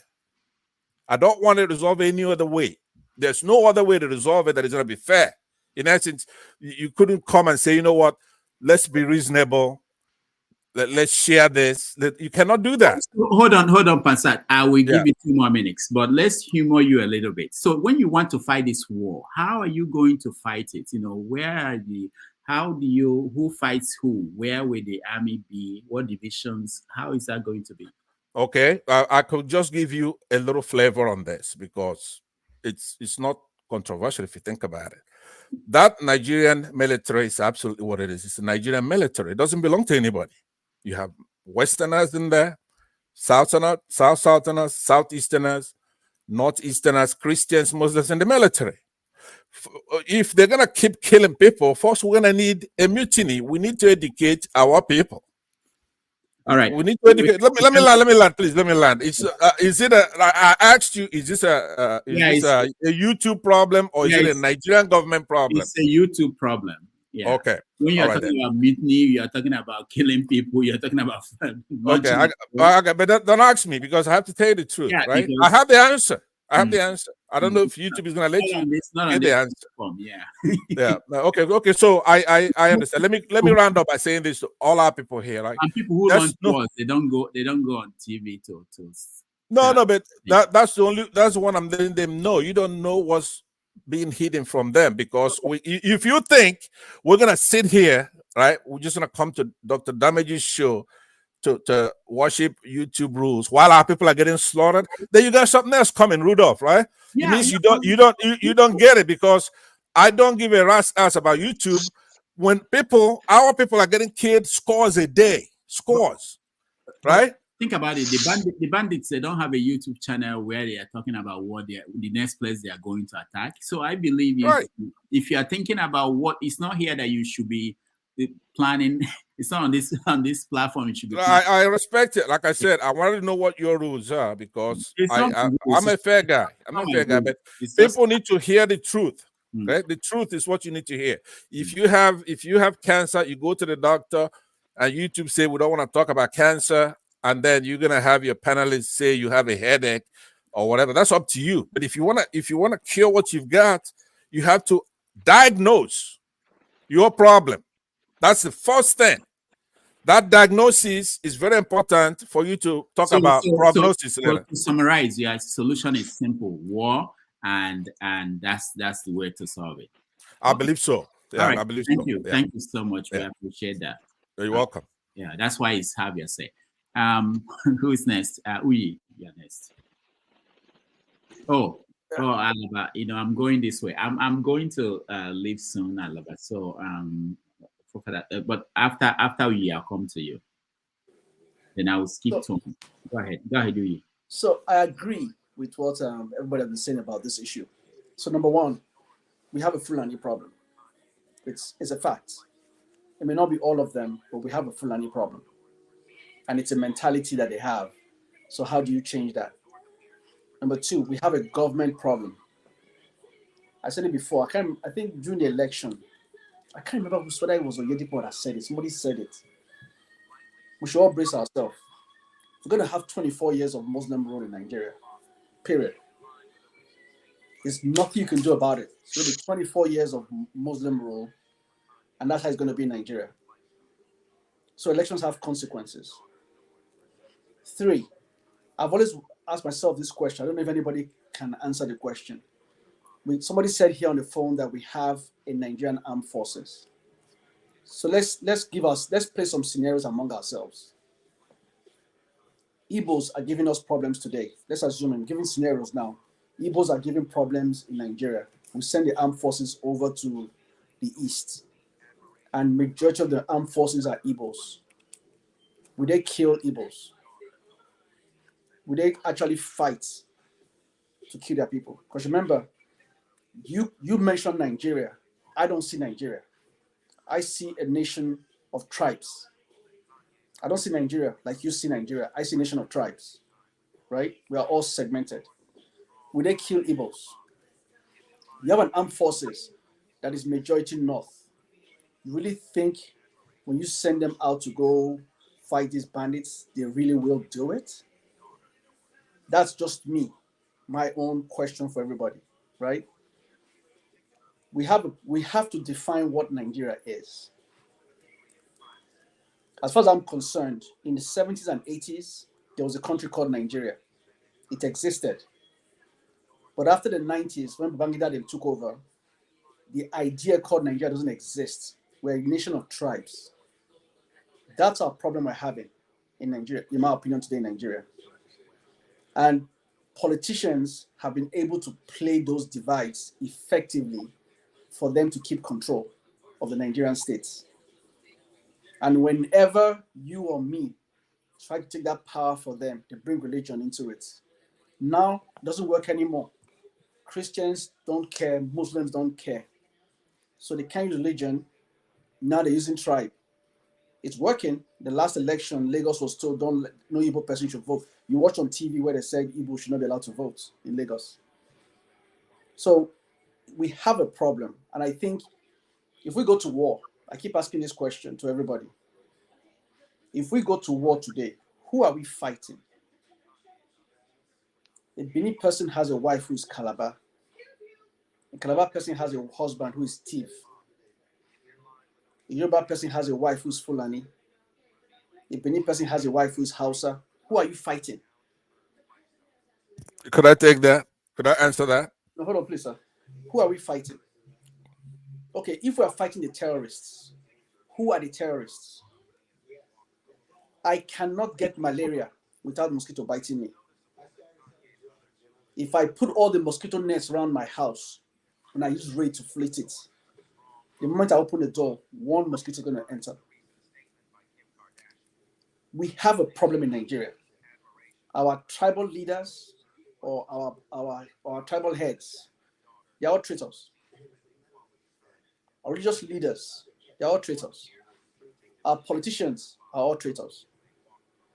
The women that burned that chief's house down, when I watched the video on TV, on YouTube, one of the ladies made a statement. They burned the chief's house because one of the kidnappers or one of the terrorists told them that their chief was the one that was giving them support. So who are we fighting? Now, if you're saying Fulanis are coming from outside Nigeria into Nigeria, well, guess what? Your Nigerian president went to the north, went to the northern part of Africa. What did he say? Fulanis, you are free to come into Nigeria. It's your home. We all sat down there for 8 years. Who said that? Buhari said it. When he went to, I don't know what he went to in the north. When I say north, I mean North Africa. He said that. It's on record. We can Google it and check it. Nobody said anything. Not one traditional ruler in Nigeria came out and said, what the hell? Not one. Not one pastor came out and said, what the hell? Not one tribe, I think maybe the Igbos or so, but no other tribe came out and said nonsense. Everybody kept quiet while they did what they did. Look, my brothers and sisters, we are reaping what we have sowed. It's just simple. We stand in a country where the president said disarm citizens, but he said these people can carry guns to walk through the forest with cattle. So basically now, when they go into Ondo State now to raid, who's going to fight? The Sena Moteku is fighting them with what? Pump action? People that have AK-47 rifles? Pump action, by the time you shoot 1, 2, 3, 4, 5, by the time you are trying to load back, the guy that you are fighting has a weapon that can shoot over 100 rounds. Who are we deceiving? You're saying Southwest has a Motekun. Really? What's a Motekun going to do? How well armed are they compared to these bandits? These bandits kidnap somebody and they'll tell you they will pay the ransom of 100 million naira, 50 million naira. What is that money for? Do you think to go and marry 5 new wives or to go and build a brand new mansion in Aja? To go and buy weapons. They go and buy weapons and come back and kill more people again. It's a business. Abacha said it. If things like this are happening, the government has a hand in it. The Nigerian government is complicit in this. Let's not deceive ourselves. The Nigerian army is complicit in this. Let's don't deceive ourselves. Let's don't deceive ourselves. Sunday Igboho, sorry, let me just say this. Sunday Igboho was bold enough to stand up for his people. They almost killed him. Yorubas protected him. Nnamdi Kanu spoke the truth. I'm not Igbo, I'm Edo. Nnamdi Kanu spoke the truth. They grabbed him and put him in jail. What was his offense? Can anybody on this TV, on this YouTube, tell me what Nnamdi Kanu's offense was? Can you compare what he has done to what Shegumi has said on TV in the past 8 years? Let's be honest now. Or even Pantami. The statements credit to Pantami, who was a former Minister of Communication and Information. Can you compare what Nnamdi Kanu has said? My brother, we have a problem. And the problem is the question of, is there a Nigerian state? There's a Nigerian state. What is that state? You know, the language I mentioned earlier in our first discussion. Think about it. I'm going to say it again. We have a president that has credibility problem. Majority of Nigerians don't believe in him. That's why I mentioned that thing. I said he has 12 months to deliver. We're going to have more problems. You have a judiciary that nobody respects. For Christ's sake, when we're growing up as kids, for Christ's sake, can you even look at a military officer's face? Today I watch YouTube. You see a police officer fighting a military officer. You see what do you call them, road safety, fighting military officer. These are people that you couldn't even touch their clothes when we were growing up as kids. When you see mobile policeman, you sit upright. We don't have a police force. It's a joke. Every institution in Nigeria is dead. We don't have it. No traditional ruler today can come out and speak.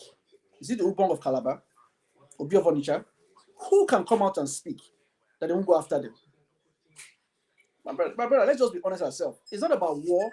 It's not about killing anybody. It's not about driving Fulanis out. We as Nigerians have to ask ourselves, what is the definition of Nigeria? We don't have a country called Nigeria. We have an entity of people living in a space with a fake name called Nigeria, and we are all individuals, tribalistic individuals, and that's why we're having our problems. If Yorubas and Igbos combine together, this nonsense going on will not happen. Can never happen. But once Yorubas and Igbos are like this, everybody's vulnerable. Let me ask you a question. Let's assume it. Let's how do I put it? Let's conjecture for a moment. Let's just assume all the rumors and stuff we hear is true. Let's assume it's true. Let's say the Fulanis succeed, they take over the whole Southwest. Now they start coming for the Southeast. Who is the Southeast? Can anybody define for me who the Southeast is? Esan and Benin, you have Esan Benin. Akoko Edo, you have Isoko, you have Ishekira, you have Urobo. The Southeast is even more tribal in terms of composition than the Southwest or the Northeast. So, my brother, let's be honest to ourselves. We have a problem, and until we start trying, I know we cannot say certain things on TV. We want to be sensitive. Until we start being brutally honest to ourselves, and that's where I like what Pansat was saying. But killings is not going to solve it. We have to define for ourselves what is Nigerian. Oh, by the way, Mr. Uyi, I did want to say something. I want to say something to you, and I noticed that this. Thank you so much. Ferrari, just 1 minute, just 1 minute, and I'm done. What I'm going to say is, I noticed something. Keep it to 1 minute because I don't want to respond to. Okay, Yes, thank you. I was going to say, I find it remarkable, when I listen to people from Edo, right? And they are just perfect in every way, except when it comes to the Igbos, they get it wrong. I don't know what it is. We had a guest here, very smart lawyer, activist, right? And on another show I go to that's called Niger Watch, the guy is good. Except when it comes to the Igbo, to them, I don't know, I don't know what they think Igbo is, or Igbo land, Southeast, right? You say, oh, they are divided. Whenever it comes to the Igbo, to them, the Igbo is the worst in pretty much every category.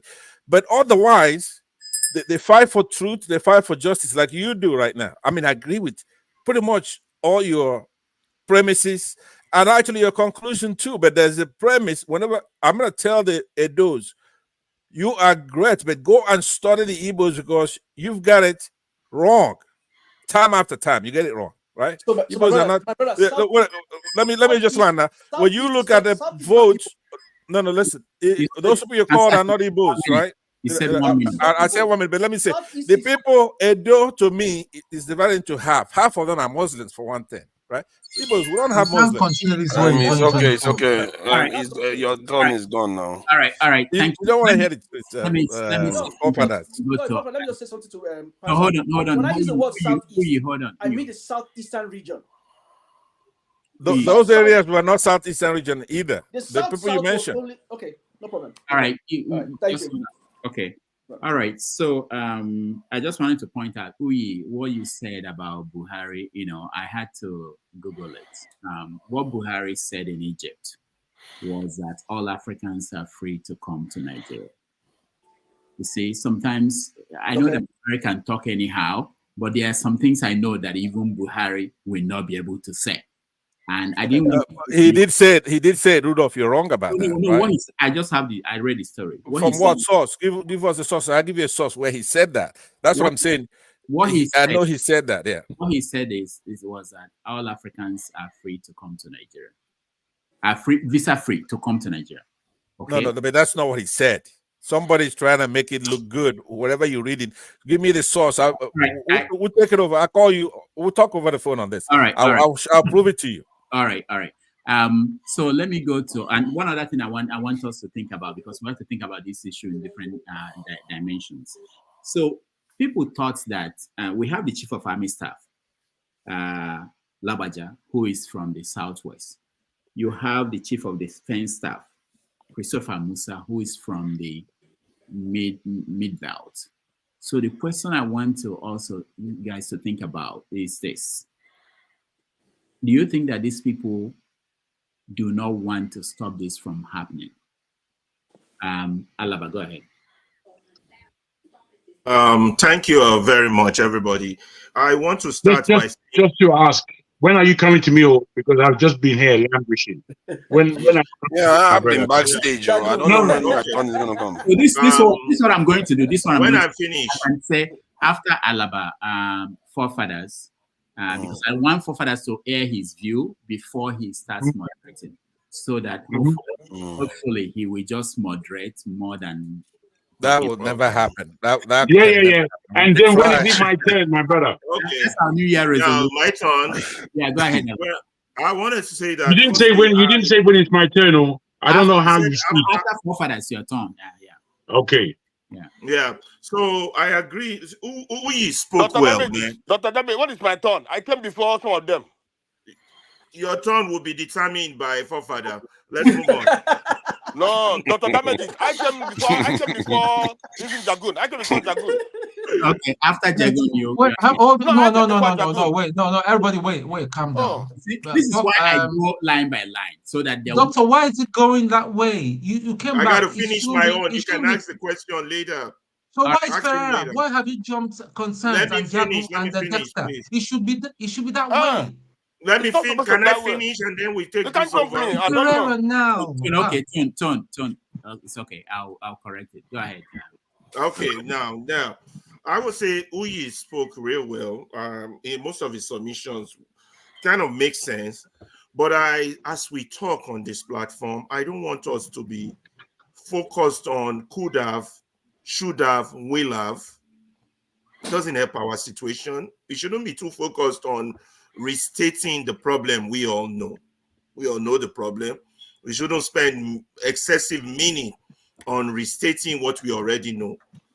But as we say that, Nigeria is the only country where I've seen where everybody knows the problem, but yet there's no solution. Even the wise man says, when you know the problem, then half of the problem itself is solved, except in Nigeria.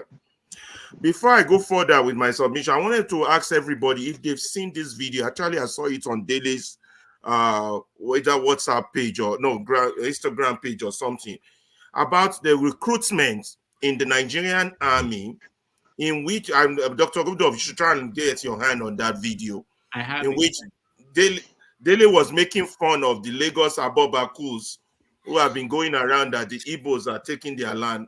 The funny thing about that video was it's a recruitment, which is why sometimes I'm against all these proponents of let us recruit and just do the agbado and feed them agbado. Anyway, it was a video that shows the recruitment within the Nigerian army, recent one. But the funny thing was that the people being recruited are from Kaduna, and they have papers showing that they are from Lagos, Oshodi, Apapa, this, that, signed by either the Oba or whatever local government chairman. And all of them, they couldn't even speak Yoruba. They couldn't even, they don't even live in Lagos. They couldn't even speak anything. They would ask them, where are you from? From Kaduna. Who gave you this paper? One lieutenant, so. Why you get this? It just shows you how bad the country is in terms of how things are. The black one. In terms of how things are in the country, that when you have a state of lawlessness, a total state of disorder, recruitment is not your solution.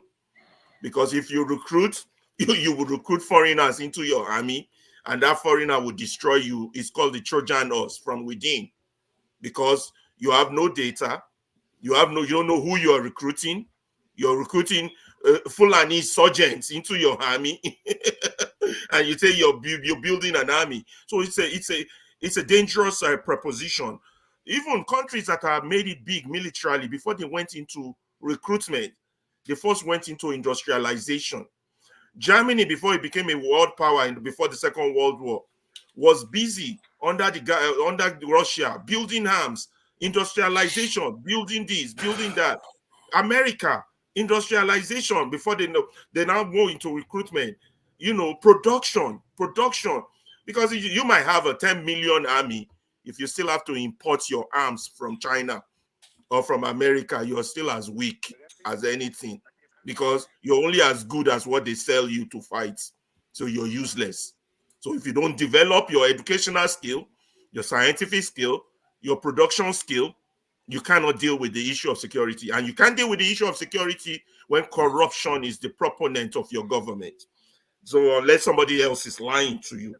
So that video is a thing. Dr. Rudolph, you should get that video and show it to the panelists. I had it, but I deleted it. I'll find it again. Go ahead. I find it. It's it tells a lot about our country and the danger that lies ahead if this is happening.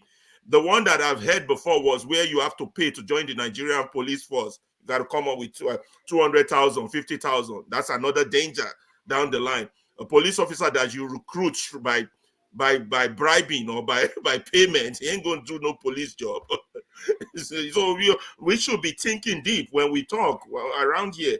So what is our, and then I wanted to quickly also touch on the free speech. I see that you're restricted a little bit, Rudolph, on what people can say, and Panzad is so sad about that. That's another problem we have as Africans. The white man restricts us to free speech. He tells us what we can say and what we can say. We have made effort to develop our own medium to talk to our people, to tell our own stories. So this goes back to that subject of we need to have a diaspora press where free speech will be paramount and censorship would not be allowed, because censorship inhibits development. So I just wanted to touch on that before continuing on this security discussion. So I like what Uyi said. Who are we fighting? Nigerians, if you don't answer this question, we're only fooling ourselves. It's not a should have, would have, or could have situation. Hope is not a solution. We are fighting corruption. 1. 2, we're fighting our own government. When I say fight, I mean they are our enemies. When I say who is our enemy, maybe I should rephrase the question, not who are we fighting. Who is the enemy here? We are fighting corruption. We are fighting our own government. Well, I mean, they are the enemy. We are fighting our religious leaders. We are fighting ourselves, individual selves. So, what is the solution? As a man who like to propose solution. Now, solution could come from these following areas. It could come through government, 1. It could come through ranks. When I mean ranks, I mean who is the police commissioner for this area? Who is the commanding officer for this zone? Who is this for this region? It could come through geography, which is the issue of the Amotekuns and the rest. And it could come through individuals. Let me start with government. We have a government that has never provided us electricity, never provided us road, never provided us water, never provided us education, never provided us nothing that we citizens deserve.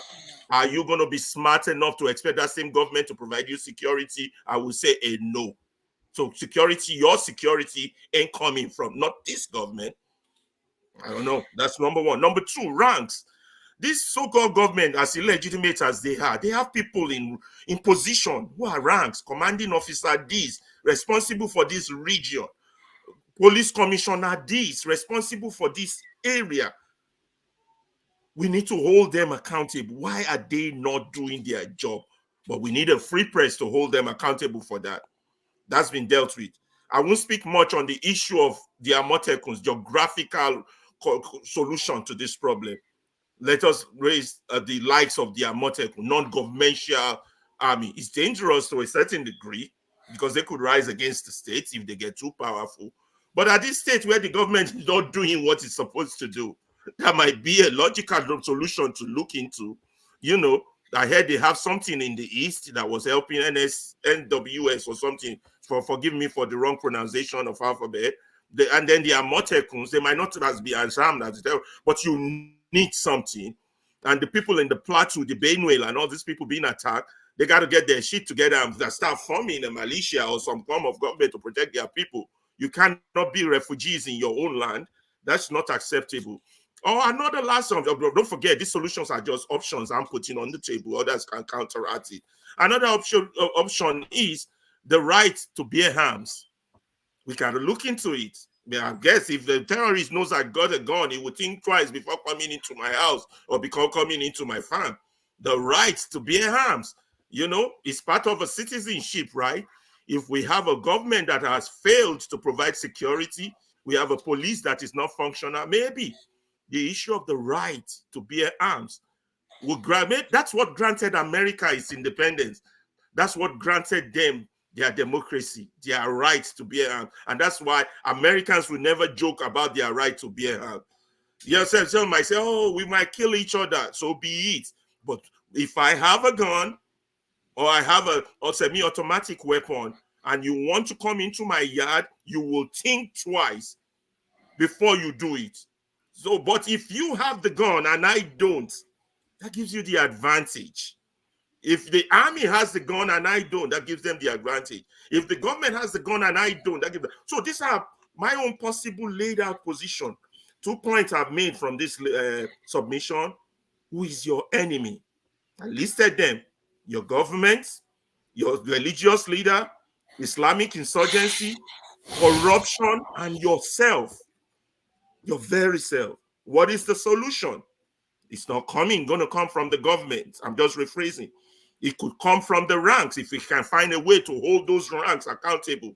It could come from geographical establishment or regionalism, and it could come from individualism, the right to bear arms. These are my submission. If anybody has a question or addition or subtraction, you can make. Thank you. I have a question for you. First of all, let me commend you on your submission. It was a very good How is it submission. that it's possible for Pansat to just jump in without me saying he could speak? I don't understand. I need permission to ask a question. Well, go ahead. I see them ask questions all the time. I'm saying that Ferrara's always got it right, but there is an area I want you to elaborate. You just said who is supposed to who the enemies are. We didn't want ourselves, the man in the mirror, and then you named all the other corporates there. Well, but you were also questioning who are we supposed to fight. It seems to me you fight the enemy. If you already know the enemy, why don't you say to fight all those enemies you listed? No. The fight starts first of all with ourselves. We look ourselves in the mirror. You understand? First of all, some of us, our level of education, the type of information we give out, it makes it hard more to the problem. Some of us are still on the side of the oppressors. Some of us have not even acknowledged we have a problem. Some of us are still defending the problem. So you can see what our issue is. For example, Panzat, do you think people on this panel can solve Nigerians' problem when they cannot even agree on what the truth is? You see how we all react. You see how. So if we start with that individualism and look at ourselves, am I a solution or a problem? Am I a traitor? Am I an onlooker? Am I giving? We got to start with ourselves. And that's why I said we need a revolution of the mind. And that's why I'm a strong advocate of information education and the free press and the press. The power of the press. That's what makes the pen mightier than the gun. We have not exhausted using it. We have not exhausted using technology as we have it. You're beautiful. All right. We have not exhausted using technology as we have it today. The cell phone, even if we have a free press, if all we get is cell phone recordings from people, and that's how those are our reporters, they are on the ground. They will help change things. So there's that one. That's the individual self. On this thing, corruption, we got to kill corruption because corruption is killing Nigeria. Maybe Nigeria should die. Alaba, thank you. We have to end it here. Let me just say this before I call for fathers. You got this video now, Doctor. Check. I have the video. Okay. Maybe we'll send it to forefathers to play. But let me just say this. I had to check because I mentioned that Amotekun, they have arms. And I was getting messages that they don't. But I know it's confirmed that they do. But it's not under police supervision, and it's not the kind of sophisticated arms that we expect. I also want to mention that Femi Falana said that Nigerians have the right to bear arms to defend themselves. So I'm trying to get him to come on the show sometime in January, and I think he will be here, and we will talk about that, because sometimes that may be the next logical solution. If the government is not going to protect people, people will do something to protect themselves. What else? So, forefathers, over to you. Yeah, thank you. I'm a little bit shocked by some of the kind of stuff that was said earlier on about, the Fulanis and, kind of, targeting segments of the society. And some of the people doing it, and they too understand that there are people that target them too. Some people get targeted in this country because they are in office or because they are agitating for something, whatever. People target each other all the time. But the idea that is going to lead us anywhere, zero, is not going to get us anywhere, because clearly the problem is bigger than that. How is it that we all know? I don't know. Maybe we don't. Maybe our people cannot look at the world for what it truly is. Because I don't understand it. You look at your next door neighbors, you see everywhere in Africa is similar, and you like to think that your problem is unique. It's not unique. It should tell you that something else is going on here. We've just been through a lot in history. You just managed to hand over independence to us, and suddenly the Fulanis are the problem. How did that even come about? Yes, we have an extremism problem, because many of our people have subscribed to foreign dominant analogies or philosophies. Like, most people in the North are embracing the Arabic way of looking at the world, and we are in the South are embracing the Western way of looking at the world. And we have to, if we don't learn to, who is doing that now? It's concerns, of course. Let me just mute him, please. So we have to separate the ideology from the people. Our people are our people. Killing them or saying we should cleanse them or whatever is just repeating history. We've done this. I just learned this week that the Benin Kingdom worked with the Portuguese to defeat the Gala Kingdom, and then they enslaved them and castrated their men. And whenever the men grow up, they bring them to Benin to come and work, and then they castrate them. So, and they almost wipe them out because of it. Some of the stuff we do to ourselves, and guess what? They all lost. Benin Kingdom, guess what happened to it? We all lost. History, we want to keep repeating it. The Yoruba kingdoms were fighting then they barely even call themselves Yoruba Kingdom. They were fighting each other like crazy. In the South is similar stuff. We work with foreigners to kill our own, and then they come and clean us out in the end. How is this rocket science? separate the people from these foreign religions and ideologies and try to get your people together, because that's the only path to survival. It's just obvious.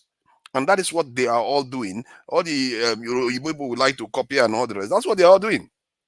They're all ganging up and ganging. It's ridiculous. If you go online now, you see all the agreements they've signed in the last 3 years alone.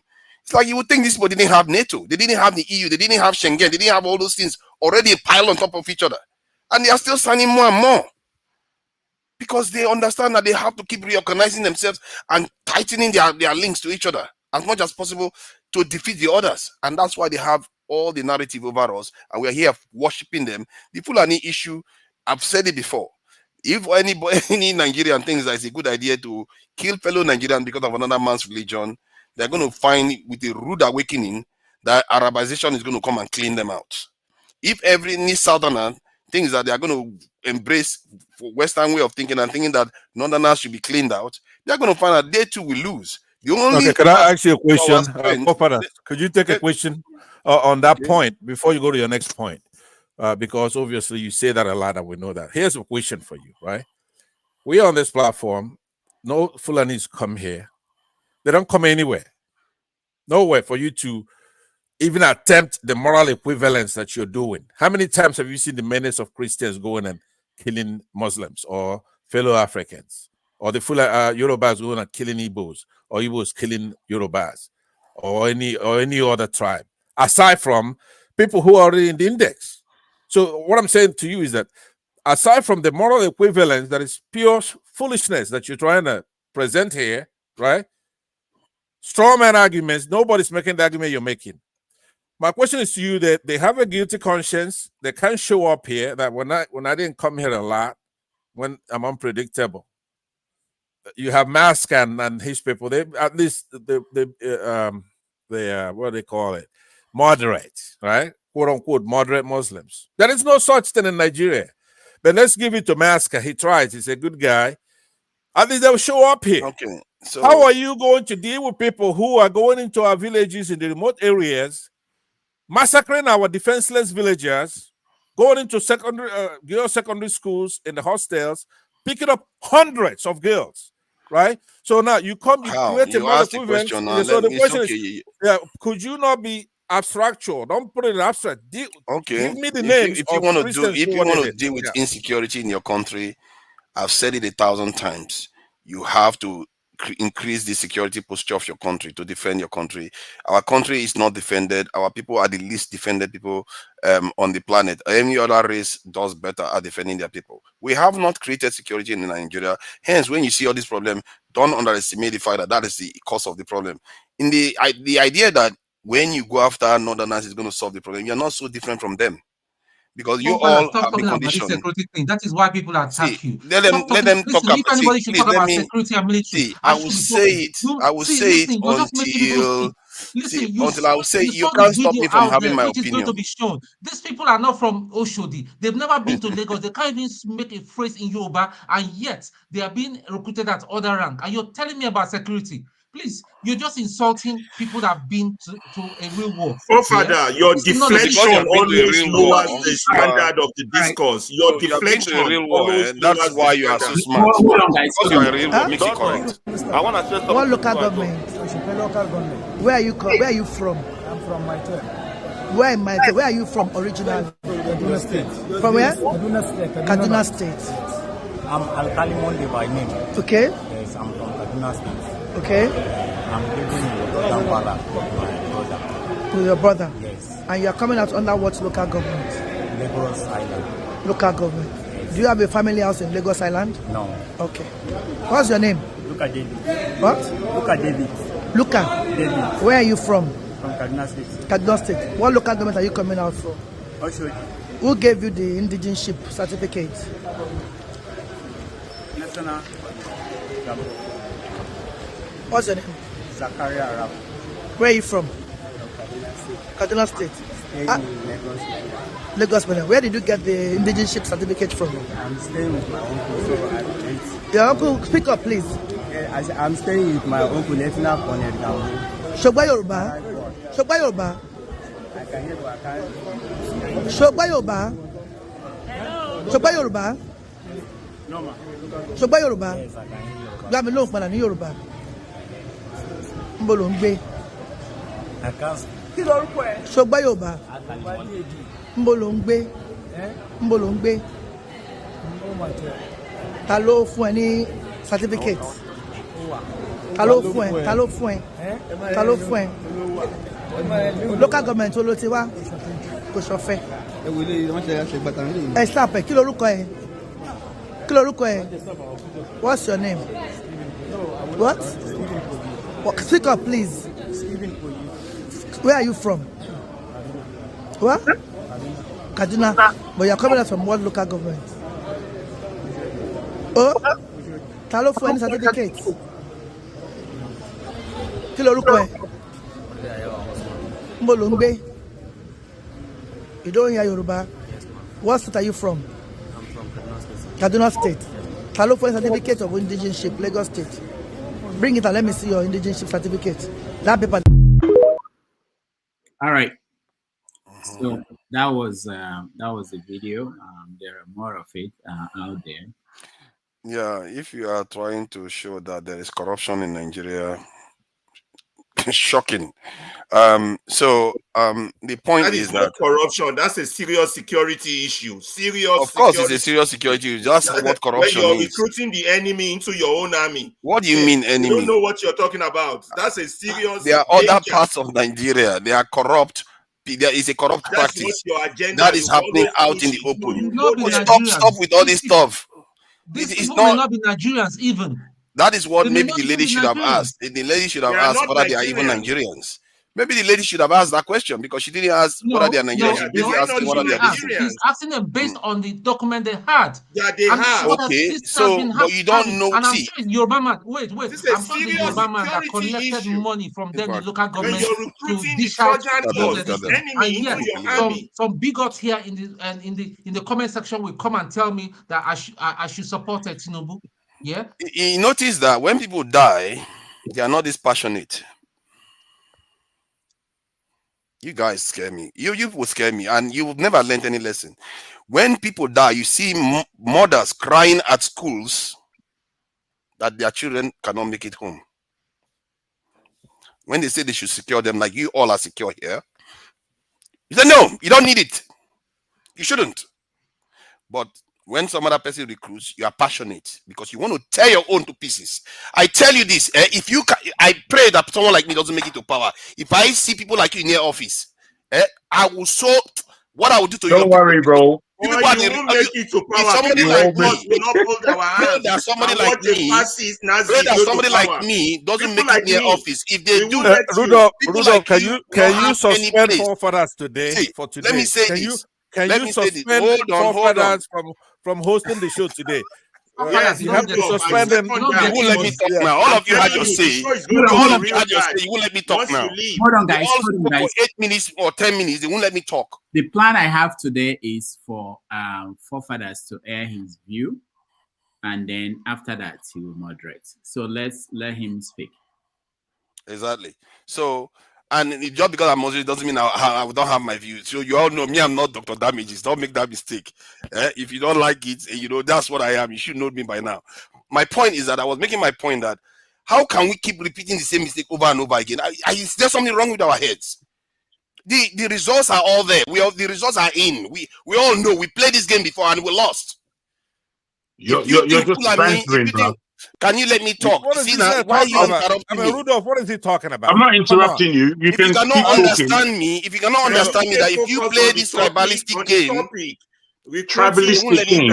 Into the army. Talk about the that tape tells that you was that, played, that tells you please. that I'm Talk about touching a nerve that they don't want to learn from. Me now. So we're being tribalistic for calling out people that are clearly claiming to be Lagosians that don't even understand a word in Yoruba. Right. No. I agree with. I said corruption. No, that's not it. I'm calling tribalism because you are saying they should get rid of the Fulani. Some of them say they should ethnic cleanse them. Some of them say they are just using blanket statements. That issue. Nobody's talking about that now. That is the issue I'm talking about. That's the issue I was talking about. Until Dr. Damages interrupted me with this video. The video, I said it clearly. If you think there is no corruption in Nigeria, welcome to Nigeria. Deal with the problem. So I want to bring up my you original agree that's point. a euphemism, right? You are using corruption in this case as euphemism because what it is actually worse than corruption. Do you understand? It's much It's worse. a security breach. It's a security issue. It's a security issue. It's a serious problem. It's jingoism for one thing. You have we just heard that Nigerians are using fake. It's my turn. Fake professors. Wait, can an illegal all you know, you have fake doctors out there. Can an illegal immigrant go and join the Seriously, you're comparing British, fake doctors military? to Syria fake An illegal soldiers? immigrant. Probably not. So why do you not see what is wrong with this? Rudolph, I'm gonna have a problem with you. I said it's corruption, Rudolph, and it I'm gonna have a battle with danger. you, right? Can And I I'm finish my telling you point, now, please? I'm gonna exit the stage and I'll be watching. If you let this boy host this show, right, I'm gonna be going after your show. Kansat is right. Yes, Kansat is right. You can't let him host this show. So you want to carry on with your bigotry, and that's it. This is a serious Nigerian issue. For all we know, you might not even be Nigerian. Oh my God, I'm not Nigerian too. You saw him use a euphemism of corruption when something more sinister and it's not like he's dumb, right? And you see him threatening the rest of the Nigerians. Can you just let me talk? You all have your own thing. I'll let you talk. I have no problem with you talking. I'm saying you should not host, right? I'm saying you should not host the show because Pansat, so you guys calling for ethnic cleansing. It's okay for you. Pansat, do you want to host the show? I think I hosted it there. If you don't let him host it, I'll host it, right? He should not be hosting a show here. Let him host that. If he's going to host, I can talk. I'm not going to hog the mic. No, listen to this. You won't tell us where you're from. You're using euphemism on a serious issue while we're here. We're getting up. People are getting killed 100 and scores a day, right? You have Islamic Jihad. Recruitment coming fraudulently from Lagos. So we're talking about a serious issue here. Thank you, Pansat. Right? No, it's not fair. Thank you, Jagun. I will listen to you, and then Jagun. Thank you very much. Finally, are you going to let them shut me? I've not finished my state. This is not fair. What you are doing, Dr. Damage. And you give them, you grant them. How long do we have to listen to? All right, Dr. Damages, I came before Jago. You actually remove people the last time when you were interrupting somebody. But I've already suggested my time. You should have fought for your time. All right, I've come back to you for fathers. Go ahead, Jago. Thank you very much. Guys, I've been listening for a while again and wondering, what we're speaking about. This is a new year. And I don't know what you guys are feeling in 2024. I don't know if you've been empowered, strengthened, if you're feeling the new year, if you're feeling the gusto, if you're feeling the responsibility of bettering our position, bettering ourselves against the 2003. That was, I don't know how it was for you, but for me, it was a tough ask. It was a tough ask last year, to the point that I come into this year with a lot of gusto and a lot of renewed energies. And, I rather feel that you are condescending to the panel, forefather, extremely, giving us your shock level, and you don't know what's wrong with our people. How dare you? Who are you speaking to? This is a panel of mindful people. You're not the only mind here. Who are you talking down to? Square up and sit up. I don't like that kind of thing. We're here together, and we are speaking about realities as far as our country is concerned. Now, part of that reality, I need us to understand that in the 18th century, when the British entered into the Nigerian terrain, not as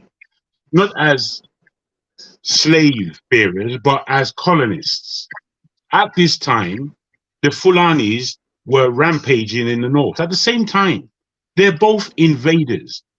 We were able to gain our independence from the British, but we didn't do the same with the Fulani. We seem to have forgotten that they were invaders. They're not people of the land. Okay, we who are Nigerian, we are very accommodating. They are part of our land now. They have taken over most of the law, and we see that between 6 and 12% of our population are really running things in that whole country. And all of us have allowed it stupidly. This is where stupidity really is at a higher veil, I will believe. Now, I think I was the first person to mention that Fulani is the issue and we should get rid of them. And then when I said get rid of them, I didn't mean all of them. I meant that this is something I've thought through. I don't really want to table it here because it's not necessarily for here. However, I did go as far as to say where I think they should go. I did go that way. However, what I want every one of us to admit is, as much as Nigeria is a hell of a problem, Nigeria is a hell of a problem. But I think we all can admit also that bringing Nigeria to a palatable point is not rocket science. It can be done. The thing is, how? How do we do it?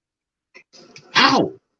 Now, given that the Fulani are causing a hell of a problem in that country, and the utterances from them are quite archaic where we come from. Where we come from, in actual fact, sometimes I've listened to some of the Fulani speeches. Rudolph, you said that President Buhari didn't say that everybody's free to come into Nigeria, or the Fulanis are free to come into Nigeria. Fair enough. But we've heard from individuals like the governor, the ex-governor of Governor Mohammed said it. He said that people should not only Mohammed. I'm saying not only Mohammed has said these kinds of things. I have heard it personally from so many Fulani people that Fulanis from all over West Africa are coming into Nigeria. There are different kinds of Fulanis. Some are pastoralists, some are this, some are that. All kinds of idiotic excuses as to why the malaise is going on in that country. We waited for the North to try to educate themselves. We didn't see it fit that we should be going further because we waited, but we were accommodating. Our accommodation has come to the point where we really have to start to run down what our problems are. And if Fulani is one of our problems, then we have to speak about it. It can't be thrown away as tribalism. It can't be thrown away as there's nothing to speak about here. It can't be, because we are people of the mind. If you don't want to contribute to this conversation, then I beg, exit the place, because the rest of us are going to have the conversation. If you think it's fabulous, oh, I want to be hoity-toity and above board, get out. Which one are you talking? There is no above board. It's ridiculous. I'm just listening. Imagine people are dying and you're defending the fact that the root of this killing should not be spoken of. I'm afraid it's like, it's incredible, and yet you want to be condescending. It's ridiculous.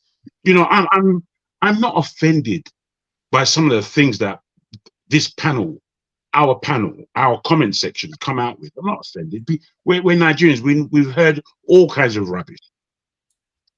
But what I'm afraid of is that we can't find agreement upon what we reasonably see as the truth.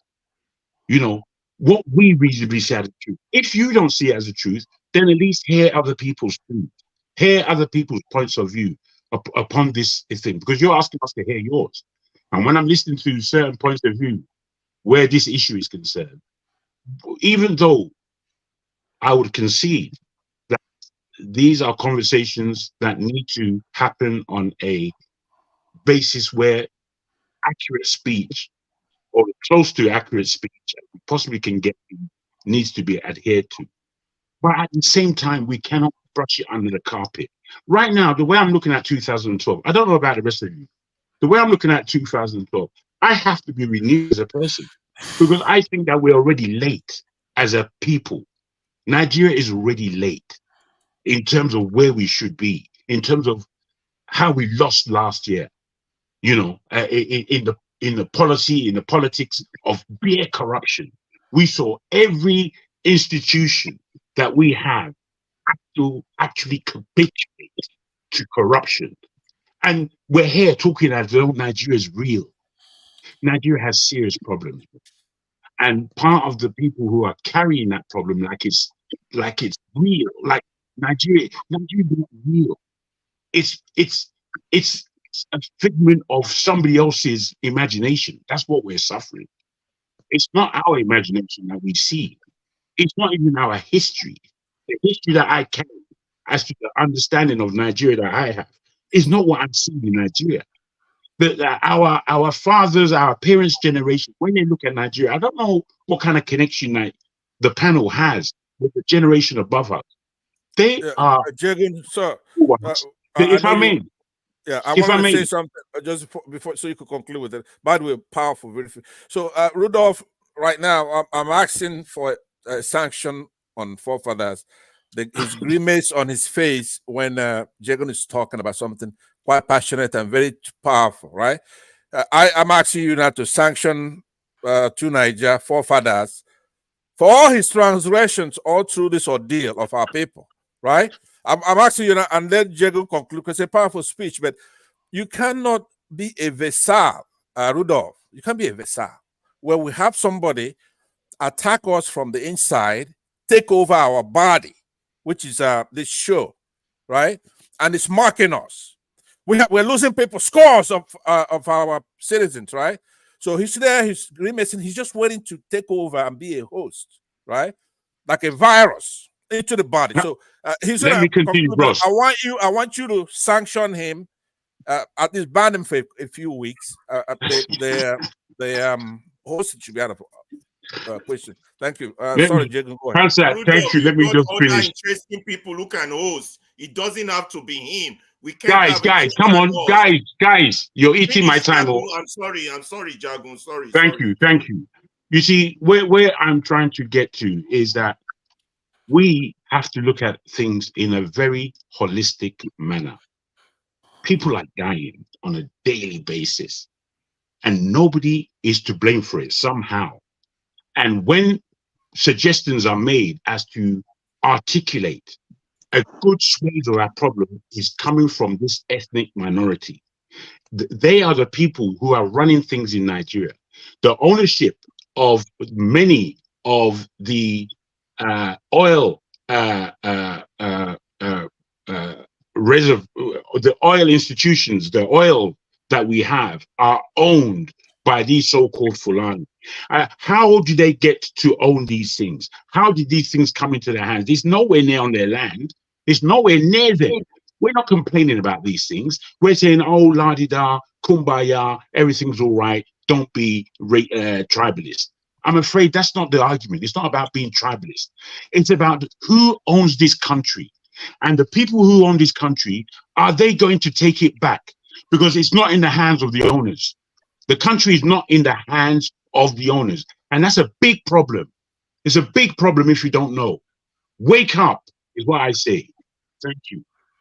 All right. Thank you so much, James. Can I finish my statement? Because it looks like you are giving them the ability to just shut me up and get away with it. No, your point, I mean, what are you still finishing? You can't keep spreading propaganda. Hold on, guys. This is what we're going to do. This guy has been here, hasn't said anything for so long. Okay, I want to listen to him, and I see that the evening shift they are coming in.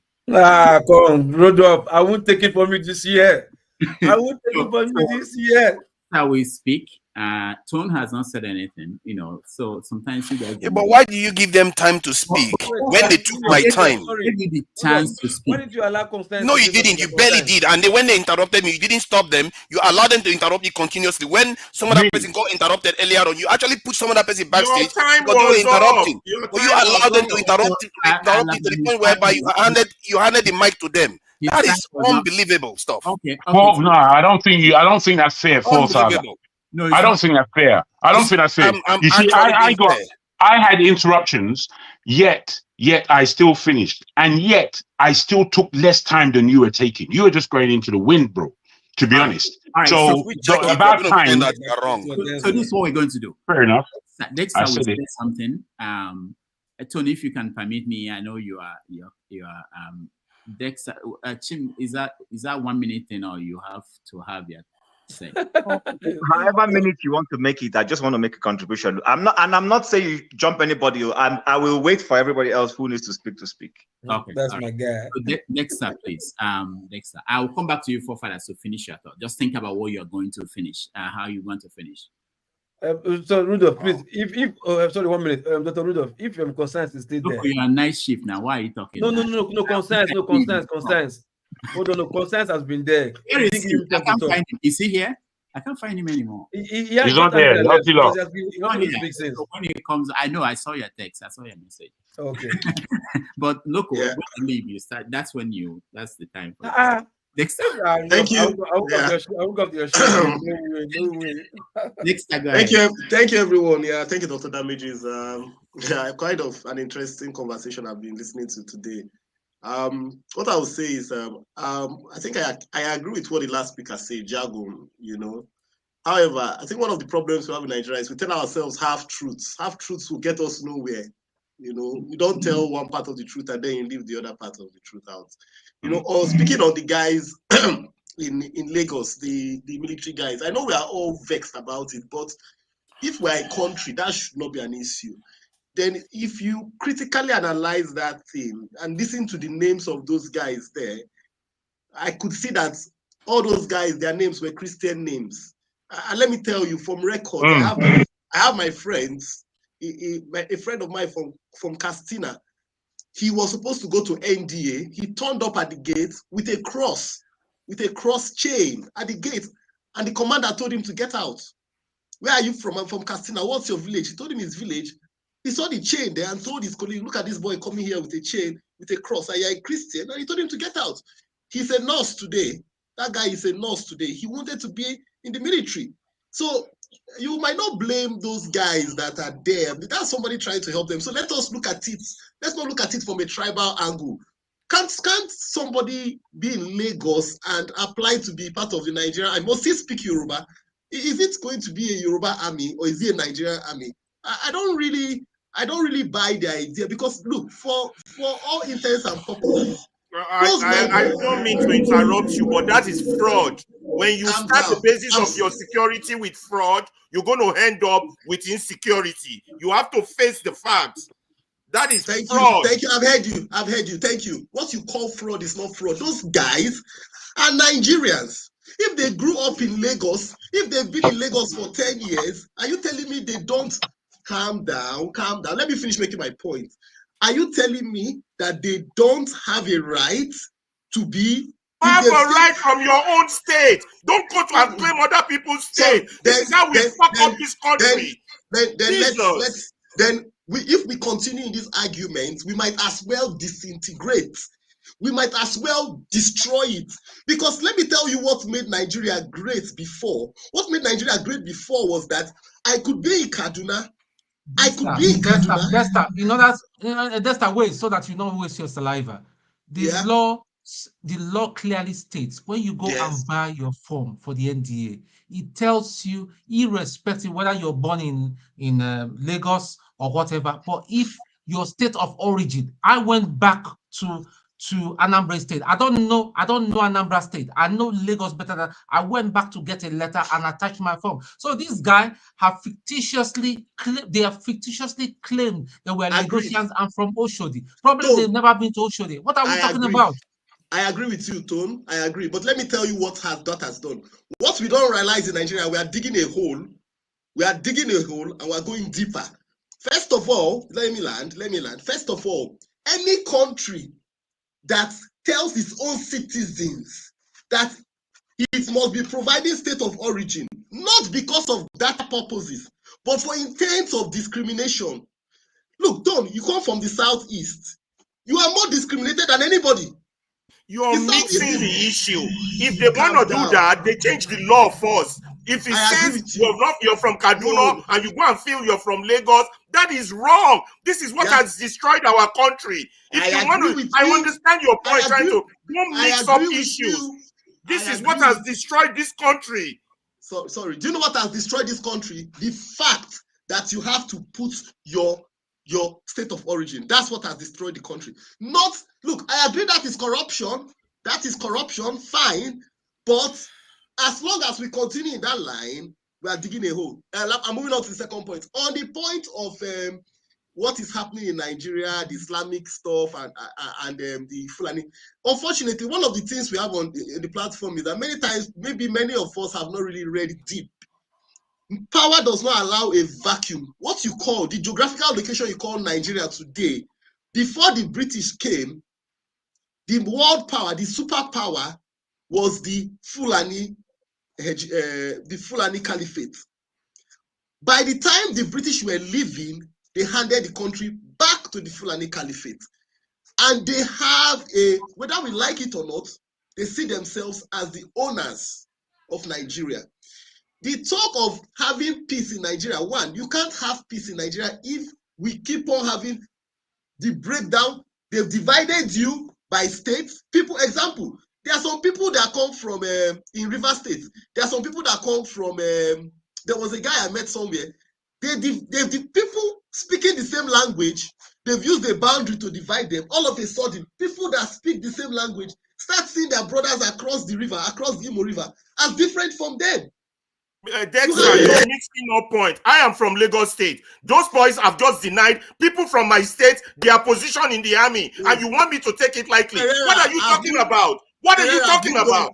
People from Lagos State have just been denied an opportunity in the army because somebody from Kaduna came to claim their position. Are you saying that is okay? And this is why Nigeria will never work. What are you talking about? Calm down, guys. Ferreira, I have moved on from that point. You are behind. Sorry, I've moved on from that point of the army. You're wrong. You're wrong. Don't mix issues. This is why Nigeria will never develop. I have moved on from that point. I have moved on from that point. In case you were not listening, I've moved on from that point. I know you're passionate about it. You're not more passionate about it than me. I have moved on from that point of those boys. That's not the point I was making again. So please stay with me. Stay with my thoughts. And yet you want to complain that the Hausa, the Fulanis are stealing your oil because this is how it starts. See, you want to complain that somebody is stealing this. Somebody. My friend, the least thing we can have is oil. If we keep on arguing about resources under the ground, then we would be the most backward state in the world. The countries like UK, it's not the things under the ground, it is their intellect that is the most important thing. We spend our time. Those boys don't even have intellect. They don't have intellect and they're representing my state. But I know that. I know you are pained. Let me round up. Let me round up, Dr. Damages. Okay. I know that everybody is pained about this, but what I will say is this. You don't address issues until you get to the root cause of it. And getting to the root cause of it means that if you are a strategist, you will realize that reacting to that would not even get you anywhere. Okay, go to Sokoto and do the same. Go to Sokoto or Kaduna, go and register in the army. My friends, and let me tell you something. My friends, I have close friends, got into King's College. They are from River State, but they claim to be from Abuja. And that makes it right. The principal, just like I'm not saying it's right. I'm telling you, it happens everywhere. The principal of the school in Abuja happens everywhere, makes it right. If you put your state of origin as River State, we're not going anywhere. I'm telling you, the country is fucked. And they all put their state of origin as Abuja, and they got the admission. So that is fraud. I agree with it. But Ferreira, the way you are trying to address it will not solve the problem. If we want to have a country, I'm sorry, if we want to have a country, we must be more intentional and not just be reactional. We must become proactive and be able to anticipate what is going to happen. But the way we are going about it, we are just reacting and we'll get nowhere. Do you anticipate the implication of these boys in 20 years' time becoming a general?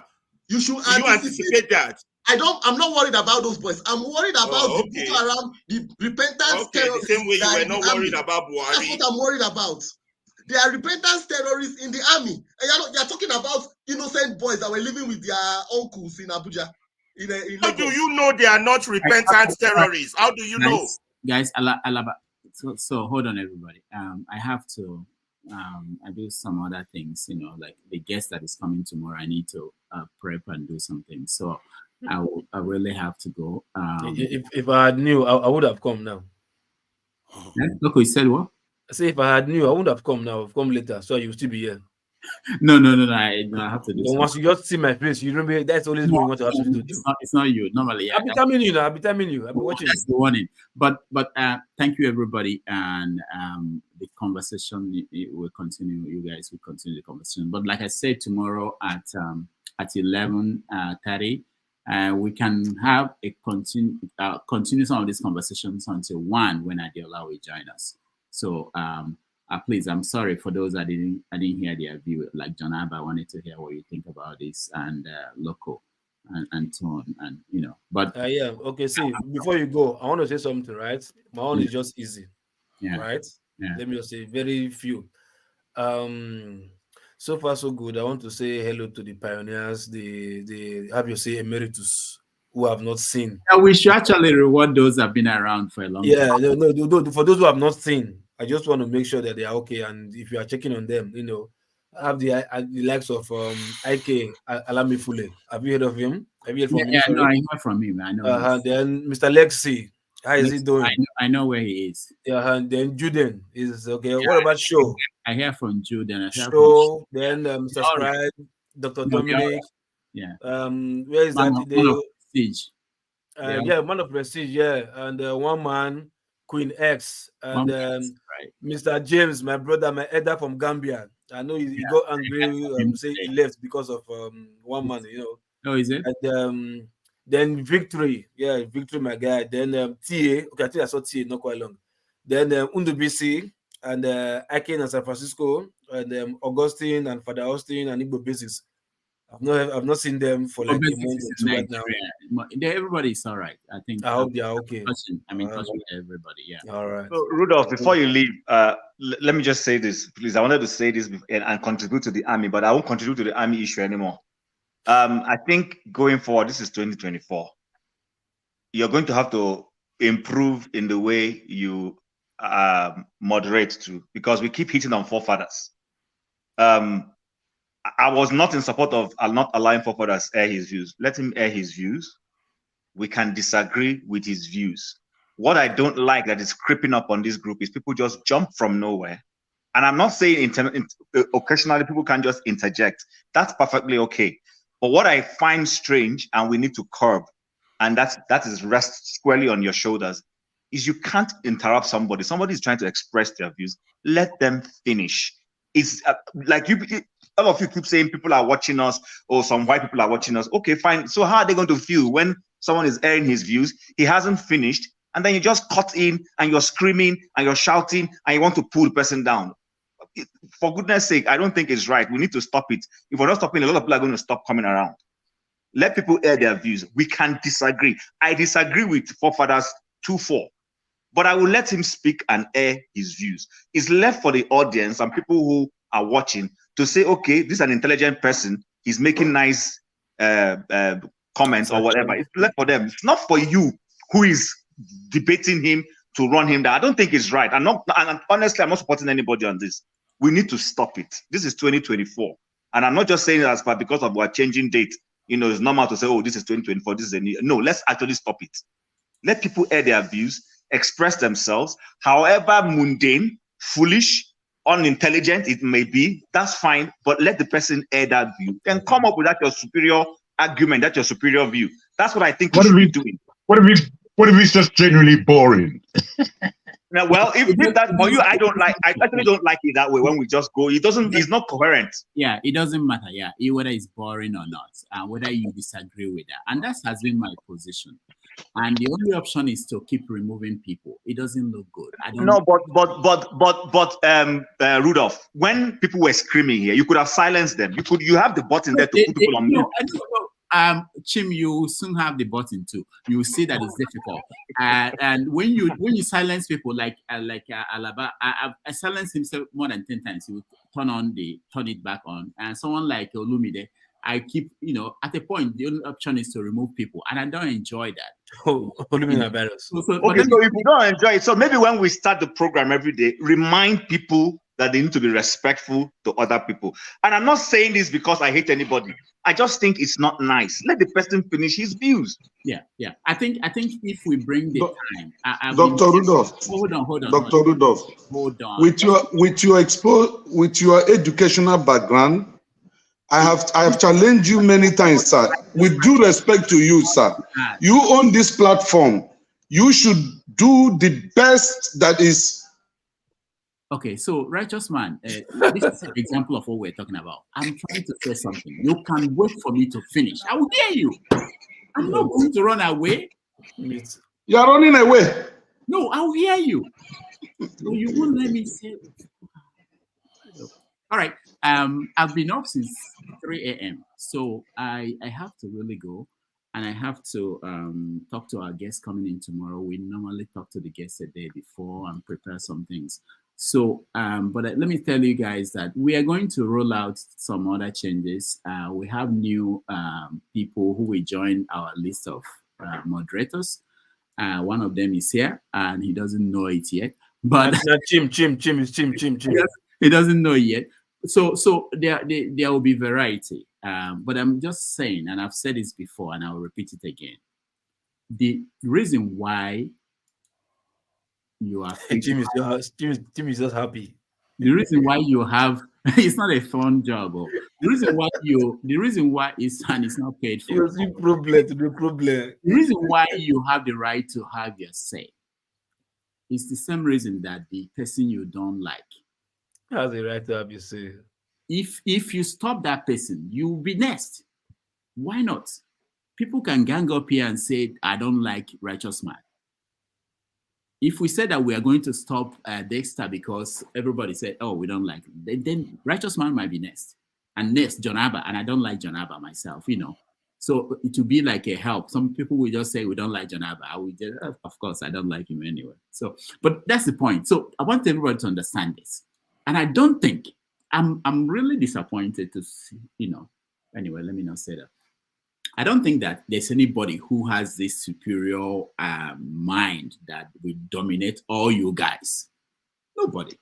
Some people have in their mind, though. In their mind, they have in their mind. Yeah, I don't think so. I have confidence. I see them. I can see their faces here. Don't worry. You never give them chance. Don't worry. You have not give them chance. I know them. Don't worry. You report to me. I've not been hearing from you. Just tell me what's happening on the evening shift. Okay, no worry. All right. So, but I sorry, guys, I have to go. Thank you, everybody, and thank you. We have to thank the people who. So, Rudolph, you see what I'm saying? You didn't allow me to express myself. Okay, go ahead. Go, right. You see, and neither did you allow me to express myself. Go ahead. You see, Dr. Rudolph. Yeah, go ahead. This platform, if there is anybody that have been hammering on this thing since I joined this platform, I think I should be counted either number 1 or number 2 or 3. Please, sir, with all due respect, you are not managing this platform very well at all. You are not managing it very well. And look, I have people in Nigeria that listens to this platform. I have told you, and they have made comments that are passed to you, either directly or indirectly, that there are some people you consider very vital to you in this platform than others. And as such, you allow them to dominate, you allow them to take control. It now looks as if there is personal thing you are benefiting from them, or they are more influential than any other panelist here, or they are financially sponsoring this platform. I've told you. Are you referring to Pansat? Are you referring to Pansat? Hold on. So you have to, no, I mean in Nigeria here, you have to please do something. Leadership is not easy. Just like we attack those who are leading us in Nigeria. This platform is a micro Nigeria. You see the confusion here. But as a leader, you have to make standard rules. Whoever that does not obey that rule, you can backstage that person for throughout that day or half the program, then you bring the person in again. So that we will be disciplined. We're all matured men controlling families and businesses and offices. But when we come to this platform, it looks as if we are radicals, which I believe we are not. Thank you. All right, thank you. Very good. Thank you so much. But Righteous Man, to correct you there, he did something today that I was proud of, right? When Pastor was trying to do one of his antics and all that stuff, and I was so happy. He shut him down. But no, that when Chim was saying that no, Pastor, you will not have your day, never ever today. I was surprised before I could say Jack. Piam, don't go back. Let me say something that maybe I've never said before. So you know these shows they call reality TV, like Apprentice and all this. It's actually not reality TV. It's produced. It's scripted, yeah, of course. It may not be scripted like the words you are going to say, but it's produced. So this, what we're doing here is a reality TV, and it's produced. You know what I mean? So it's not like a quiz competition where you have or debates where you have 5 minutes for everybody, 5 minutes. This is a show. There's something that if you are in production, and there are people who are behind the scene also who are involved in this, what we're doing here. You also want something engaging, something that people will watch.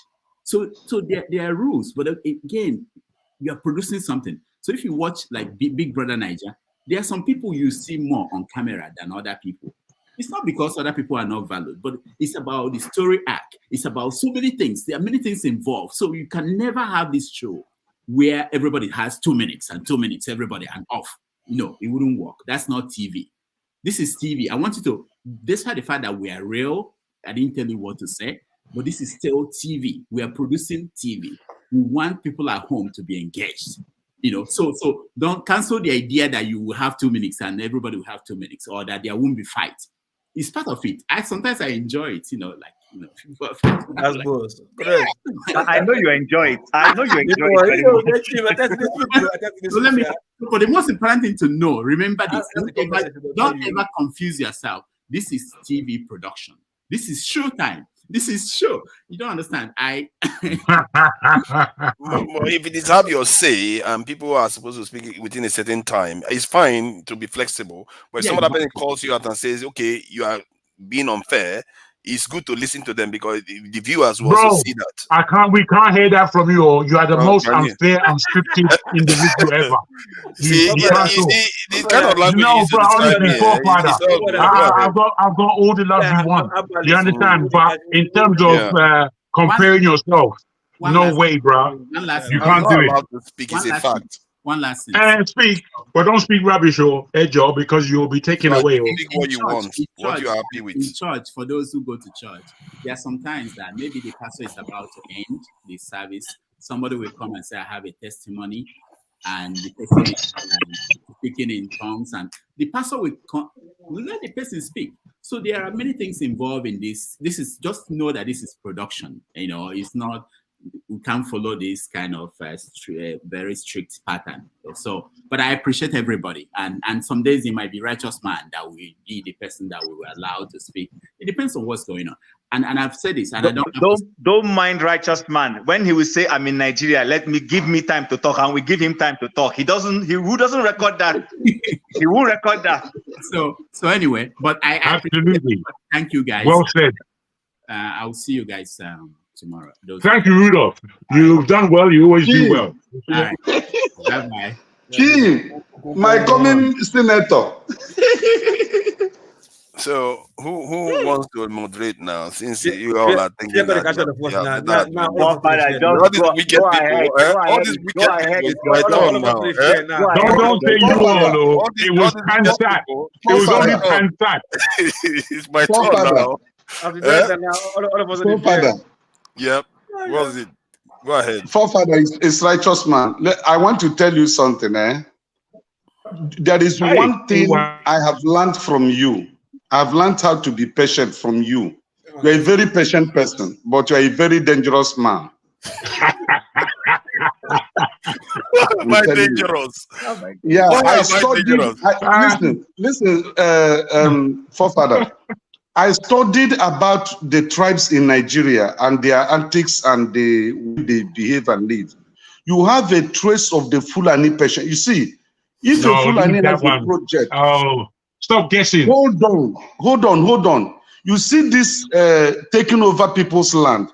It did not start today. They have planned this thing more than 50 years ago. And if you watch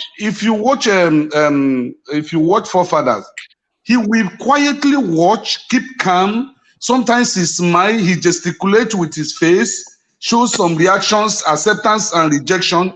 Then when he gets the opportunity to speak, brimstone and fire and thunder comes out. Earthquake. He has read Machiavellian's book very well. Yeah, imagine forefather threatening all of us here that if he eventually gets into power, what he will do. I didn't say that. I said somebody like me. Somebody like before you corrected yourself. No, I listened very well. You said that's why I don't want to get into power because all you people, you started to be very condescending.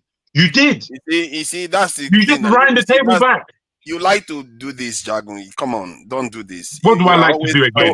Because you always like to cloud us. You're going to cloud us. Forefathers. You know, forefathers. The way you speak here is very condescending. I should just shut up my mouth then. No, you just speak accurately, bro. Speak accurately. That's enough for us. Like the way you want like to do this. Tell me what you want me to say. I should not try thinking. So just tell me what you want me to say, so I will say it, and so you are happy. Forefathers. My brother. Let me. Why do I have a brain? It's of no use. So don't tell me what you want to say. Where you want me to go, I'll say it. Spend 1 year moderating and not commenting. That might help. Please, Jim, go ahead. The backstage seems to be full. I don't know. I'm going to exit shortly after now. So first of all, talking about those military boys, it's a problem for us. You know, I understand where Alaba is coming from, and that's fine, fair enough. If Nigeria says we're going to do things by state of origin, in other words, the quotarism. So if we have 100 spaces, then we offer it to people based on state. Because I remember, and I'm going to start mentioning names because I think sometimes when we hide under this pseudo thing, it doesn't help us. Amos Adamu, who used to be one of the people who ran Nigeria's football, NFA. Amos Adamu was claiming Borno State, but he wasn't from Borno State. People who know him know he's not from Borno State, but he got on quota from Borno State. I wanted to join the Nigerian Civil Service. I went there, and they said Abia State was filled, but they had spaces for Gombe, but because there was nobody applying from Gombe, they left it vacant. So if we're going to be doing that thing where we keep jobs, there are job opportunities, and we say, oh, because we kept this job for Gombe, or we've kept it for Katsina, and the people who are readily available to do those jobs are from River State or Cross River or Abia State, and then they don't get in, then there's a problem. So to that extent, based on that, then those boys who wanted to join the army need to go back to their states and join their states from the state of their origin. But that being said, that is where Nigeria is running into a danger. It should ordinarily be that people are interested. It should ordinarily be that people are interested to join the Nigerian army or the Nigerian civil service. And if they're qualified, let the best hands join it. But if we have decided to reduce it to quotarism, then those boys need to go back to their state. That is to the extent on which I am mentioning that. Then lastly, perhaps as a feedback for you, because you know, sometimes when we spar and all this, people tend to reduce it to mean nobody likes you or people hate me. No. You're entitled to your opinion. Everybody is entitled to their opinion.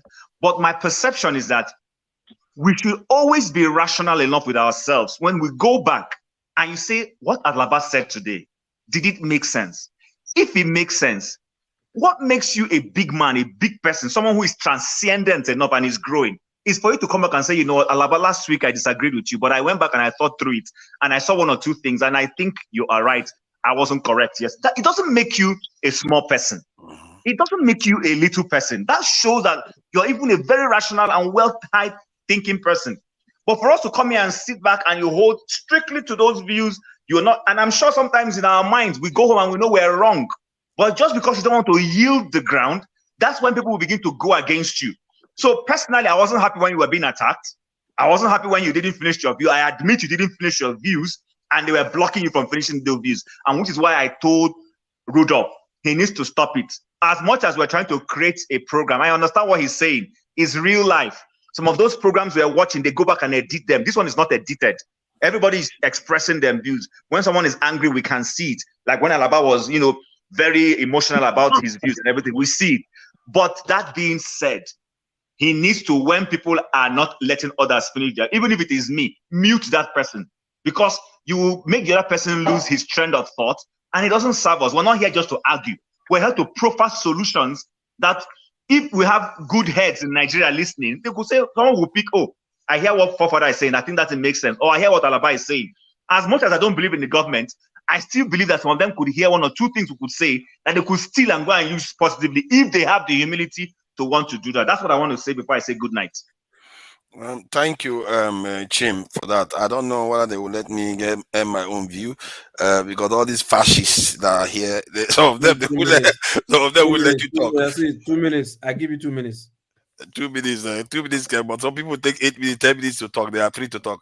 See, I think Chim highlighted some part of it, that there are other aspects of the Nigerian society where you have a lopsided allocation of resources to some regions. As a matter of fact, in the military, from what I gather online, there's a report that said that the southeast and some parts of the south didn't come and join the military. So they are going to try to get them to want to recruit to join the military. So, and I think that gap is probably what some of all these people are feeling, which is corrupt actually, because I know for sure, I've seen it happen where some people have to bribe to join the military. So if you have to bribe to join the military, it means some of all these people are taking their places.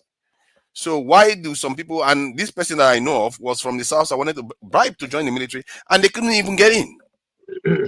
And yet, some of all these people from in Lagos, they can come from the north and still go in and join. So you can see that there is a bit of corruption going there. But I'm not sure whether they are thinking it through from the point of view that, let's recruit only our people to join the military. There was this case where there was funding for businesses in Nigeria, and about 60% or so of it, or 80% of it, went to the southwest. And people were complaining why. I was part of that discussion. Why is everything going to the southwest? So you see what I mean? So there are different aspects of society, and I think this is reflected everywhere else, where you have lopsided representation from certain groups in that society. It doesn't mean it is right, especially when there is a constitutional need to have allocations. So that shouldn't be broken, and that should be seen to. But what I was addressing was the aspect of scapegoating the Fulanis. If you want to talk about extremism, you deal with extremism. But if you make it about a people, you are basically, some people were basically advocating ethnic cleansing on this channel. Ethnic cleansing, literally, openly. Let's get rid of all of them. Let's get rid of the ones that some of them are advocating war. Why would I sit here and say that is a good idea? Because clearly we are going to lose from it. I cannot support that. No matter how much you try to bamboozle me, no matter how much you try to force me to believe that is the solution, it is not. Because I strongly believe. Can I come back real quick? Can I come back to you real quick? You mentioned some, which is good. I like that. And then you mentioned some again who are speaking about war. What about the others who spoke differently? They didn't say all. They said that this is an actual problem. We need to look at it. And in looking at it, it is an issue that confounds all of our lives on this platform. I can tell you numerous stories from my own village about Fulani people. Numerous. So I can tell you numerous stories about everyone. And the one, let me just land. Sorry, bruh. Sorry. The numerous story, I can tell you stories about Igbos in my village. But the story I will tell is not anything like the Fulani story. Nothing. Nothing at all. So I'm wondering if you're taking on that consideration. Nobody's trying to change your mind. Nobody's trying to change your mind. Sorry, go on. I take that into account, because if you look at even in Europe, you see that they go after the gypsies quite a lot. Nobody likes most societies don't like nomads. Let's face it, they don't like nomads because they cause problems, and they don't have a lot of their people around to take revenge on. So their people are based somewhere else. They just navigate and cause problems for people in locals. So nomads are not like in Europe. You have a gypsy problem where they don't like gypsies too. It's like an open thing. They can just discriminate against gypsies in a society where they think that they believe in equality and all the rest of it. But the point I'm making is that, does that mean that we should start looking at targeting a specific ethnic group? No, it doesn't mean that. We deal with the problem as any civilized society would deal with it, address the extremism. And I've been part of a discussion where Muslims were there, and by the time we ended that conversation, we all agreed that we have to put our people first before other people's ideology, because we even addressed the point where Victoria was killed. because of another man's religion. We address some parts where some people that believe in traditional beliefs were persecuted in the South, because we keep targeting our people. That's, for me, that's, I keep saying it. If you understand me, it's about the people. And this Well, is what, if you're taking it from where I was coming from, I wasn't speaking from a religious point of view. You understand? I was speaking from an ethnic point of view, and speaking specifically that the Fulani are as foreign to us as are the British. That's the point of view I took. Take it from there. Try and handle it from there. Yeah, okay, let me take it from there. You understand that genetically they are closer to you than the... That doesn't matter. I'm talking about the land. I'm talking about the land space. Let's not get to genetics, but when it comes to genetics, the land space called Nigeria is no homestead for the Fulani people. West Africa, you people created the borders. No, so what if they created borders? We then followed those borders. You evolved with them here. They have the same genetic lineage just like you do. No, sir, they don't. Let me explain now. They belong to your own genetic tree more than the Hausa man does. Do you know that? Do you know that we Yorubas are much more closer to those who call themselves Hausa? Historically, we have such a close relationship with them. I'm telling you this, bro. We don't have that same relationship with Fulani because they weren't there. Because they weren't there. They were there. There are some theories. They were not there. I'm saying, I'm just putting this to you, that relationship where the Yorubas are concerned, and I'm not being tribalist, where the Yorubas are concerned, I know the relationships that Yorubas have built up with those people around them, and they are long-standing relationships. They didn't start yesterday. They started before there was anything called Nigeria. So when you bring the Fulanis in, I'm saying that the relationship between the Yoruba and the Fulani is war. In Ilorin, that's where we have a standardized understanding of who the Fulani are. So, and they came into that Nupi area that we were fighting for into the area that we now call Kwara. They came into that by war. Now, yes, you know, no matter. So this is what that is more, yeah. The reason why you remember it more is because it's more recent. It's true. They invaded. I need to address this thing now. So they invaded. Time is up, bro. Hold on, now. Let me make my point. I need to explain myself. Because this is a very, very serious matter, because we were literally thinking of exterminating the people. So they, you remember the war. You remember nobody said exterminate. I didn't say exterminate. No, you didn't say that. There are some people that actually, there's a theory out there that suggests that even Yorubas may even have, some part of Yoruba may have originated from that Sahel region, whether Mali and all the rest. So that's I can tell you where we. I can tell you where we. I know your point, but what I mean by that is the Fulani speak a Niger-Congo language, while the Hausa speak Afro-Asiatic language. They belong to our genetic lineage just as much as you are, more than the Hausas. But the only difference, the reason why we don't like them is because they arrived recently in the space that we know as Nigeria. The number of them that arrived, they arrived recently. The point is that they are part of Nigeria now, even when many of us are overseas that have British nationality that were not even born there. Many of them, most Fulanis were born in Nigeria, and maybe 95% of them, or even more, were born in Nigeria. So they are Nigerians, and we have to work with them as fellow Nigerians. If there is extremism issue, we deal with it. If there is a security issue, we deal with it. Because we have to approach this thing without going to, buying into bigotry, falling for bigotry. Because if we do that, we are arming the enemy against ourselves. We've done it before, and it cost us everything. I must say, bro, I don't understand the correlation between arming the enemy against ourselves. Let me explain that. Because I sat on a panel, oh my God, I sat on a panel this week and I was shocked with some of the things I heard. And I have to give credit to a lot of our Southwesterners. They truly understand their recent history more than most. They really talk vividly about it. And there was this guy that came on and he talked about how the Benin worked with the Portuguese to take over the Igala, and they kept on castrating the Igala men for years upon years upon years, taking them as slaves and treating them as slaves because we collaborated with the Portuguese. Guess what happened how many years later? Oh, the British came, destroyed the Yoruba, that same Benin kingdom. The same thing happened with the Ijebu. Yoruba people work with the Oyibo man, fight fellow Yoruba man, and when they finish defeating Yoruba man, the British people come, you know what? You two gone.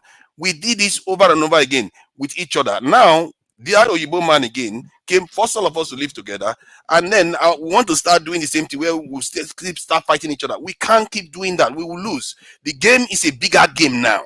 The people that did those things to us before are stronger now. So how does doing this thing is going to solve that problem for us? Can I put this quick scenario? Yes. I beg your pardon, my brother. Let me just put this quick scenario to you. In Israel right now, can you believe that they are trying to expel the Palestinians out of the whole enclave that they call Israel right now, and they're looking for space in Congo, of all places, to put these people? One. Two, in the UK, as you rightly know, the amount of immigrants coming into the country is causing great concern for the politicians. They are now looking at Rwanda for immigrants, which is enough. Lastly, I'll end on this. In Niger, it took that president to take out their own. It took the current president or the current regime to take out their president in order for them to face the French. This is the scenario Nigeria is in. Already. I agree. If you want to take out the regime and deal with our problems, that's fine, as long as you actually deal with the problems that we face in the country. But my point is that we can't turn on each other. Somebody said we have to treat each other as if every single strand of hair on our head is worth it. And this is what kills me. And when I saw that pastor doing that stuff to our own people, it's like we don't value each other at all. We treat each other like animals, like dogs. What is wrong with us? That's kind of stuff that really drives me mad when I see when our people are being degraded. And I fear the day reckoning will come when, can you imagine if you were present on the day when the people destroyed Benin, destroyed Ijebu and destroyed everything? It's like the whole world is coming to an end. People don't, for me, it's all vivid in my head for some reason. How terrible it must have been to them. I don't want that to happen to us again, because we are busy forgetting that we forgot the biggest threat facing us. Our biggest threat is not, if you remove all Fulanis today, the problem remains. If you remove all Hausa, problem remains. It's not going to change anything. So let's try to move away from that. Let's not fall into that trap. And let's just care for our own people, secure our own people, and deal with greater threats that are facing us. And those greater threats, we deal with them like the way we deal with the Fulanis. They are our friends if they want to be our friends. Not Fulanis, the extremists. They are our friends if they want to be our friends. They are our enemies if they treat us like enemies. If they want to oppress us, we fight them back. Because Fulani is, it's not all Fulanis. The extremists are our enemies. They are my enemies. I call them terrorists. If people call them bandits, I don't buy that. If you come to a village at night and you wipe out people, you are a terrorist. And for whatever reason, for claiming their resources, for displacing them from their village, you are a terrorist. At this stage, you can't be taking our fellow citizens' lives. If you take our life, you die. It's just, for me, I don't believe in this thing where they don't execute people. Because I believe that when you take a human being's life, you didn't take only that human being's life. You've taken all their generations to come. If you go back 300 years, just 300 years, do you know how many people it takes to create one person? It takes more than maybe 10,000 or 20,000 people. Just 300 years. So when you kill one person, in the future, 200 years in the future, you've taken away possibly 300,000 people, 100,000 people. So I consider taking of life a very, very serious thing. And anybody that takes any Nigerian's life, they should be dealt with accordingly. That's the way I look at it. And I don't subscribe to the idea that we should just be targeting each other. We have to find a way to work with each other. That is the only path. We don't have any other path. Thank you. For me, that is just so simple to me. I don't know why. We've heard you. No, forefather, we've heard you tangibly. I disagree. You understand? So you don't have to repeat it. What do you disagree with? Let me ask you. I don't disagree with you. You made a lot of points. I disagree with the fundamental point that the Fulani in Nigeria, their history, their lineage, their antecedents across the West African region is such that we Nigerians, South Africa, should not tolerate them in our land, especially at the point where so much power is in their hands and so much malice is going on through their people. So for that reason, I totally disagree with your sayings. Okay, thank good. you. At least you gave your reasoning. But clearly, I don't disagree with that. Okay, who is next? Is it Janaba? Oh, Janaba, please go ahead. Thank you, fellow panelists, for being here.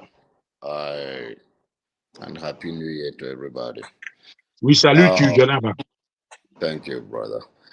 I look at us as what Nigerian is all about.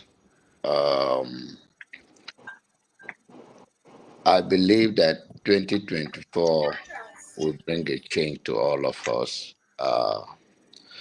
We cannot continue in this path in a civilized world where we cannot have a dialogue. People always believe that Americans do not negotiate with their enemy or terrorists. That's not true. They have negotiators who talk on behalf of them. If Nigerians going to work for all of us, we must have this open mind and see things differently. Because if we continue in this part, the same thing over and over, expecting a change, that is a failure of imagination. It's not going to happen. We have to change something in us to see a change. Just like many have commented that change start, and I have said it all over and over, change start with all of us. But the notion that you open yourself up to bitterness, your fellow human being, whether it's black or white, that the solution you have is not to have a dialogue, disagree to agree in 21st century, that your perception of another human being in the same country where we share the same flag, you have no other intelligent way or any other way to have a conversation so we all can live peace. And those that terrorizes our community should be dealt with.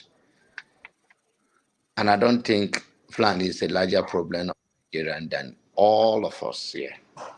Because in one way or the other, we all have families and friends. And they offend us, we offend them. But we, with heart of love, there is a adage in my place that when you beat your child with left hand, you use the right hand to draw that child close to you. And if you see, many of you, I think you've never been to the north. And because people are product of the environment and they have a certain sentiment or the upbringing with angers and bitterness, and if it's not their way, it's a highway. And that go deep. We are in diaspora. We have seen what is humanly possible. Our children that were born here, they are considered as American citizens or wherever you are. Some country, maybe you stay for some years, depends. But in America, talk from American perspective, they don't discriminate. There may be other discrimination, but the law is that they are citizens. And we have fellow Nigerians that were at this level. And if we, the new generation, will not look, okay, how do we reconcile our differences? When will you start to talk? If you know better, then you do better. If you think you are a good leader and you want to do better, then you say things. Word matters. Word matters. In fact, your word defines you.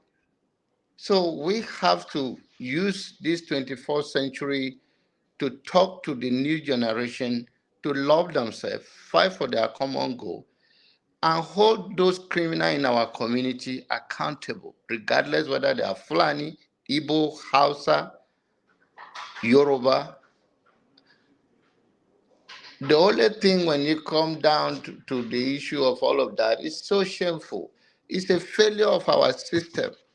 It's a corrupt system and there are certain things that people are giving. And in the north, the east and the west benefit from the north because most of the school in the north are the eastern I'm talking about the east and west. I'm talking about the Yorubas and the Igbos go to the north to go free education because it's easy for them. Some of them claim the same thing. Does it make it right? No, Nigerians are supposed to visit and whatever it is, but we are in one country. And we are, if we're going to say these people, because this is the problem. We're in Lagos, they think they're so savvy, they're so unique, and then they put a camera on their face. Where are you from? If you go to the north today, I'm not saying it's right, but if you go to the north today, many Yorubas also claim that they're from Kaduna, Kano, Borno State. It's not that it's right, but if you're going to be so angry about it, then have the broad knowledge that this is the corrupt system and we have to address it. If that is a requirement of giving some certain people that privilege. But the issue of we come here all the time, oh, these people, they don't exist. There are things I cannot even say here because it's not that, we are not that deep into it. And really, if you want to do anything, go ahead and do it. The real man don't talk what they will do. The people coming after you, they don't say it. It's because you become like almost like empty. And that's why if you have a strategy, it's not here you come and display it. It's not here. So mostly what you want to put up here is a voice of reconciliation and see our differences as a unique. We are not all going to be the same. And it's okay. We're not going to speak in the same language, the same tone, the same understanding, live in the same environment. And we must understand that our differences is the uniqueness of life. But we cannot just say in 21st century, we're going to be the black nation. We are better than that. Even the whole Africa. I have support of no African need a visa to even go to any African country. Because these people divide us for a reason to weaken us. And we want to divide ourselves within inside. We do not have the tolerance to have a dialogue with those that we disagree with. And when we see people in the other side having that conversation, we say, oh, he's talking to enemy. If you don't discuss with people, how do you know what is going on with them? What is their anger is all about? Please, let us tune it down. Don't worry, you can go on for 1 hour because these people have had all the whole day. So I know. If you want to go on, I've been watching, I will let and you I go just on. don't. I will rig it I know today. how Janaba will continue. Janaba will continue from where you stopped. Just hang in there. I know how. And Jago, let me provide one evidence for Jago that he wanted to see that I told him that. No, Father, hold on. I will continue from. It's just a second. It's just a second for Jago to see this. Jago, I hope you are Don't there. go and start searching online now. Online searcher. No. No, because he said I said something that I said I didn't say. But let me just play so everybody will hear it. Cruz, you are passionate because you want to tear your own to pieces. I tell you this: if you, I pray that someone like me doesn't make it to power. If I see, that's it. I said if someone like me, but he said I said if I. Yeah, okay, I don't like when people try to malign my statement. It's not right. Bro. If you can, bros, you didn't wait. I beg your pardon. What you've just shown is fair. I would like you to, because you actually said it twice. I would like you to either go further back or go further forward, and then we can confirm. I can go it that way. We will get to that. Go You further guys back. can do that later. But let me not lose my distance, because I've been watching patiently, and I respect all of you guys that I do not interrupt and you are not interrupting. Go for it, my brother. Yes. So please, let us set a standard in 21st century. The world matters, and we can speak to issues. All this, if you give up yourself opportunity in this life, there is good in all of us and there is bad in all of us. But we have to subdue the evil in order to live for good. And the greater purpose of the continent of Africa is not even only because of Nigerian space. We are one people. There's a bigger problem facing us. And the earlier we realize it, started working together, it may not be your lifetime, my lifetime, but we can live for those that will come to continue from where we start. And we have to take animosity, feelings, and deal with the reality. We are one people. But when we say that we are not, and the only reason is that is somebody from Kaduna is your problem, it's not. They're also facing the same thing. Have empathy. If you want to solve Nigerian problem, you can go to the north. You will see a lot of problems that you, with open mind, maybe your mind will change. That, oh, these people are also the same shoe like people in my place. It may not be you and I, but there are other citizens out there that are going through a lot I'm talking about Nigerian space. That if you go there, you will say, wow, what I see here is what I see there. And we can have a better country by dealing with the whole issue. But more importantly, what I want to say as I round up in this segment, in my submission, is to look at us. We are one people, and we can do better than what we are. This is too petty. We can deal into bigger issues where we have the resources managing in every region well, that there will be peace and harmony and security issues. Thank you. Thank you. Yeah. So who is next? I'm next. Yeah. AY is next. AY. Somebody was asking for you today. You know, Adama was asking for you. She was missing you, and she was asking for you. I reply to her now. Nice.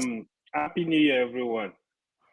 Easy. Pastor Jonaba, Pastor Blasto, me at the vessel now. Christmas don't finish. I don't see anything. I don't see the packet. I'm still waiting. You go best. You go best. You go depend. No worry. So, honestly, if I tell you, I'm actually disappointed by the level of discussion we have here. Sometimes it is another statement. The level of hatred, disunity. Man, we are bigger than this, man. Like, with our level of education, with our level of experience, exposure, we still doing all this. I begin to wonder what our brothers that are not even educated somewhere in the villages, what they can do. Because it's crazy. People come here through things that are not fat at all and be argue with everyone. Some people call it for war. Interesting. In 2024, people cannot look at issue and say, no, this is not the right thing. Even if the person does not look like you. This is part of the reason why I do tell people when I move out of Nigeria, when people talk about racism, I look at them and laugh. I said, I don't care about racism. Usually, I have white people, they ask me, oh, do you believe in racism? I said, sorry, I'm the wrong person to ask about racism.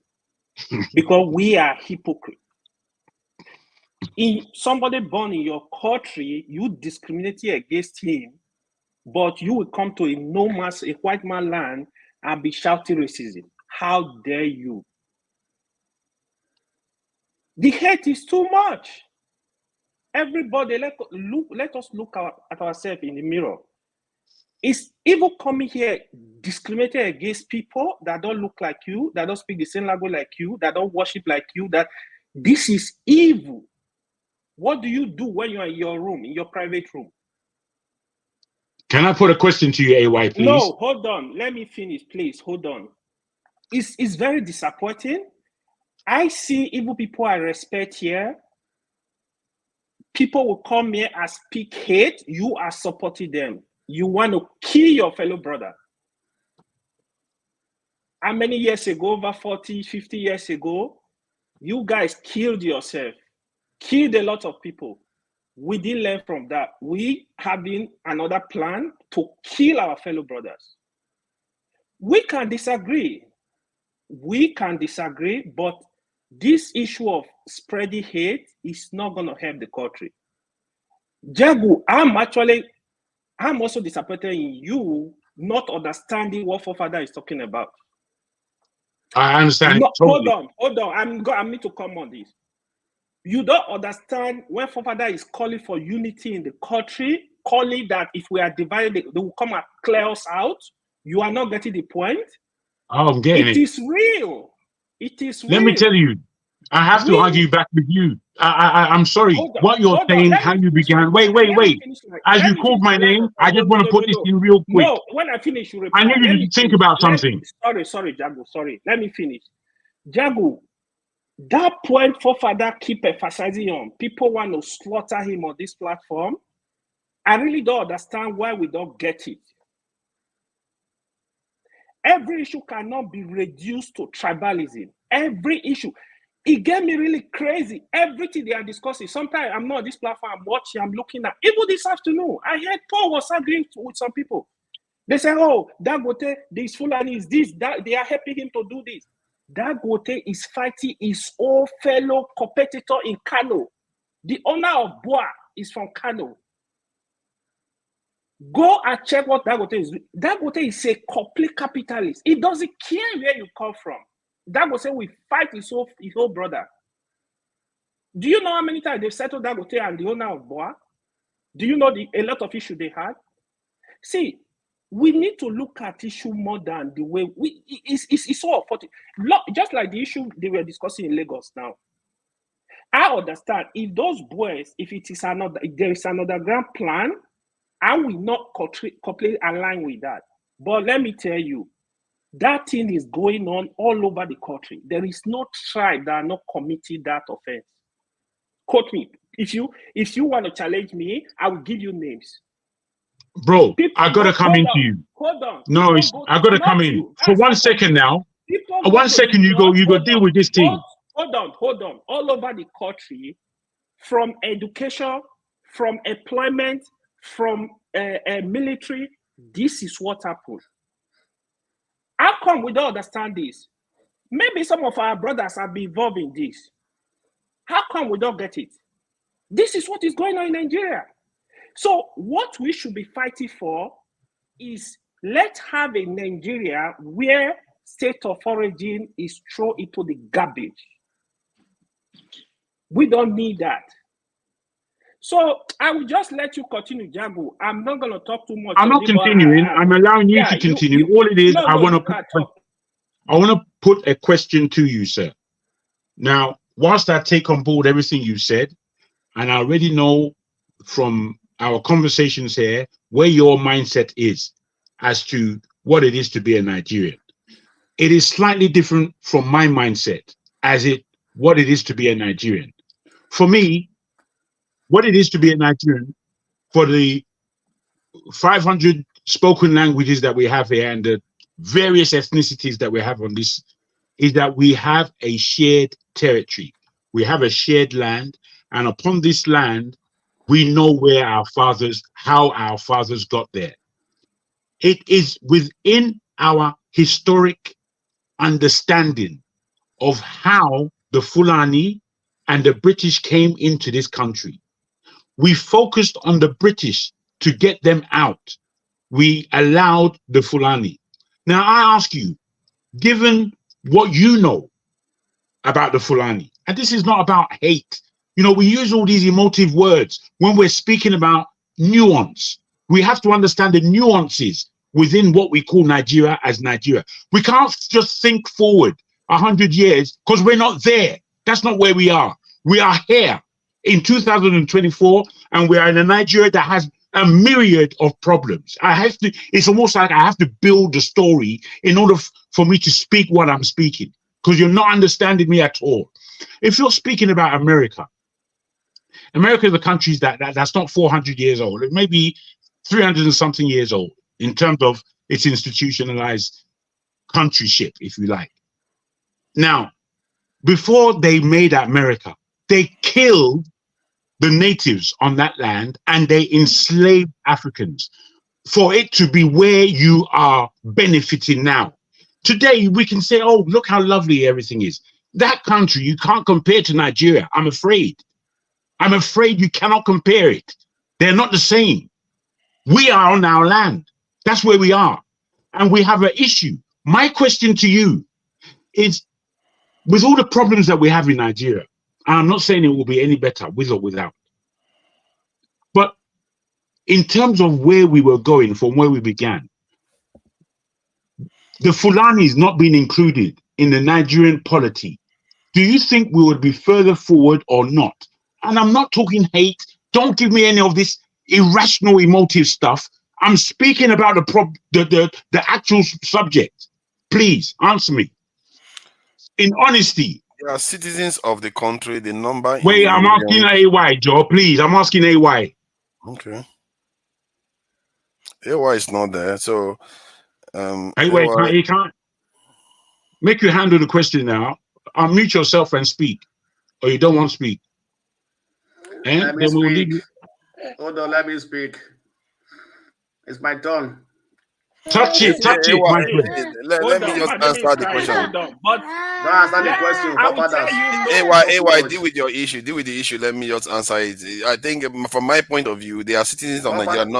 Father, you talk too much. Hey, the Blackstone. Don't start with me now. The Blackstone. No, don't start with me. Okay, it's 30 seconds. 30 seconds maximum. 30 seconds maximum. And it's Paul anyway. It's not you.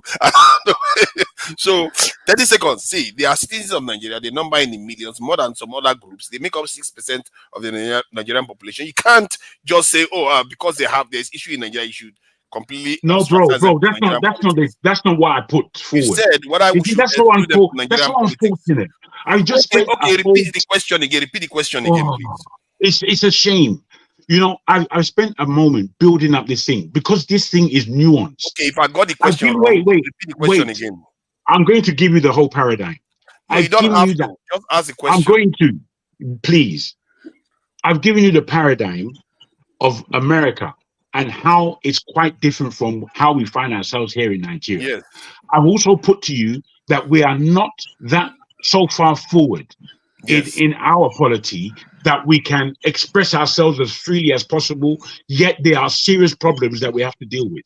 Now, given the paradigm that we're in, please understand, Nigeria being what it is, with all its countries, its constituent parts, without the Fulani issue involved in Nigeria, would you be further forward in your mind or not? Being honest, and that's what Nigeria will not be any further forward because of the Fulanis. Why? I can give you reasons. Somalia doesn't have them. Congo doesn't have it. There are many. Central African Republic doesn't have it. But are they forward than us? They're even doing worse than us. Let me say, bro, I don't know. Is Nigeria as a country, or indeed, because it's not a country, for the people who are in Nigeria, mainly from the south, right across the board, from the Igbo territories to far as Calabar, those people there are the people holding Nigeria as a country. We are the people who stand above the whole of Africa, the whole of black people all over the world. Wait, let me land, please. I need you to understand what I'm saying. Please let me land. Please, and listen to what I'm saying, so you don't get me wrong. And so you don't get me wrong. You're actually being supremacist. That's what you are doing. No, I'm not being supremacist. I'm saying what is. Please don't give me a title. I'm just saying what is. If somebody says, let me land, forefather, let me land so you can come back. It's just let me land so you can come back. I need you to listen because I feel that that's something that you don't do very well. Listening. You get You know what? I'm going to repeat exactly what you said and define it. Go ahead. Okay. I don't want you to get spooked, charged, or taken above the situation. Hear my words. I understand where they're coming from. Where Nigerian people are concerned, I'm not being an elitist. I'm somebody here in the UK who's been here for thousands of years. You understand? Who is a Nigerian and loves and cares the country. So therefore, I'm telling you that the people in this world that are holding up that thing called Nigeria are people of the South.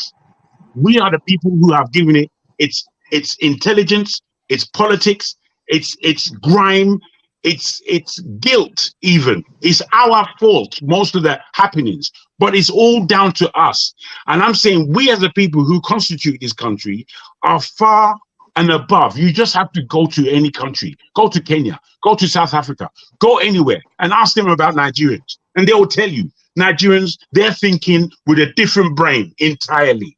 They laud to us, not because we want to be lauded, just because of the difference between us and the rest of Africa. We are responsible to take Africa forward, and we are failing in our responsibility. Because why? That's left for you to answer. The second part, I agree with that. We are quite competitive in Nigeria, but in terms of whether it's the north is the problem, I don't subscribe to that because other countries are demonstrating the same problems, and none Fair of these enough, amounts bro. present there. It's We just we stay in disagreement. yeah. We Who's stay in next? I think disagreement. it's Paul, isn't it? Yes, it's Paul, me. Paul, welcome. Thank you. I go be Paul.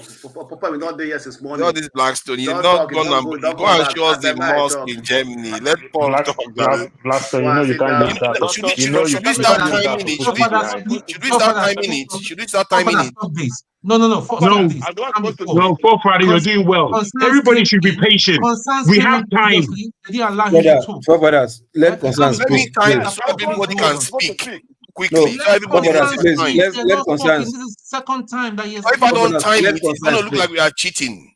Where's Forefathers, Pascal? listen. The man has come Forefathers, before. He didn't listen speak. to He's me. in now. I'm He's not telling you right speaking. now, let concerns speak. Tone. I can see Pascal on the screen. Oh, am I seeing Concerns, double? concerns. Oh, concerns. Oh, okay, concerns. Concerns. Oh, concerns. Ah, my man. I didn't know it. Why go speak before? Well, why go speak before me in the first place? Why go speak before me? This is about what I'm talking about now. No. Why go I'm speak not before so me? sure many concerns Came. I did Concerns here was before here you, before right? you and I. I'm telling you He right was now, going back and let forth. concerns speak. Okay, Should I start timing it so you can everybody knows their turn? I think I should just start timing it. Everybody, 5 minutes. Okay, go ahead, talk. Okay. 5 minutes. Okay, 5 minutes, please. Happy New Year, everybody. Yeah, Happy New Year. Welcome. Happy New Year. My friend, forefathers, even though I don't agree what you say, because what you say, I don't know. Righteous man, Tone, God bless all of you. Jagun. Hello, sir. The Blackstone. God bless you people. Bless you too. Let me tell you people, honestly speaking, Jagun is on the right track. Yes. Jagun is on the right track. Honestly speaking, if that the country has been only the south in that country, honestly speaking, we could have gone far by now. Come and on. that is the truth. Let's Whether be you have a serious. Fulani friend, though, I don't have any Fulani. I'm not any enemy to anybody, any tribe. But since I was born in that country, only one people had dominated that country. Whether they're educated though, or they're not educated though, whether there's quota system or there's no quota system, it's a problem it's a problem to the country. I don't see today, the Yorubas, even what they do to the Igbos during this election, the Igbos can never say Yorubas should be exterminated from Nigeria. No. The Calabas, Igbos cannot say Calabas should be exterminated from Nigeria. No. They cannot say Benin people should be exterminated from Nigeria. No. But why is it? Or how many tribes do we have in Nigeria? But it's only one tribe, only one people. One that tribe is going everywhere killing people. Why other tribes don't go everywhere killing people? Igbos, there are problems in Igbo land, in the eastern state, we know. There is problem in the Yoruba land, you know. But it's only for in their own place. They can kill themselves, they can do it, but it's different. But it's only one tribe that is going and killing people in Nigeria.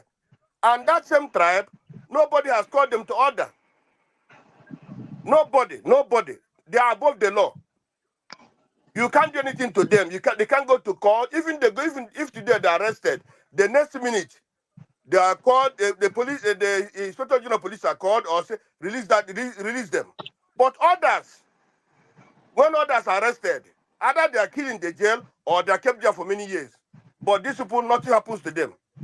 We are here when they said there was a jailbreak in Kuje. When their people were there, they were released. So recently, the Afenifere, the Ohanese, the South leaders, all of them, they said Buhari fed the nation in security. Buhari never did anything against the Fulanis. But these regional leaders also indicted themselves. They indicted themselves by, when Buhari was doing all this, why did they keep quiet? Why did they keep quiet when Buhari was doing all these things? and the people are dying. If you check today, how many people have died in Nigeria since Buhari came, since when Buhari came in and when he left? If you check the figure, it's more than 100,000 people. And who are these? Who are upon all these people? More than 90,000 of these people were killed by this same tribe. So when you look at all these things, you know, you must know that there's a problem.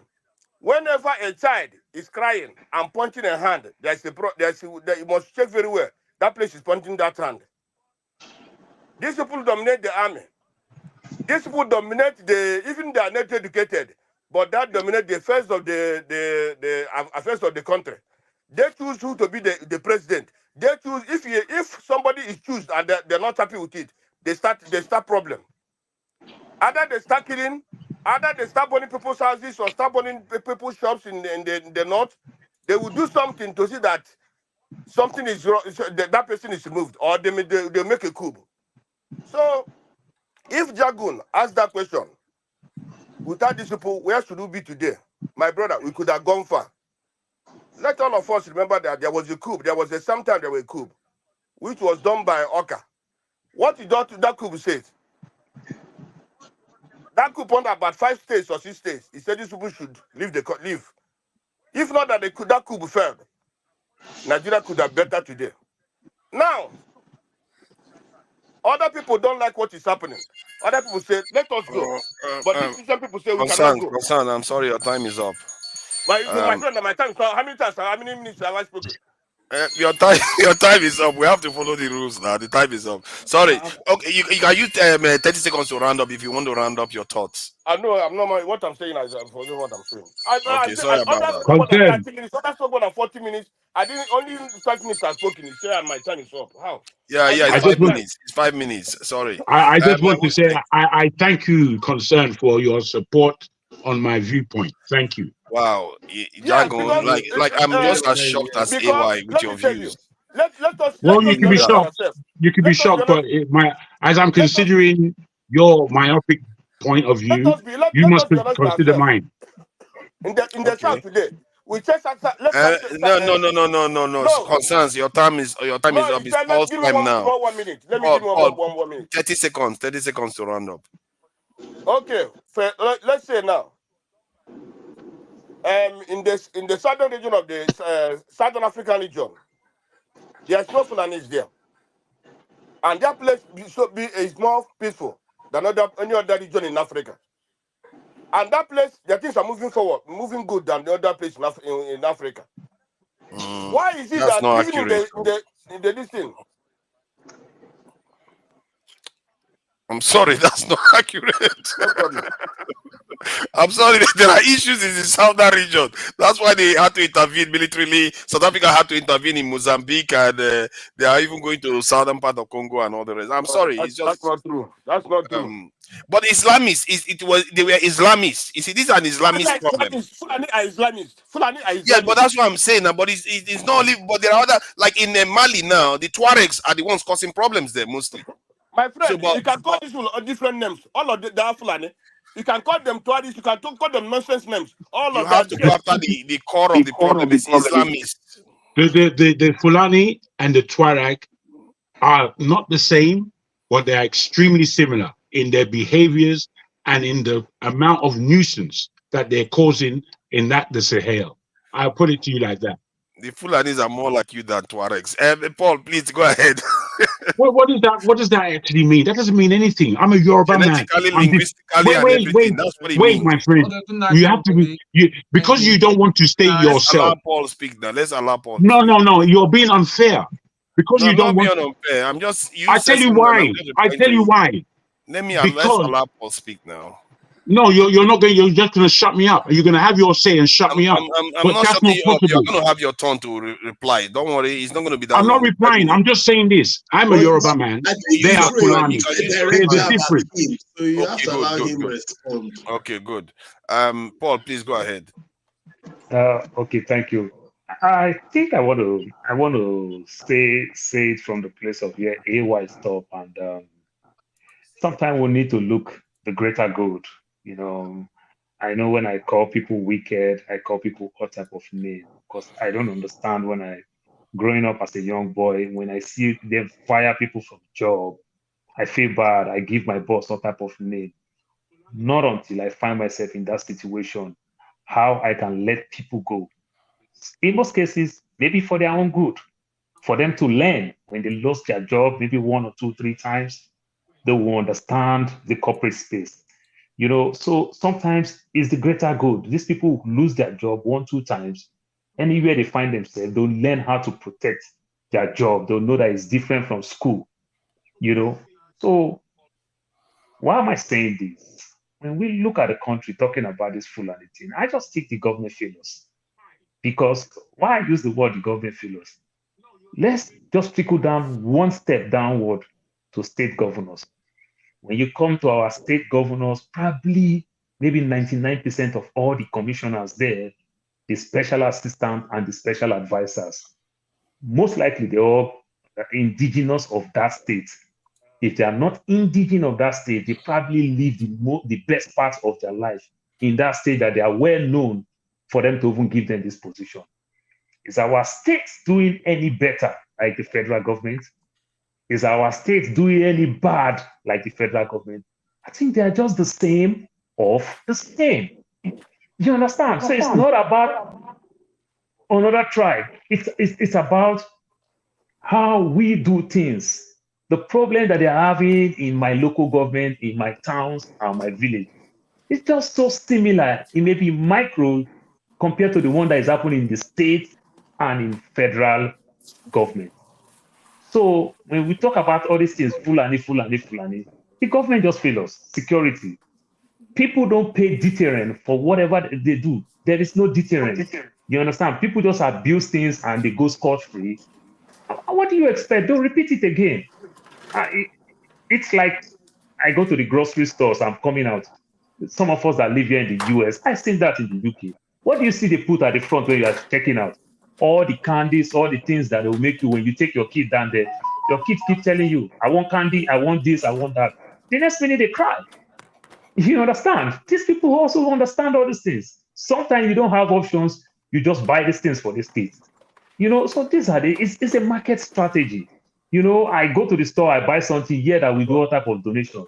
As you are swiping your card, they ask you, oh, do you want to donate for children's things? Do you want to donate? Oh, okay, 1%, 2%. You are donating money. It's a strategy. They strategize all these things, why they put them there and then other things. So we must understand. So talking about this Fulani, it's not about the Fulani. It's about our government failures. If they arrest people, they put people in jail, people serve their time, people do all these things. It's not going to happen. In my town, I can count so many detectors that are making my local government not doing well. I can count people that is making my village not doing well. And they are going scot-free in that village, even when everybody knows that they are bad people. And I strongly believe John Abba can make mention. I strongly believe the rest of us can make mention of these people. And these people just walk free. You understand? And these people, in most cases, they are not Fulanis. I understand the pain that these people are bringing to the country because they are enjoying it. But like they say, when we talk about football, winning team don't change strategy until you start losing. If you don't lose, how do you want to change strategy when you are winning? It's not possible. You understand? Which means your strategy is working. So these guys will continue all their menace because their strategy is working for them. Many years ago, when the Niger Delta guys come and started kidnapping, the federal government was forced to hear them. And ask yourself again, how did these guys that they later call all type of name militant, how did they do it and they succeed with it? Remember when they kidnap people, who go bail these people out? Who go bring these white people when they kidnap them in the Niger Delta? You will discover that in most cases, you see people like Edwin Clark, an elder statesman, people like the governor, Ibori, the governor of the state will go to the creek, go bring these white guys out, go negotiate and bring this white guy. Because sometimes these are the people that also protect these militants for them to do these things because the governors cannot even fight for their states. The so-called Edwin Clark cannot fight for their state. So they use these other guys to fight and to achieve a purpose. Thank you. Right. Do you think it would be a good idea for me to be displaying the time so that people know when their time is up? Because it just seems like it's abrupt. I think I agree with you. I was even thinking that too. If there's a way they can do, because the time is so on the you screen, know, but sometimes people will not see it. It's a I bad will idea. find a way to do something about that. I think Amadioha, I don't want to pass the Blackstone before he starts complaining. No, pass me now. I'm very important. the Blackstone. Please go ahead. Welcome, Blackstone. I have nothing to say. Pass go. The Blackstone. After you, then Amadioha, and I think Dexter hasn't said anything for a while. Then we'll come down to the bottom panel. Please, the Blackstone, go ahead. You with this your tribalism. Eh? Seriously. Yes, You're welcome. Your hatred for Blackstone. And What? That's to go for your leg. Go ahead. Your 5 minutes, your 2 minutes is already gone. You're just talking. Happy New Year to everybody in the panel. Yeah, okay. Talking about the Fulanis in Nigeria. We all know that I don't know if I'm right or correct. There are two groups of people in this world who doesn't have their land of their own. So, like you said, the Gypsies and the Fulanis. Right.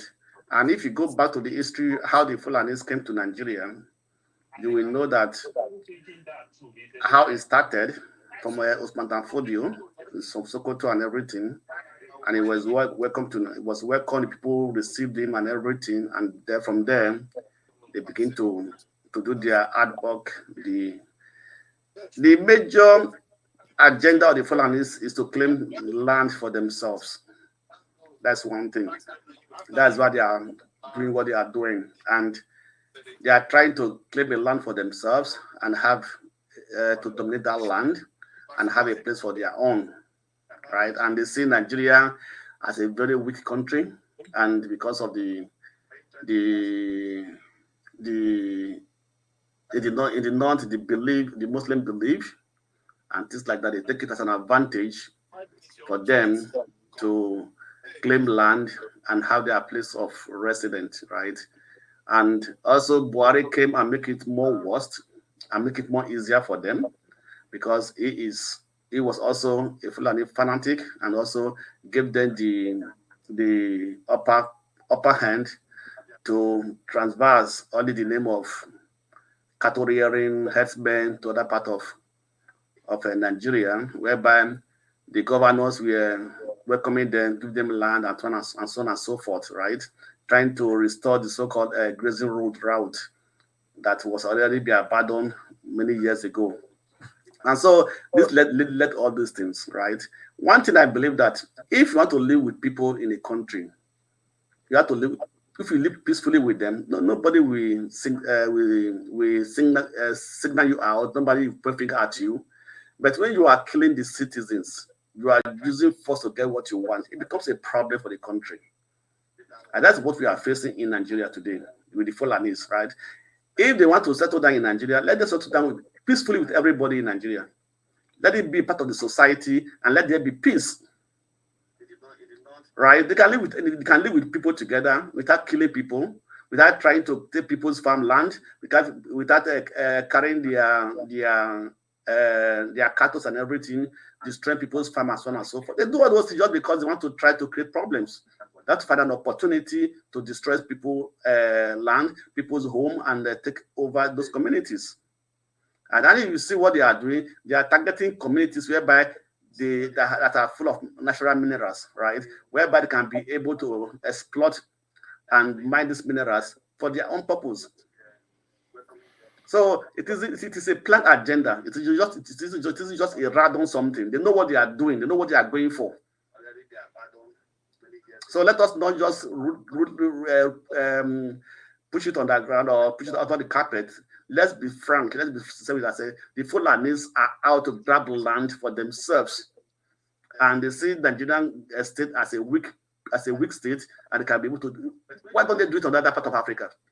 Which other part of Africa the Fulanis are going about killing people anyhow? It's only in Nigeria.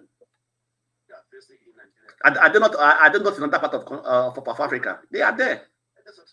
But they live peacefully with other people. But to Nigeria, because their people have been in power as presidents and so on and so forth, they take that advantage to do what they are doing.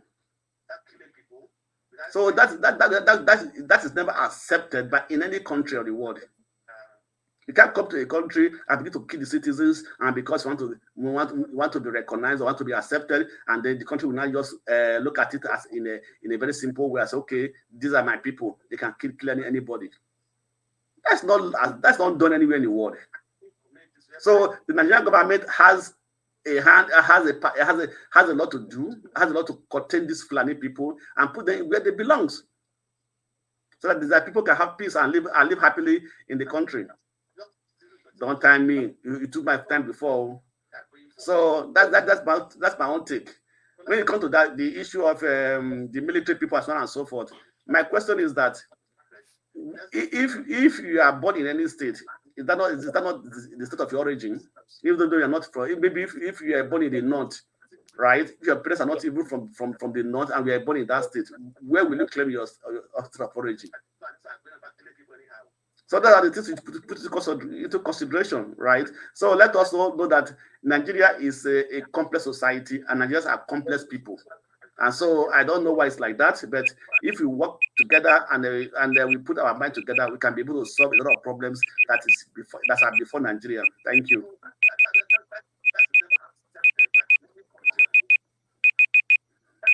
Unmute yourself.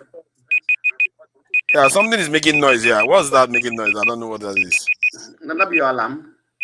Okay, yeah, this is Google alarm. It don't make noise, you know. I'm just starting it. I'm getting familiar with it. Yeah, Amadio, welcome. Thank you. So I will be displaying that when he's getting close to the end, so you know that the time. Then I'll bring it back. Amadio, please go ahead. 5 minutes. Welcome.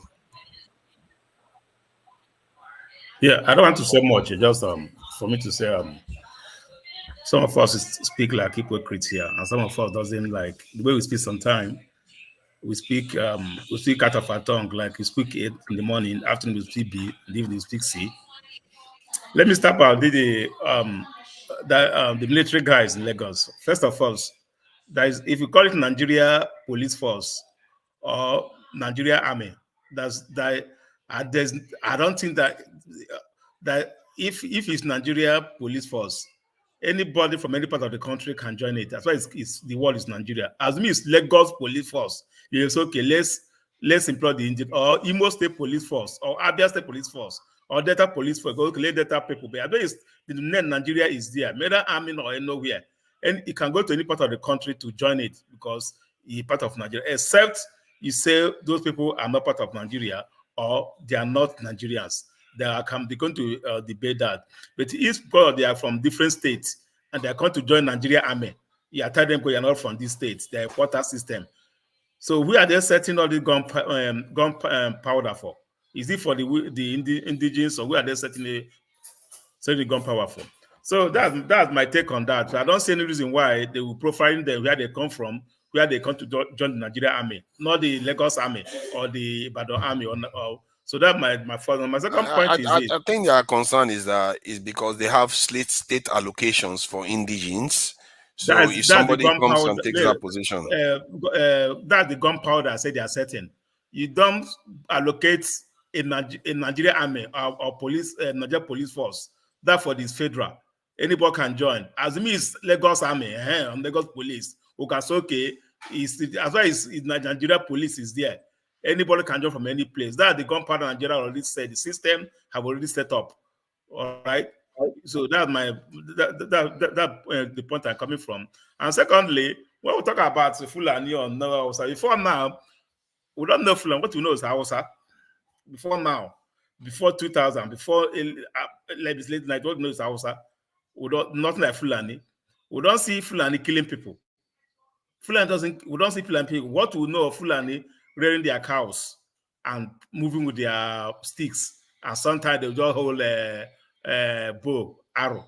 That's what we would do Fulani for. And they graze their cows from one end to another. We had this problem coming out is when they start encroaching people's crop, and people said, no, you don't encroach my crops. They will end up killing the pet. If you say no, they end up killing you in your. killing you, farmland. So that's where this is coming from. And if you look at the terrain of these things, people killing people in Jos or this place, I don't think those guys are Fulanis. That's typical terrorist. That terrorist attack, that's not Fulanis. That's a terrorist attack. It's not Fulanis. We may call it anything. We know that Fulanis move with their cows. If you tell them no, they will kill. They prefer killing you than lose one of their cows. They do that. They do that in the south. They do that in the east. They do that in the west. They move their cow until they bring the issue of Rugas or Rugas do. Ruga doesn't do. Open grazing do. That's when all those things come because they will tell you they have their grazing routes, which have been since 1914. Their grazing routes, they want to reclaim it. That's the problem Fulani was having. But killing people, masses coming to take over a land, those people doing that in Jos, in some killing multiple people, I don't think those are Fulanis. The Fulanis, I know what they did in the east, then and that give bomb, bring the internal Amoteku and the ECN in the southeast. Fulani that make that then to form that. All right, they go to your farm, they approach your farm, you talk, they kill you, one or two, which every life is something. All right, but coming to a village, rounding the whole village up, is not their handwork. That's a terrorist. Who government have not really labeled this as a terrorist. That's my own. And in the Jos, people doing that before now, it was not Fulanis. It was our indigenous fights. And Shandai was indigenous fight. It was like tribal before he lived because Fulani have been in place. They say Fulani is Fulanis. I'm not defending Fulanis, but let's call a speed a split. A speed here.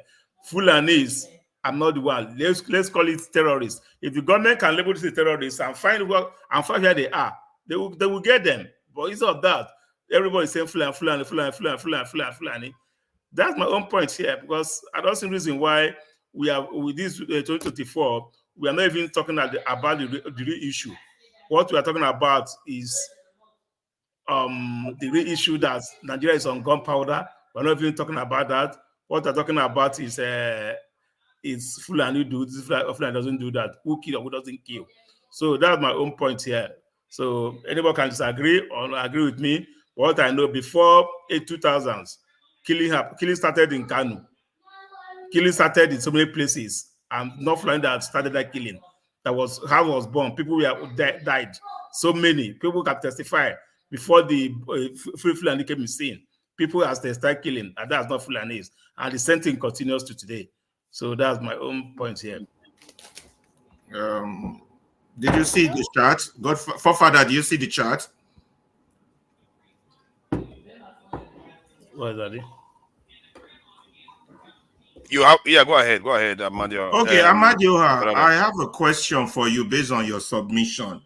First of all, do you have an idea of what the total number of recruits into the Nigerian army is?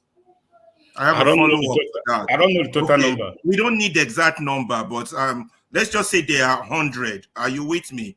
Now, and out of that 100, if we have 36 states, do you think that 100 should be divided equally among the 36 states? As far as Nigeria army, anybody can. About the Nigerian army. As far as Nigeria army, it's called Nigeria army. Anybody, I agree. I'm not disputing. We're not arguing. I'm agreeing with you. So if we have 100 allocation for the Nigerian army, do you think that 100 should be divided among the 36 states? Yes or no? Why dividing it? Okay, so you agree that we should just give 90 to the north and 10 to the Igbos? What do you think about that? That's a good idea, don't you think? That's not what I said. I said that's why I'm asking you a follow-up question. Saying that is based on competence. Listen to me. I said the government are setting Nigeria on the gunpowder by allocating a federal government job to okay. So how do we end up in the middle? How should we? I don't know how that will happen. How should we fill up that 100 based on the fact that we are different tribes and everybody wants representation? Do you think we should, because we are all Nigerian, I'm Nigerian, we should just give 90 to Lagos and let the outsiders have 10? That's a good way, right? Why because we are all sharing it? Nigerians. I think it's based on I'm merit. trying to bring. We're sharing it. We're sharing it. We're one. So we shouldn't share it. We should just do it according to who's in government. How should we do it? Who Tell us. qualify? By merit or who qualify? Not sharing. How do we know who is qualified? How do we know who's qualified? Just like here, you have to apply. You have to apply. You can't just carry So also you are okay. You are okay with having. Listen. You are okay with having a Nigerian army out of 100 that have 90 from Kwara State, 2 from Imo State, and 1 from Lagos State. As long as they are qualified, that is okay with you. Yeah, anybody qualified. I'm the same okay, then we're fine. We're doing anybody fine. Qualified can join. Anybody qualified can join. But what's the criteria of qualification? They know the criteria in military, how they qualify people. They know. I'm not here to from your physical to aptitude to all the stuff that they meet all that. If all of them are from Kanu, it's okay with you.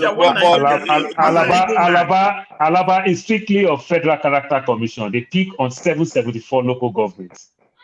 That's what they do. Strictly on Federal Character Commission. That's the current. That's the current way they do it. No, that has always been the criteria. Okay. That has always been the criteria. During so we can, according to him, we can now use other local government area for another local government. No. We should just suppress them. No. Say, look, this Nigeria just set up in a gunpowder.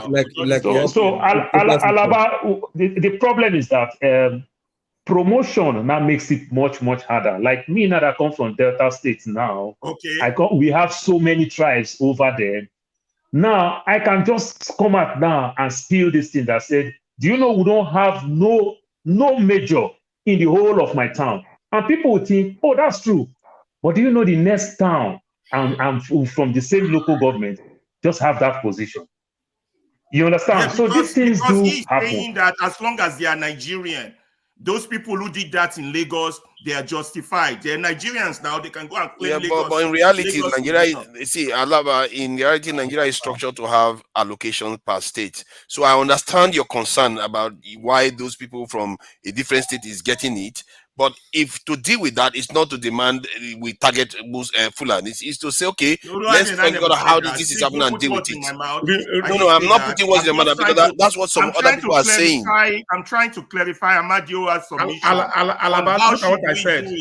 Look at what I said. I said Nigeria just set people on gunpowder. He's already told you how he wants you to do it. How many times does he have to repeat it? They are allocating federal government's jobs to regions. That means they're setting people on gunpowder. That's what I said. They don't want to do that. That's my argument. You're in support of what happened in Lagos. What happened in Lagos? With those situation of those Kaduna people claiming Lagos, you think that is okay? That what put Nigeria where Nigeria is today. Even exactly what I said. Don't me and you are in agreement. I didn't understand you. I didn't say that. Those don't also happen. It also happen. There's also be allocating military service to particular region. That's my own argument here. They should let it open. As far as Nigeria is Nigeria army. Come and join Nigeria army, not Lagos army, not Igbo State army. Let me try to ask Omadio this question. You see, some people we're just using this time. We're going to stop it and go back to timing. Let me ask you though, but some people are concerned. See, the question is that some people are concerned that because Nigerians can be quite tribalist, the people that approve recruitment could decide that if you just bring it based on merit, they will pretend as if other people's merits are not there. They will flag some other people as being better, maybe from their tribe, from their local government, and it will be lopsided in the military, and that may not be good for the nation. Maybe that's where some people are coming from. I believe in your vision. Your vision is let's remove it. Let me keep one side that puts it more like in the NDA now. It makes it worse. Now, when you want to apply for the NDA now, that is the senior part of the military now. How bad it is, they say, go get a letter from your kingsman. Now, if I go to my kingsman now, let's say the king comes from my own village. The king will continue to give everybody that letter from his own village. Now, you hear one village has 3 generals. Meanwhile, the whole town don't have a captain in the army. You see how bad it can be, even though when you trickle down to our own place, how stupid it can be. Things like you see like that you see like as Lagos is today, You see one part of Lagos keep developing, another part of Lagos is less developed. You understand? Because the king is from one side and he have no affiliation to the other side. So we have a complex issues. That's all I'll say. Yeah, that's my point. What the complex is, so things are going on. Nigeria just sending themselves up on gunpowder. What I'm saying, that's not good. Forefathers, when we come to the recruitment, right? Why can't they give the recruitment to an independent body that doesn't have to? No, wait. Yes, of course that can be done, because if there's tribalism within the government, right? The independent body can also do recruitment, or can do your recruitment through online processes, whereby nobody is influencing it, right? Who would they put in charge of the independent body, Mahmoud? You want Mahmoud to be in charge? You have to find highly competent people that are not tribalistic. See, are you sure they're not highly competent people in Nigeria? I actually do subscribe, given where Nigeria is at this stage. I believe in what Amadioha believes in, that in time we can get to a point where we don't have to check these things that way. But given where Nigeria is, I do subscribe to it. And if people are actually breaking it, you have to respond to that concern.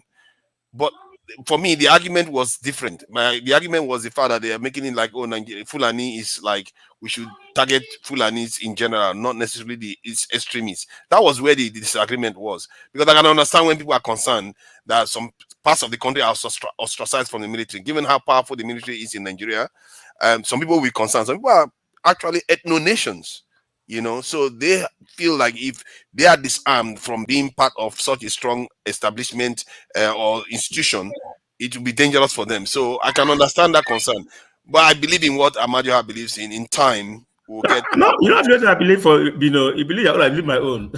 Oh, stop it, Jerry. I believe in, so they don't select, because America doesn't do that. That's what I'm saying. When I checked the UK, I checked the UK the other day. You talk too much. Move to the next the person. Blackstone, you are lucky I'm not close to Germany. You're lucky I'm not close. It's Dexter, isn't it? Is Dexter next? See, I was shocked when I checked the UK. Can you let me talk, Mr. Blackstone? See, I want to share something about what I found in the UK. The UK, the deployment of soldiers in the UK is mostly in the southern region and maybe middle belt. They're not very tiny number.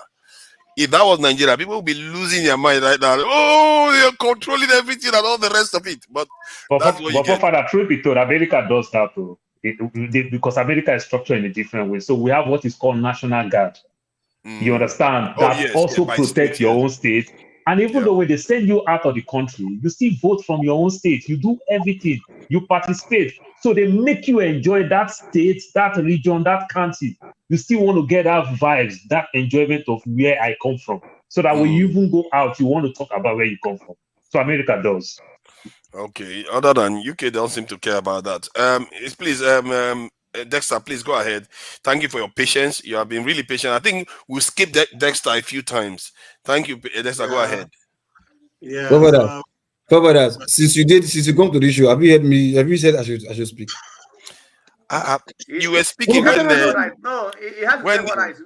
Rudolph was here. It's your turn next anyway.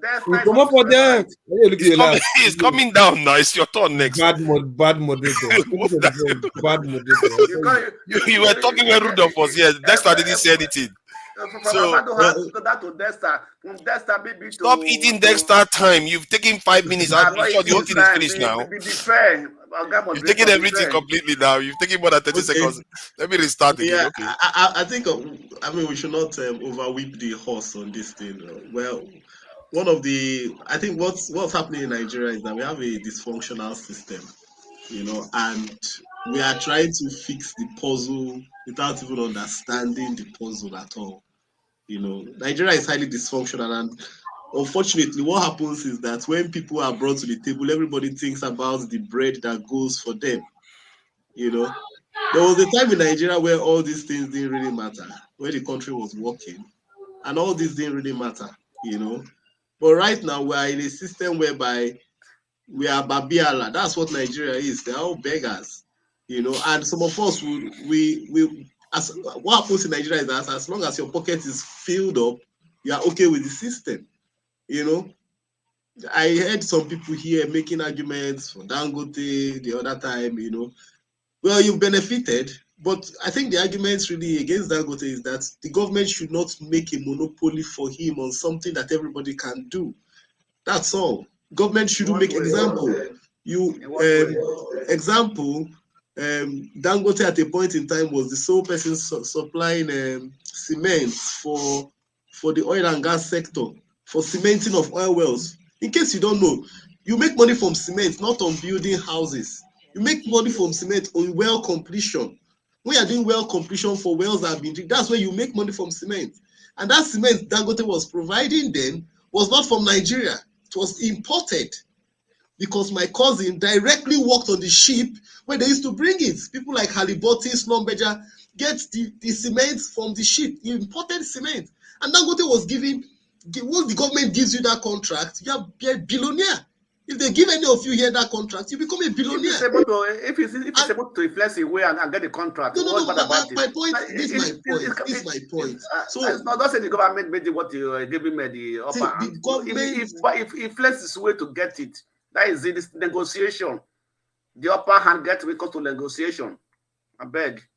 Dexter, a little bit, you are not being economical with the truth. We were importing cement. Every cement company in Nigeria imports cement. And the government fought about it. That's when we discovered that we have the limestone. We have everything in Nigeria. This is where Dangote went to places like Kogi, Benue, fought till Dangote be able to even bought Benue Cement Company that is already in moribund. So you make mistake on that one. Then when you talk about the aliboting and everything, I am vast when it comes to this knowledge. Go and check very well. The biggest construction company in Nigeria is Julius Berger. And they get made from Flower Mills Nigerian PLC. So where do you get all these things? Where you don't talk about that place? Paul, I want to take, if they allow me, I want to take you on this Dangote issue on your earlier submission. But I think I will find you on that WhatsApp so that we will not keep bugging the whole audience. I don't want to interrupt. I will find you on that WhatsApp. So I will just order you some nice wine. When you are drinking the wine, we'll be talking on WhatsApp.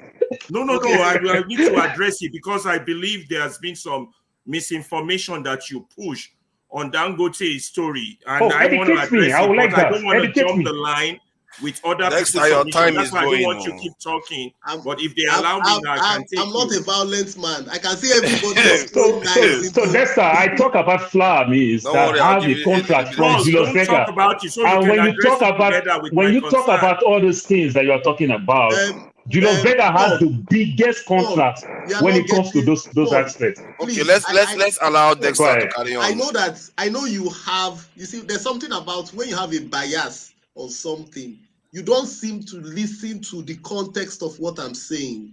I'm not talking about, I'm not arguing about that. I'm talking about when the government decides to enable one person against the other, where there's a supposed example. When Buhari closed the border, at the end of the day, Buhari opened the border, and who did he allow to take cement out? Dangote was the one he allowed until Buhari Cement started shouting. He allowed on That is a lie. Take cement out. Is this closing the border? Nigeria did not close the border for export. We closed the border for import. Come on now. Oh my God. The border was closed for import, for nothing to come in. That's the complaint. Let's allow Dexter to finish his point. Victor is not a gentleman. Dexter, when you finish, I want to address him. What you have said, Paul, is categorical untrue. The border was completely closed. There was no going out. There was no coming in. The southern border. That wasn't true. I beg. It's okay. Finish your point, please. Don't worry about it. Just finish your point. Finish your point. Just finish your point. That wasn't true. But that was for import. Blackstone now. Let's allow him to finish first. Then because we are not going. The line is not going to move, and there are people backstage. Please finish. On the issue of the Fulanis that we keep on talking about, the truth about it is that the way to solve the problem is there must be a discussion on the table. You know, Nigeria needs to sit down and unfortunately, what happens in Nigeria is they've had that discussion several times and they throw it away. They've had this national conference several times. And at the end of the day, nobody has the political will to implement what has been discussed. All right, thank you. Yeah, Thank you, Dexter. Yeah.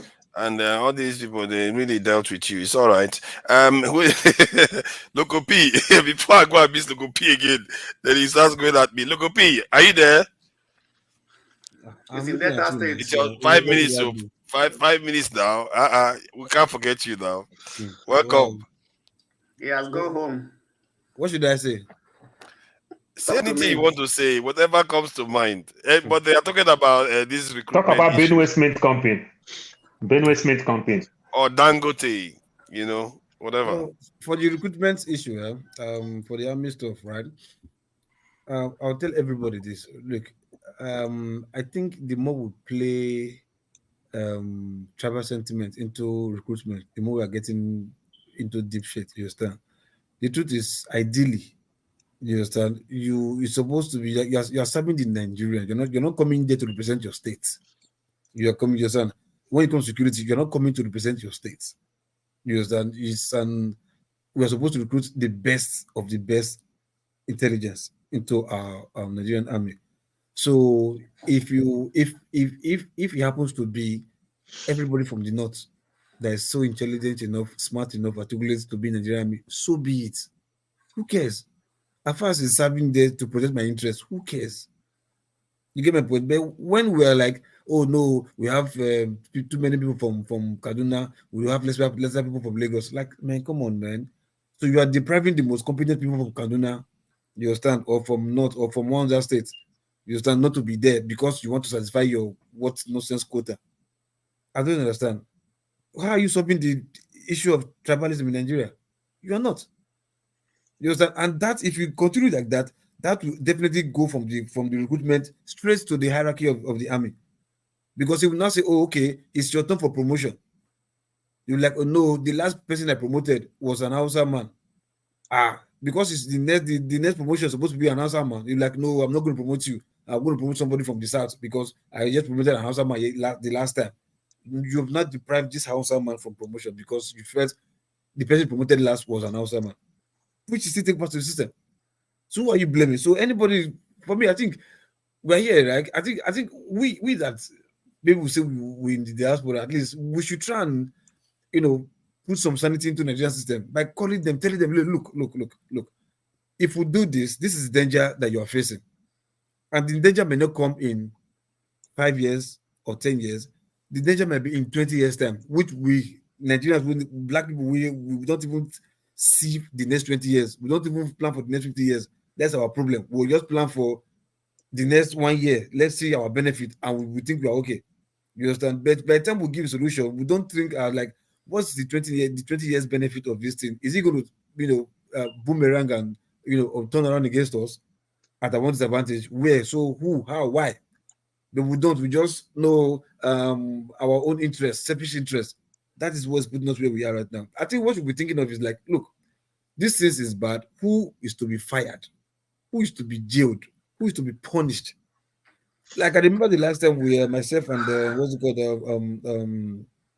Ngosika, we were talking about like there has to be like political grudges. I can still remember that word. Like you have to hold beef with some people for just doing the wrong thing.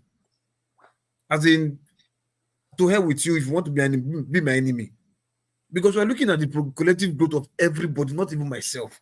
So why should I compromise your friendship because of the collective growth of both of us? Why should I put yourself into consideration? I'm supposed to put both of us into consideration at the same time, collectively. Not okay, today you favor me, tomorrow you favor you. Why? And that has been the problem of Nigeria, right from maybe 99, if I can remember, or even Babangida times or whatever. You get my point? And they've been saying this. Apache said it. Any issue with the security of the country that's lasted for more than 2 weeks, the government is involved. We just take that word, romance it, believe it, and throw it away. We don't want to put into that word like, this is a fact. And we'll be seeing that it is true. And it's not even reduced to it. It's even getting worse. Government, come. This, enough is enough. Now, government will have to tackle you head on head. It's like your hand is in this stuff.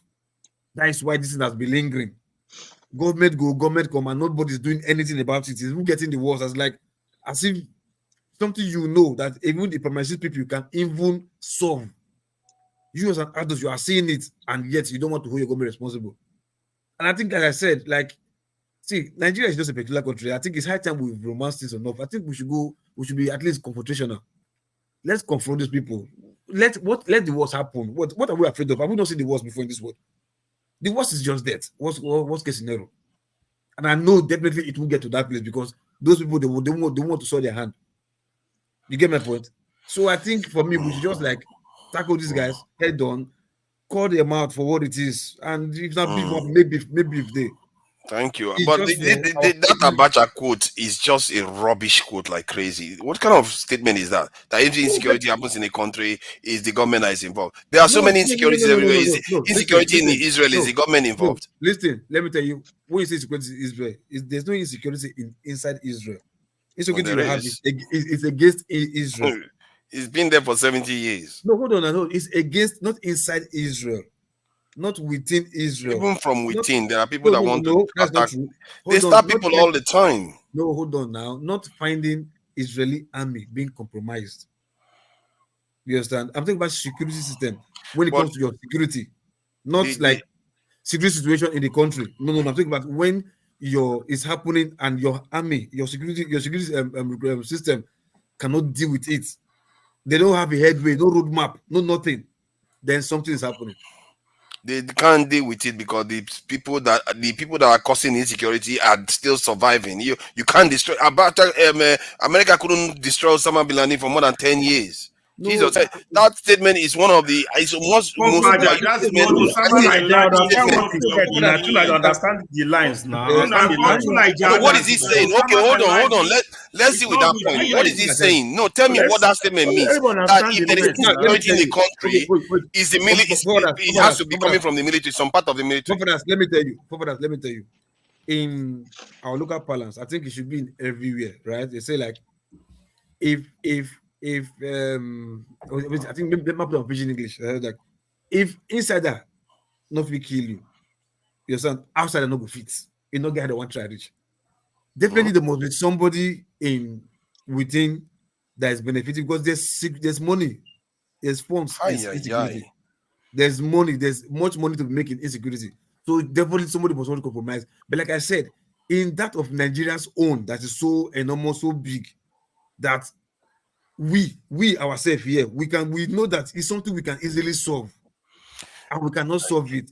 Then you know something is involved. You know, I like to challenge certain paradigm, and I don't think that is right. I would believe that. Hold on, let me give you a case of like this plateau owner just happened right now, right? I think I remember last year it was myself and Steph that closed the show. We did that. I told him, I said, look, you cannot tell me this plan that this will have. They've not planned this thing for years to come. Like since Buhari, since Babangida signed Nigeria into this Islamic organization, IOC, what they call it. Since we've Nigeria signed it with them. IOC, check the pattern. You understand that will happen? Or like rumors coming, they want to Islamize Nigeria. The rumors is just there. We are not believing it, but it's happening. Now, what if in the case of tomorrow, Nigeria wants to share? We've heard the rumors several times that the people from the Middle Belt, they will claim that if it happens, they will go with the South. You understand? And you're like, okay, Buhari tried to do this Ruga, trying to make base for some certain demographic, some certain people, trying to make base all over the nation, all over the state for them. So in case of anything, they were like, no, it's our place. We're not going there, it's our place. So in case there's any like sharing, whatever, they're in both sides. Now it didn't happen. Oh, okay. What do we do now? Let's move closer to them. Let's see how we can like sack the people from so and so certain region and go occupy that place. I'm just saying, I'm not saying that's what, but if somebody that is not what is happening now. Hold on. See, listen to you are going to a totally different area. I just talked about Abacha's this and now we're embedded up in I'm telling you what. Hold on. I'm telling you yes, now you don't have a time now. Don't have a time. I'm telling you what security can become. Like it can just happen that people are trying to understand some people and just to go this way. In case in like 10 years or 20 years or even the next 50 years to come, there's anything like they want to disagree. So okay, let me ask this question: is it okay for a Fulani person to move to the southeast, even if it's not by the government's doing, go to a certain area, keep occupying and buy the whole area, fair and square like a normal human being would do. Is that okay? If it's going there. Yeah, if people Fulani come to the south, leave and occupy certain area, because we know southeasterners and It's always southerners. okay. We have Hausa line in Lagos. We have Calabar line in Lagos. We have Yoruba community in Lagos. So it's the government doing it. That's the issue. Is the government doing it? I mean, I heard of Hausa quarter when we were growing up. No, that's why I'm trying to get to the core. Is the government doing it? That was the issue at that time, isn't it? That has nothing to do with insecurity. Migration and insecurity are two different things. No. In terms of the Ruga this thing, I think it's because the government is the one doing it. That's where the true issue is. It's not because Nigerians are against moving around. Hold on, okay. How can I have a quarrel with you? Like, okay, no, you are telling me I'm coming to your house to steal every time. Okay, it's okay. Oh, make another break your window to come steal again. Okay, give me one part for your room, for your house to stay, so that I'm not going to break window to come steal for your house again. Yeah, that's not a good reason. Are you not giving me access to be stealing from me without breaking your window this time? Yeah. I get the logic, but the main problem I had with the statement of Abacha is that was a logical statement. And Nigerians use it repeatedly as if it's a truism, but it's not a true. It's not a truism. It's not logical even. It's sometimes we just repeat some of the stupidest. Sorry, I'm sorry. I'm not going to offend anybody. Don't come for me. But I just feel like that statement is so stupid. They just keep repeating it over and over again. It's not even factual. John Hammer, please go ahead. So you might look stupid, but other people let the army guys talk. You've been waiting for some time, then I will talk. The army guy, okay. He's a strong man. No, don't worry, you're gonna get something today. Soro Nadi, welcome. Long time. Happy New Year. Since last year we've not seen you. Welcome. Oh, thank you. Happy New Year, everybody. How y'all doing? Yeah, y'all hear me? Loud and clear. Yeah. Thank you so very much. Yeah.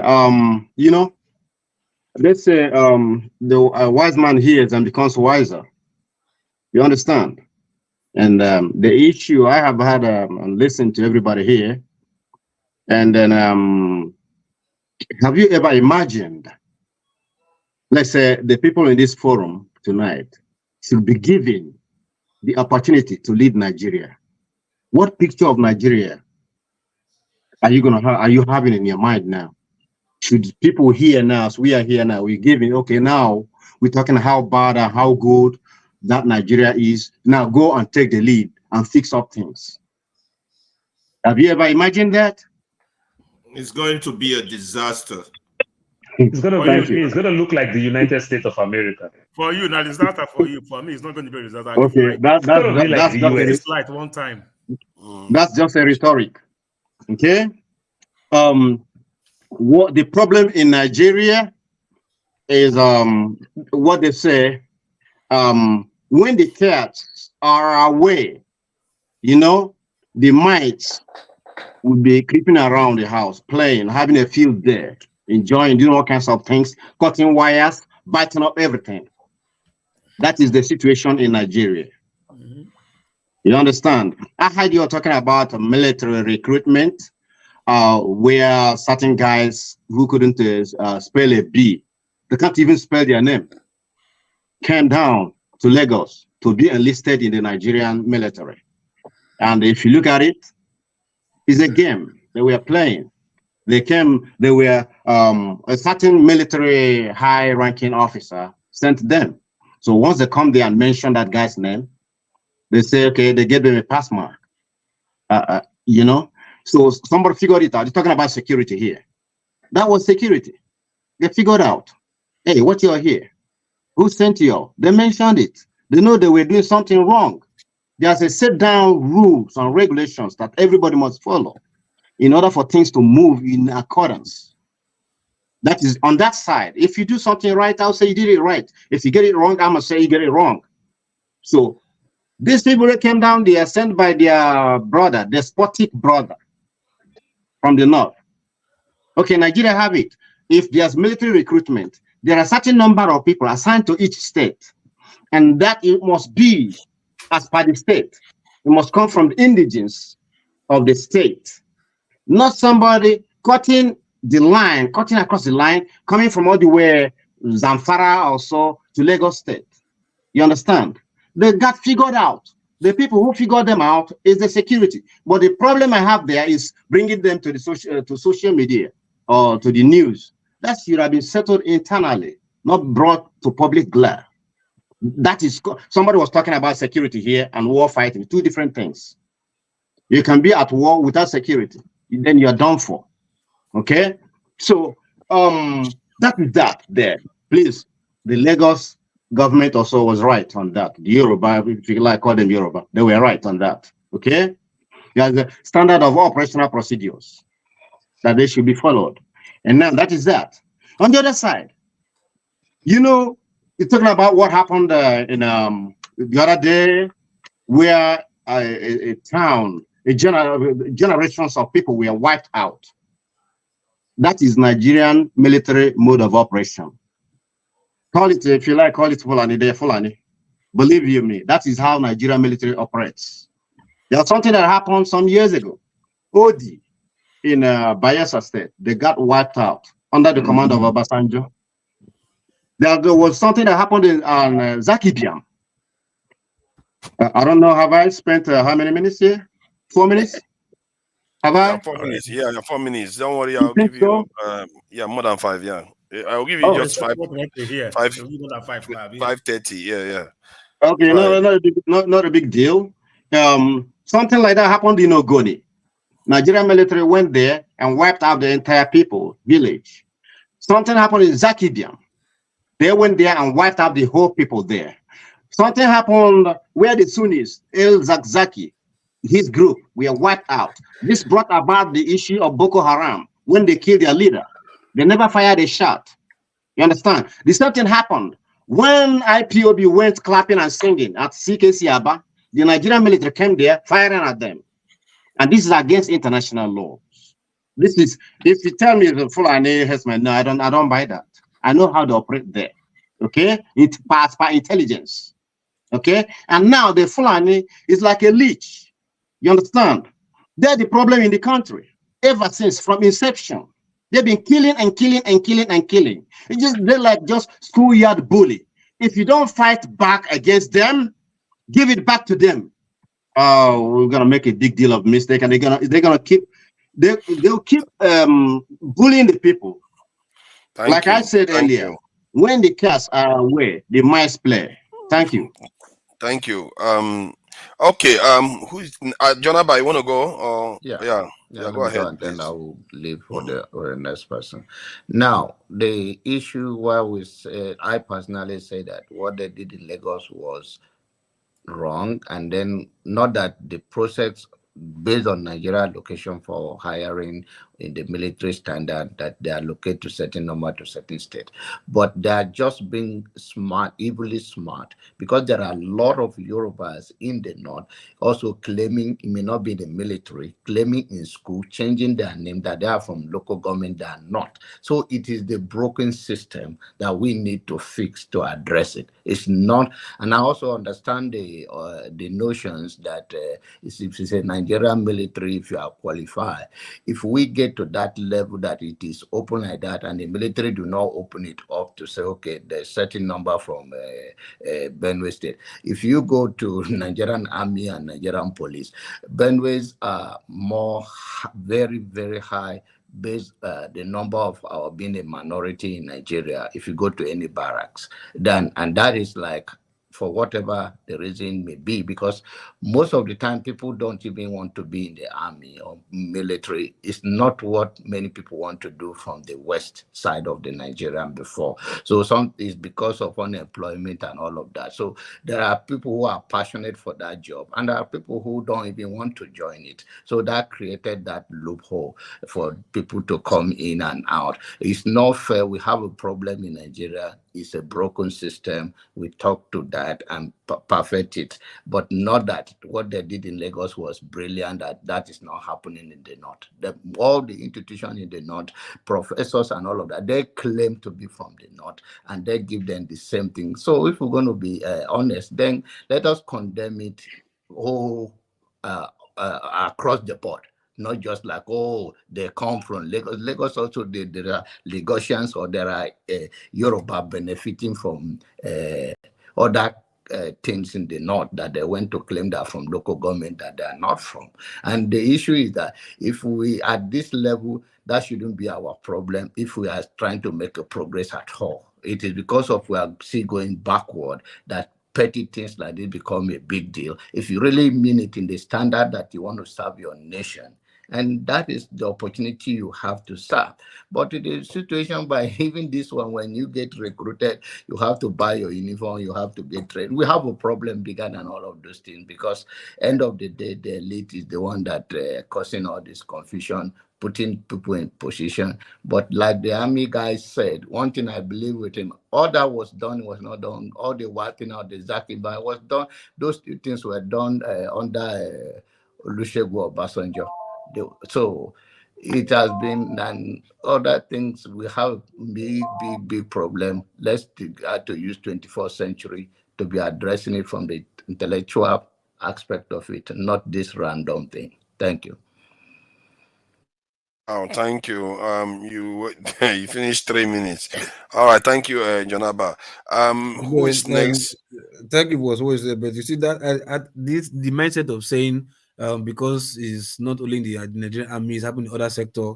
But I think security is paramount. So for security, even if it happens under whatever sector and it may just turn a blind eye because of joblessness, when it comes to security, we should not even think of any inch of compromise at all on that aspect.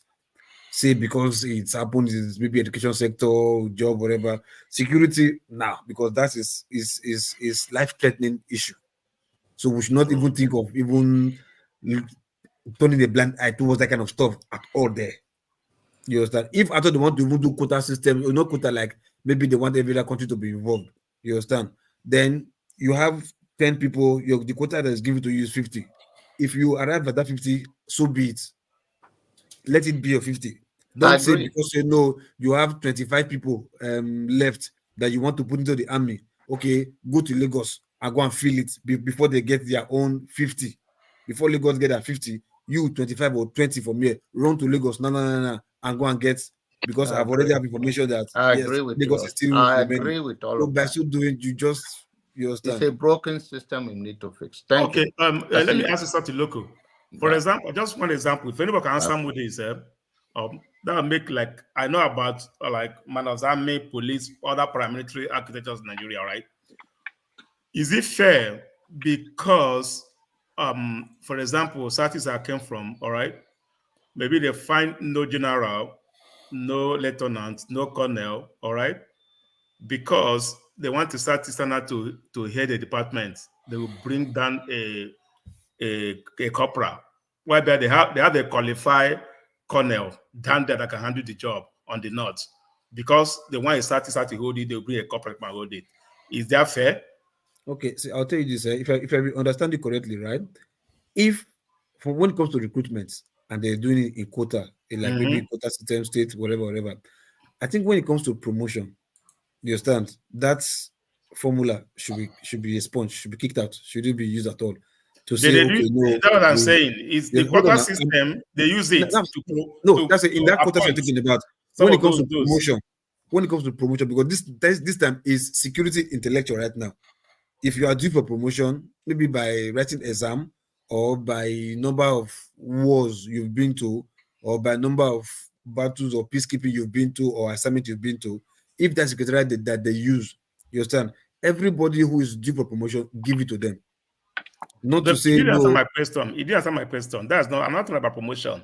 In time of most Nigeria do the appointment. Most they do the appointment. All right, and when they have to appoint those, most Nigerians like a customs, prisons, all those security, they do the appointment a lot.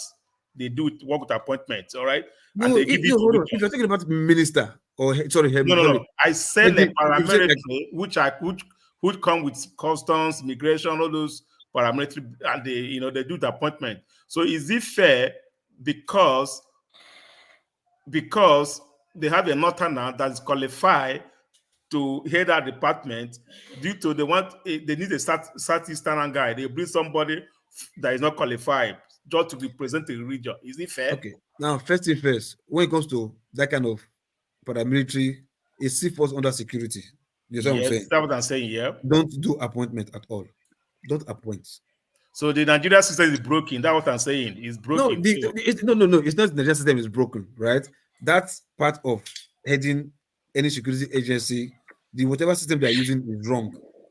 That is wrong. Doesn't mean the Nigerian system is broken. No, that's the system they are using in appointing heads of security parastatals is wrong. Because how will you feel? I go cadet. I do rain. I do frog jump which I rain. I not sleep. I run, use honorary leg and jerrycan run past desert with honorary bell leg. I don't suffer, go work, come back. Then when your president can't carry one mumu, see because na guy can make on head me. What do you know about what I don't pass through? Because what does he know that I've passed through? So it's wrong. Because by the time you bring him to come, that means all my efforts, all the struggles, all the bullets I've dodged in fighting war, my painstaking stress I've gone through is in vain. You just brought one guy from nowhere because you say you have the power to appoint. You appoint somebody else. No, you are the grand Loco, that's the most important part. Why you see the government also create more problem after the problem. Yeah, in the sense that, for example, now Buhari, Tinubu want to appoint chief of army staff after retired in 37. Appointing head is wrong. If let the system, let the cadre, let everybody grow to that place. Let them head themselves. They pass through ranking system. They have their rank. They go through ranks. But look, that's not what he's saying. He's telling you all these appointments: custom controller general in Lagos, lucrative place; custom controller general in controller, assistant controller in the airport, in lucrative places and everything. Because that is what is bringing the tribal issue, where you just discover that in Wolf, in Tinkan, you are not understanding me. I just told you now, appointment of those people, it is wrong. Let the promotion, whoever is heading that place, let it come from the So let's start the porter system. Let's go the porter. Start to give up us. That's what is causing it also. Because I said let everybody wait for promotion. Promote them. I'm not talking about promotion. That's not promotion. It's telling you appointment to a strategic office. Then listen. When it is, since you cannot make every promoted person to head the system, one will definitely lead. Right? Then you can use maybe time of promotion or time of maybe age. All of us are promoted together. All of us are qualified to head that office, right? You can say, since we are all equal in terms of academics or cadre or whatever, recruitment, Paul is older, or Paul by age wise, or Paul, you they recruited you first before me. Maybe we got recruited the same day. But your serial number, your recruitment serial number was more than my own. First came first before my own. The master you got into the system before me. Your own is serial number blah blah blah blah blah blah 1. You understand? Me, I'm serial number blah blah blah blah 200. So by so doing, we were recruited the same day or the same month. You understand? But the same set. But your serial number came before me. We can say but because of that, Paul, you go before me. And mind you, everybody that got into the system together must not head the system together. You get my point? Everybody must not be the head. But if all of us are qualified, we'll say, look, my brother, we just be selfish to ourselves. We can tell ourselves the truth. You understand? The seniority. Because of seniority. One thing that I see that, like, let me use this word now, like my Igbo people that agitate for, and to some extent, I want to agree with them. Operation Lafiado, Operation Thunder Dance, they send them to the east. Hausa man is heading it. They are having problem to the north. They send people to the north. Still Hausa. Why don't you send an Igbo man to the north? So they don't see all those type of things. They don't see somebody say, controller, assistant controller in Tinkan Port, in Apapa Wharf, in the airport. All you just see north. Then hold on. And they balance it too. Hold on. But you will see an Igbo man will be a trainee in school. You understand? You see an Yoruba man will be an instructor in one place. So sometimes when you see the Federal Character Commission, but when you see the day-to-day job, you end up not seeing it. Or you don't see, because it now looks like there is no Igbo in the army. It just looks like there is no Urobo in the army. It looks like there is no Ijo in the army. Because all we see at the end of the day, we see all the so-called lucrative places. All we see people from one tribe. If you are in the airports today now, go look at immigration, not tenant. You look at custom, not tenant. You look at NAFDAC, not tenant. You just look. It just look like I don't believe they employ anybody in my place, even when they're Well, there. I'm not You sure. understand? When I went to Abuja, the people, the customs people that I met, they were not mostly. And there, there was a southern woman that was in charge of the entire immigration people there. So I don't know. Some of, Father, no go there, beg. No, no, but I'm talking about what I saw myself. So don't tell me. So I should say. I should say. I should not say what I saw. Don't tell me what I saw. A woman was in charge. A woman was in charge, and a southern woman. I remember that lady was in charge of the immigration officers. During what was this guy? This Igbo guy that was in look at Ferrari shaking his head. That's my experience. What am I supposed to tell you? There was this Igbo guy that was the chief, right? You understand? Yeah. What he did, I think what he did was okay, but they used it against him. How was he okay? During the hold on, during the road now. Now, your brother Igbo man, don't worry. When you put all people from your own side, he says no, okay. no. Hold on first. I think. You see what I was saying the other time? No, for me, I want to say okay. Maybe I might be wrong, but I think what he did was like okay, fine. Those way go school, get some academics, whatever, enter army, or maybe go ND or whatever. Like, oh, these are brilliant ones. Let's put them into high technical place, with sensible places and that. Then those ones will come from Guru, don't the year come, don't the year go, don't I speak English? Hey, zombie.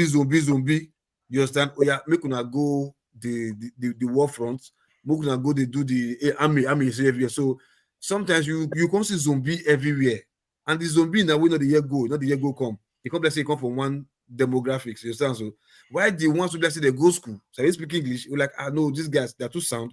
Let me put them in better, sensitive place. And those ones, you know, see them for outside. Those ones they get clean uniform. You can't see them anywhere. But those ones will be zombie when the year go come, dirty, when they smoke, go the way you chop it. Those ones that be not illiterate. And those we illiterate, we don't decide where they many pass. They many from the north. And those illiterate that you see for outside. So by so doing that, you come back that you see for outside. Who told you that local? So no, hold on. No, hold on. I said so. Hold on. Loco,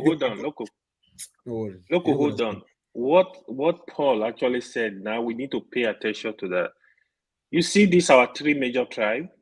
All of them, three of them, they do that. Yoruba, Igbo, Hausa. Hold on. They do that.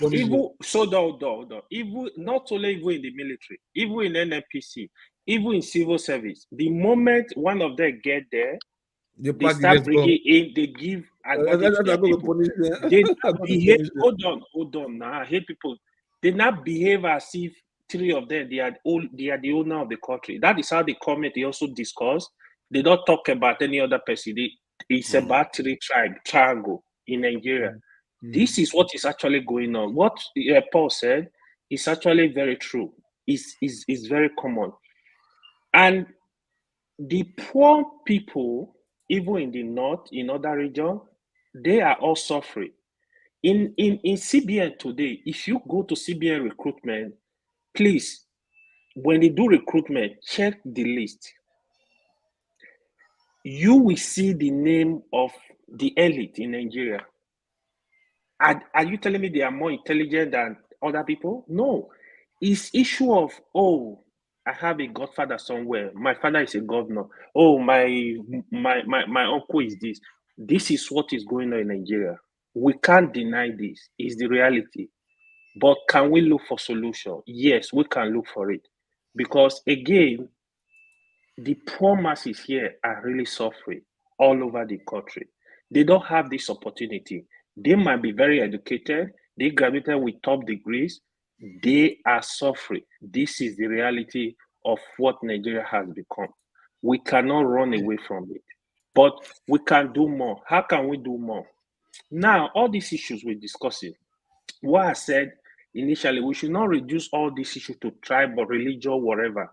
See, each state in Nigeria, let's be very clear, each state has 3 senators.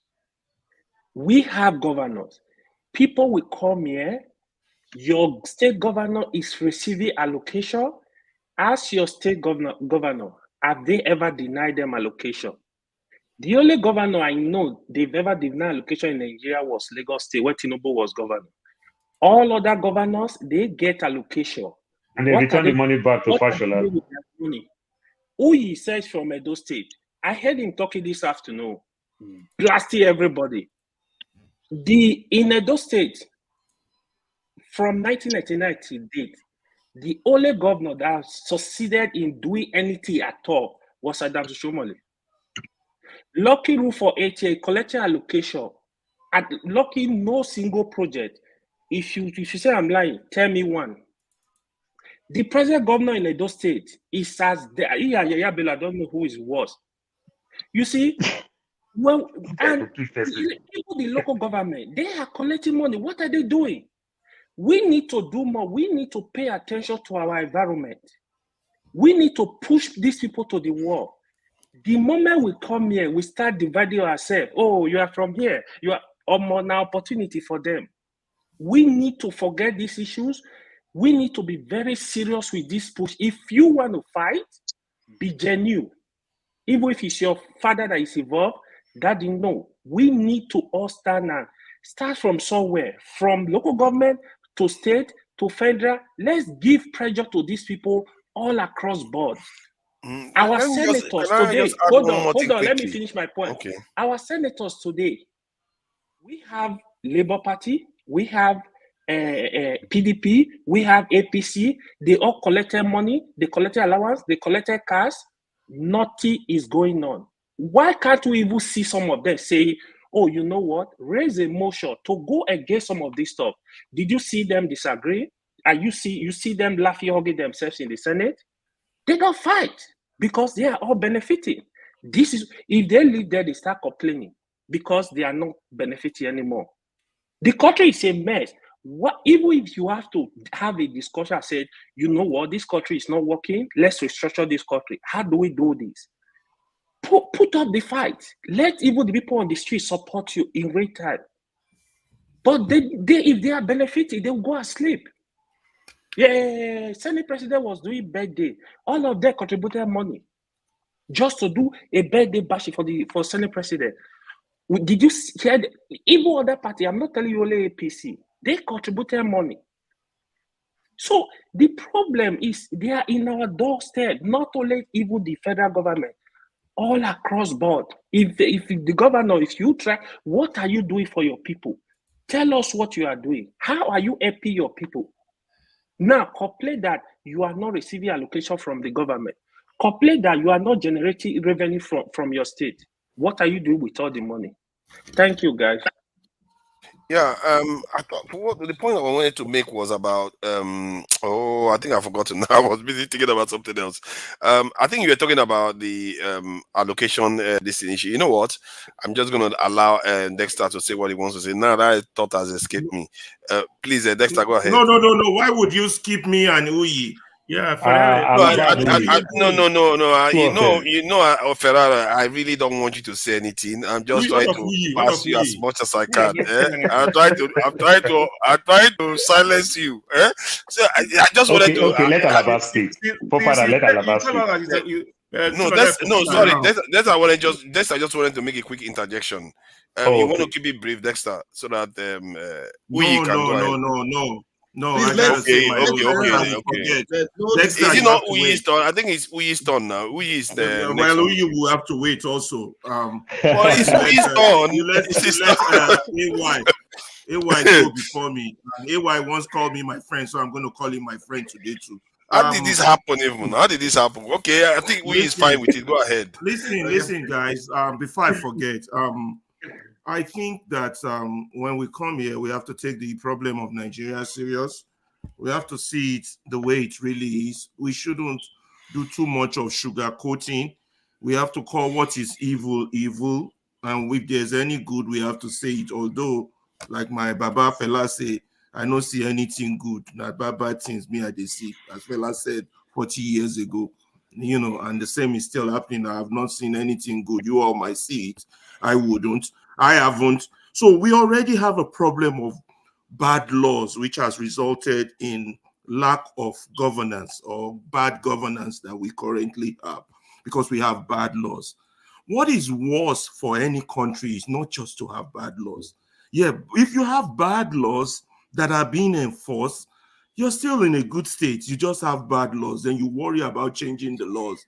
But when you have a state that doesn't enforce laws or selectively enforce laws, what my man Dele Farouq calls a state of impunity, you're in deep trouble.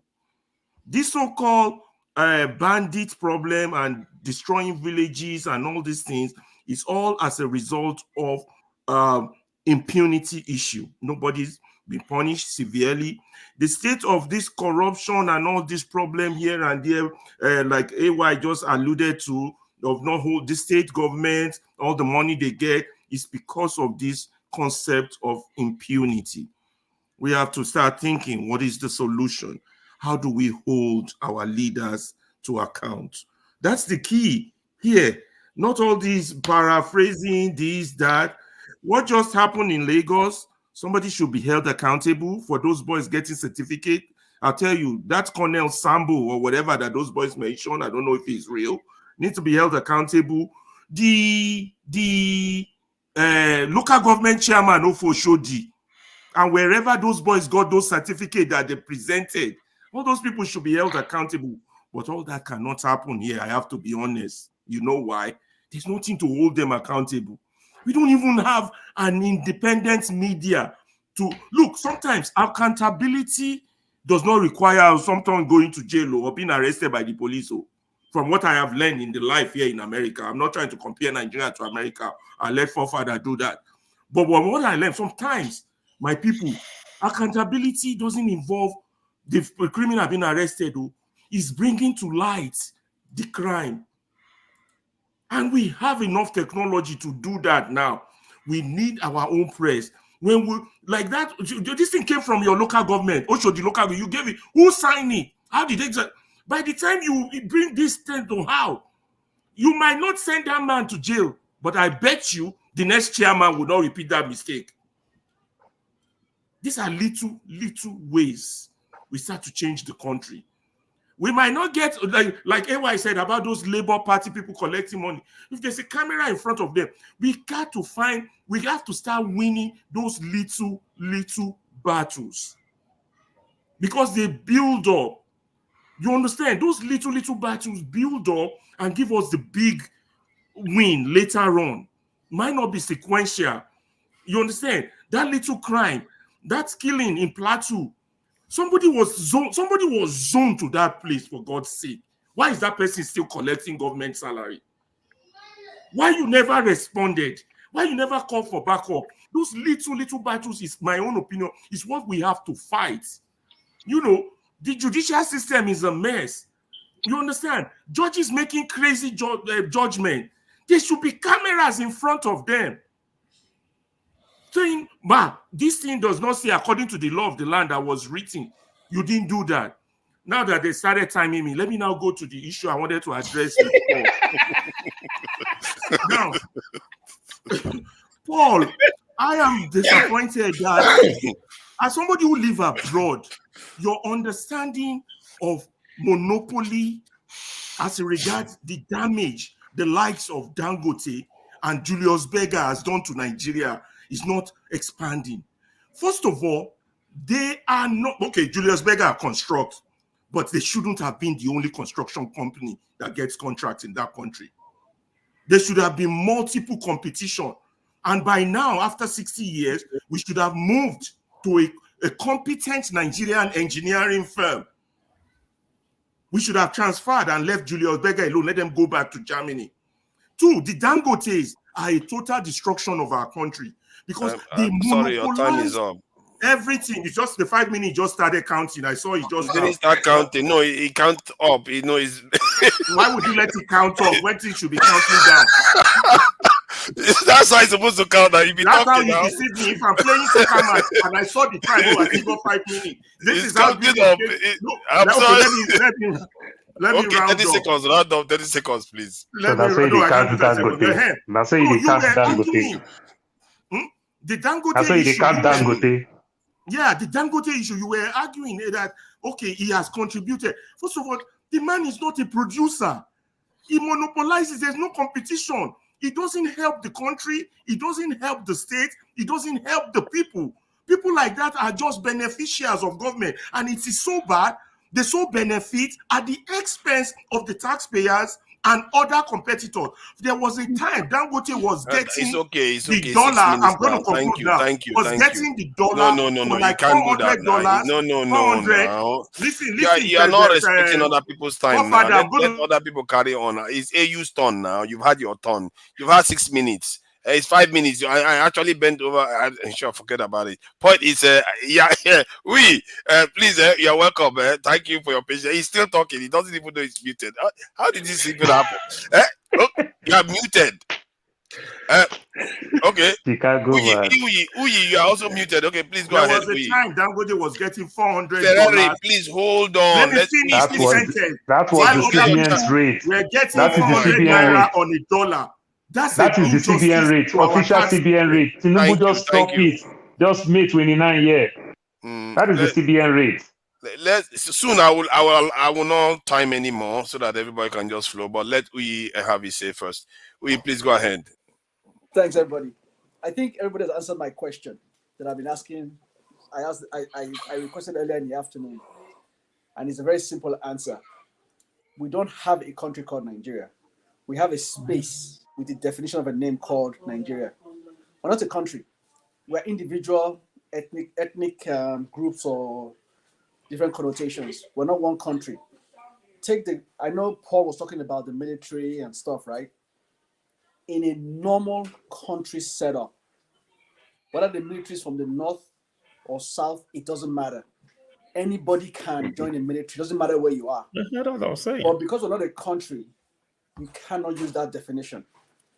Now, somebody made a statement just now. I think it was Paul again. He said if you go to Lagos, the customs is northerners around the whole place, right? Once again, it's that definition of that word. We're not a country. How do you fix that? I don't know. The constitution is screwed up. Ethnicity is screwed up in the country. We have been divided into states. But isn't the question about state of origin? That's where our problem is. Until we can remove that word, I'm from Edo State, I'm Yoruba, I'm Igbo, and we can define ourselves as Nigeria, we're not going to move forward. The killings in the Plateau State and stuff, I still ask the same question I asked before. Somebody said here that the soldiers in the East are, what do you call them? Say that they are northerners, right? The same thing question I asked you. If the soldiers in the East were Igbos, would they fight IBOP? If the soldiers in the North, would they fight the Fulani cattle, or what do you call them? The herdsmen? They won't. Let's be honest to ourselves. They won't fight them. Nigeria has a problem. We don't have a country called Nigeria. And until we all sit down and we define what Nigeria means, my brother, we're going nowhere. This is going to continue going on. Is it Prophet Isa in Plateau State has given Tinubu 21 days. Here. What is it? Here, where is it? Prophet Isa El Buba, the leader of El Buba Outreach Ministry, has given Bola Tinubu 21 days to respond to Plateau massacre, or they will respond. That's where we're going to. This is where we're going to. I heard AY talking about Edo State. AY, you're 100% correct. The only thing Lucky Billy did in Edo State was he built River Sakomba Road. And we had Upper Sakomba, Lower Sakomba Road. If you want to drive down Sakomba Road, you get to a point, you have to enter a boat to cross the road. We have a big, big problem. And that is this thing that makes me so sad. No, you wrong, Uyi. You do Igbo Street too. Bastard. No, serious. Hold on. The guy is a bastard. The interlocking ties wait to do government has remain. Not to go to Igbo Street. Say I do. So, but he did it because his mother lives there. His mother's house at Igbo Street. That's why he did it, right? Interlocking ties. We really have a lot of work to do in Nigeria, and we had a country in the 70s. We had a country in the 80s. You don't talk to a policeman anyhow. You don't beat traffic lights. We had a country. People went to school. When I was young, if you didn't go to school, you get whooped. You said my mother would call the teacher to come and whoop you inside her bedroom. and say who is hiding under the bed. They'll drag you out and flog the hell out of you to school. We had a country in the 70s and 80s. Buhari, Babangida, Abacha, they dismantled that country completely and gave one section of the country an advantage over one section. And we all kept quiet while it was happening. And everybody individually, religious leaders, whether it's EK Clark, everybody went in for their own pocket, my pockets. If today your wife is governor of those states, I'm going to benefit my family. It's my natural instinct. We have a problem in Nigeria. And until we address it, like take all the guns in Nigeria. Let's take all the guns. Let's go and kill all the Fulanis in Nigeria today. Go and kill all of them. Guess what? Somebody else will rise up. Who do we kill next? Are we going to kill Hausas? Are we going to attack Igbos? Are we going to kill Yorubas? Are we going to kill the Edos or the Jaws? I mean, it will not end until we come out and really define what do we want for ourselves as a country. That's the only way I see it. When you're having elections like this, that is a complete joke. Elections, judiciary, everything, you just sit down and you're like, really? My brother, we don't have a country. We just have a box and they have a fanciful green, white, green on it, and they say it's a country. We are not a country. Thank you. Thank you. Your time is up, by the way. I think but you did give me 5 minutes. Is it not 5 minutes? I thought I gave you 5. No, everybody 5 mine was minutes like now. 1 minute now. Yeah, I think now it's more free flowing now. There's no point timing anybody. Let me just add to this, right? You see, this crisis is happening. This region where they kill people. Honestly, if the security cannot handle these issues, they should either they allow these people form a strong vigilante and approve weapons for them to protect these communities, or allow everybody to carry gun. Who want to die, make it die. Because if the security cannot protect the people, let them carry gun. If you don't want to, at least let a section of them carry gun. Okay, they have 100 men with AK-47. Yeah, but before we get there, have we, as the nation, ever actually risen up and said, you know what, sort this security stuff out, get our people into this military? Because after we have not even done that. So why go to the end? After the one that happened in Jos, when I listened to the military man that was talking, I'm like, what's he talking about? Like, he was just too trivial to me. Like, he was just too what? The way comparing, just as if just talking as if it's not a big deal. Yeah, that's how they come across. Yeah. So for me, honestly, if I was from that village, I go fight gun. I know if government, I don't need government. The truth is, the people themselves, but they don't have the resources now. They don't have the resources. Ayo, listen. Since 1999, listen. It's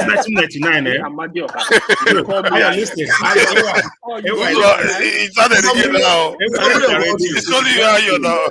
It's started again now. Let me tell you.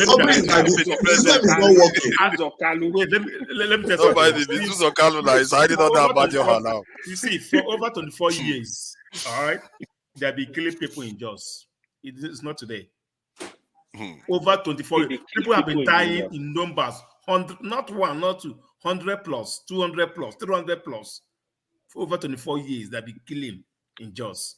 They need to wake up. They need to wake up. No, but they said hold on. I need to add this. I saw a video where somebody is saying that he recognized the people that did it to him, that they are from their local area. So it looks like some of that conflict is local to that area. You know, so when I said something earlier on, people are blaming Fulani people. I said that I was in Jos when there was somehow tribal confluence. All right, that's where this thing started.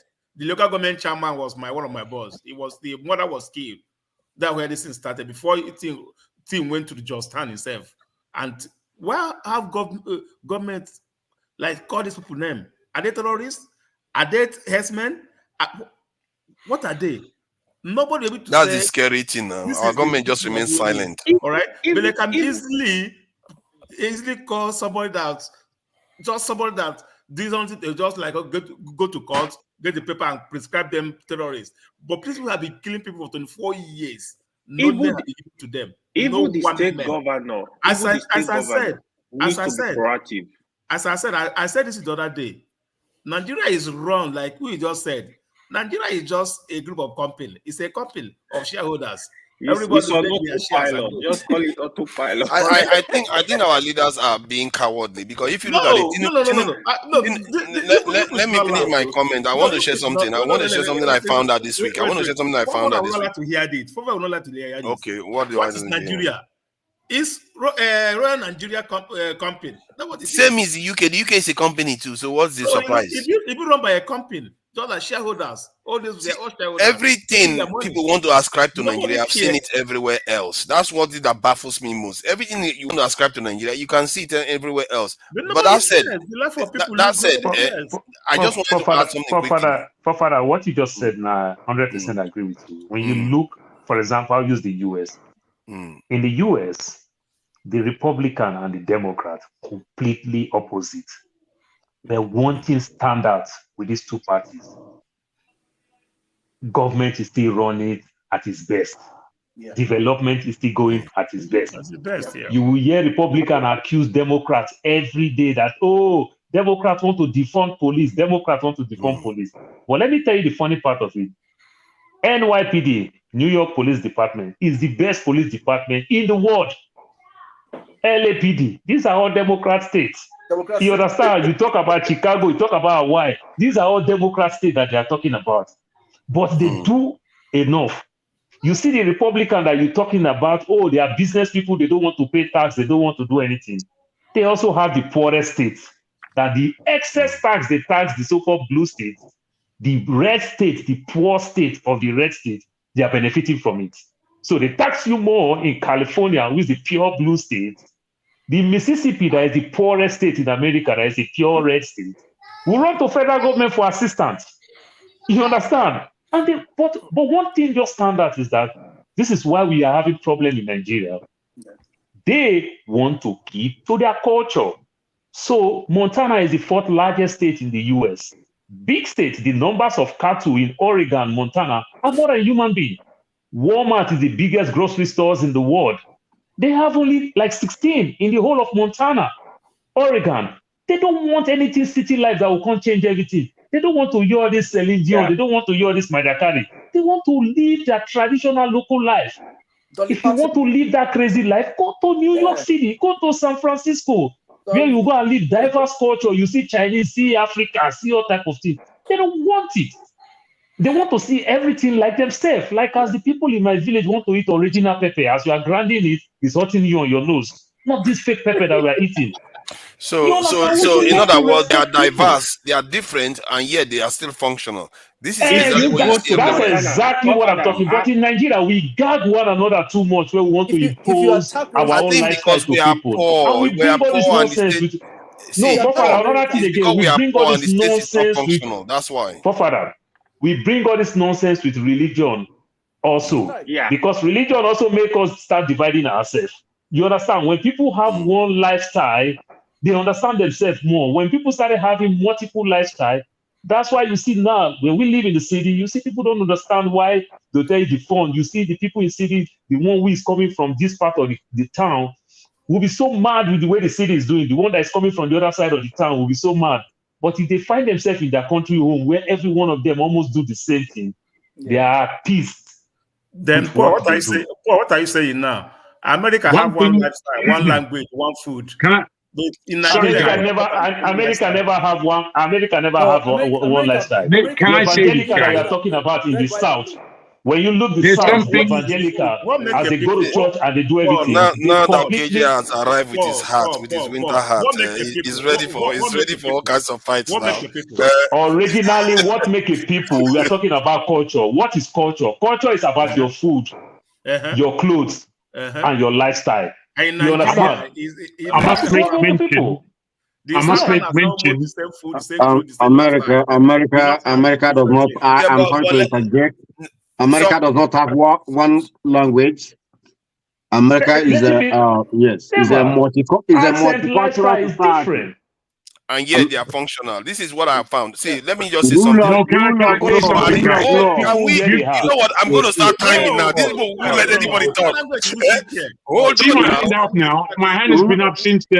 Don't worry. I'm going to come to you next. Let me just say something quickly. I want to say something we've not noticed is that Buhari, Tinubu, since he got into office, has he ever come out and say, "Oh, this is the terrorists we are dealing with. This is what we are dealing with. This is what we need to deal with"? He's never made any kind of security statement like that. Never, not once. And He will not even do it tomorrow. why don't they do that? One thing I found out about Abiola this week that I think maybe we'll go into that discussion next time, but Abiola was looking to support the African Americans to get reparation in America. I didn't know that.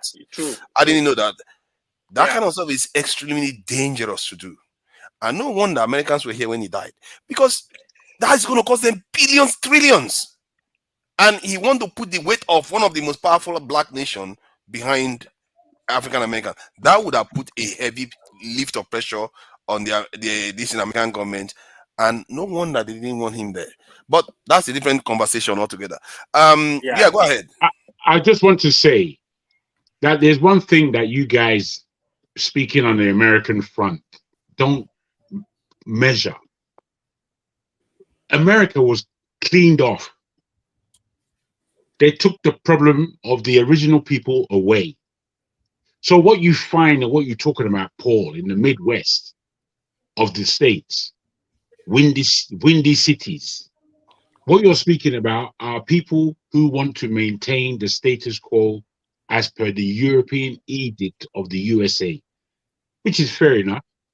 But you have to consider that they murdered people. They murdered droves of people in order to implement what we see as America today. So whilst I do take your point on board, But to some extent, do you want to educate me more? If you said that, who are the people that will murder this India more? Remember, to some extent, I want before to you say start it's the getting, British people. It is not really Americans as you might no. My brother, what they did in the Europeans. You see, when you say British and America, you're just clutching at straws. The European, the British also punished other tribes. They dominate when it comes to the Europeans. Other European people came, but the British were the dominant. That's why I use the word The British. British I were the understand dominant. If you read your history, the British are dominant in North America because they landed on Plymouth Rock, not first, but at the greatest numbers in times of America. Whereas the Spanish took over Southern and Central America. So let's not pretend that we don't know what continent Can or you the just wait? United Can you States just of wait, America. Paul, wait. No, continent or the United States. I'm not talking North America. The country called the United States of When I America. say North America, I mean North America, which is USA and Canada were dominated by the British. That's why they speak British or English in both countries.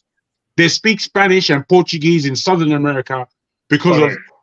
So understand that, and understand. Who is the British? Wait, my friend. Understand that what took place was real. What we call real. When you cleanse the land of people, what do you call it? You made me miss my ethnic cleansing. Ethnic cleansing. Well, deeper than ethnic that. cleansing. Genocide.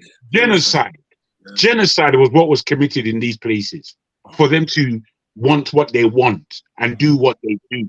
That's why I said it's more wait, my like friend, the you British. just gotta listen for a minute.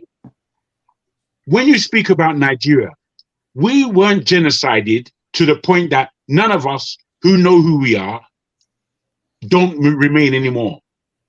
We are people who own our land, and you're not understanding this. You just wanted to go fast. It took 400 years for America to be what it is today. We are 60 years old. If we know where we are, we can design where we want to be. But we're not doing that. All we're saying is, oh, why didn't this happen here? You see, in this country, that happened. We're just being stupid. We're not understanding that there are nuances and balances and stories behind all these things. And these have to be included. You can't just exclude them. AY spoke that we should, and others spoke that this tribalism is getting in the way. That is for me the deepest nonsense ever. We are a people. It is. It's rubbish. Wait, Nigeria did. guys. Nigeria committed genocide in I've been Southeast. Now, listening. why is the country not moving? My brothers. No, guys, my brothers. I've been listening to you guys. I've been listening to you guys with a lot of patience and diligence. You didn't hear my voice. But you should allow people to chip in so that you can. I don't mind people chipping in, but I need to get to what I'm trying to say because I'm thinking about what everybody said, and this is my response to. Well, you are saying basically your argument is tribalism is not a problem. Tribalism is a fact. We are factually. Is it a negative fact or a positive fact? Bruv, let me land. Tribalism is a fact. It's so endemic. We are the people. If I'm speaking to my children, I'm speaking to them in Yoruba so that the thing continues. I have a vested interest in my forefathers, for real, not the one that doesn't have any homo or any name. My real forefathers. Can you let me land? Can you focus? Why are you bringing it? You're the one distracting people. I'm saying my forefathers. Okay, go ahead. Those ones, I have a vested interest to continue the line. In such, I am not going to play with my Yoruba-ness for you and your lack of tribalism rant. Okay, no, wait, toxic please, tribalism. Toxic tribalism. It's not the same thing I'm saying about the US right now. Let me That's say the same thing I was saying about the Let me US. say this. Let me say this to you. Mr. Jago, can I ask you a question? I have a question for you. Please, one at a time, please. You can see that I'm trying to deliver something. I haven't got to the nub of where I'm going. In answer to forefather, is there toxic tribalism? We have seen it. I understand it goes on. I understand that it's what the politicians use to play us. I understand all these things. But we have to be much more sophisticated than the rubbish that comes from the political class. We have to be much more sophisticated, both religiously and ethnically. The thing is, you see, these things that we speak about, they're fundamental. They're fundamental to who we are. They give us pride. I have pride in the Igbo man when they say what the Igbo man is and what he achieves. I'm proud of the history of the Hausa before all this madness happened upon them. I'm proud of. That's fine. So does the no, Irish but you man. have The to Irish man is understand proud me. of who they are. I do understand what you're saying. No, not me. Hold on. Me also. Let me say no, something. You're Because you can't just keep misunderstanding me saying again. this is positive. There are negative aspects. What we want to hear you say is, do you think we should do away with the negative aspects of tribalism? Listen, tribalism in a negative aspect is foolishness if we know we have a country. Merit is what we should be balancing our efficacy upon. It should be merit. I'm not stupid, but are you stupid when you want to castigate all people of their ethnicity? When you want to, what I'm referring to, I'm not doing that. Don't make no mistake. No, you listen. You asked me a question. I'm saying that the negative aspects need to be done away with. I hope you understand that. Forefather, I understand what you're trying to say in this moment. But that's what I've always meant. I'm asking you guys to be very careful when you speak about tribalism in the way you do, because the way it comes across in my ears is that you want this clean playing field where we are all kind of anonymous individuals. Oh no, that's not what I'm saying. Wait, please let me land, because that's what it sounds like. But that's not what I'm saying. No, you should know that of anybody. I've had long conversations with you. No. You too should know where I'm coming from as well, therefore. Because I'm coming from so let's just isolate the negative aspects. Can I give you something? Look, you said that 3 times now, and I've yes, now Jogo been talking for 10 minutes now. Let's KJ. No, I've been interrupted for 10 minutes. Look at how smooth KJ is looking now with his winter hat on. I'm not happy. Don't worry, you have your chance to carry on. you see, I have been listening. In fact, this is the first time I've listened to this It's program. unfair, you know. Do you think, KJ, do you think I finished what I was saying for you to just jump in? And I'm not saying you're jumping in now, but do you think that I finished what I was saying? Can No, I wait, I'm summarize what asking I'm trying to KJ. say? Because me, I've been on a Let while. KJ speak now. So now, Bruh, I don't know. I know that there's a moderator who is forefather. called Forefather. Remember what you were saying with I don't know. You want to with my monopolize the man whole. previously. That's what you've just done. It was And not you your want to time open to your speak. mouth. You know, everybody should be able to speak. That's what I'm saying. I'm not trying to stop you from speaking. Everybody should be able to speak. You see, I'm not saying anything again. Because even I didn't go near my point. to I didn't lose go near my point. But however, I still remember some very few. And let me quickly say that I've been listening for the first time. I've listened to this program right from the morning because I've been lying down really, and I didn't have any intention of coming up, you know. But I had to come up because of what Paul is saying, and these are some of the things that we say sometimes that are totally not correct when you have to do with Nigeria as compared to America.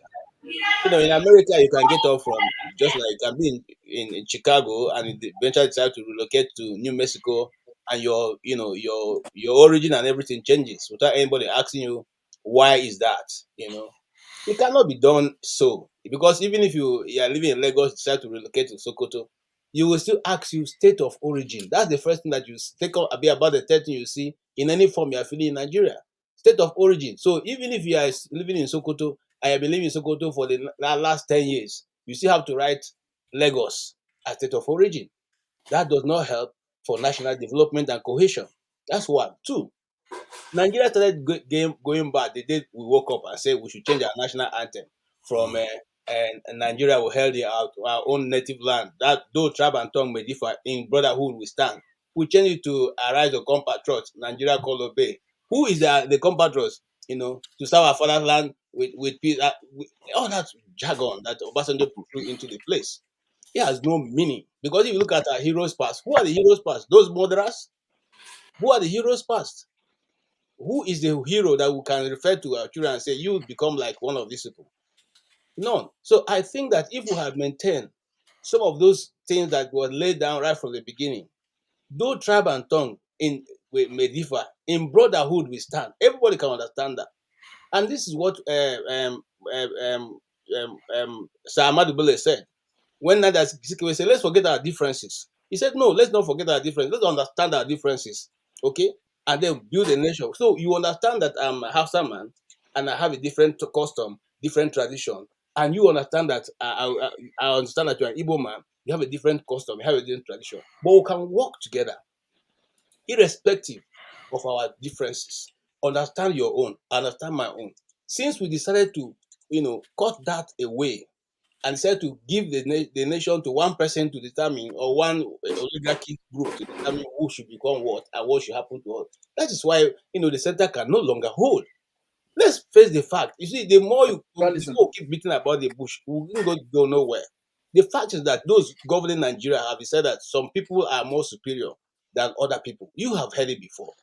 There's a ruling class, those who are born to lead. Okay? And as long as that policy continues, it's not going to help the nation to develop. And if we don't develop as a nation, all we're doing is just waste of time. Thank you, sir. And I Thank appreciate you. all of you who have been You speaking. see, I actually agree with So, KJ. so Yeah. KJ, when I talk about the US now, I didn't talk about the US based on individual. I talk about the US based on their culture, the way they do things. That's why I said Democrats and Republicans. The things that they do in South, the evangelicals, they go to church, they go everything. You see the way they stand tall when it comes to abortion. They stand tall because to them it's an abomination. To the other part of the world, in the same US, they don't see it to be a problem. You understand? But the beauty of it is that everybody respects the law. So if you want this thing, just travel to the other part of the world. You are good.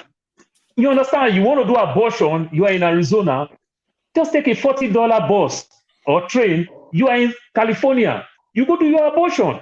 You see how simple it is. That's exactly what I'm saying.